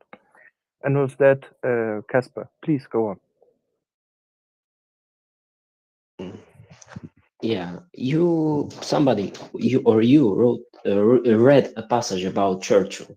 I would like to give you a little bit of a side view from East Europe on Churchill. Of course, it was a great personality. It was a good person in charge. He won the Second World War. He saved Britain, but I'm not sure if he saved the future, or even if he really won the war against not only the fascists, but against the Soviets too. Remember that UK entered the war because first Germans attacked Poland, then also the Soviets joined. Yeah, so at really the beginning, Britain didn't fight only with the fascists. Yeah, indirectly they also fought with the Soviets. In the end, what do we get? Half of the Europe goes to the a dictator, Stalin, also probably as an appeasement way, right? These people got way too early in a boss Cold War, and by the time they reached the end game, they got so tired that they couldn't go on to really fight the all evil that was there, because now we are fighting the same enemy. The international of, before it was International of Communists, now we have International of Terrorists. These people didn't go anywhere. They still are in our mass media. They still are in our business. They still are in our governments. And it's just a side view, yeah? It was a great personality. And I doubt UK could have somebody different at the moment. But still, we still can make mistakes, but we got to learn from them. So if the bigger war starts, if these ones are ended, we must be sure that we not only secure a few breaths of peace, we must secure something longer, a different security reality for us and our future. Thank you. Thank you, Casper. And I must 100% second it, because as probably few of most of all, a good portion of you know, I was raised in Poland before we moved to Germany, and therefore it's I can 100% second your opinion. We have felt over there completely betrayed, and the name Churchill was also not hold in high account, because he kind of betrayed us with making peace with Stalin after the fact. And if you look at the history, I mean, Germany started the war, and other countries has been paid the price for it. So I see it also that this solution now, although anybody wants somehow to get an option as quick as possible for the peace, there will be no peace as long as there are people thinking that because they have some kind of ideology, their mission is to swap the minds of other people. And this applies to the Russians. Their ideology is Ruski Mir right now. And it applies to the terrorists, where their ideology is some kind of intifada, whatever, some kind of old version of misunderstood Islam, maybe. But they still think everyone who is not on their side is their enemy. So they don't accept either people, just people with a different way of thinking.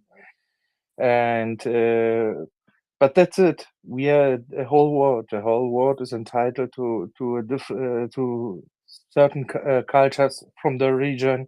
We must come along, and we must find ways to normally interact with each other without inviting each other. And as long there are people who are fighting for ideological reasons, which goes beyond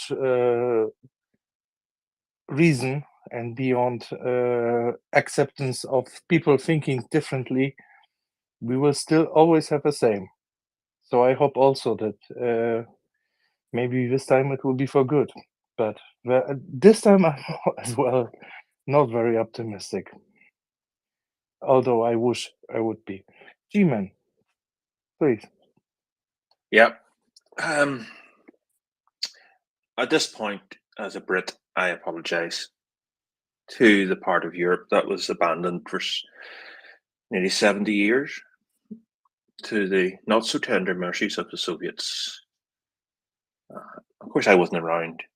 Well, anyway, why did Britain not declare war on Soviet Union in 1939? We declared war on Germany after 2 days. Of course, Stalin was sly and didn't invade immediately. He waited until the 15th of September and claimed that it was because Poland has been destroyed and we're only doing it to save Russian speakers. Sort of normal for the Soviets or the Russians to lie. There was, and also just to defend the man, because he's not here to defend himself, Churchill wasn't in government in 1939. It wasn't even in the cabinet. So it wasn't his decision, and whether it would have been done differently, who knows? Would it have made a difference? I'm not even sure. Because the reason the Soviets were on the Allied side at the end of the war was because they'd been stabbed in the back by Germany. That should have been obvious that would happen, but clearly wasn't. Churchill was not fond of Stalin, but Roosevelt thought that he could work with him. Roosevelt was dying at the time, and Churchill felt squeezed out. People talk about the big three, and then other people say it was the big 2.5, because Britain was a small power in comparison to Americans and the Soviets. I don't agree with that assessment, but and certainly Churchill went on to lead.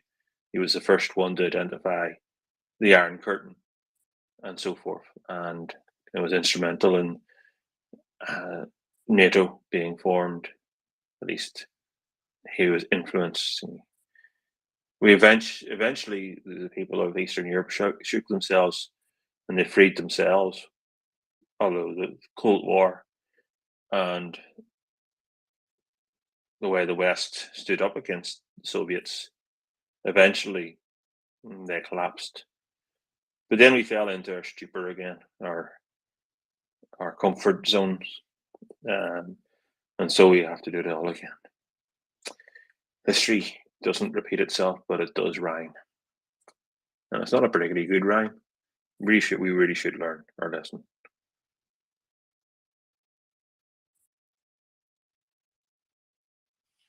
Yes, I've always. Well, I guess. So sorry, I just wanted Yeah, to go. say that I always liked this meme of Patton where she highlighted it that we shouldn't stop actually at Berlin. We should have moved and finished the job. But yeah, it didn't happen, and it probably won't, and I hope it will. Thank you.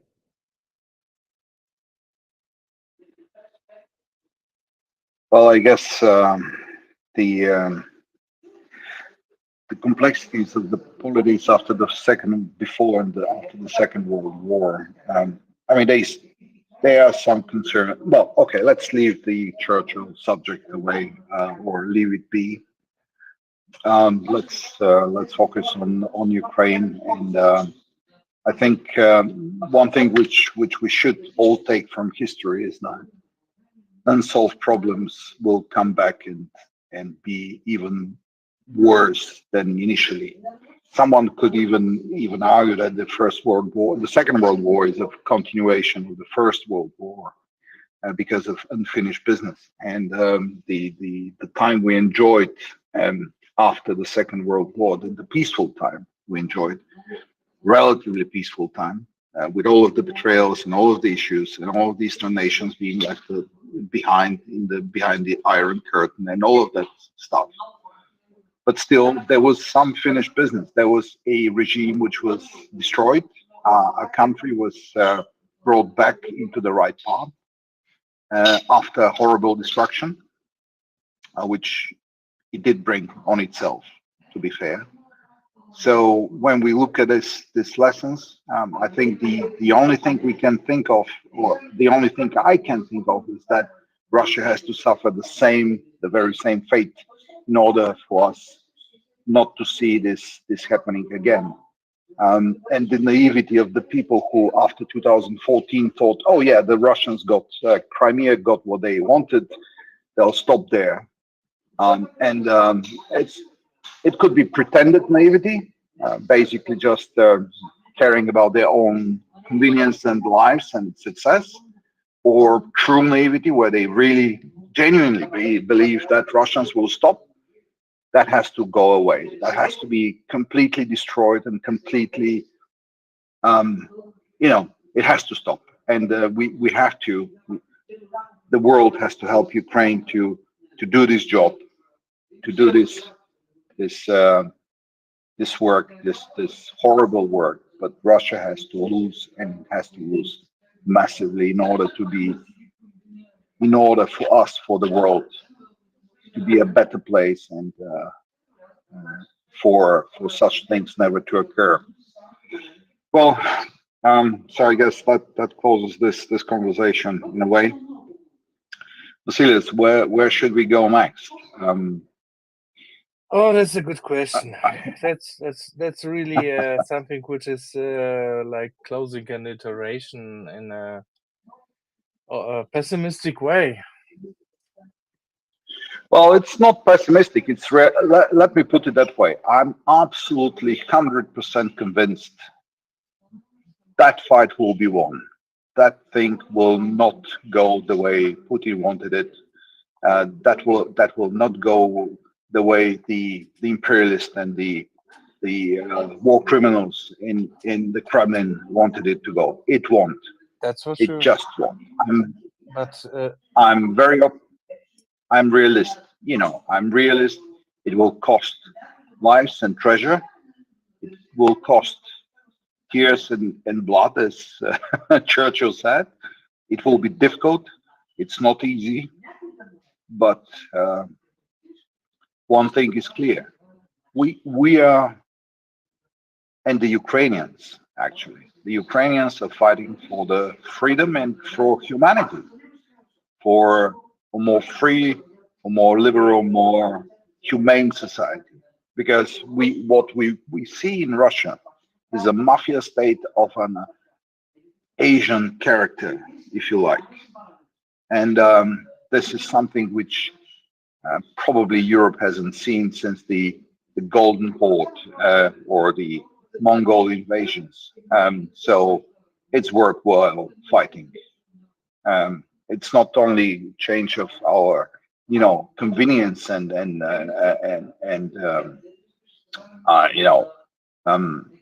what is the word I'm searching for? It's not about treasure. It's about fundamental values. And we have to win this fight, and we will, I think. oh yes, but let's hope that there will be not like. I mean, I still see like a lot of divided portions of Russia, which has probably. I mean, look at Kazakhstan and states like this. Look at Georgia, and look at those other fractions, which might have people for sure, which everything they could dream of is to finally break out of this. But their hope is so small, and in Georgia and Kazakhstan, it's maybe a little bigger, but still they would probably also wish that it would finally break apart, and if it would break really apart, really for good, then it would be a good signal to all those dictators in the world what they need to pay for starting such a thing. Well, I do have my, if we look back into history, how the First World War ended for Russia, or for the Russian Empire at that point.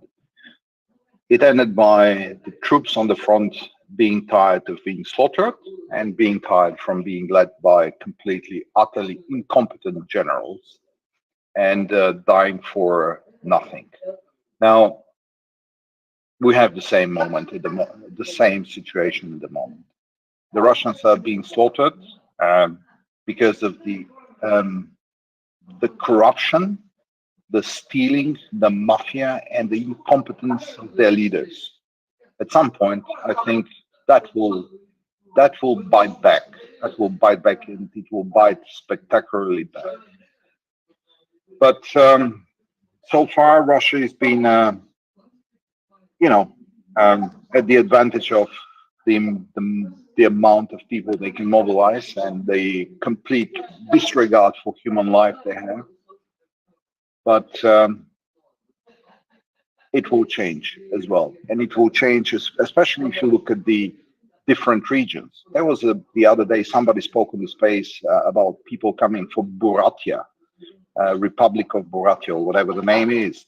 It's it's magnitude high probability to die if you're coming from one of the republics on the front, compared to if you're coming from Leningrad or, well, Moscow, and some of the other central Russian cities. So these guys, they know they have been thrown as a meat in the meat grinder, and they have been used as human waves, and their lives have been thrown just away. That is known, and at some point we'll see people and nationalities within the Russian Empire waking up to this reality. And on the other side, I'm pretty sure. Well, I hope. I'm sure, but also I hope we'll continue supporting Ukraine with whatever it takes to provide them with the means to defend themselves against this aggressor. Okay, I think we have some hands here. I think it was Griffin and then Casper. Marcellus, what do you think? Do I have the order right?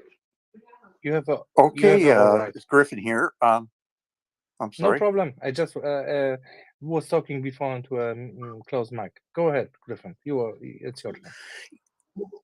Okay, thank you.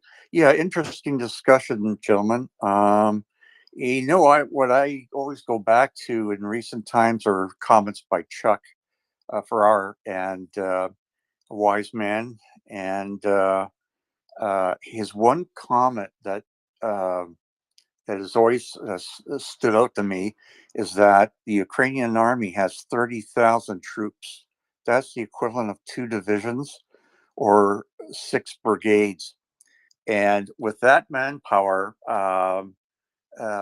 just waiting to slice the jugular of the Russian troops is very interesting. The breakout that has occurred in the Kherson region, if that is backed up by a couple of brigades that have been held in reserve and they come crashing through, there's a very good chance they could isolate and wipe out the Russians that are located to the southeast, south, and southwest of the city of Kherson. They would be totally cut off. The M14 and M27 highways would allow not only to take in hand those that I've just mentioned in the way of Russian troops that would be cut off if they didn't retreat. We could very well see a rout once the Russians see that the potential of the Ukrainians cutting them off from supplies and whatnot. Might become a bit of a rout or a retreat just to get back to Crimea.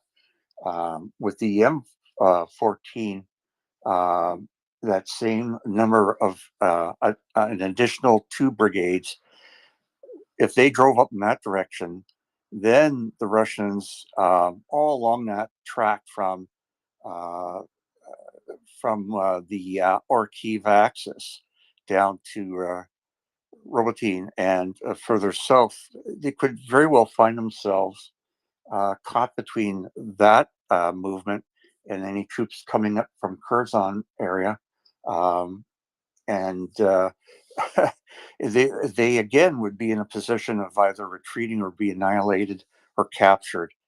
And we know what happened last year when the Ukrainians started to rout the Russians. They just abandoned their tanks and artillery and everything, which of course would very much work to the benefit of Ukrainian troops in terms of ammunitions and weapons.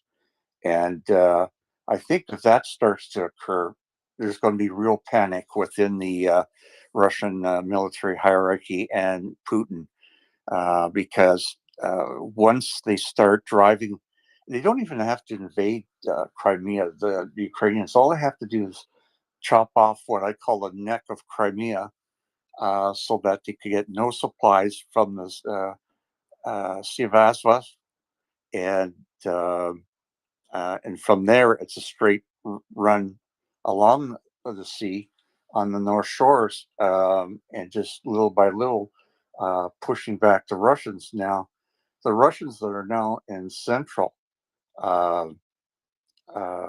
Ukraine are going to be in even a worse case, because you got the troops pushing in from Avdiivka and Bakhmut and whatnot, pushing eastwards. And if you had troops then coming up from the Sea of Azov and pushed north, they again could find themselves in a pincer movement to take out the Russians.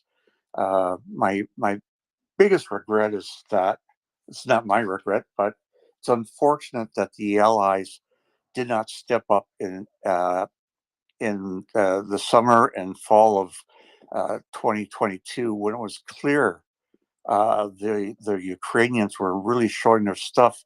And at that point, had they been supplying them with aircraft like the F-16 and with the Gripen and with F-18s, we'd be looking at a totally different war right now.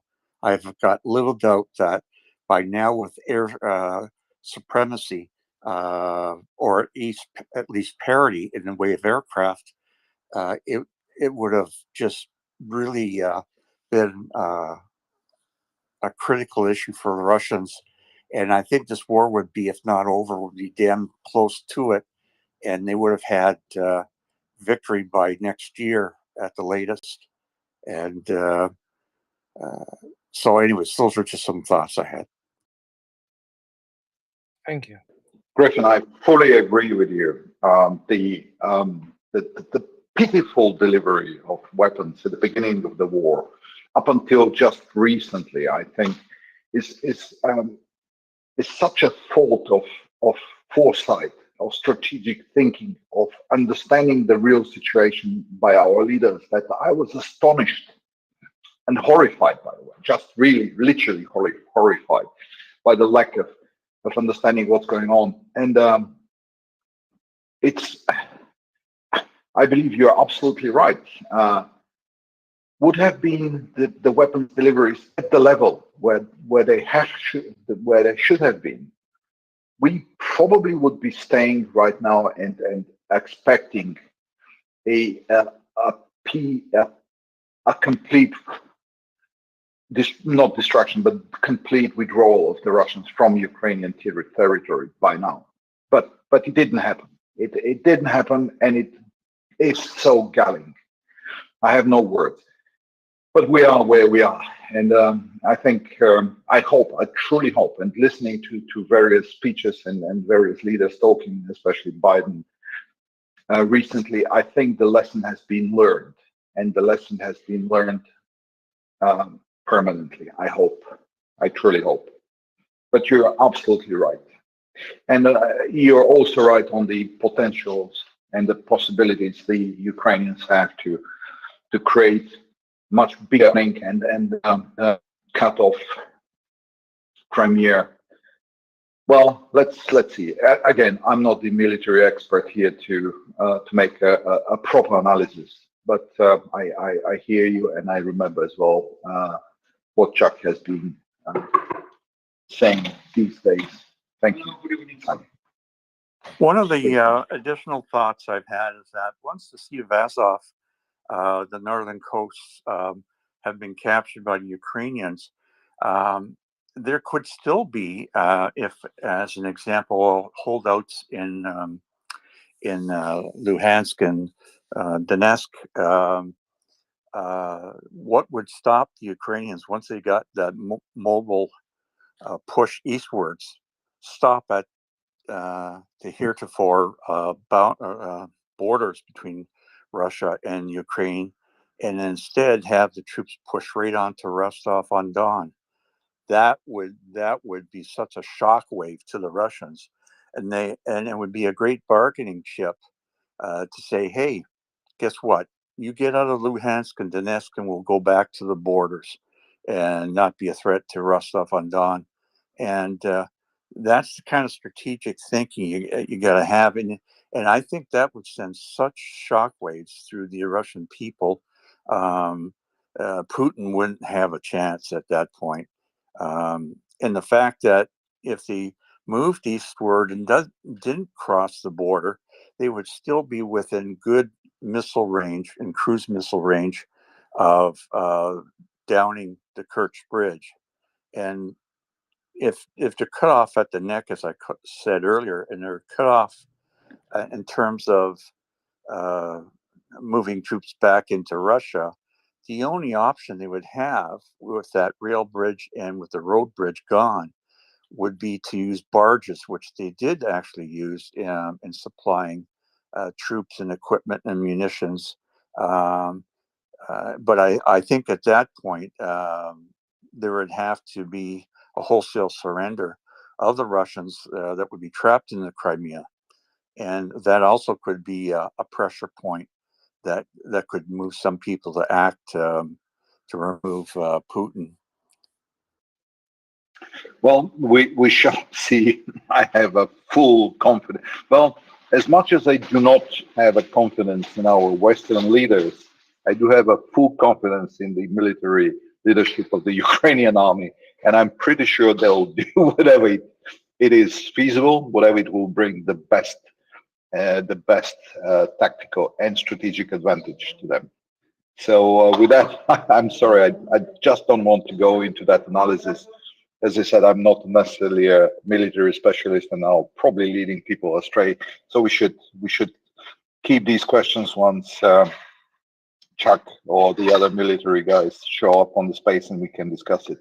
Again, I'll make a note about these questions or these sort of ideas.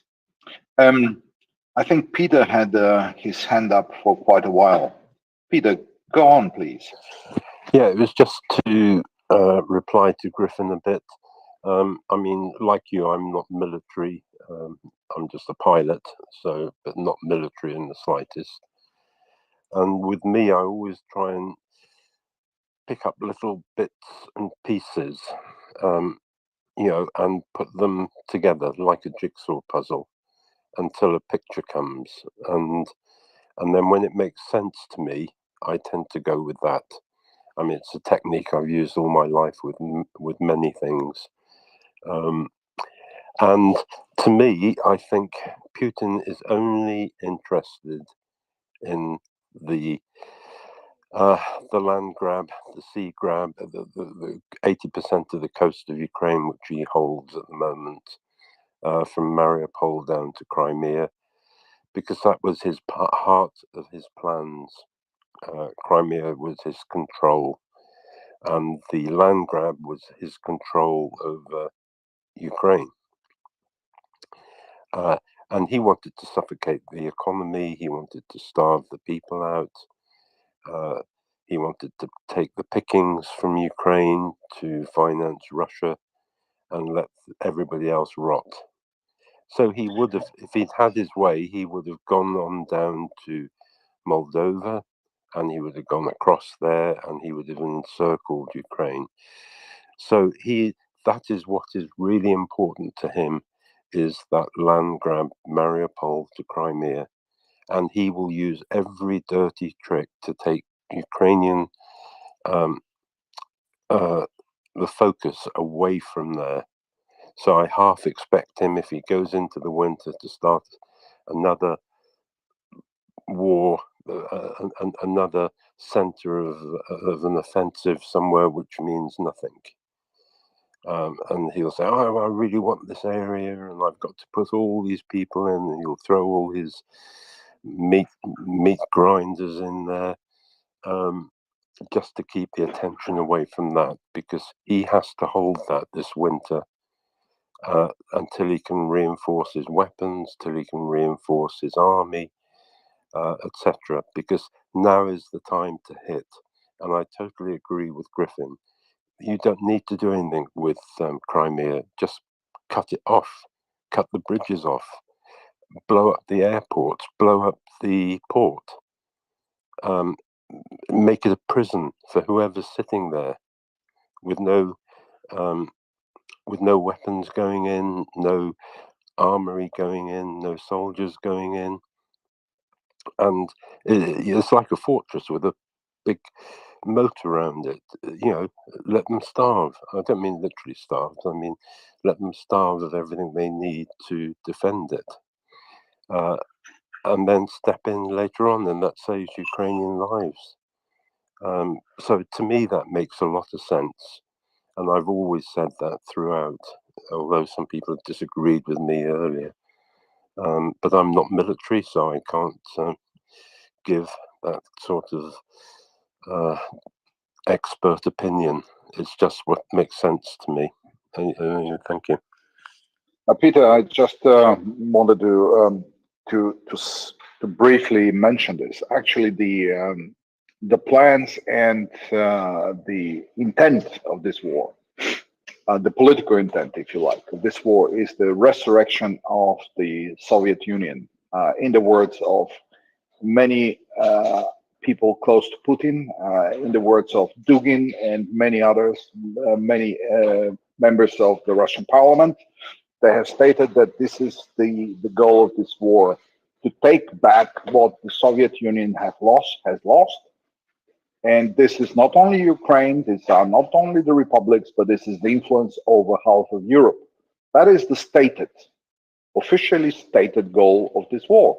It's not only Ukraine that take control over Poland, Czech, Slovakia, Romania, Bulgaria, the whole lot of the former Warsaw Pact. That is the stated goal, nothing less. So Putin wouldn't have stopped at the borders, neither in Ukraine nor at the borders with Moldova, nor with the border with Romania or Poland or the Baltic Republic. That are stated goals. You can find the tweets out there by MPs and close staff to Putin talking about it. Look at Medvedev and so forth and so on. So I guess from a political standpoint, not military standpoint of view, this war has a very clear goal of restoration of the lost empire, and not only the lost territories of the Soviet Union, but the lost sphere of influence and partitioning Europe again in two pieces. That is what Putin wanted and still wants, I think. Now, whether he will be able to stir up trouble on the front, I don't believe so. He would continue doing what he has done with Hamas and the attack on Israel, because nobody can convince me that this attack wasn't engineered, inspired, and financed and supported by Russia. That is my firm opinion. It's not only Iran. It is the long hand of Russia being shown here to prepare and launch this attack. And we are seeing it as well happening in other parts of the world, in Africa, Mali, and so forth and so on. We see Putin stirring up trouble there. And I think the biggest trouble he can stir is to entice China to look to Taiwan and attempt to capture, to reconquer Taiwan. That will be probably the only, well, this will be the ultimate escalation, I think. But I don't know whether this is possible. I'm not a China specialist and I don't know what's going to happen there. But Putin is looking for ways to hurt us, to destabilize the world, introduce chaos, a chaos agent. I think he has learned that from the Middle East. He has learned that from Iran. In introducing instability and chaos opens up opportunities and possibilities for dictators and for authoritarian regimes. So these are my 2 cents on the subject. Thank you. I totally agree with you. What you said, and it's very insightful and very accurate. All I would add is that Zelensky said every time we do an offensive, we have problems with their air force, and they really do need those aeroplanes quickly. I found it was a bit upsetting when I totally support what's happening with with Israel to get American support, etc. But I did find it upsetting when one American general said, "We'll give them A-10s because they protect the troops on the ground. They can send the troops." And there's been no modern war which has not had air cover, or and Ukraine have done all they've done with no air cover worth talking about and no sea power. Yet every single war has always been the missiles, the jets go in first, and then the troops afterwards, and then you protect the troops with aircraft. And Ukraine haven't had that, and I think they're just amazing what they've done to achieve what they've done, and they do need those aircraft, especially when they want to cut off Crimea, and they need the long-range missiles. And I hope we now give them everything and don't give Putin the time to recover or get weapons from elsewhere. Anyway, thank you. Absolutely agreed. I think the Ukrainians have rewritten the military books in many aspects. And again, not the military expert here, but I think all of our experts on this panel here and on this space would agree that the Ukrainians managed to accomplish things which people have thought are impossible. And their tactics and their ways will be studied, I think, in military books for the time to come. As you mentioned, there is no aviation to speak of, which can protect their troops, but they managed with drones and everything they had. They have no navy, but they still managed to make the Russian Navy, to put the tail behind and run for their lives. And they managed to make it completely ineffective without any warships on water. That's amazing. That shows the ingenuity and the ability of the Ukrainian military leadership. But anyway, Kasper, you have your hand up. Please go on. Yeah, if you probably wanted to go away from military subject, I could go a little bit political. I've No, not at found all. Not at all. If you have a military subject, please bring it up. I'm just not. I don't think to mislead people in making some analysis to which I'm not competent enough to make. That's all. Then I would like just a small debate. The idea is next. Ekaterina Shulman, it's a sociologue, a Russian sociologue, and in one of the videos, she made an explanation what's the difference between authoritarian and totalitarian regimes. So basically, what I understood from it is that totalitarian regimes are guided by some kind of idea. Yeah, this is totalitarian. Authoritarian, on the other hand, they are mostly okay. And I will go back to totalitarian. I'm sorry. Also, people are very proactive. It's the country which is owned by people that take action in the name of some kind of idea. Usually, yeah, we see throughout the history, these ideas usually bad. Then, on the other side, there is authoritarian.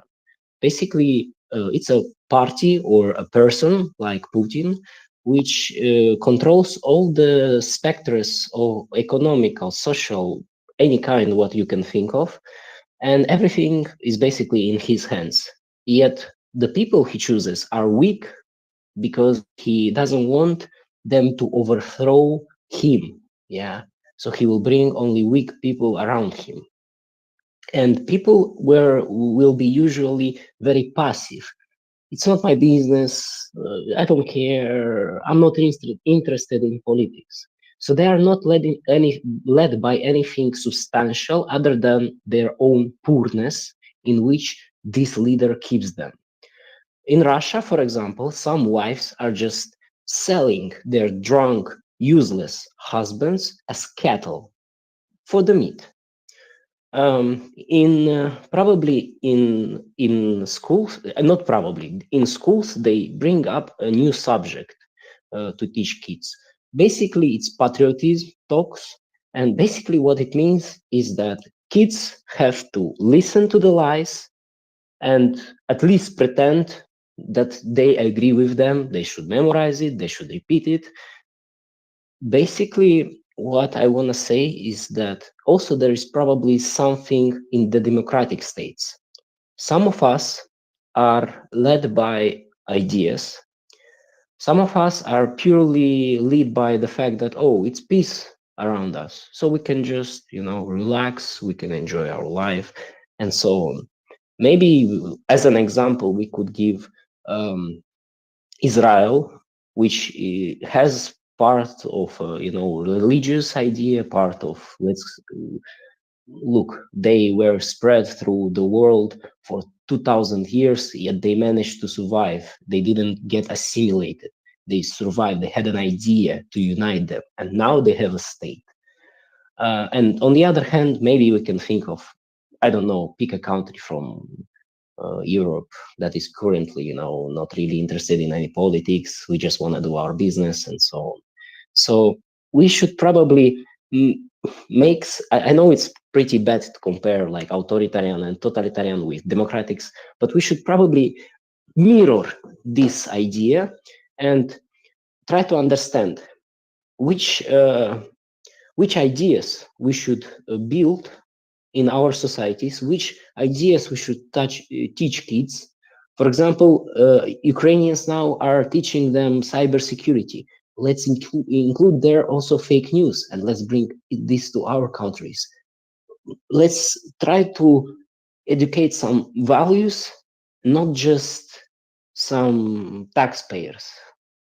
I think that would be the essence of what I would like to say. Thank you. Well, I think it's relatively simple to say. We should teach people critical thinking, full stop. And we should, that's all. That's all it is. Teach people to think for themselves and be able to distinguish lies, half-truths, false facts, and propaganda from the reality. Because the only thing the totalitarian regimes and authoritarian regimes use is to disguise, to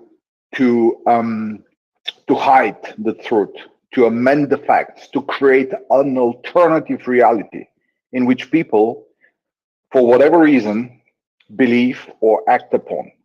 Create alternative facts, people will react differently. Show them the reality and they will take the right course of action. That's my own belief. Morale is a different story, and we can talk about the utilitarianism. We can talk about Kant and so forth and so on, and moral imperatives and all of that stuff. But I think it boils down to the fact we have to teach people to understand and apply critical thinking, because propaganda these days, and propaganda is employed predominantly from authoritarian and totalitarian regimes around the world, is based on disguising reality, basically lying based false facts and falsifying reality. It is as simple as it is. Just train people, critical thinking, and ability to recognize lies. That's it. These are my 2 cents on the subject.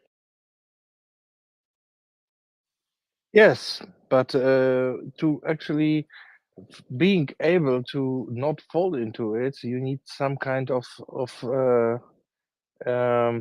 lettern or something which for a lot of people it comes, they have been told it from some ideologic things from their parents, and then in school and so on and so forth. So they will always align everything they consume to to things they have learned. So I don't know how to make it, but there should be at least some kind of a book which is available everywhere and which combines all the wisdom and point of views from all the world and highlights what Well, one single book to rule them all. I think that is a little bit too simplistic. I'm no sorry to say that, but I think that there are actually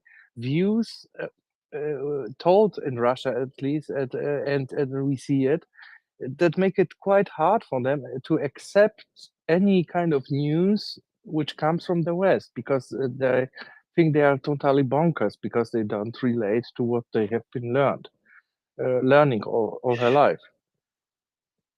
well, I think 2 points really. The one is the ability to think critically is the key to it. The idea that we can bring everything in a single book to make people, behave better is, I don't think is realistic. First of all, there are many viewpoints. Second, scientific views, moral views, and so forth and so on, they change and they amend themselves through the situations. But the one thing which stays the same is the ability to realize what is reality and what is not. And I'll give you an example. So we have a pretty good scientific education in the West, one could say. Well, I know a lot of people jump and say, well, our schools went down the drain and so forth and so on. Probably true, and I don't want to debate that. But the fact is, we have quite a large number of people believing in flat Earth and peddling this nonsense around. This is not down to a wrong education or bad training or bad family. It's down to the inability to think critically and just lap up stuff which is thrown at you, thrown at you from the propagandists on social media. But it's just the failure of simple, normal, logical thinking. That's it. And I wish I could Chomsky, who is living for a long time in the USA and proved that he is capable of logical thinking. I'm not so sure about critical thinking, but at least to a very high degree of logical thinking. I mean, you've seen how he fallen into Russian propaganda and seconded. Oh, he has been like that since the 70s, to be honest with you. I mean, he has quite a few books and statements and articles in this area. There is something else at play. There is I would say,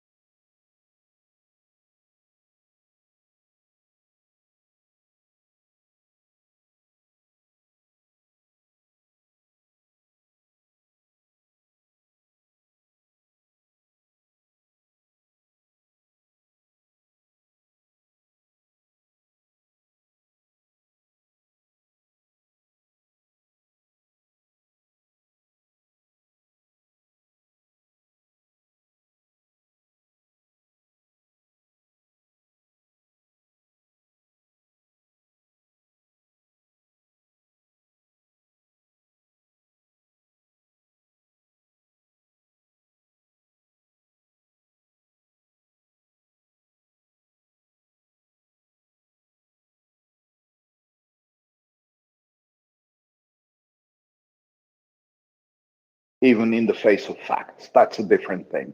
I'm pretty sure he would he understands what's going on in the world, but he cannot just here. The people from Eastern Europe, they learned, and I'm not talking about the younger generations. I'm talking the guys which are in their 40s, 50s, who have seen something of the socialism, of the real existing socialism. They would know to distinguish lies from and people who are lying and the real information out there. But I just want to remind you, I wouldn't say it was similar. Well, I would say there are some similarities between when the printing press was invented and the first broadsheets and the first newspapers came out, where people were able to read the written word quite huge numbers. There was quite a bit of a social upheaval before the people learned how to deal with untruths, manipulation, because manipulation is a quite old habit or quite old craft, if you like. It wasn't invented by the Russians or the Russian Empire. It has been in use by for many reasons, most nefarious probably, and the humanity has its sort of not very bright moments in the past. So internet was the same. It's just made information more widely available, as with the printing press. The printing press treated the written word, made it available to much huger number of people, and that led to social changes. But the societies learned after a while how to deal with it, and then they got back to or they evolved into something better. Now, the fact that internet is currently used for lies and manipulation, indoctrination, and propaganda, predominantly on the social media, I think that will find its own end at some point. People will develop their immune system against lies, and it might take time. It might be It could be supported by our educational system better. But at the end, I think people don't like being lied to. As you quite rightly said, the people in Eastern Europe they have been lied to quite constantly, for quite some time, and they developed quite well the bullshit detector in themselves, right? As you said, you could detect quite well when somebody's talking. Or where the censorship gets into play and people don't say what they wanted to say, right? So your bullshit detector was quite well calibrated and sensitive to the lies being peddled by the regimes in Eastern Europe, isn't it? Yeah, that's true. That's a real good take something which one could take from the time giveaway. Let's call it like this.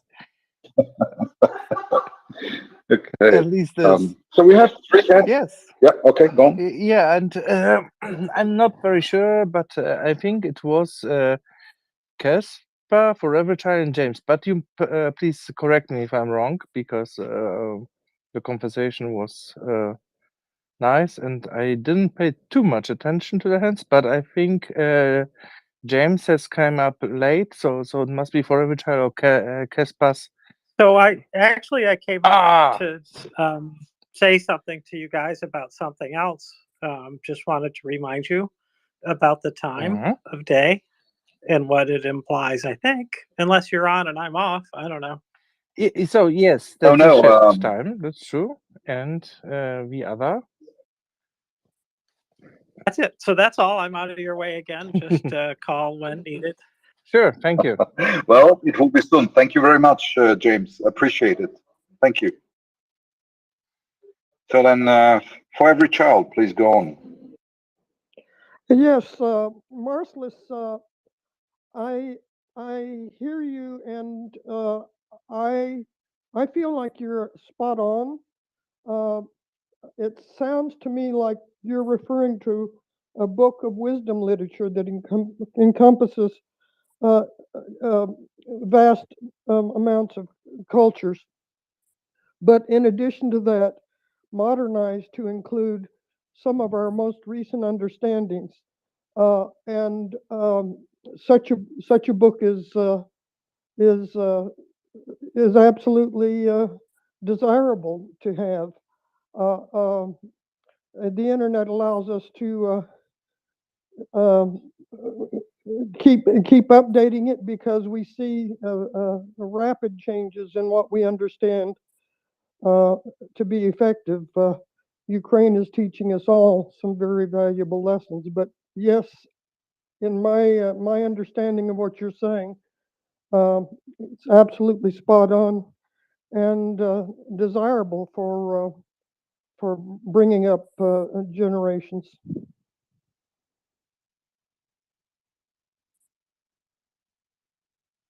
Thank you for Richard. I think Masilius just dropped off. I'm trying to bring him up I'm here. so he can. I'm here.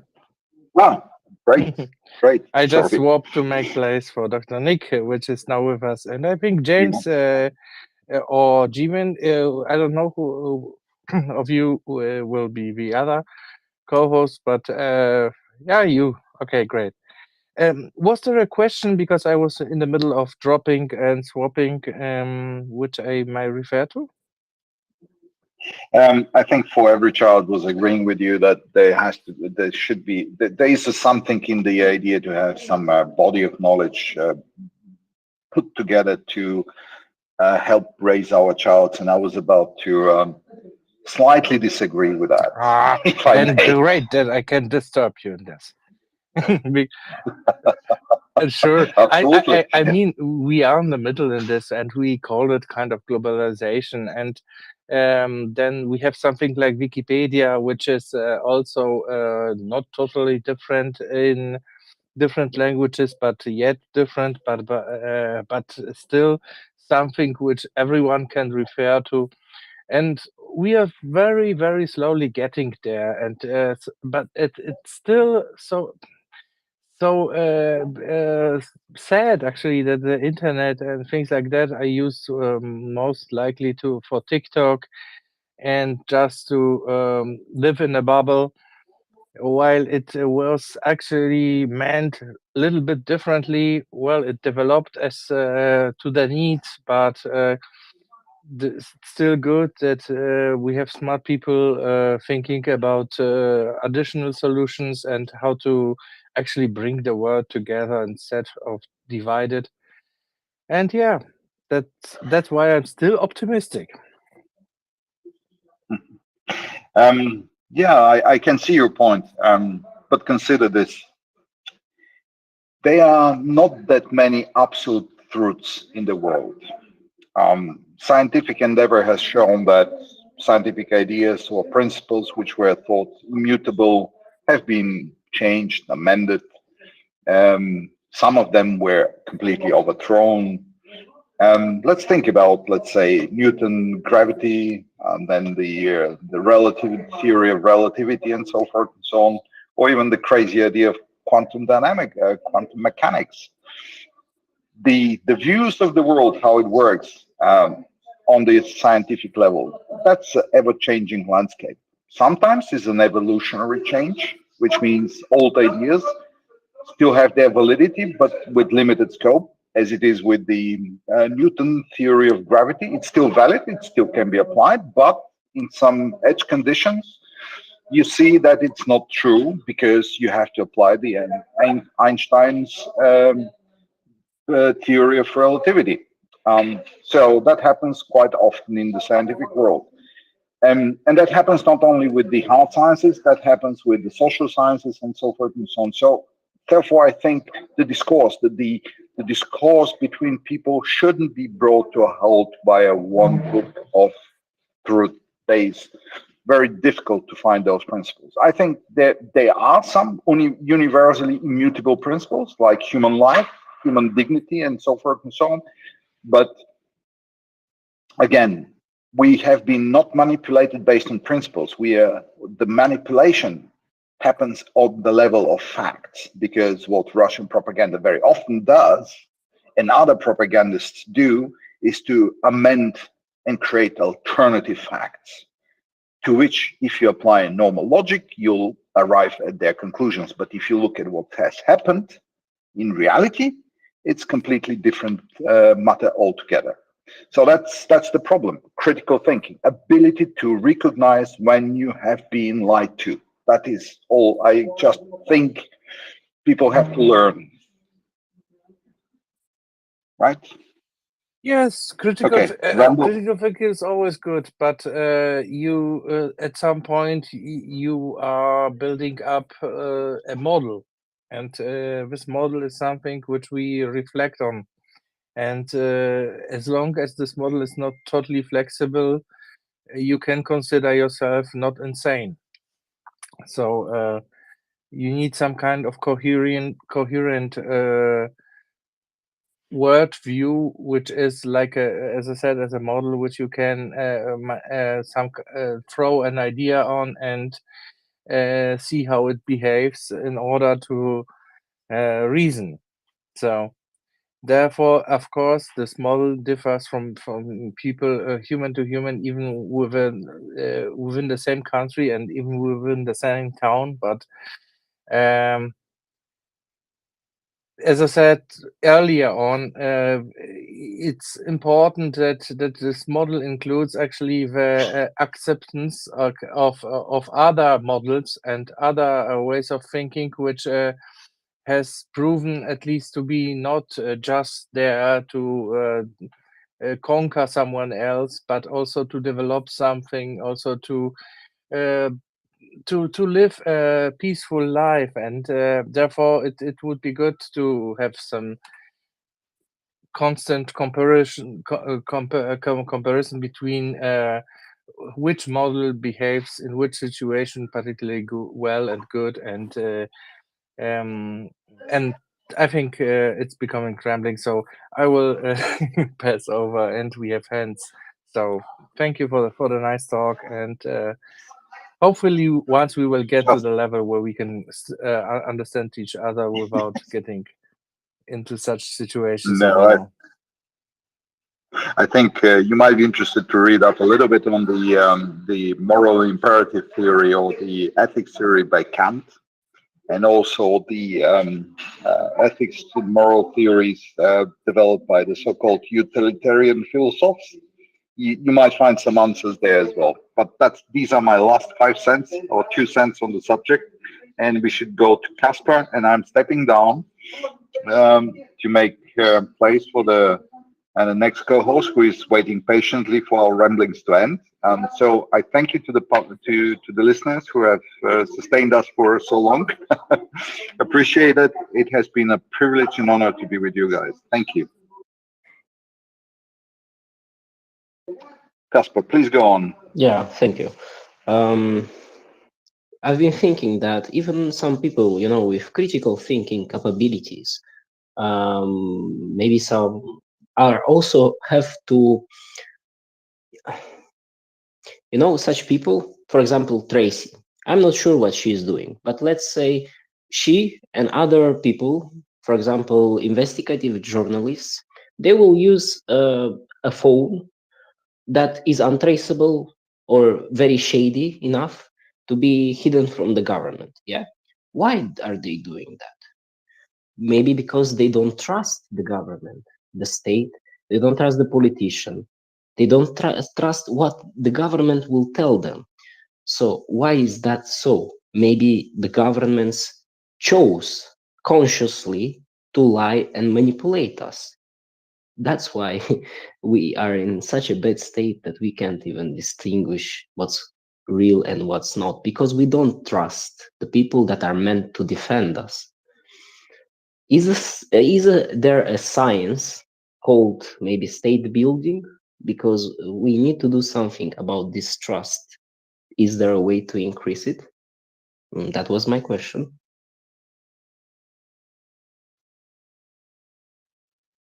Okay, because can you hear me? I don't see anyone else answering, but I hear okay, you. good. I didn't have an answer, so go ahead. Well, the science of building trust is probably something psychological, so I can't answer it directly. But I know at least a science of building information, because I studied it. And in that, there are tools which are quite dusty right now, but I like them anyway, which are called ontologies and reasoning. And within these tools, you can build up exchangeable conceptual concepts, which are written and which are described in a RDF form, which is a resource-defined language, and the output of it is some sort of graph, which can be semantically exchanged with other graphs and connected and therefore integrated. So I think this is the most close thing I could think about, actually, where you can express complex matters and make them exchangeable and interconnectable with other matters. But the other part on psychological level is, sorry, but I cannot speak about it. And if you like to more about ontologies and reasoning, I can come talk about it for much longer. But thank you. We need to make a way to bring these ideas, pretty complex for maybe even adults sometimes to understand. We needed to bring to a very basic child 5 class level and teach them since babies all the good things we might consider that will be a part of a better civilization, better future. I think that's what literature is actually for. Were the tales of us for the culture and all the songs from the beginning on. We made them not only for entertainment, but for actually passing forward some history, some experience, some way of thinking, and things like that. But things develop. You know, some of the songs represent more. Not many times it represents a lesson. Sometimes it represents a drama. For example, the national song, let's say, a very important part of Romanian culture is a poem called Miorița. Yeah, it has different versions throughout the land that is populated by Romanians, but the main idea there is that a sheep comes to a shepherd and tells him, "You, the other 2 guys, wanna kill you. Do something about it." And the guy is like, "No, I'm gonna die. Tell my mother that I met a beautiful woman and I was happy." So I can't really explain all the drama and why it got so inhibited in us, but we should probably not learn them only as poems. We should probably make those kids dig deep into it philosophically, maybe. That's what a school is for, right? And that's what is also done in the developed countries, where where children has a possibility to get their own reason out of it, and then the teacher more or less describes the other opinions about the so-called I don't know what's the English word for it, but there is always in all the countries I've lived, there have been always some must-read literature, and I think that was the main reason behind it. But I don't want to distract from all those hands going up. So thank you, Caspar. It was very nice to talk with you. Thank you, Vasilius and Casper. Appreciate you guys carrying on your discussion. That's a good thing. But I do want to, I believe, was it For Every Child next? Yes, I'd like to add what Marcellus and Casper are saying. The body of literature is called wisdom literature, and the discipline is called building community, which Ukraine is teaching us in the West to do. It's an old practice building community. It's evident in all communities that have survived genocide. So, in addition to the wisdom, I think I'm hearing an acceptance of other cultures, an acceptance of learning from other cultures, and an ability to learn their wisdom literature along with our own.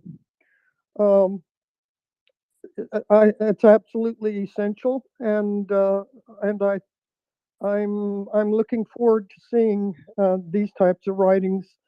It would include art, music, poetry, but also the wisdom literature, the ancient literature that goes back. And I had read many years ago about how the Irish saved the world during the Dark Ages with the literature that they had preserved. But this goes beyond just literature. It's a matter of acceptance of other cultures, so that the other cultures aren't seen as opposition.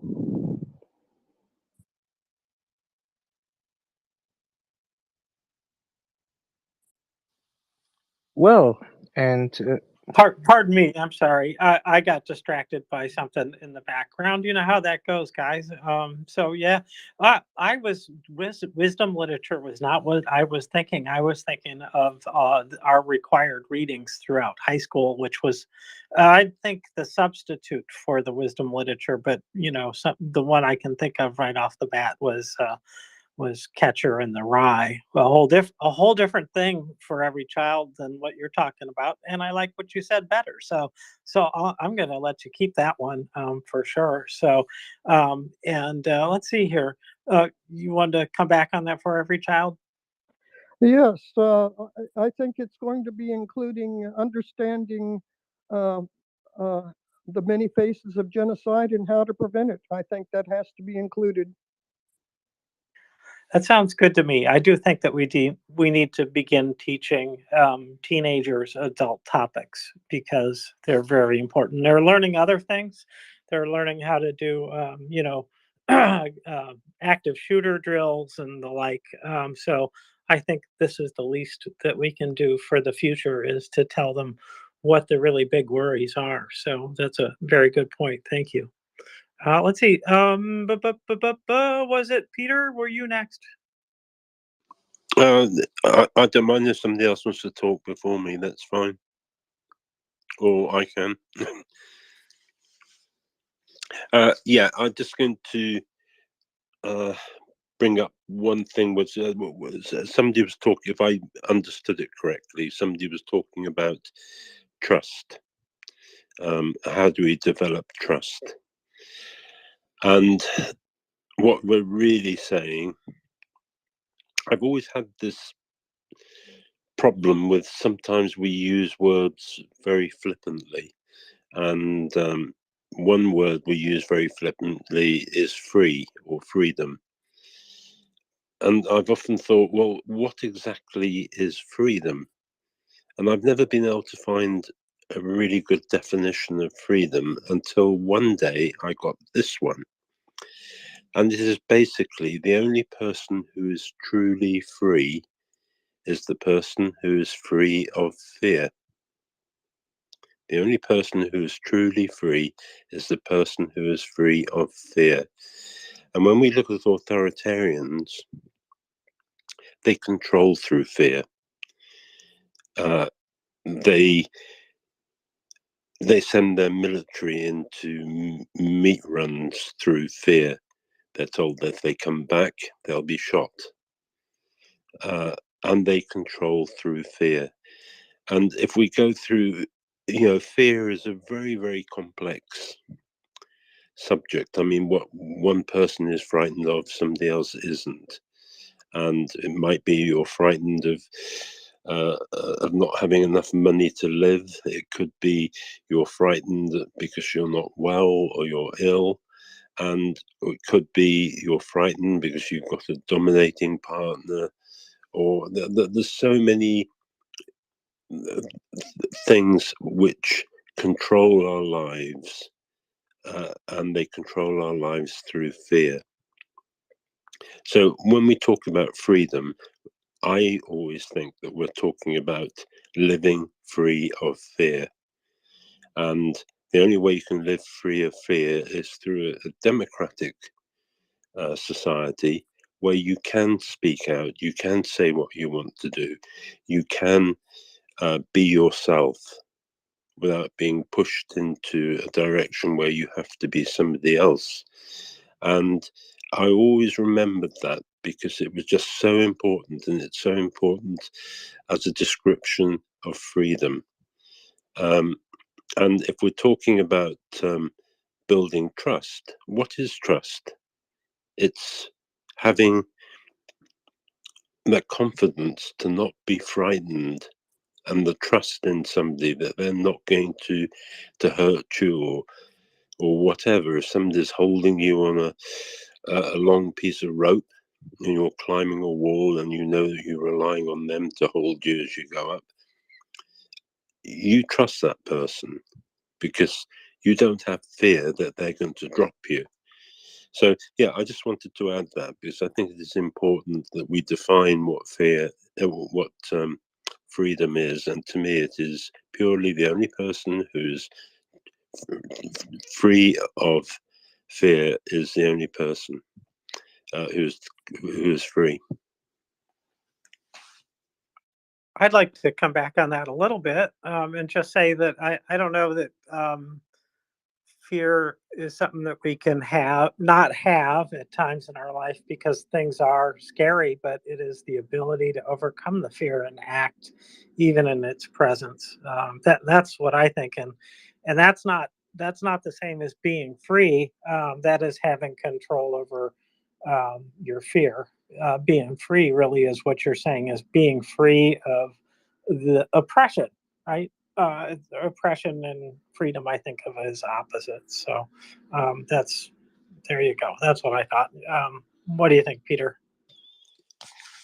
Yeah, but then I would like to have what your interpretation of the word free or freedom is. It's something that I often thought about, and I couldn't really come up with a good definition of it until I got that particular one. Yes, I mean, you're talking about this comes straight back to Ukraine, because a lot of Ukraine, we had a Ukrainian journalist who was talking a couple of days ago, and she said, we are not frightened. It's the West who are frightened of a nuclear escalation. And she said, we are not frightened of a nuclear escalation. We don't want to live under Russia. And what you just said there, which is facing your fears and coming to terms with it, I think a lot of Ukrainians have achieved that. So in a way, they have freed themselves from the fear which controls us. Dr. Nick said something brilliant. I think it was last night. Because I often listen to her and her opinions, because she has really great opinions. And she came up with the fact that we were talking about the United Nations and how useless it has been. And it has been useless. The reason they wanted to talk about genocide or talk about what is genocide, the real reason is they knew if they said that Russia was guilty of genocide, we would have to do something about it. And so they didn't want to do that. And, it's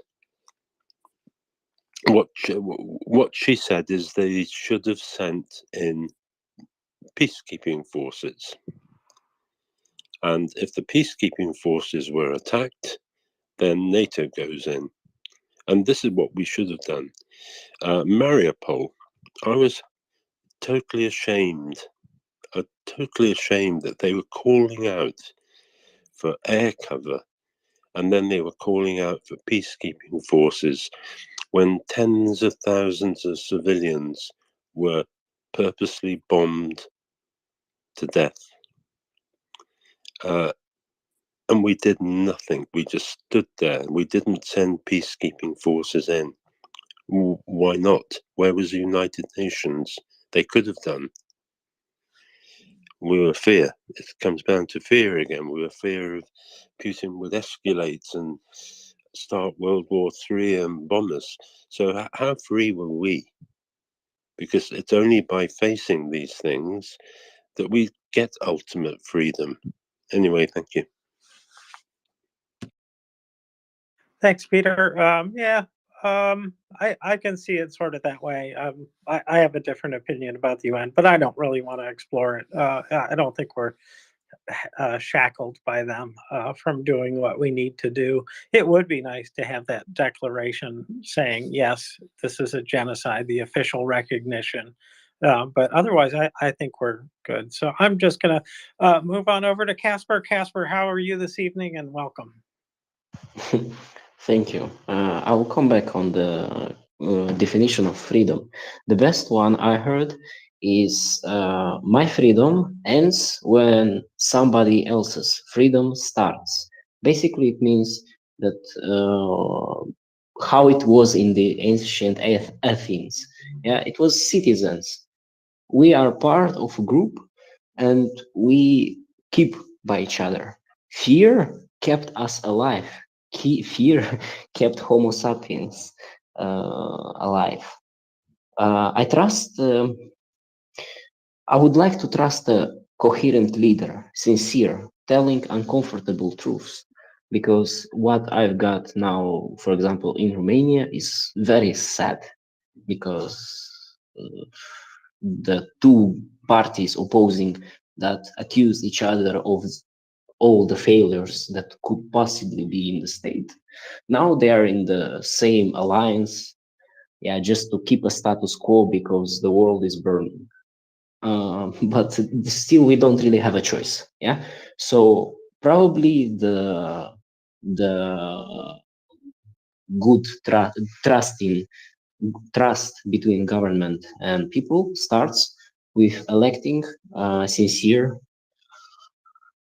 leader that is not a populist. It's time to end the populism, and it's time to tell uncomfortable truths. It's time to wake up the people from all that.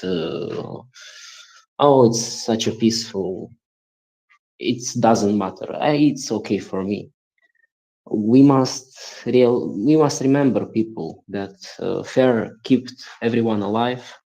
Remember that you are alive only because thousands of people survived, thousands of your ancestors.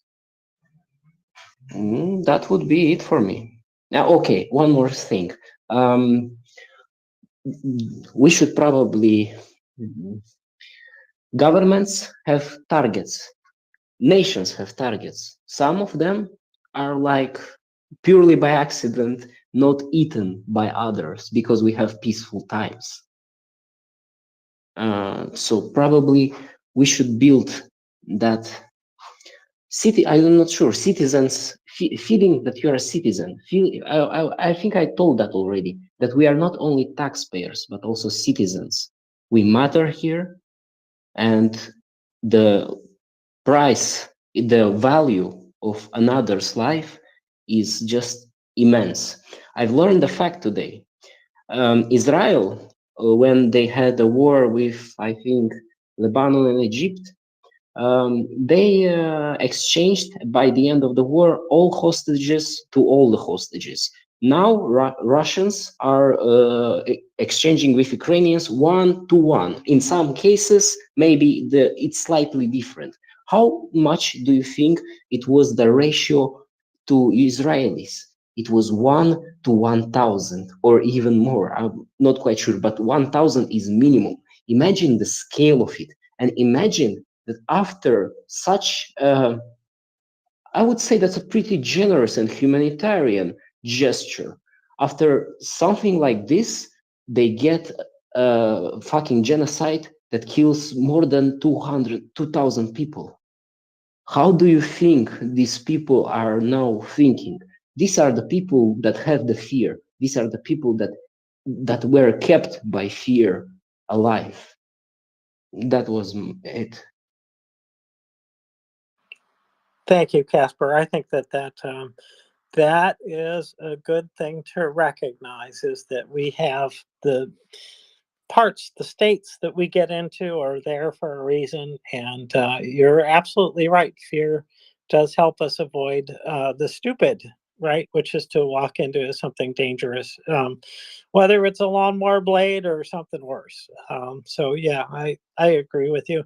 That's a good point at which to say, Dr. Nick, you're back. You made it. Yes, I'm here. I'm here with you guys, and got some news that we could talk about later if anybody's interested. But in the meantime, we do have some hands. I hope you're doing well, James. Doing okay, putting in hours today, and I'll have tomorrow off as it appears at this moment. So you know how that goes. But yeah, doing Indeed. pretty well this Yep, evening. so it seems. So it seems. All right, so maybe we should go to some hands, and if at any point we need some stuff to talk about, I got a few things we can bring up. So I think it was For Every Child next. Yes, I'd just like to conclude my thoughts on the present subject by saying we understand community as we experience it. We understand freedom as we experience it. We understand trust as we experience it, and community builds all of those things. This is an excellent place to begin practicing all of that.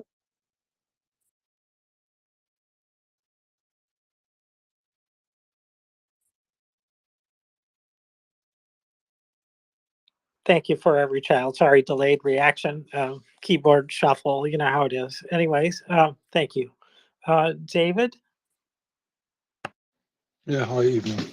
So we're covering quite a big topic here, and there's lots of different aspects to it. So I kind of guess came into the conversation a little bit late. So I heard, sorry, who was it?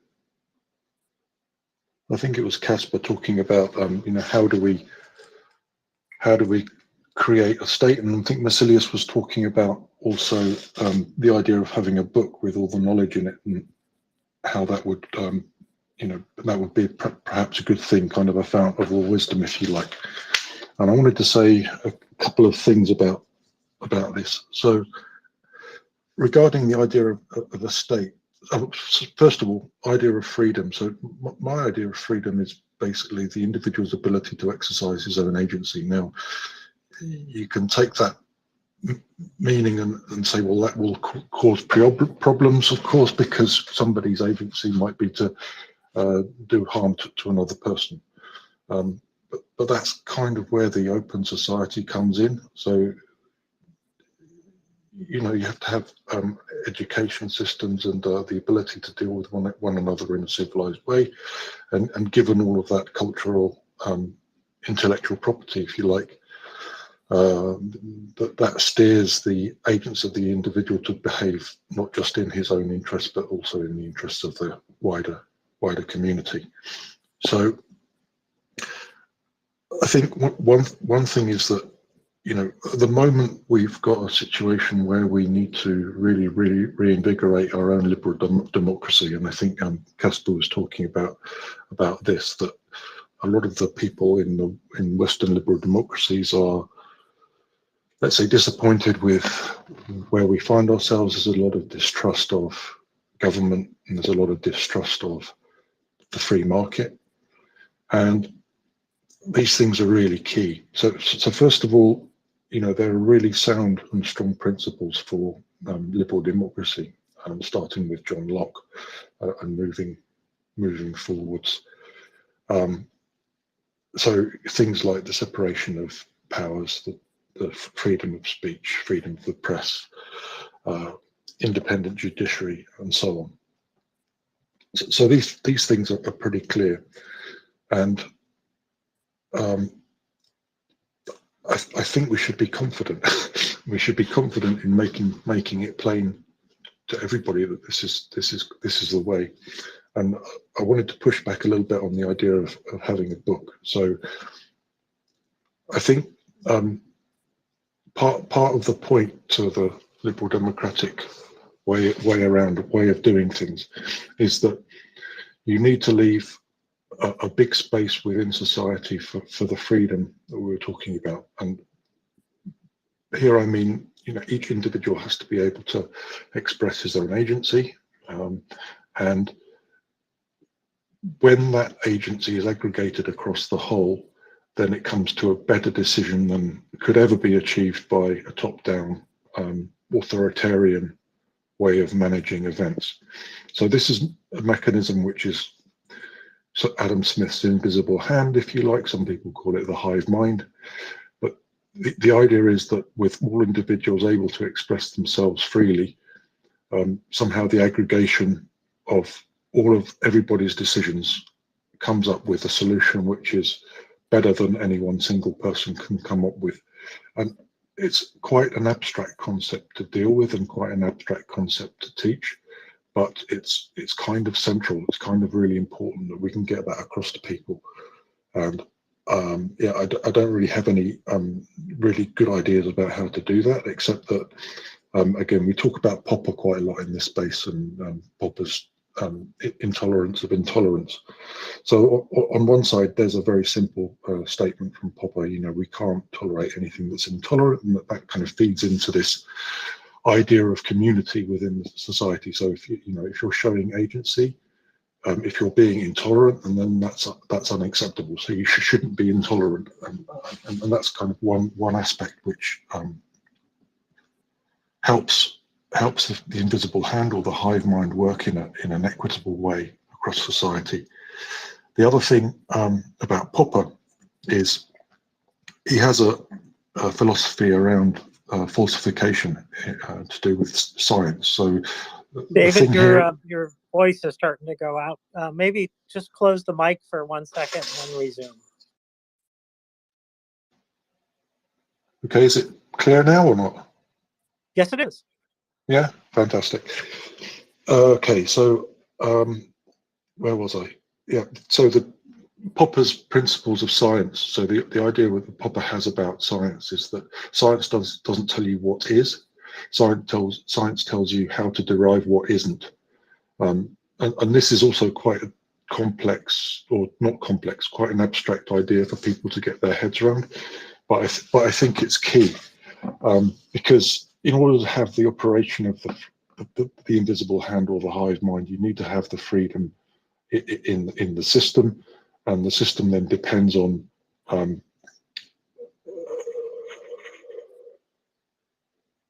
this freedom to look at all of the possible things. So it means there aren't really any ever really any certainties. There are things which we have a high probability that are the wrong way to go, but there's never any certainty, and it's important that we accept this uncertainty within the system, and that's something that's really, I think, really important. Yeah, I guess that's my summary. I think there's a lot of work to do here. So for people that have been and lived in totalitarian regimes for a while, the fact that liberal democracy is the way forward is kind of a no-brainer.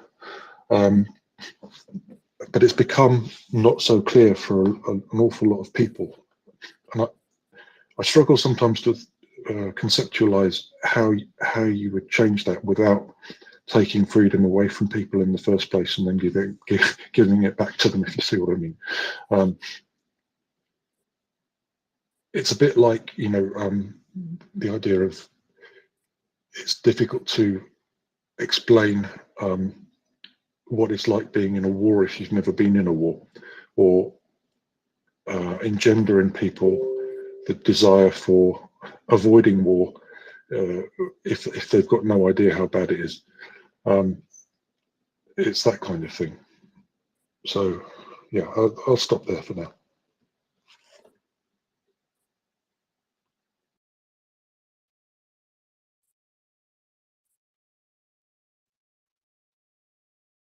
I'll just say real quick and add to it that this is the whole Popper thing and his approach to science and scientific thinking and everything is something that I discuss with my students as well. And when we talk about what is science in particular, his approach to science, and I mean, for the nerds out there who know about math, statistics, it's a very Bayesian sort of concept. You only know what you don't know, and you can have confidence in the things that you know. Um, you can have confidence in the things that you can't. Don't have evidence for, I guess, if that makes any sense.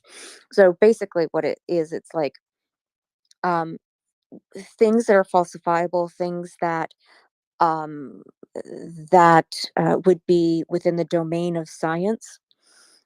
You can never say are proven, right? So I'm just going to sort of explain, this in a different way and sort of talk about it a little bit more.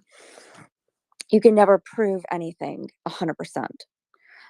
Because if you did, then it would no longer be within the domain of science. It would be a tautology, right? So it would be something that would be like true by definition.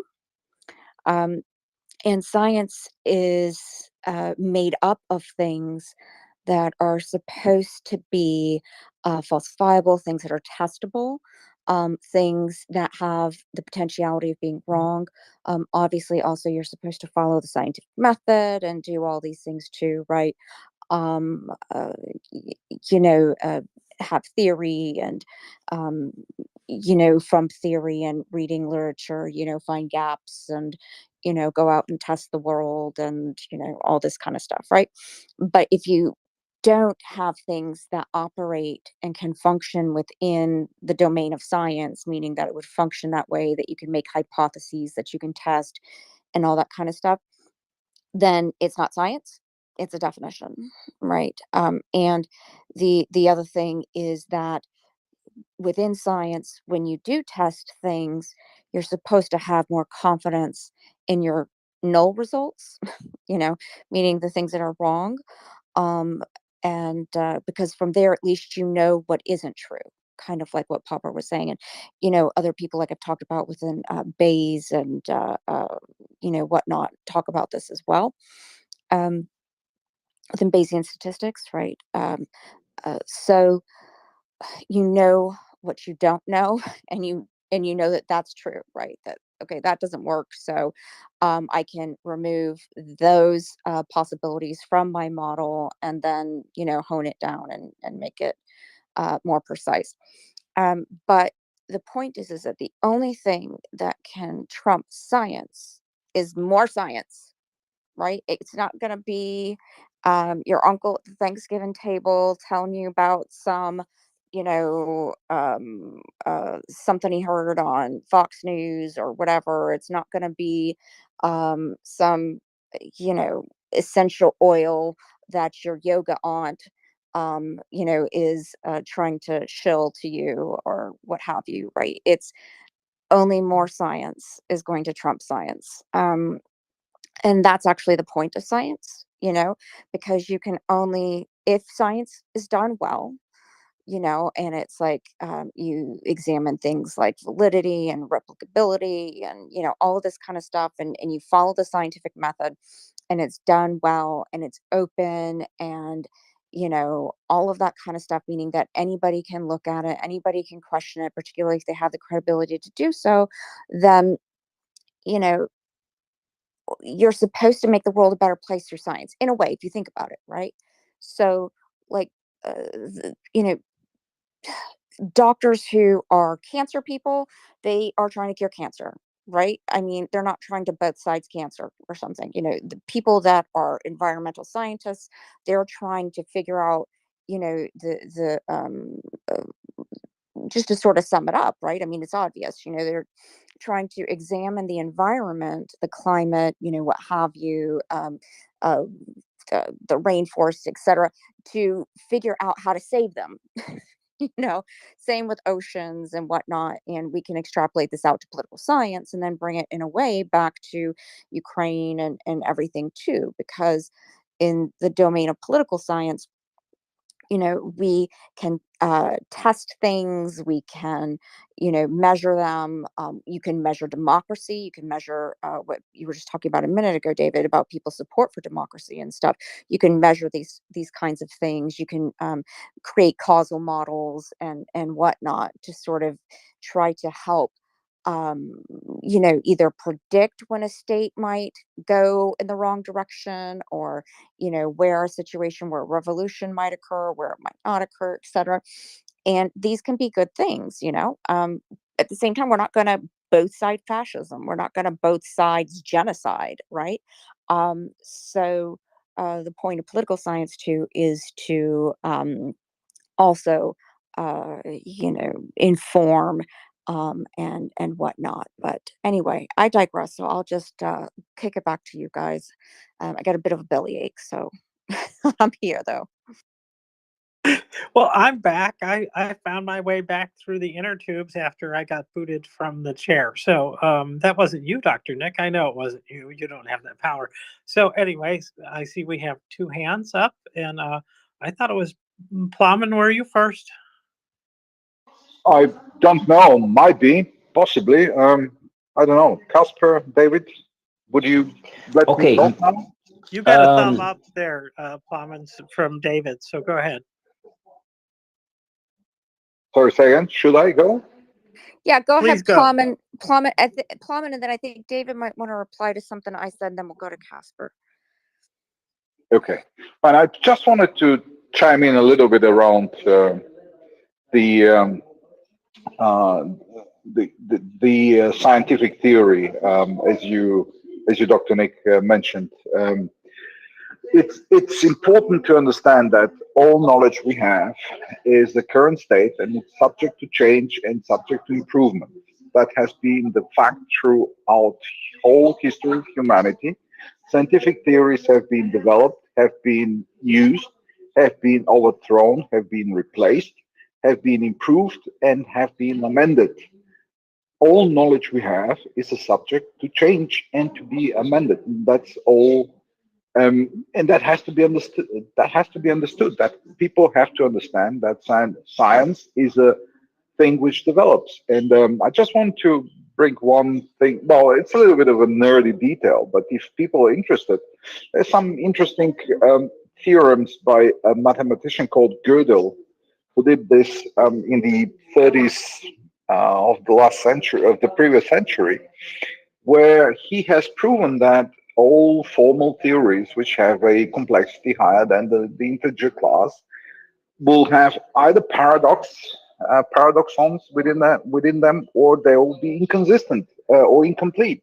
E.g., there will be some truths you cannot show that they are true in these systems or in these theories, or there are some things which are paradoxical, e.g., truth is equal to false. Whatever. I'm not going too deep into this, but it's basically showing that scientific endeavor is continuing an ongoing process. And I just want to bring again the example of, let's say, the Newton's gravity theory, which is quite true, but not completely true. Because if you want to be very precise, you cannot describe the trajectory of Mercury, for example, around the sun using pure Newtonian gravity theory, right?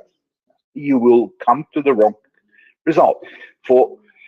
In order to come to the real result, the right result, you have to use the Einstein's general relativity, which is describing the, let's say, the space-time continuum, yada, yada, yada, blah, blah, blah. But the fact is, those two theories, they have their application domain, and Newton in the near-Earth conditions is always right. It's quite right.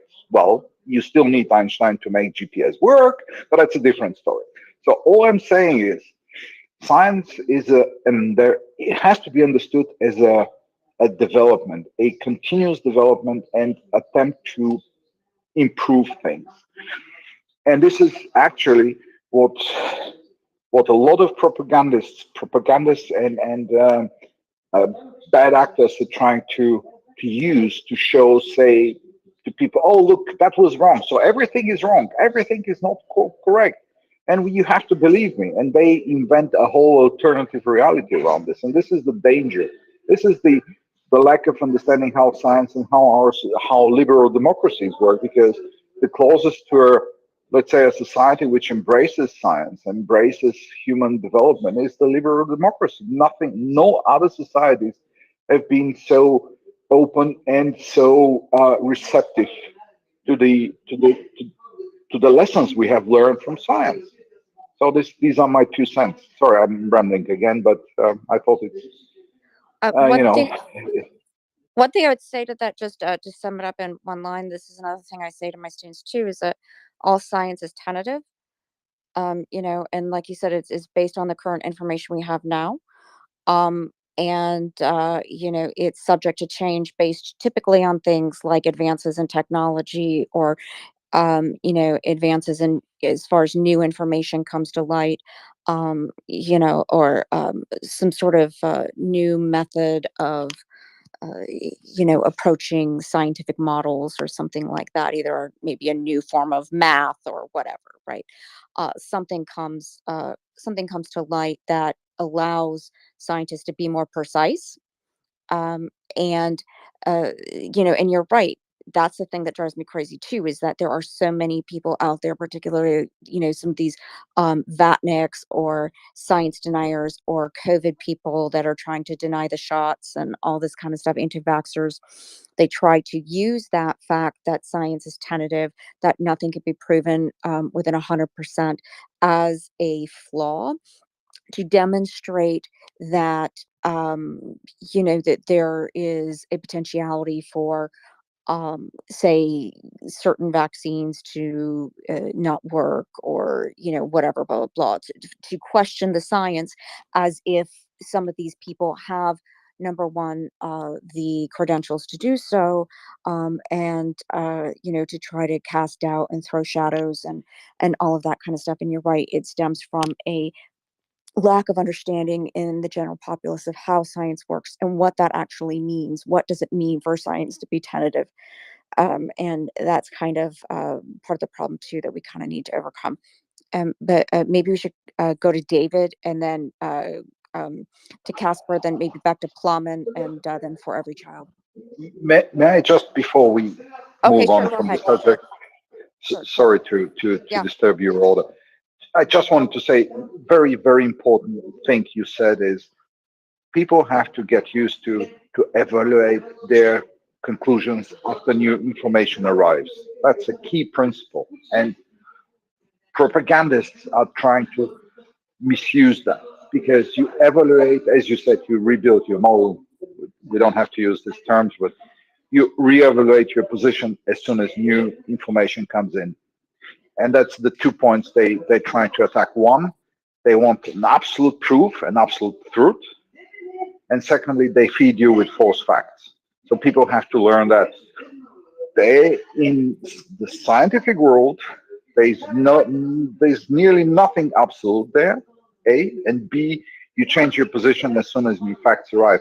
But you have to make sure you're looking at true facts and not made up things. Thank you. And that's all I wanted to say. Thank you very much, Dr. Nick. Okay, David, go ahead. Thanks. Yeah, so yeah, first of all, yeah, the really important thing is continuous learning, and things might change, and the let's say lack of finality in anything. And this can be quite a difficult thing to get across. So, as I said, one of the challenges we have is reinvigorating our democracy and being strong on our liberal ideas, liberal in the European sense, not the left-wing kind of sense. And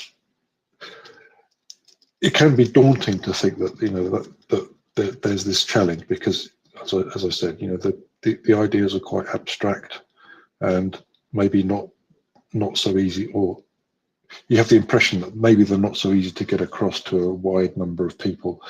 But I think there are some things, right? So there's the tolerance principle that we were talking about earlier. There's also things like in general, if there's a tendency to concentrate power in fewer hands, this is a bad thing. And if you're devolving power to more hands, this is a good thing.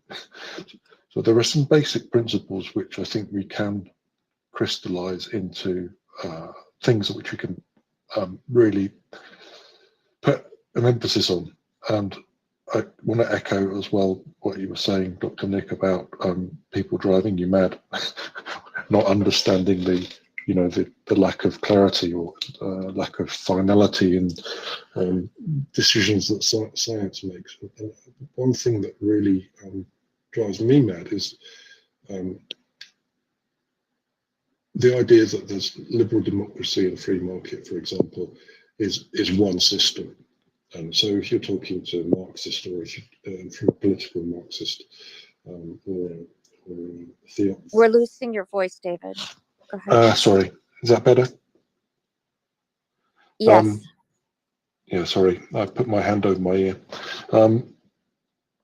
If you're talking to somebody with, let's say, an authoritarian bent, and I kind of lump everyone together under the man with a planism kind of title. It's my own coinage, but what I mean by that is there is, either there's a holy book, or there's Karl Marx, or there's the ideas of one person. So if you've got you've got the Marxists on one side, you've got the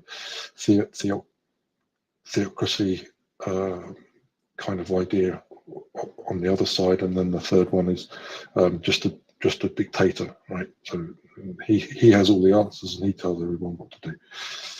Leviathan, if you will. Yeah, and liberal democracy is basically just not that, right? So it's just not this prescribed way of doing things, and so it's pluralistic and multipolar in and of itself. It's not something you're forcing on anyone else, because within liberal democracy you have the principle of tolerance, you have freedom of speech, and all of these things, which means that if we observe the liberal democratic world globally, societies are vastly different in Japan and Finland, or the United States, even from, let's say, Georgia to New York. There's a wide variety and tapestry of cultures within that spectrum. And as I say, if you're arguing with somebody that's coming from an authoritarian background, it's one of the things that they just can't get. It's like you're trying to, and I have this with Russian, well, I say acquaintances. They can't understand this, and it's very, very frustrating. Yeah, that's a really good point. Oftentimes you find people that tend towards authoritarian bents, oftentimes, are looking for, you're absolutely right, a man with a plan. It's easier for them when somebody has come with a prepackaged idea as far as how society should be completely structured. Only they can solve it, only they can fix it. Nobody else is capable. Putin this is a sort of feeling that he himself has implied and said, kind of himself too. So,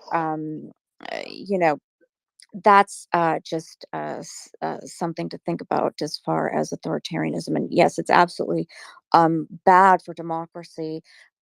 In surveys and social surveys, there are a whole host of questions that you can get at to determine whether or not individuals carry those bents. And this is one reason why, for example, say in some liberal democracies, we're starting to see and we can measure, um, as society is starting to lose its support for democracy, and lose it, obviously it's going to lose it towards authoritarianism, but then we can sort of measure, on average, or, what have you, what sort of composition of society is falling victim to this sort of authoritarian type, I guess, influence or attitude.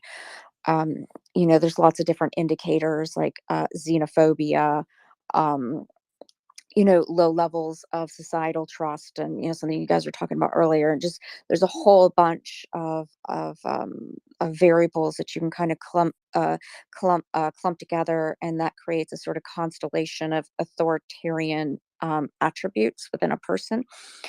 But it's just kind of an interesting thing.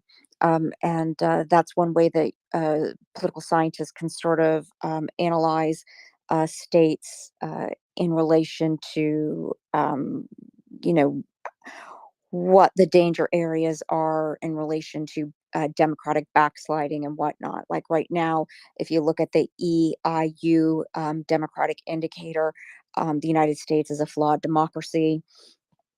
On Freedom House, we're still considered free, but believe it or not, Mongolia has a higher freedom score than we do.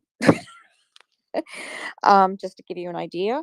And like we just are not in a really good place. Because, and a lot of it has to do with, you know, this shift towards authoritarian attitudes. And it's not just, by the way, in the United States, it's happening, you know, across Europe and across other democracies as well. But I can speak more of the United States because I live here. I could also speak of areas in Central and Eastern Europe because I study them, but I don't want to get into the weeds. But the point is that these things can be studied and whatnot. And I think that one of the things that we need to think about too, just generally, I'm kind of going into on different topics, but I think they're all sort of really correlated, is that we need to, like, people need to learn how to think like a scientist, right? You don't have to have a PhD, you know, and to think like a scientist. And, you know, once you start to think this way, you'll never be able to see your world any different, and you'll be a critical thinker. You'll be a critical, you know, consumer of news and information, you know, in a more appropriate way. That'll make you more immune to propaganda and all of this. And I think this is one reason why I kind of enjoy this conversation, is because I think it's important to understand the importance of science. And you, again, you don't need a PhD. You don't need to be, you know, in the hard sciences. You don't have to, like, none of that stuff. You just have to think about, you know, a sort of systematic way to evaluate news and information uh, and whatnot, you know. And once people learn how to do these kinds of things, it really is the best sort of inoculation against propaganda and, you know, disinformation, in my estimation. But anyway, Casper, maybe go ahead and then For Every Child. Yes. Hello, once again. Um, I will start. Usually, I'm listening to the speakers and I'm writing to myself the answers on the paper. This is what came up. Why do we need government? Why do we need to elect somebody? Because the state has monopoly on violence. We give them. We want to make sure that it cannot be used in a way we don't want it to be. So Stop for 1 second, Casper. I'm going to let you go on, but I like what you just said about the monopoly of violence. The thing is that a lot of people don't know what that means. So why don't you unpack that and tell us what that means? okay. Like, I want you to do it since you brought up the idea. I could do it because I do this all the time. I teach about this, but why don't you go ahead and do it since you brought it up? Because a lot of people Okay. don't understand that concept. Yeah. The very basic example would be you need police, right? Because first you elect legislatives which make up the laws. Then we need somebody to enforce these laws. This is the government, this is the police, this is the army and ministries, yeah, whatever. So yeah, this is I'm not sure if it's quite. So we need to get rid from the society of the bad individuals, people that are dangerous, killer, rapists, thieves, murderers, we also need to rehabilitate them. Yeah, so there is a lot of work to do, and yeah, prisons, for example, some people, yeah, in USA they have to work. Yeah, for example, it's private. In other countries, the systems in Poland, you can watch. There is a very nice documentary in Netflix. It's about David Rohr, toughest prisons in the world, something like this. And he just goes to prisons. He initially was, you know, by the government that we elected, by the British authorities, he was sentenced to jail on a false accusation, but he got some experience in the jail, and it was traumatic. He lost a part of his life because of the faulty government. Yeah. Now he just travels from prison to prison and show how it's the life there. And it also went to my home country, Moldova, and it's quite relaxed, unusually. You wouldn't suspect something like this. It's an interesting episode. I would suggest you to check it. Okay, so there are people in prisons. They are getting beaten. And we need to make sure that these guards are still humane with them. Yeah, we need to bring a way to civilize people. Yeah, that we missed some in our education, in our parenting, in our whatever else. We need to make sure they are gonna stop. There are also people that are crazy. They don't respond theoretically by the law. They don't respond for their actions, right? They are, and we have to put them in mental institutions, right? Somebody has to build these institutions. Somebody has to prepare people that will work in these institutions. And also what drugs they will give them. Do we want to make them just a vegetable, or do we want to try to treat them? Do we want to dig deep into how our brain works and how to solve the possible issues, and so on and so on? Basically, it's the deciding our life. And imagine in these conditions, many people are just not going to the votes. Yeah. So sometimes we are even led by a minority. I can give you an example which I kind of dislike in my other home country, which is Romania. I hate its local election, because you can be a mayor of a city with 10% of the votes, or 15, because not 50, 15, yeah, because there is no second tour of voting. Yeah, so the one that took the biggest chunk wins it. What? So, and who made these laws? Again, people that we elected. So what? It's a circle. It's like a vicious circle. Okay, I hope I kind of explained it. And okay, we will want to change this government. Yeah, what we are gonna do? We are gonna protest, and we are gonna protest really hard, and like still try to be peaceful. But sometimes they don't like that we are that much. They feel too big pressure. They feel international pressure. They feel pressure from the inside, and they don't want to lose their precious chairs, right? So what they're gonna do? They're gonna make a dude that is relatively old in the system. He's gonna beat the people in the streets. He's gonna disperse them, and then he's gonna quickly go to the pension. Yeah, while there is still no too much investigation about him and whatever. Yeah, it's gone. That's it. We got rid of the problem. We got rid of the guy. It's perfect. We can continue doing whatever we want to do. Hey. Okay, I think I got a little bit crazy. I'm gonna go back from improvisation to my text. We want to make sure that, okay, it should care about multiplying our rights while also raising our level of security. It's very hard balance, and many people try to put more of one but decrease the other one, which is bad. Reality is built by intention first, so it's not just a random chaos we ended up in. We set rules, and these rules were thought about. We must ensure that our way of life is compatible in long term with geopolitical system. Look, League of Nations that was between First World War and Second, I think, and then United Nations, they failed. As humanity, we didn't settle proper rules of living on planet Earth. We are not sure yet how to use violence on international level without turning it into a massacre that will haunt our dreams. We created laws in each country, in each of our countries. We kind of created international law. We have the legislation, yet we don't have the executive power.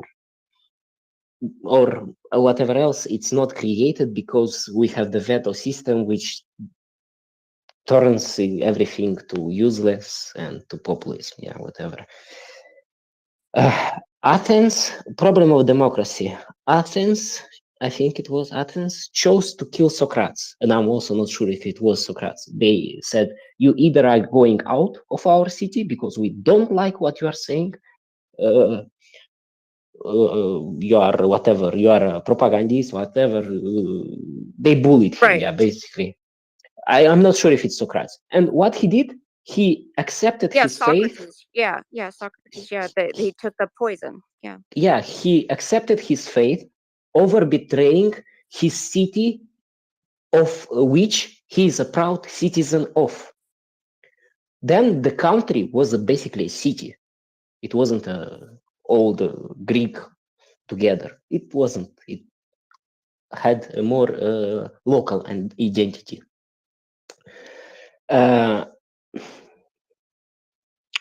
Yeah, whatever. I can also add that, for example, in rankings, freedom of journalists in Moldova is bigger than in USA and Romania. And Moldova also elected a woman as a president before USA and Romania did, as a fun fact.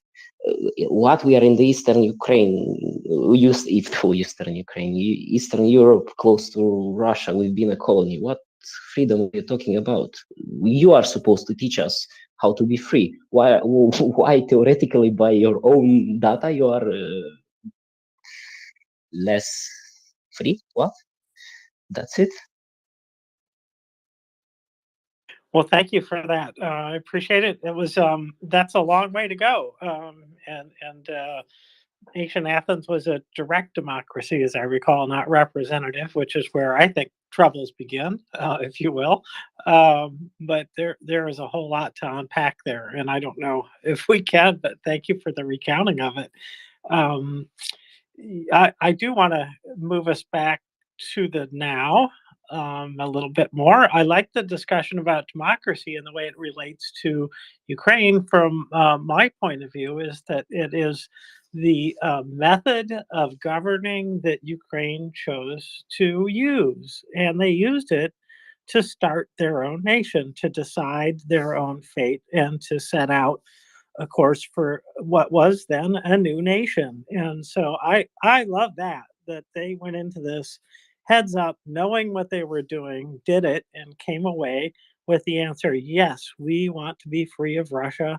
We are going to use our democratic method to do that, to start at least. I think what benefits Ukraine is our common history and all of the mistakes that all the nations throughout the years have made really have helped us refine what we do. Far from perfect. And I have to say, as a science, it's a pretty multi-factor science. There's so many things that affects what's going on, including science itself. So not at all simple.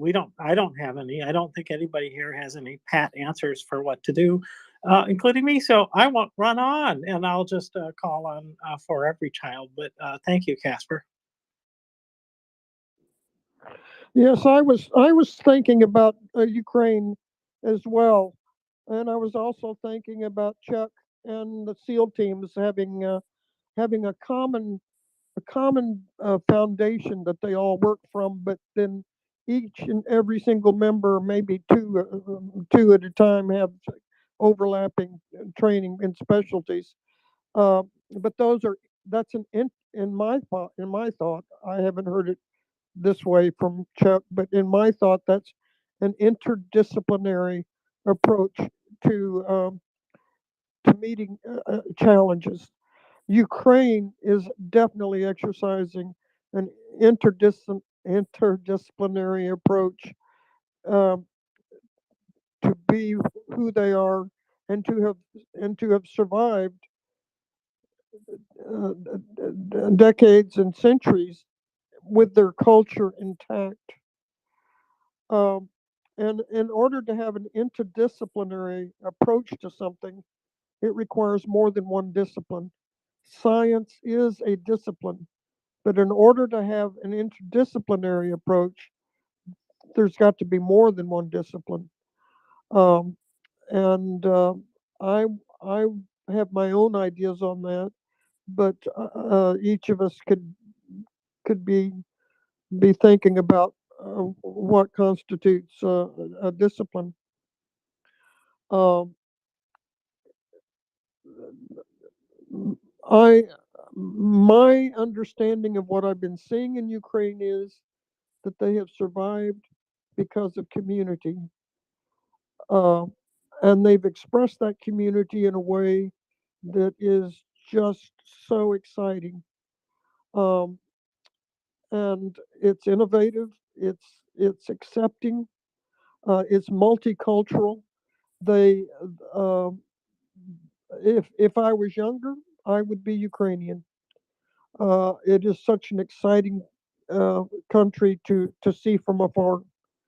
Uh, that's not what I'm going to do now because I'm not younger and I want to be close to my family.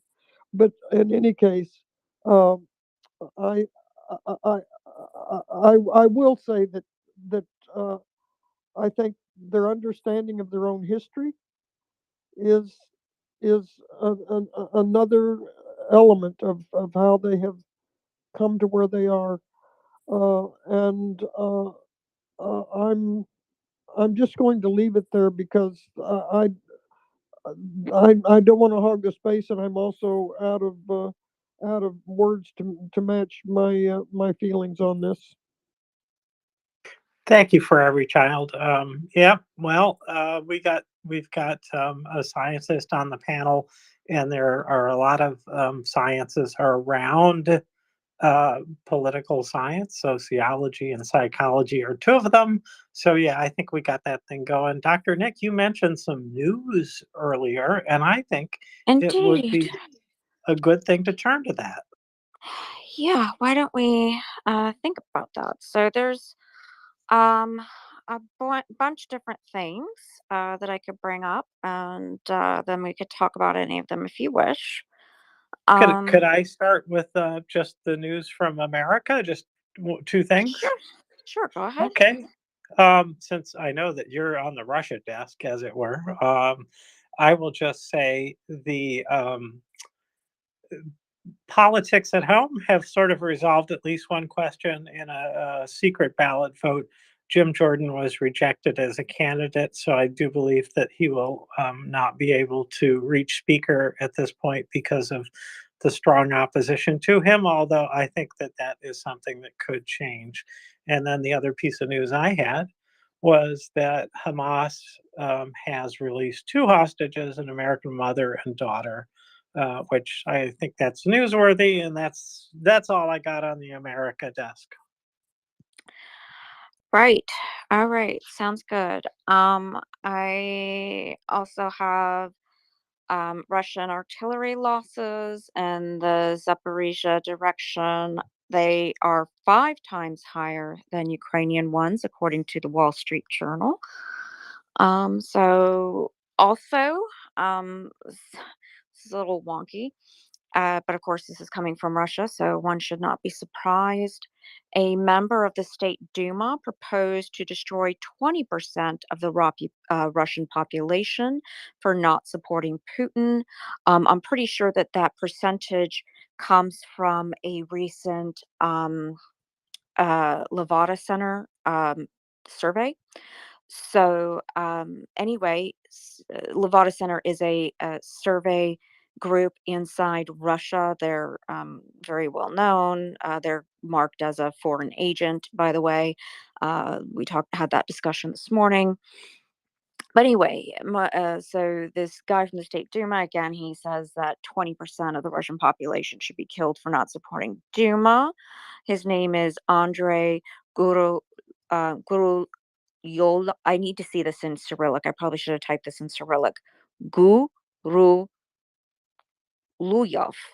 Okay, voiced such a proposal on the air of state Russian TV channel Russian One. And of course, that would amount to 100 of the population of 146.4 million. That's 29 million people. So that's a lot of people. So anyway, just thought that was kind of interesting. That's fascinating. It doesn't seem like a very good idea, nonetheless. I mean, I've heard of bad use of people power, but this just seems sort of ridiculous. Just to open up their ovens or whatever they do and do that. It would be just disgusting, awful, terrible. It just shows who Russia is. So thanks, Nick. It's Right. sad, but Yep. All right. So there's also more. So let's see. So according to Politico, we were talking not long ago about the elections in Slovakia, and they did an analysis about why the new president Fico um, uh, doesn't like Kyiv. And according to the Politico analysis, there was a circumstance in 2029. There was a gas dispute between Moscow and Kyiv. And this was important in relation to gas getting to Slovakia in the middle of winter. So Fico flew to Kyiv and had talks with Timoshenko, who was the prime minister at the time. That's for those of you who maybe can't think based on the name, you probably will recognize when I describe her. That's the woman that has the blonde hair and the braids, that she used to wear her hair like that all the time. Very traditional sort of Ukrainian style. She was imprisoned by Lukashenko and all that kind of stuff. Anyway, so when he became president, so Fico, when he went there to talk with Timoshenko, he was made to wait for 3 hours. And then she scolded him for taking sides with Putin on the gas deal. So, in other words, really, as we know, that particular party, or at least those people anyway, have always been kind of up Russia's butt. So, Fico in particular. So, anyway, so there's another one. Ukrainian inventors, they've created a one-of-a-kind footwear for sappers. Special boots protect against explosions of anti-personnel mines, and it prevents traumatic amputation. They are 3D printed, and they are going to be given to farmers as well. And then let's see, according to the Times, there was an article related to drugs in Russian trenches. And apparently the amount of drugs makes the Russian trenches look like Las Vegas. Soldiers of the Russian Federation actively order various substances because boredom is worse than fear of death. That's nice. The occupied territories of Ukraine have turned into a paradise for drug dealers who deliver drugs directly to the front lines. Can you imagine that kind of I don't know, DoorDash service for illicit drugs on the front line? It's quite interesting to think about, I guess. Some additional news. major donors to American universities have begun denying funding to institutions that have not come out in support of Israel or have allowed anti-Israel demonstrations on campus. That's an article in the Financial Times. In The Guardian, there was something related to about Trump saying that he may end up behind bars for mocking the assistant judge of New York. Trump, as we know, he's on trial for fraud, mocked the court clerk on social media by posting her Instagram address. The ex-president did not delete the post despite the judge's request, and now he faces a real term for contempt of court. Let's see. There's just a couple more things I have here. Scythian gold returns to Ukraine. So it was in the Netherlands at a museum there, but now it's going to be returned to Kyiv. So Scythian gold was kept in the Allard Pearson Museum in Amsterdam. Ukraine had been trying to get it back, because they're trying to sort of repatriate some of their cultural artifacts. What was I going to say? Oh, yeah. Part of the exhibition, was presented at the Allard Pearson Museum, included objects from Crimean museums, the Kerch Historical and Cultural Reserve, Central Museum of Taurida, and valuable items, a significant part of which were archaeological finds from the territory of Crimea. So the last thing, Latvia threatens to close Baltic Sea to all Russian ships. This will happen if Moscow's involvement in the damage to the Baltic Connector gas pipeline and the communications cable between Sweden and Estonia is confirmed. Latvian President Edgar Rinkēvičs said on Latvian television, currently discussions on this issue are not being held within NATO, as it is necessary to wait for the specific results of the investigation. Rinkēvičs clarified. However, he has already discussed this issue with the presidents of Finland and Estonia.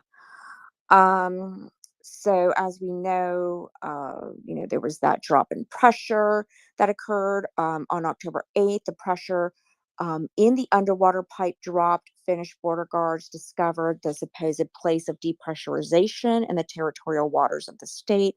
The investigation suggests that the damage was done on purpose. And this is the last thing. This one's kind of ironic and a little humorous. In Sumi, the head of the anti-bribery department was suspected of, guess what? Peter, what do you think? Or anybody? Shout it out. Bribery. Yes! And this was reported by local media. The law enforcement officer demanded $15,000 from the employee of the forest farm who was caught aiding in the illegal felling of trees. The SBI has already notified the police officer of suspicion of bribery. In the near future, at the request of the investigators, the court will choose a preventative measure for the law enforcement officer. So I guess that guy might get himself in trouble. But anyway, those are sort of the main bits and bobs of the day that I have. So I don't know if anybody wants to talk about any of that stuff or if you have something different. Well, there was a couple things in there that were interesting. I also have another story, but I see that David has had his hand up for a bit. So why don't we see what he's got to say? Oh Lord, sorry, I've forgotten what I was putting my hand up for. Sorry about that. I'll think about it. I'll probably put my hand up again in about 5 minutes when I remember. No problem. It's no issue. We got this covered. We know what to do in these cases, and that is start talking and don't stop until we come up with a topic. Which would you like to hear about a new report out at 4 o'clock? Sounds amazing. Let's hear it, James. Okay, this is from CBS News, but I saw it in a couple other sources as well. Russia seeks to undermine election integrity worldwide, U.S. assessment says. So they did an assessment, and what they found was that there was, and I'm just skipping most of the text here, but quote, we are seeing them look at their perceived success in 2016, I presume, especially the election interference around the presidential election in the United States, and their perceived success in 2020 in gumming up outcomes to be something that should be continued moving forward and maybe even expanded, a senior intelligence officer said. And so they said that between 20 and 22, or that is 2020 and 2022, there was at least 11 elections across 9 democracies, including the U.S., that were influenced. Excuse me. It also identified a less pronounced level of Russian activity targeting 17 other democratic countries. The countries involved were not identified, but U.S. officials said the campaign spread across multiple continents and included areas in the Middle East, South and North America, and Asia. What do you think, Dr. Nick? I'll be honest with you. I ran to the bathroom real quick, so I didn't Well, don't tell us about that. Just I'll tell you. know. I mean, it was an amazing story that I just told you, and I'm yes, glad that it was. I'm glad you took care Everything of you your said was basic physio. amazing and correct. That's what I have to say. Everything was amazing and correct, and I couldn't have possibly said it better. And I have nothing to add.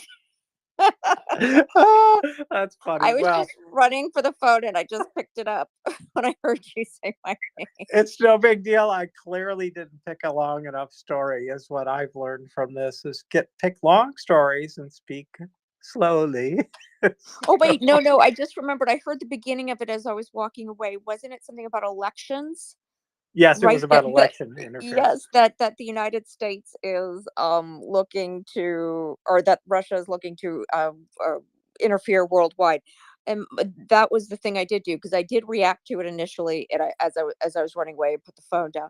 But anyway, so yes, that was my shocked face. In case anybody didn't realize that, that was me being shocked. That Russia is attempting to, interfere with our elections again. I could show you an interview I did back in 2000, what was it, 18, where I was like, they're going to do it. They're going to keep doing it. Why? Because they can. They learned something worked, and they're going to keep, picking at it, and, they're going to keep picking that scab or doing whatever until they feel like they can get in there.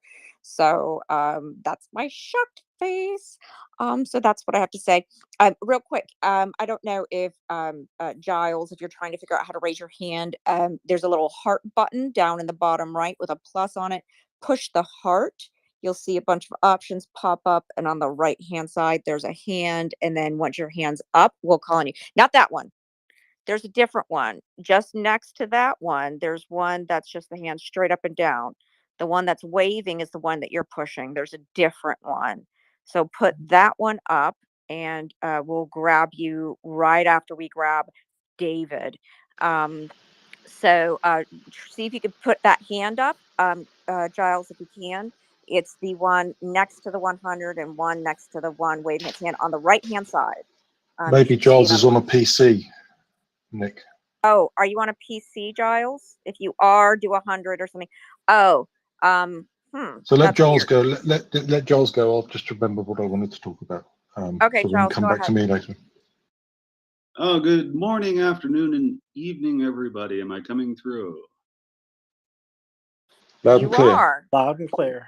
All right. Well, good to talk with you all. Thank you very kindly. Yes, I've only recently been able to even request a speaker spot, and now no, I can't raise my hand the normal way because I only have a PC.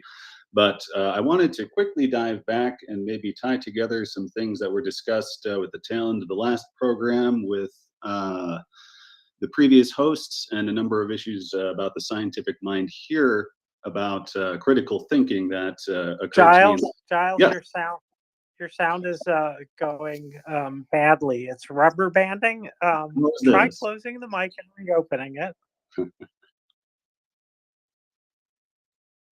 Testing? Sounds good. All right. Thank you again, and thank you for your patience. But yes, to tie together a bunch of the issues that were raised before vis-a-vis critical thinking, going back a bit further to the Book of Wisdom that was discussed earlier, the notion that occurred to me some time ago in regards to local US elections is, I think it can be distilled to two fundamental points that are simple to understand that would save the world a whole lot of problems. One, an understanding and appreciation of Occam's razor, and the second, going with that, understanding and appreciation of the notion of the burden of proof. There's a lot of great things to be said about broadening knowledge as far as possible. I'm a firm believer in liberal arts backgrounds for everyone, in addition to whatever scientific field they might like. But those two simple things, I think, would be the easiest way to equip the populace with at least a basic toolkit to look at information with the appropriate degree of skepticism. Yes, I think so. I think those are two good points. If you would just very briefly outline what those two things are for people, kind of like how I asked Casper a little bit earlier about, monopoly and violence. Of course, I could do this. I'm a professor. I teach about these things too. But since you brought up those things, I'm sure people would rather hear you talk about it than just me. With pleasure, and thank you kindly. Occam's razor, put fairly simply, is that the simplest explanation for any given circumstance is on the whole more likely to be the correct one than any proposals that have greater carve-outs or caveats. So the simple solution is probably the correct solution. And the burden of proof is if you make a considerable claim, it is on you to provide an appropriately considerable amount of evidence required to support the claim that you've made. Right. Right. That's definitely true. Typically, yes, one could use Occam's razor to describe or come up with potential or possible solutions to issues, but definitely backing up things that you say. That is a bold argument, a bold position, strong, something, or if you state a quote unquote fact, something that you claim to be fact, or what have you, that you should present the requisite of justifications or what have you to back that up. I see Yehuda's trying to pop up here. And let me see, Yehuda, I'm going to send you an invite to speak, and we'll see if that will help. So I know Yehuda was over there in one of the other spaces. John, you can go ahead real quick. Yehuda, I know, has a little bit of limited time, so let's see if we can make this fast. Go ahead, Jonathan. Hello. Thank you for letting me speak, Dr. Ford. Just wanted to let all the Americans know that the speakership hold in the House is holding back a lot of really necessary legislation, and say the discussions and rollovers needed to approve a significant supplemental for Ukrainian aid instead of what Article 2 currently has. So that would be helpful if everyone contacted a congressperson regarding those issues so they can settle the leadership issue and move on to the substantive issues that the nation has to take care of. Thank you for letting me speak, and thank you for the informative lectures that you all provide. Thank you. No problem, Jonathan. Good point. Hopefully we can get this debacle resolved. in the Congress sooner rather than later in the United States, so that yes, we can get on to bigger issues for Ukraine and helping Ukraine and Israel as well. But that's an excellent point. Please contact your Congress people, ask them to, at least put somebody that is pro-Ukraine up for speaker, and they might have a better opportunity to get some of the Democrats on board if they do something like that. But anyway, so David, why don't you go ahead? Hopefully Yehuda can get back up here. It was a question about exactly this topic. So I read somewhere, and I honestly I can't remember where I read it, but apparently there's a new candidate potentially, or several new candidates, and one of them's called Emma's or something. Does that ring a bell with anybody? Can you tell me a little bit more about this guy and whether there's any real chance that he'll get the job? Because he seems to be somebody pro-Ukraine-ish.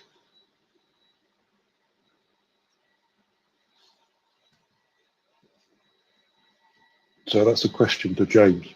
Okay, well, I'll try to answer it quickly, and I know I was trying can to get over because to you, I but can say, first of all, your mic's on still, David. It's causing some noise. Thank you. Yes, I will say I haven't followed it closely enough. I thought that McHenry was in as a temporary.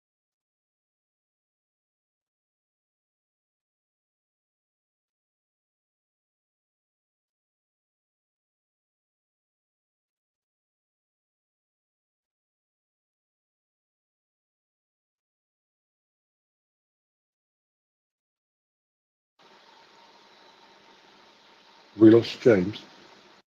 Oh, did we? Maybe we did. James, are you there? We might have lost him just a second ago. All right. Well, shoot. Uh, Sorry about that. Hopefully he can get back up here. James, are you there? Looks like we may have lost him. Prince is coming on up right now. David, could you repeat your question? Maybe I could help answer it. I Yeah. was speaking to somebody else in my DMs, a listener. So go ahead. Yeah, absolutely. So it's just the Speaker of the House. So that there's, I'm not very good with names. The guy that was Jordan, is it? Jordan. Oh, Jim Jordan. Yes, he was. Yeah. Yeah, he didn't make it. He was rejected. But then there seem to be some other candidates around, and one I think is called Emma's. I'm going to just quickly Google, see if I can get some comments on it.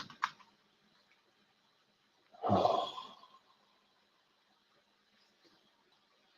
Prince, did you want to say something? Did you want to mention something about this?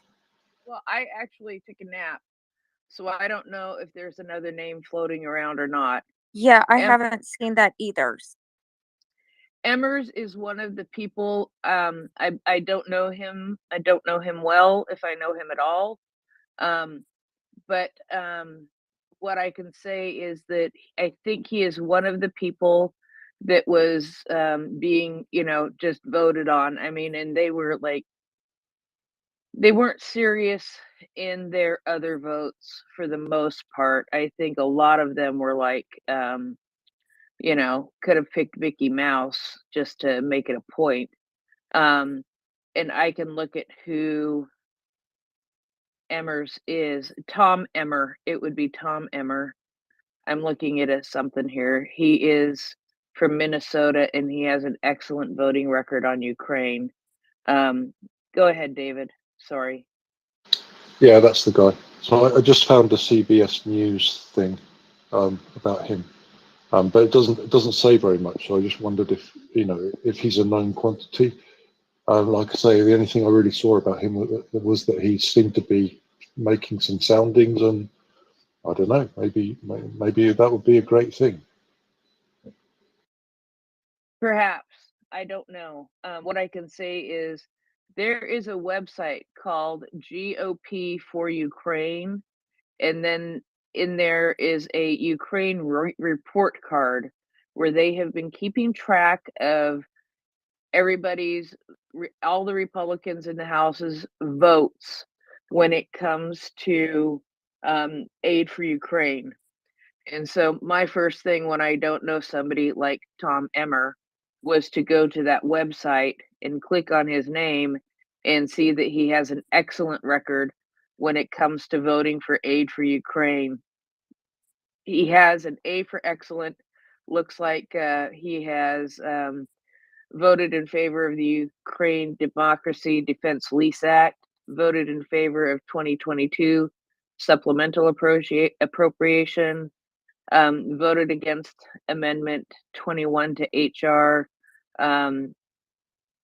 which would have stricken 300 million in assistance from Ukraine, voted against another amendment that would have, I'm sure, stripped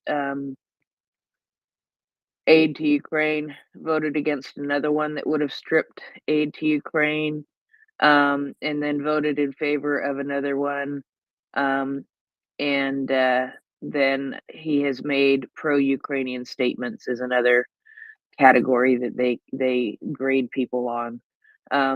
Somebody like Jim Jordan, I believe he had an F. And so, you know, that's one of the things that I've learned to look at when it comes to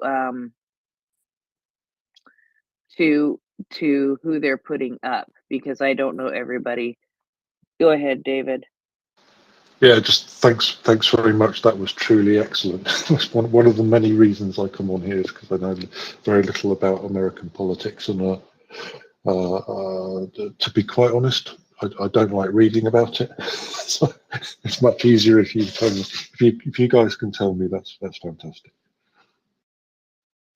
It's okay. I don't like reading about it either. You know, I'm really hoping that Patrick McHenry steps up, because I think Patrick McHenry would be a good speaker. I'm gonna hand it back to the co-host instead of co-hosting, but I bet you Dryfly has good stuff to add. Thank you, Prince. You covered my trip down the rabbit hole, if you will. I fell out of hearing you guys, and then you stopped, all the movement on the screen stopped, so here I am back again. Thank you, Prince. So yeah, Dryfly. Okay, the book on Emmer. I'm not a fan of his, but we could do a lot worse than this guy. He's from my state. He's not from my district. However, I got a lot of family up there. It is probably the most conservative part of the state of Minnesota. It's the 6th congressional district. If you were to look on a map and say, where's ground zero, it would be a town called St. Cloud in a county called Stearns County. It has the highest percentage of German Americans of any place in the state, and they're not the open-minded kind of liberal German types that we're used to. This was a place that was highly what do I call it? That was where the center of the American Bund was in the United States. It was places like St. Cloud in western Minnesota, and then also toward Milwaukee. The American Bund was the American Nazis during the America First movement. Just out of coincidence, this is also the place where Lindbergh was from. Having said all that, I still think he's probably about as good as we can hope for from the perspective of Ukraine, and for a number of reasons. The first of which is that yes, he's conservative, but he's old school conservative. He's not a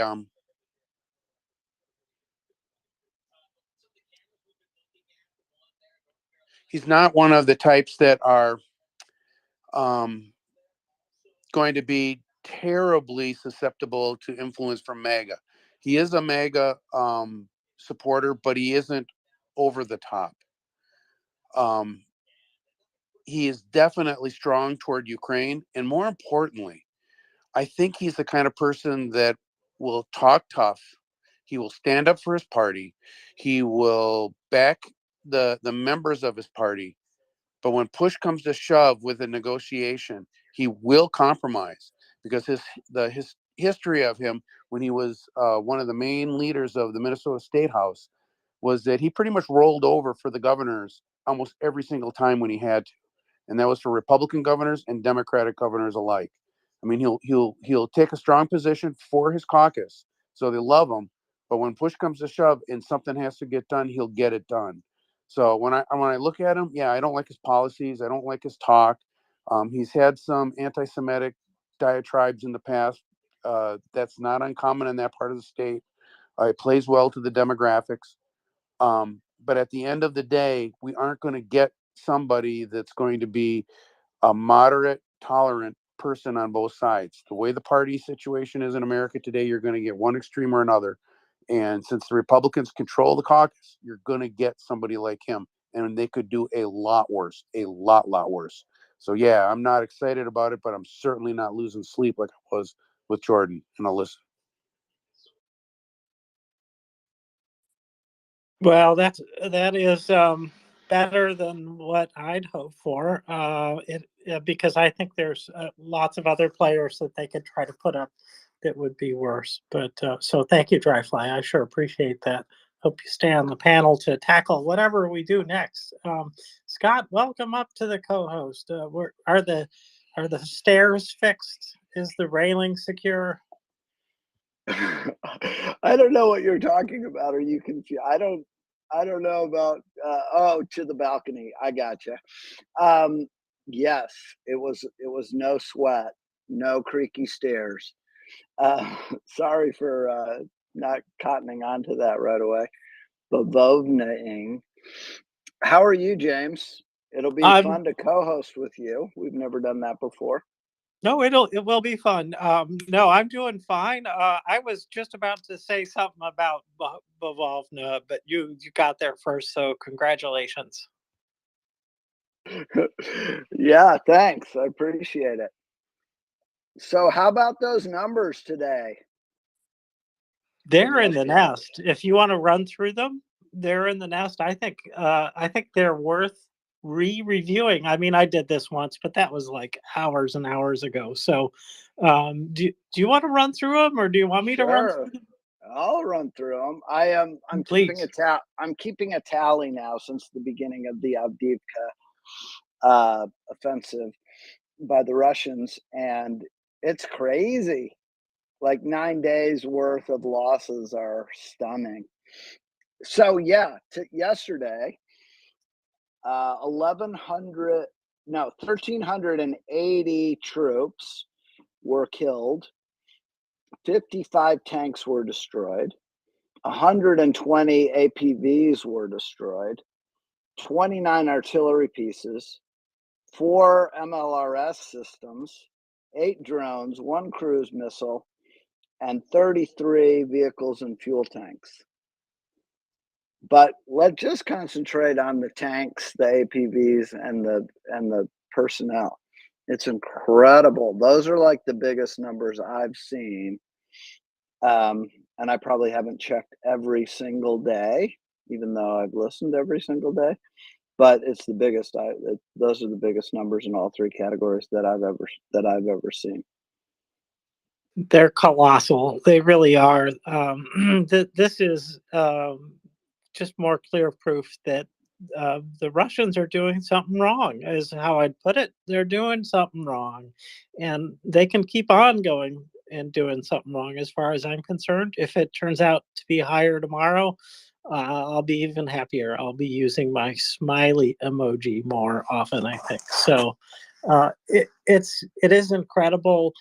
From you consider back, I don't know, let's say 6 months ago, and where they were then, and the numbers look pretty meager, and the things that have changed, I think, really just reflects the great attrition of the killing equipment that the Russians used to have, that they had a lot. They're getting less and less, and I think it's really showing, and we're probably seeing some results in here, possibly from the ATACMS. Do you think ATACMS could be involved in these numbers? I don't know. I mean, so far the only 2 attacks that I've seen, ATACMS confirmed or postulated, are the 2 airfields, which, by the way, somebody another analyst sort of went back over the satellite photos and confirmed that 21 helicopters were either damaged or completely destroyed, plus one Panzer air defense system. So that's pretty good work for, I don't know if it was more than one attack per airfield, but pretty stunning. I don't know though about Avdiivka and ATACMS on the front lines.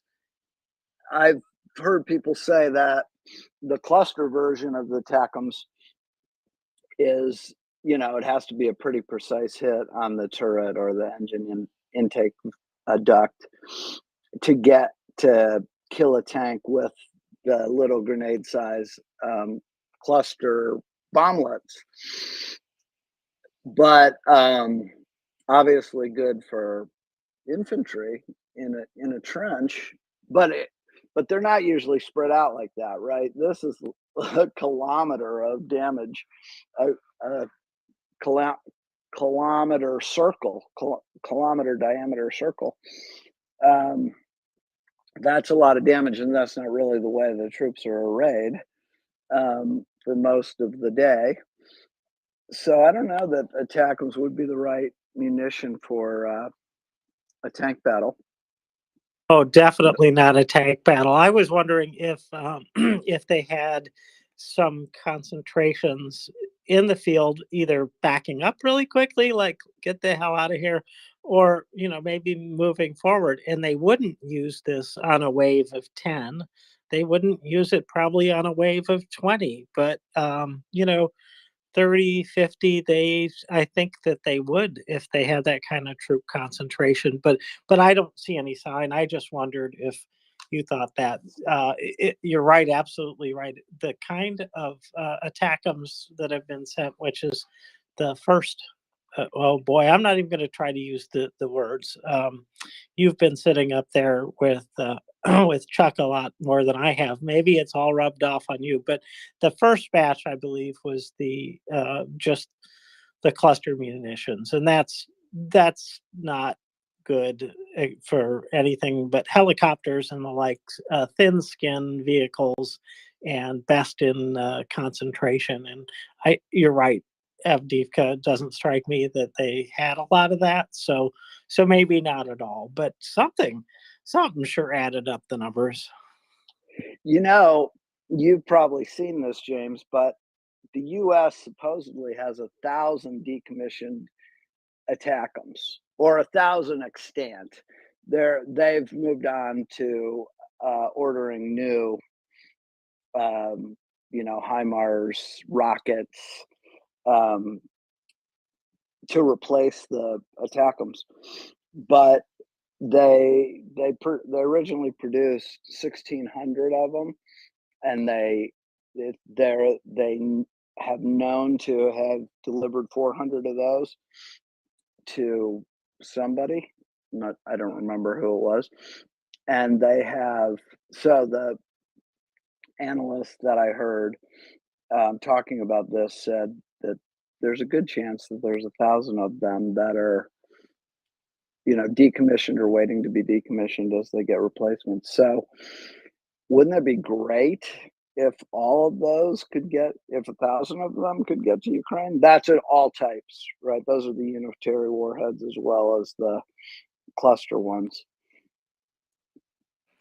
It would be great. And I think I heard this. I don't remember who said it, but they were talking about the process, and that they weren't expecting to get a huge bulk of them all at once, but rather they would flow them in. And that makes sense to me, because for one thing, talk about a target. You hit a bunch of ATACMS, you've really hurt the Ukrainians if that happens. So I think that they would protect against that by sending them in smaller numbers, but fairly often. And since they are of such high value themselves, that they would be really, really picking their targets carefully to optimize what they can destroy.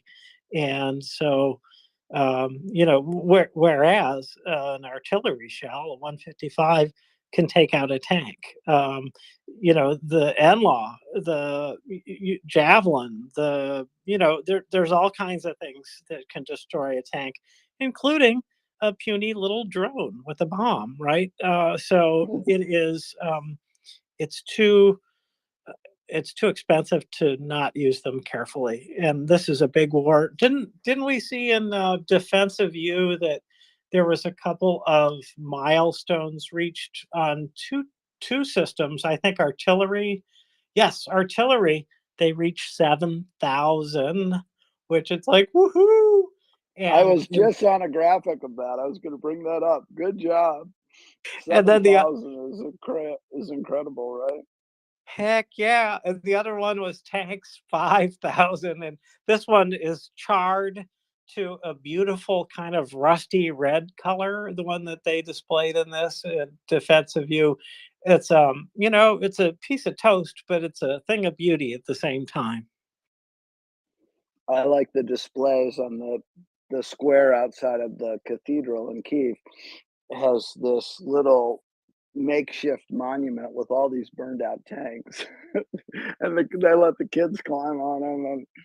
And it's obviously sad if you think about the deeper implications, or you look at the wall on the cathedral, or surrounding the cathedral with all the kind of little picture photo memorials. But yeah, it's nice to see burned out Russian tanks. I'm a fan. I am too. And I don't blame any Ukrainian who is as well. And the only thing better than a burned out or Russian tank is one with the keys in it that's been left with the tank full, ready for them to use, since Russia is, after all, the greatest donator to Ukraine in terms of heavy metals. So, which it's another one of those things that the Russians do so badly. I wanted to go back at a break in the action to Avdiivka for a second. Did you hear that the reason they decided to throw all these troops, all these mechanized units into battle is because there's a scheduled Putin visit to the battlefront? I had not heard that. I did see a study though that was some Japanese folks looking at these images of various Putins. Let's just say so sure, yeah, he's going to visit the front. Sure, yes, he will. Well, one of the doubles maybe, but anyway, the generals felt the pressure, and they felt like they better get a good gift together for their Führer. And so they just pressed, and they threw some of their most capable units into this battle. And I really haven't read any reports on what novel things Ukraine is doing, because they're pressing on 5 to 7 axes depending on the day, and they're still coming out with these amazing number of tank hits and APV hits, right, as well as the infantry, whether they're mechanized infantry or they're just hoofing it. So I don't know what they're doing, but they're doing it well. Well, I do think that it was very nice of them. The thought was very nice. Is, hey, boss, we made you some toasted tanks. But probably didn't go over very well with anybody, and Putin may cancel, whichever Putin it is, may cancel his trip. But we just welcomed up Fletch, who probably can address this with some more detail. Would you like to say anything before we go to Fletch, Scott? I was just going to agree with you that Fletch can probably set us straight here. I'll try, guys. Yeah, a couple of things. Just explain the ATACMS. A few weeks ago, before ATACMS were confirmed, Dan Rice did say that we would be getting the M39, which is the ATACMS they've used against the airfield. Now that has 950 submunitions. They're called APAM, anti-personnel and anti-material. So they're not called DPICMs, which Ukraine has in an artillery scenario. It's been confirmed that Ukraine will be getting a regular amount of ATACMS on a permanent basis. And that was Kulbila, who is one of the main speakers for Ukraine. And included in those newer versions will be the unitary warheads, which are the M57s and the M48s. And they have, they're a 500-pound sort of munition to attack point targets. On the actual Abdika side, I'll go back a little bit further on that. When Dan Rice, and he was the only person who was correct in saying what type of ATACMS Ukraine would get first. And he also did say that Ukraine would likely get another element of cluster munitions called the M26 and the M26A rockets.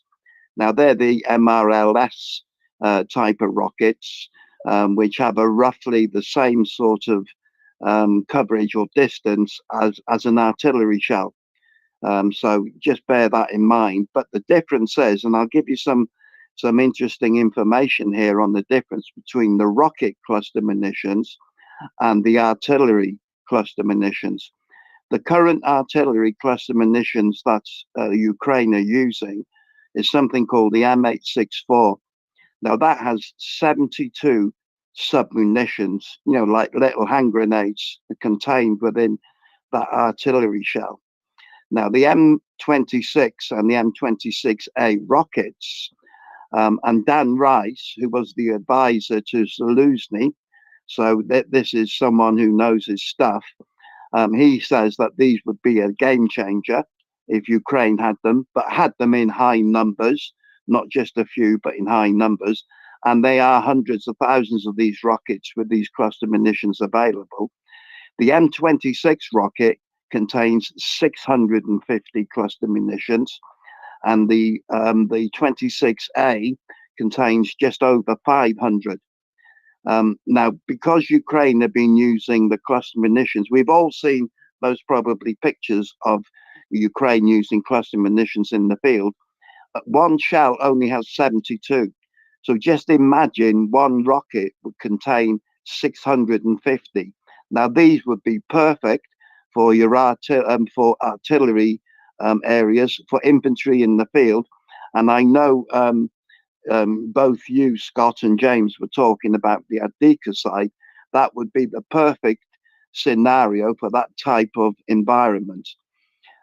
So just bear that in mind, those two rockets. Now, the reason why I think they may come into theatre, and I agree with Dan Rice, and he's always been right as far as his views on this particular area is concerned, and bearing in mind he was right and the only one right about what ATACMS Ukraine would get first, is that these will come in, more than likely will come in. And another reason why, I don't know if the listeners or you have been picking up on, but some of the artillery that was designated for Ukraine, and that's the 155 millimeter type, has now been diverted back to Israel. And that's really just to boost their own stocks, So I would imagine that we might hear or see M26 rockets coming in the short time. Now on the just take a breath here. We don't have lots of hands up, Fletch, so we can keep going with you. I want to interject before you go to Avdiivka. One thing is, on the last thing you mentioned about Israel, I just wanted to share with the listeners that supply that was warehoused in Israel was coming to Ukraine, and some of it did come already. And you listeners may know that 155 millimeter artillery shells were in short supply for a second, and the U.S. is ramping up production. but they're kind of running short in Europe and the US. And that was one of the reasons why the US decided to give the cluster version of the shell in the first place. But back to Israel now, that they are going to now just boost up Israel stocks and they'll get 155 shells from somewhere else. It's not like going soft on Ukraine or anything like that. It's just Israel needed them. They were there for Israel's use, but they hadn't needed them in a long time. So they were happy to, I don't know what the internal discussions were, but they were willing to have some of their stocks go to Ukraine, and then they'd get resupplied, as the shells came off the production line. So that's okay. But I wanted to ask you, Fletch, on the rocket with the unitary charge, the 500-pound, does that have a certain shape to it? We've had a lot of talk with Chuck and Thomas about storm shadows versus storm shadow / scalp versus attackums for example, bridges. What is your thought on the appropriateness of a unitary munition and a attackums rocket for going after a bridge target? Yeah, it can do it.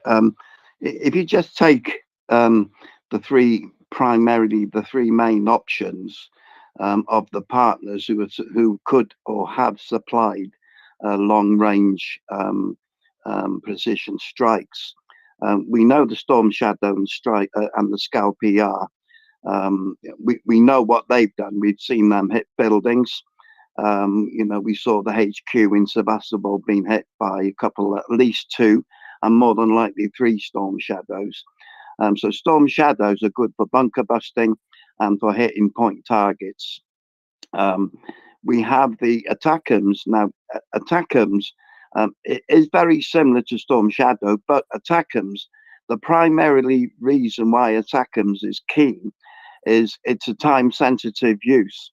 Now, if you can imagine, attackums can be fired from HIMARS, Scalp, and Storm Shadow, and I'll cover Taurus in a minute.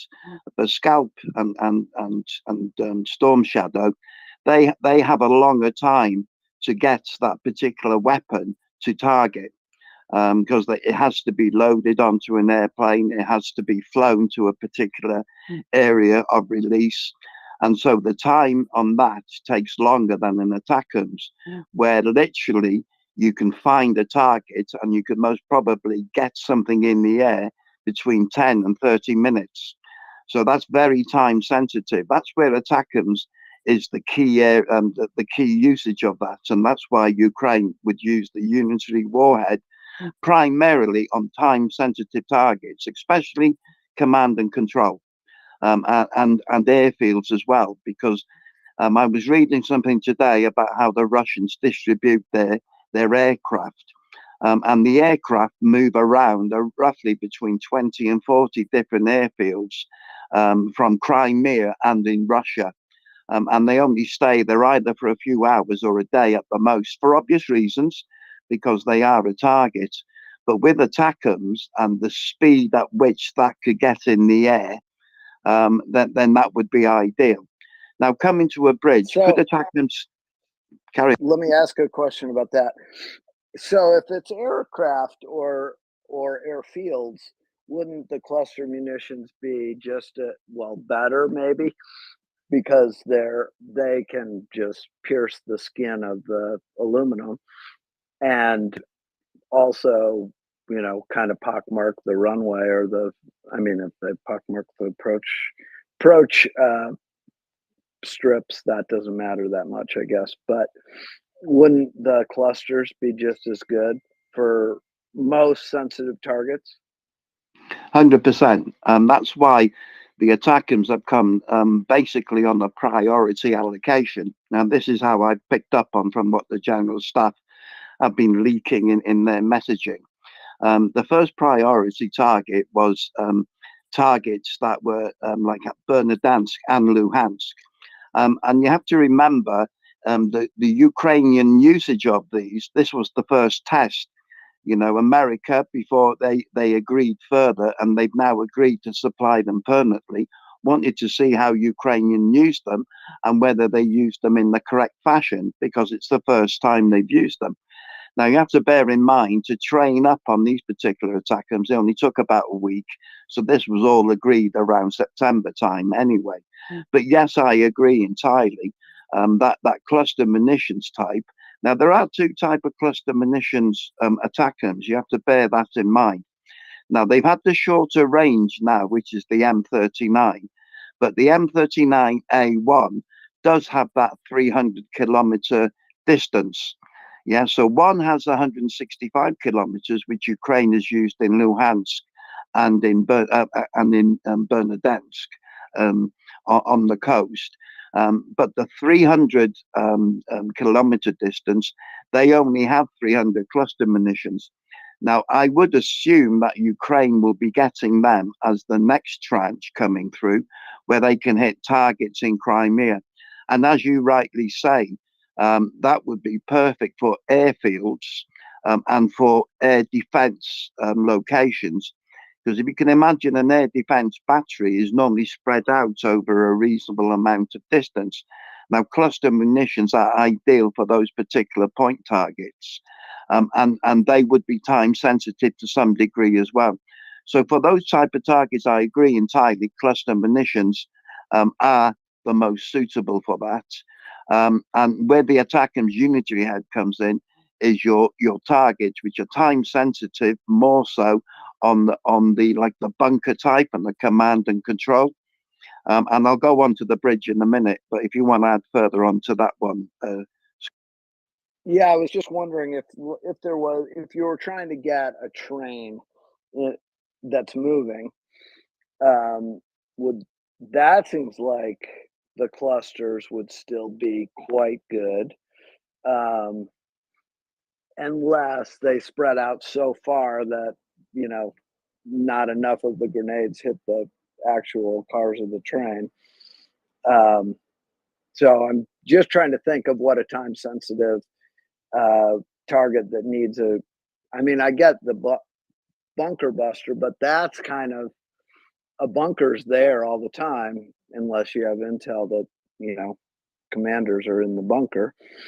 And I guess the same for a meeting of generals, right, in a command center. Yeah, it's going to be. You see, very often, the HQ target that they did with the Storm Shadow, they did a lot of intel on that. They had information from the Russians as well, with the partisans, seems to have paid local sources there. They found out they'd already destroyed one particular HQ previously, and they knew in advance that they were going to use this HQ. So Storm Shadow could be used because all the intel on the ground from partisans had shown that that particular HQ was going to be used. So while it was a time sensitive situation, the time was enough for Storm Shadow to be used, because they knew they were going to be there for at least a few hours, and Storm Shadow can get in the air within a couple of hours. But other particular types, where you have generals, like say Putin visited the front, and he's never going to do that.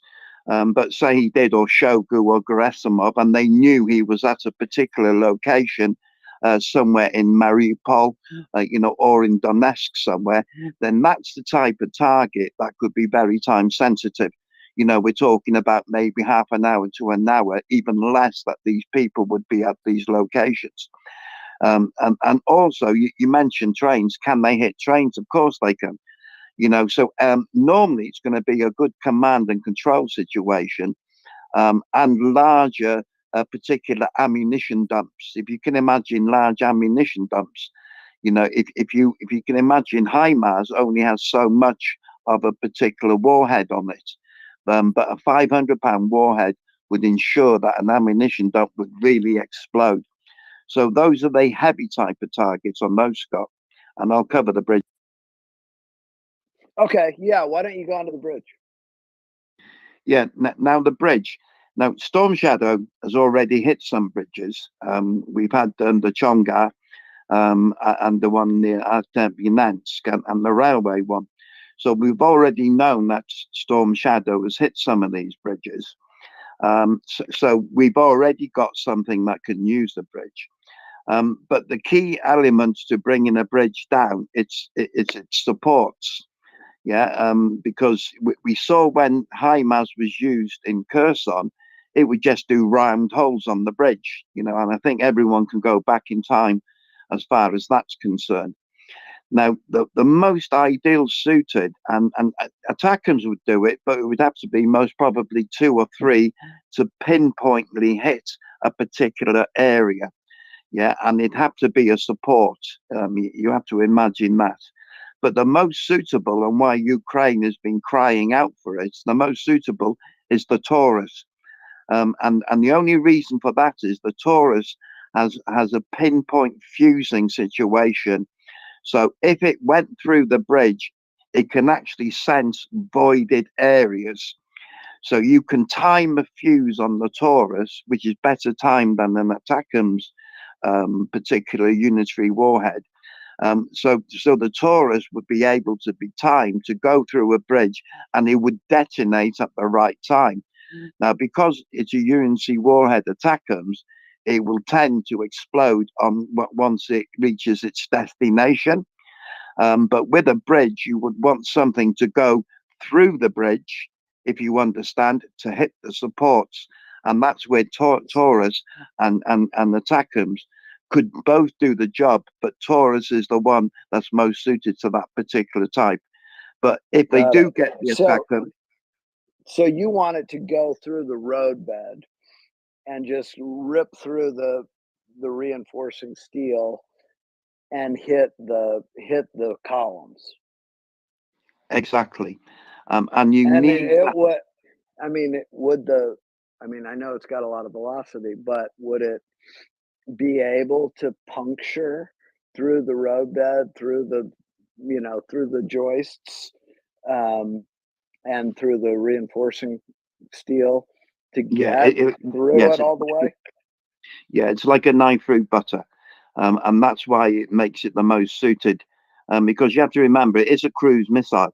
Yeah, so it comes down at a low area and it goes up and comes down.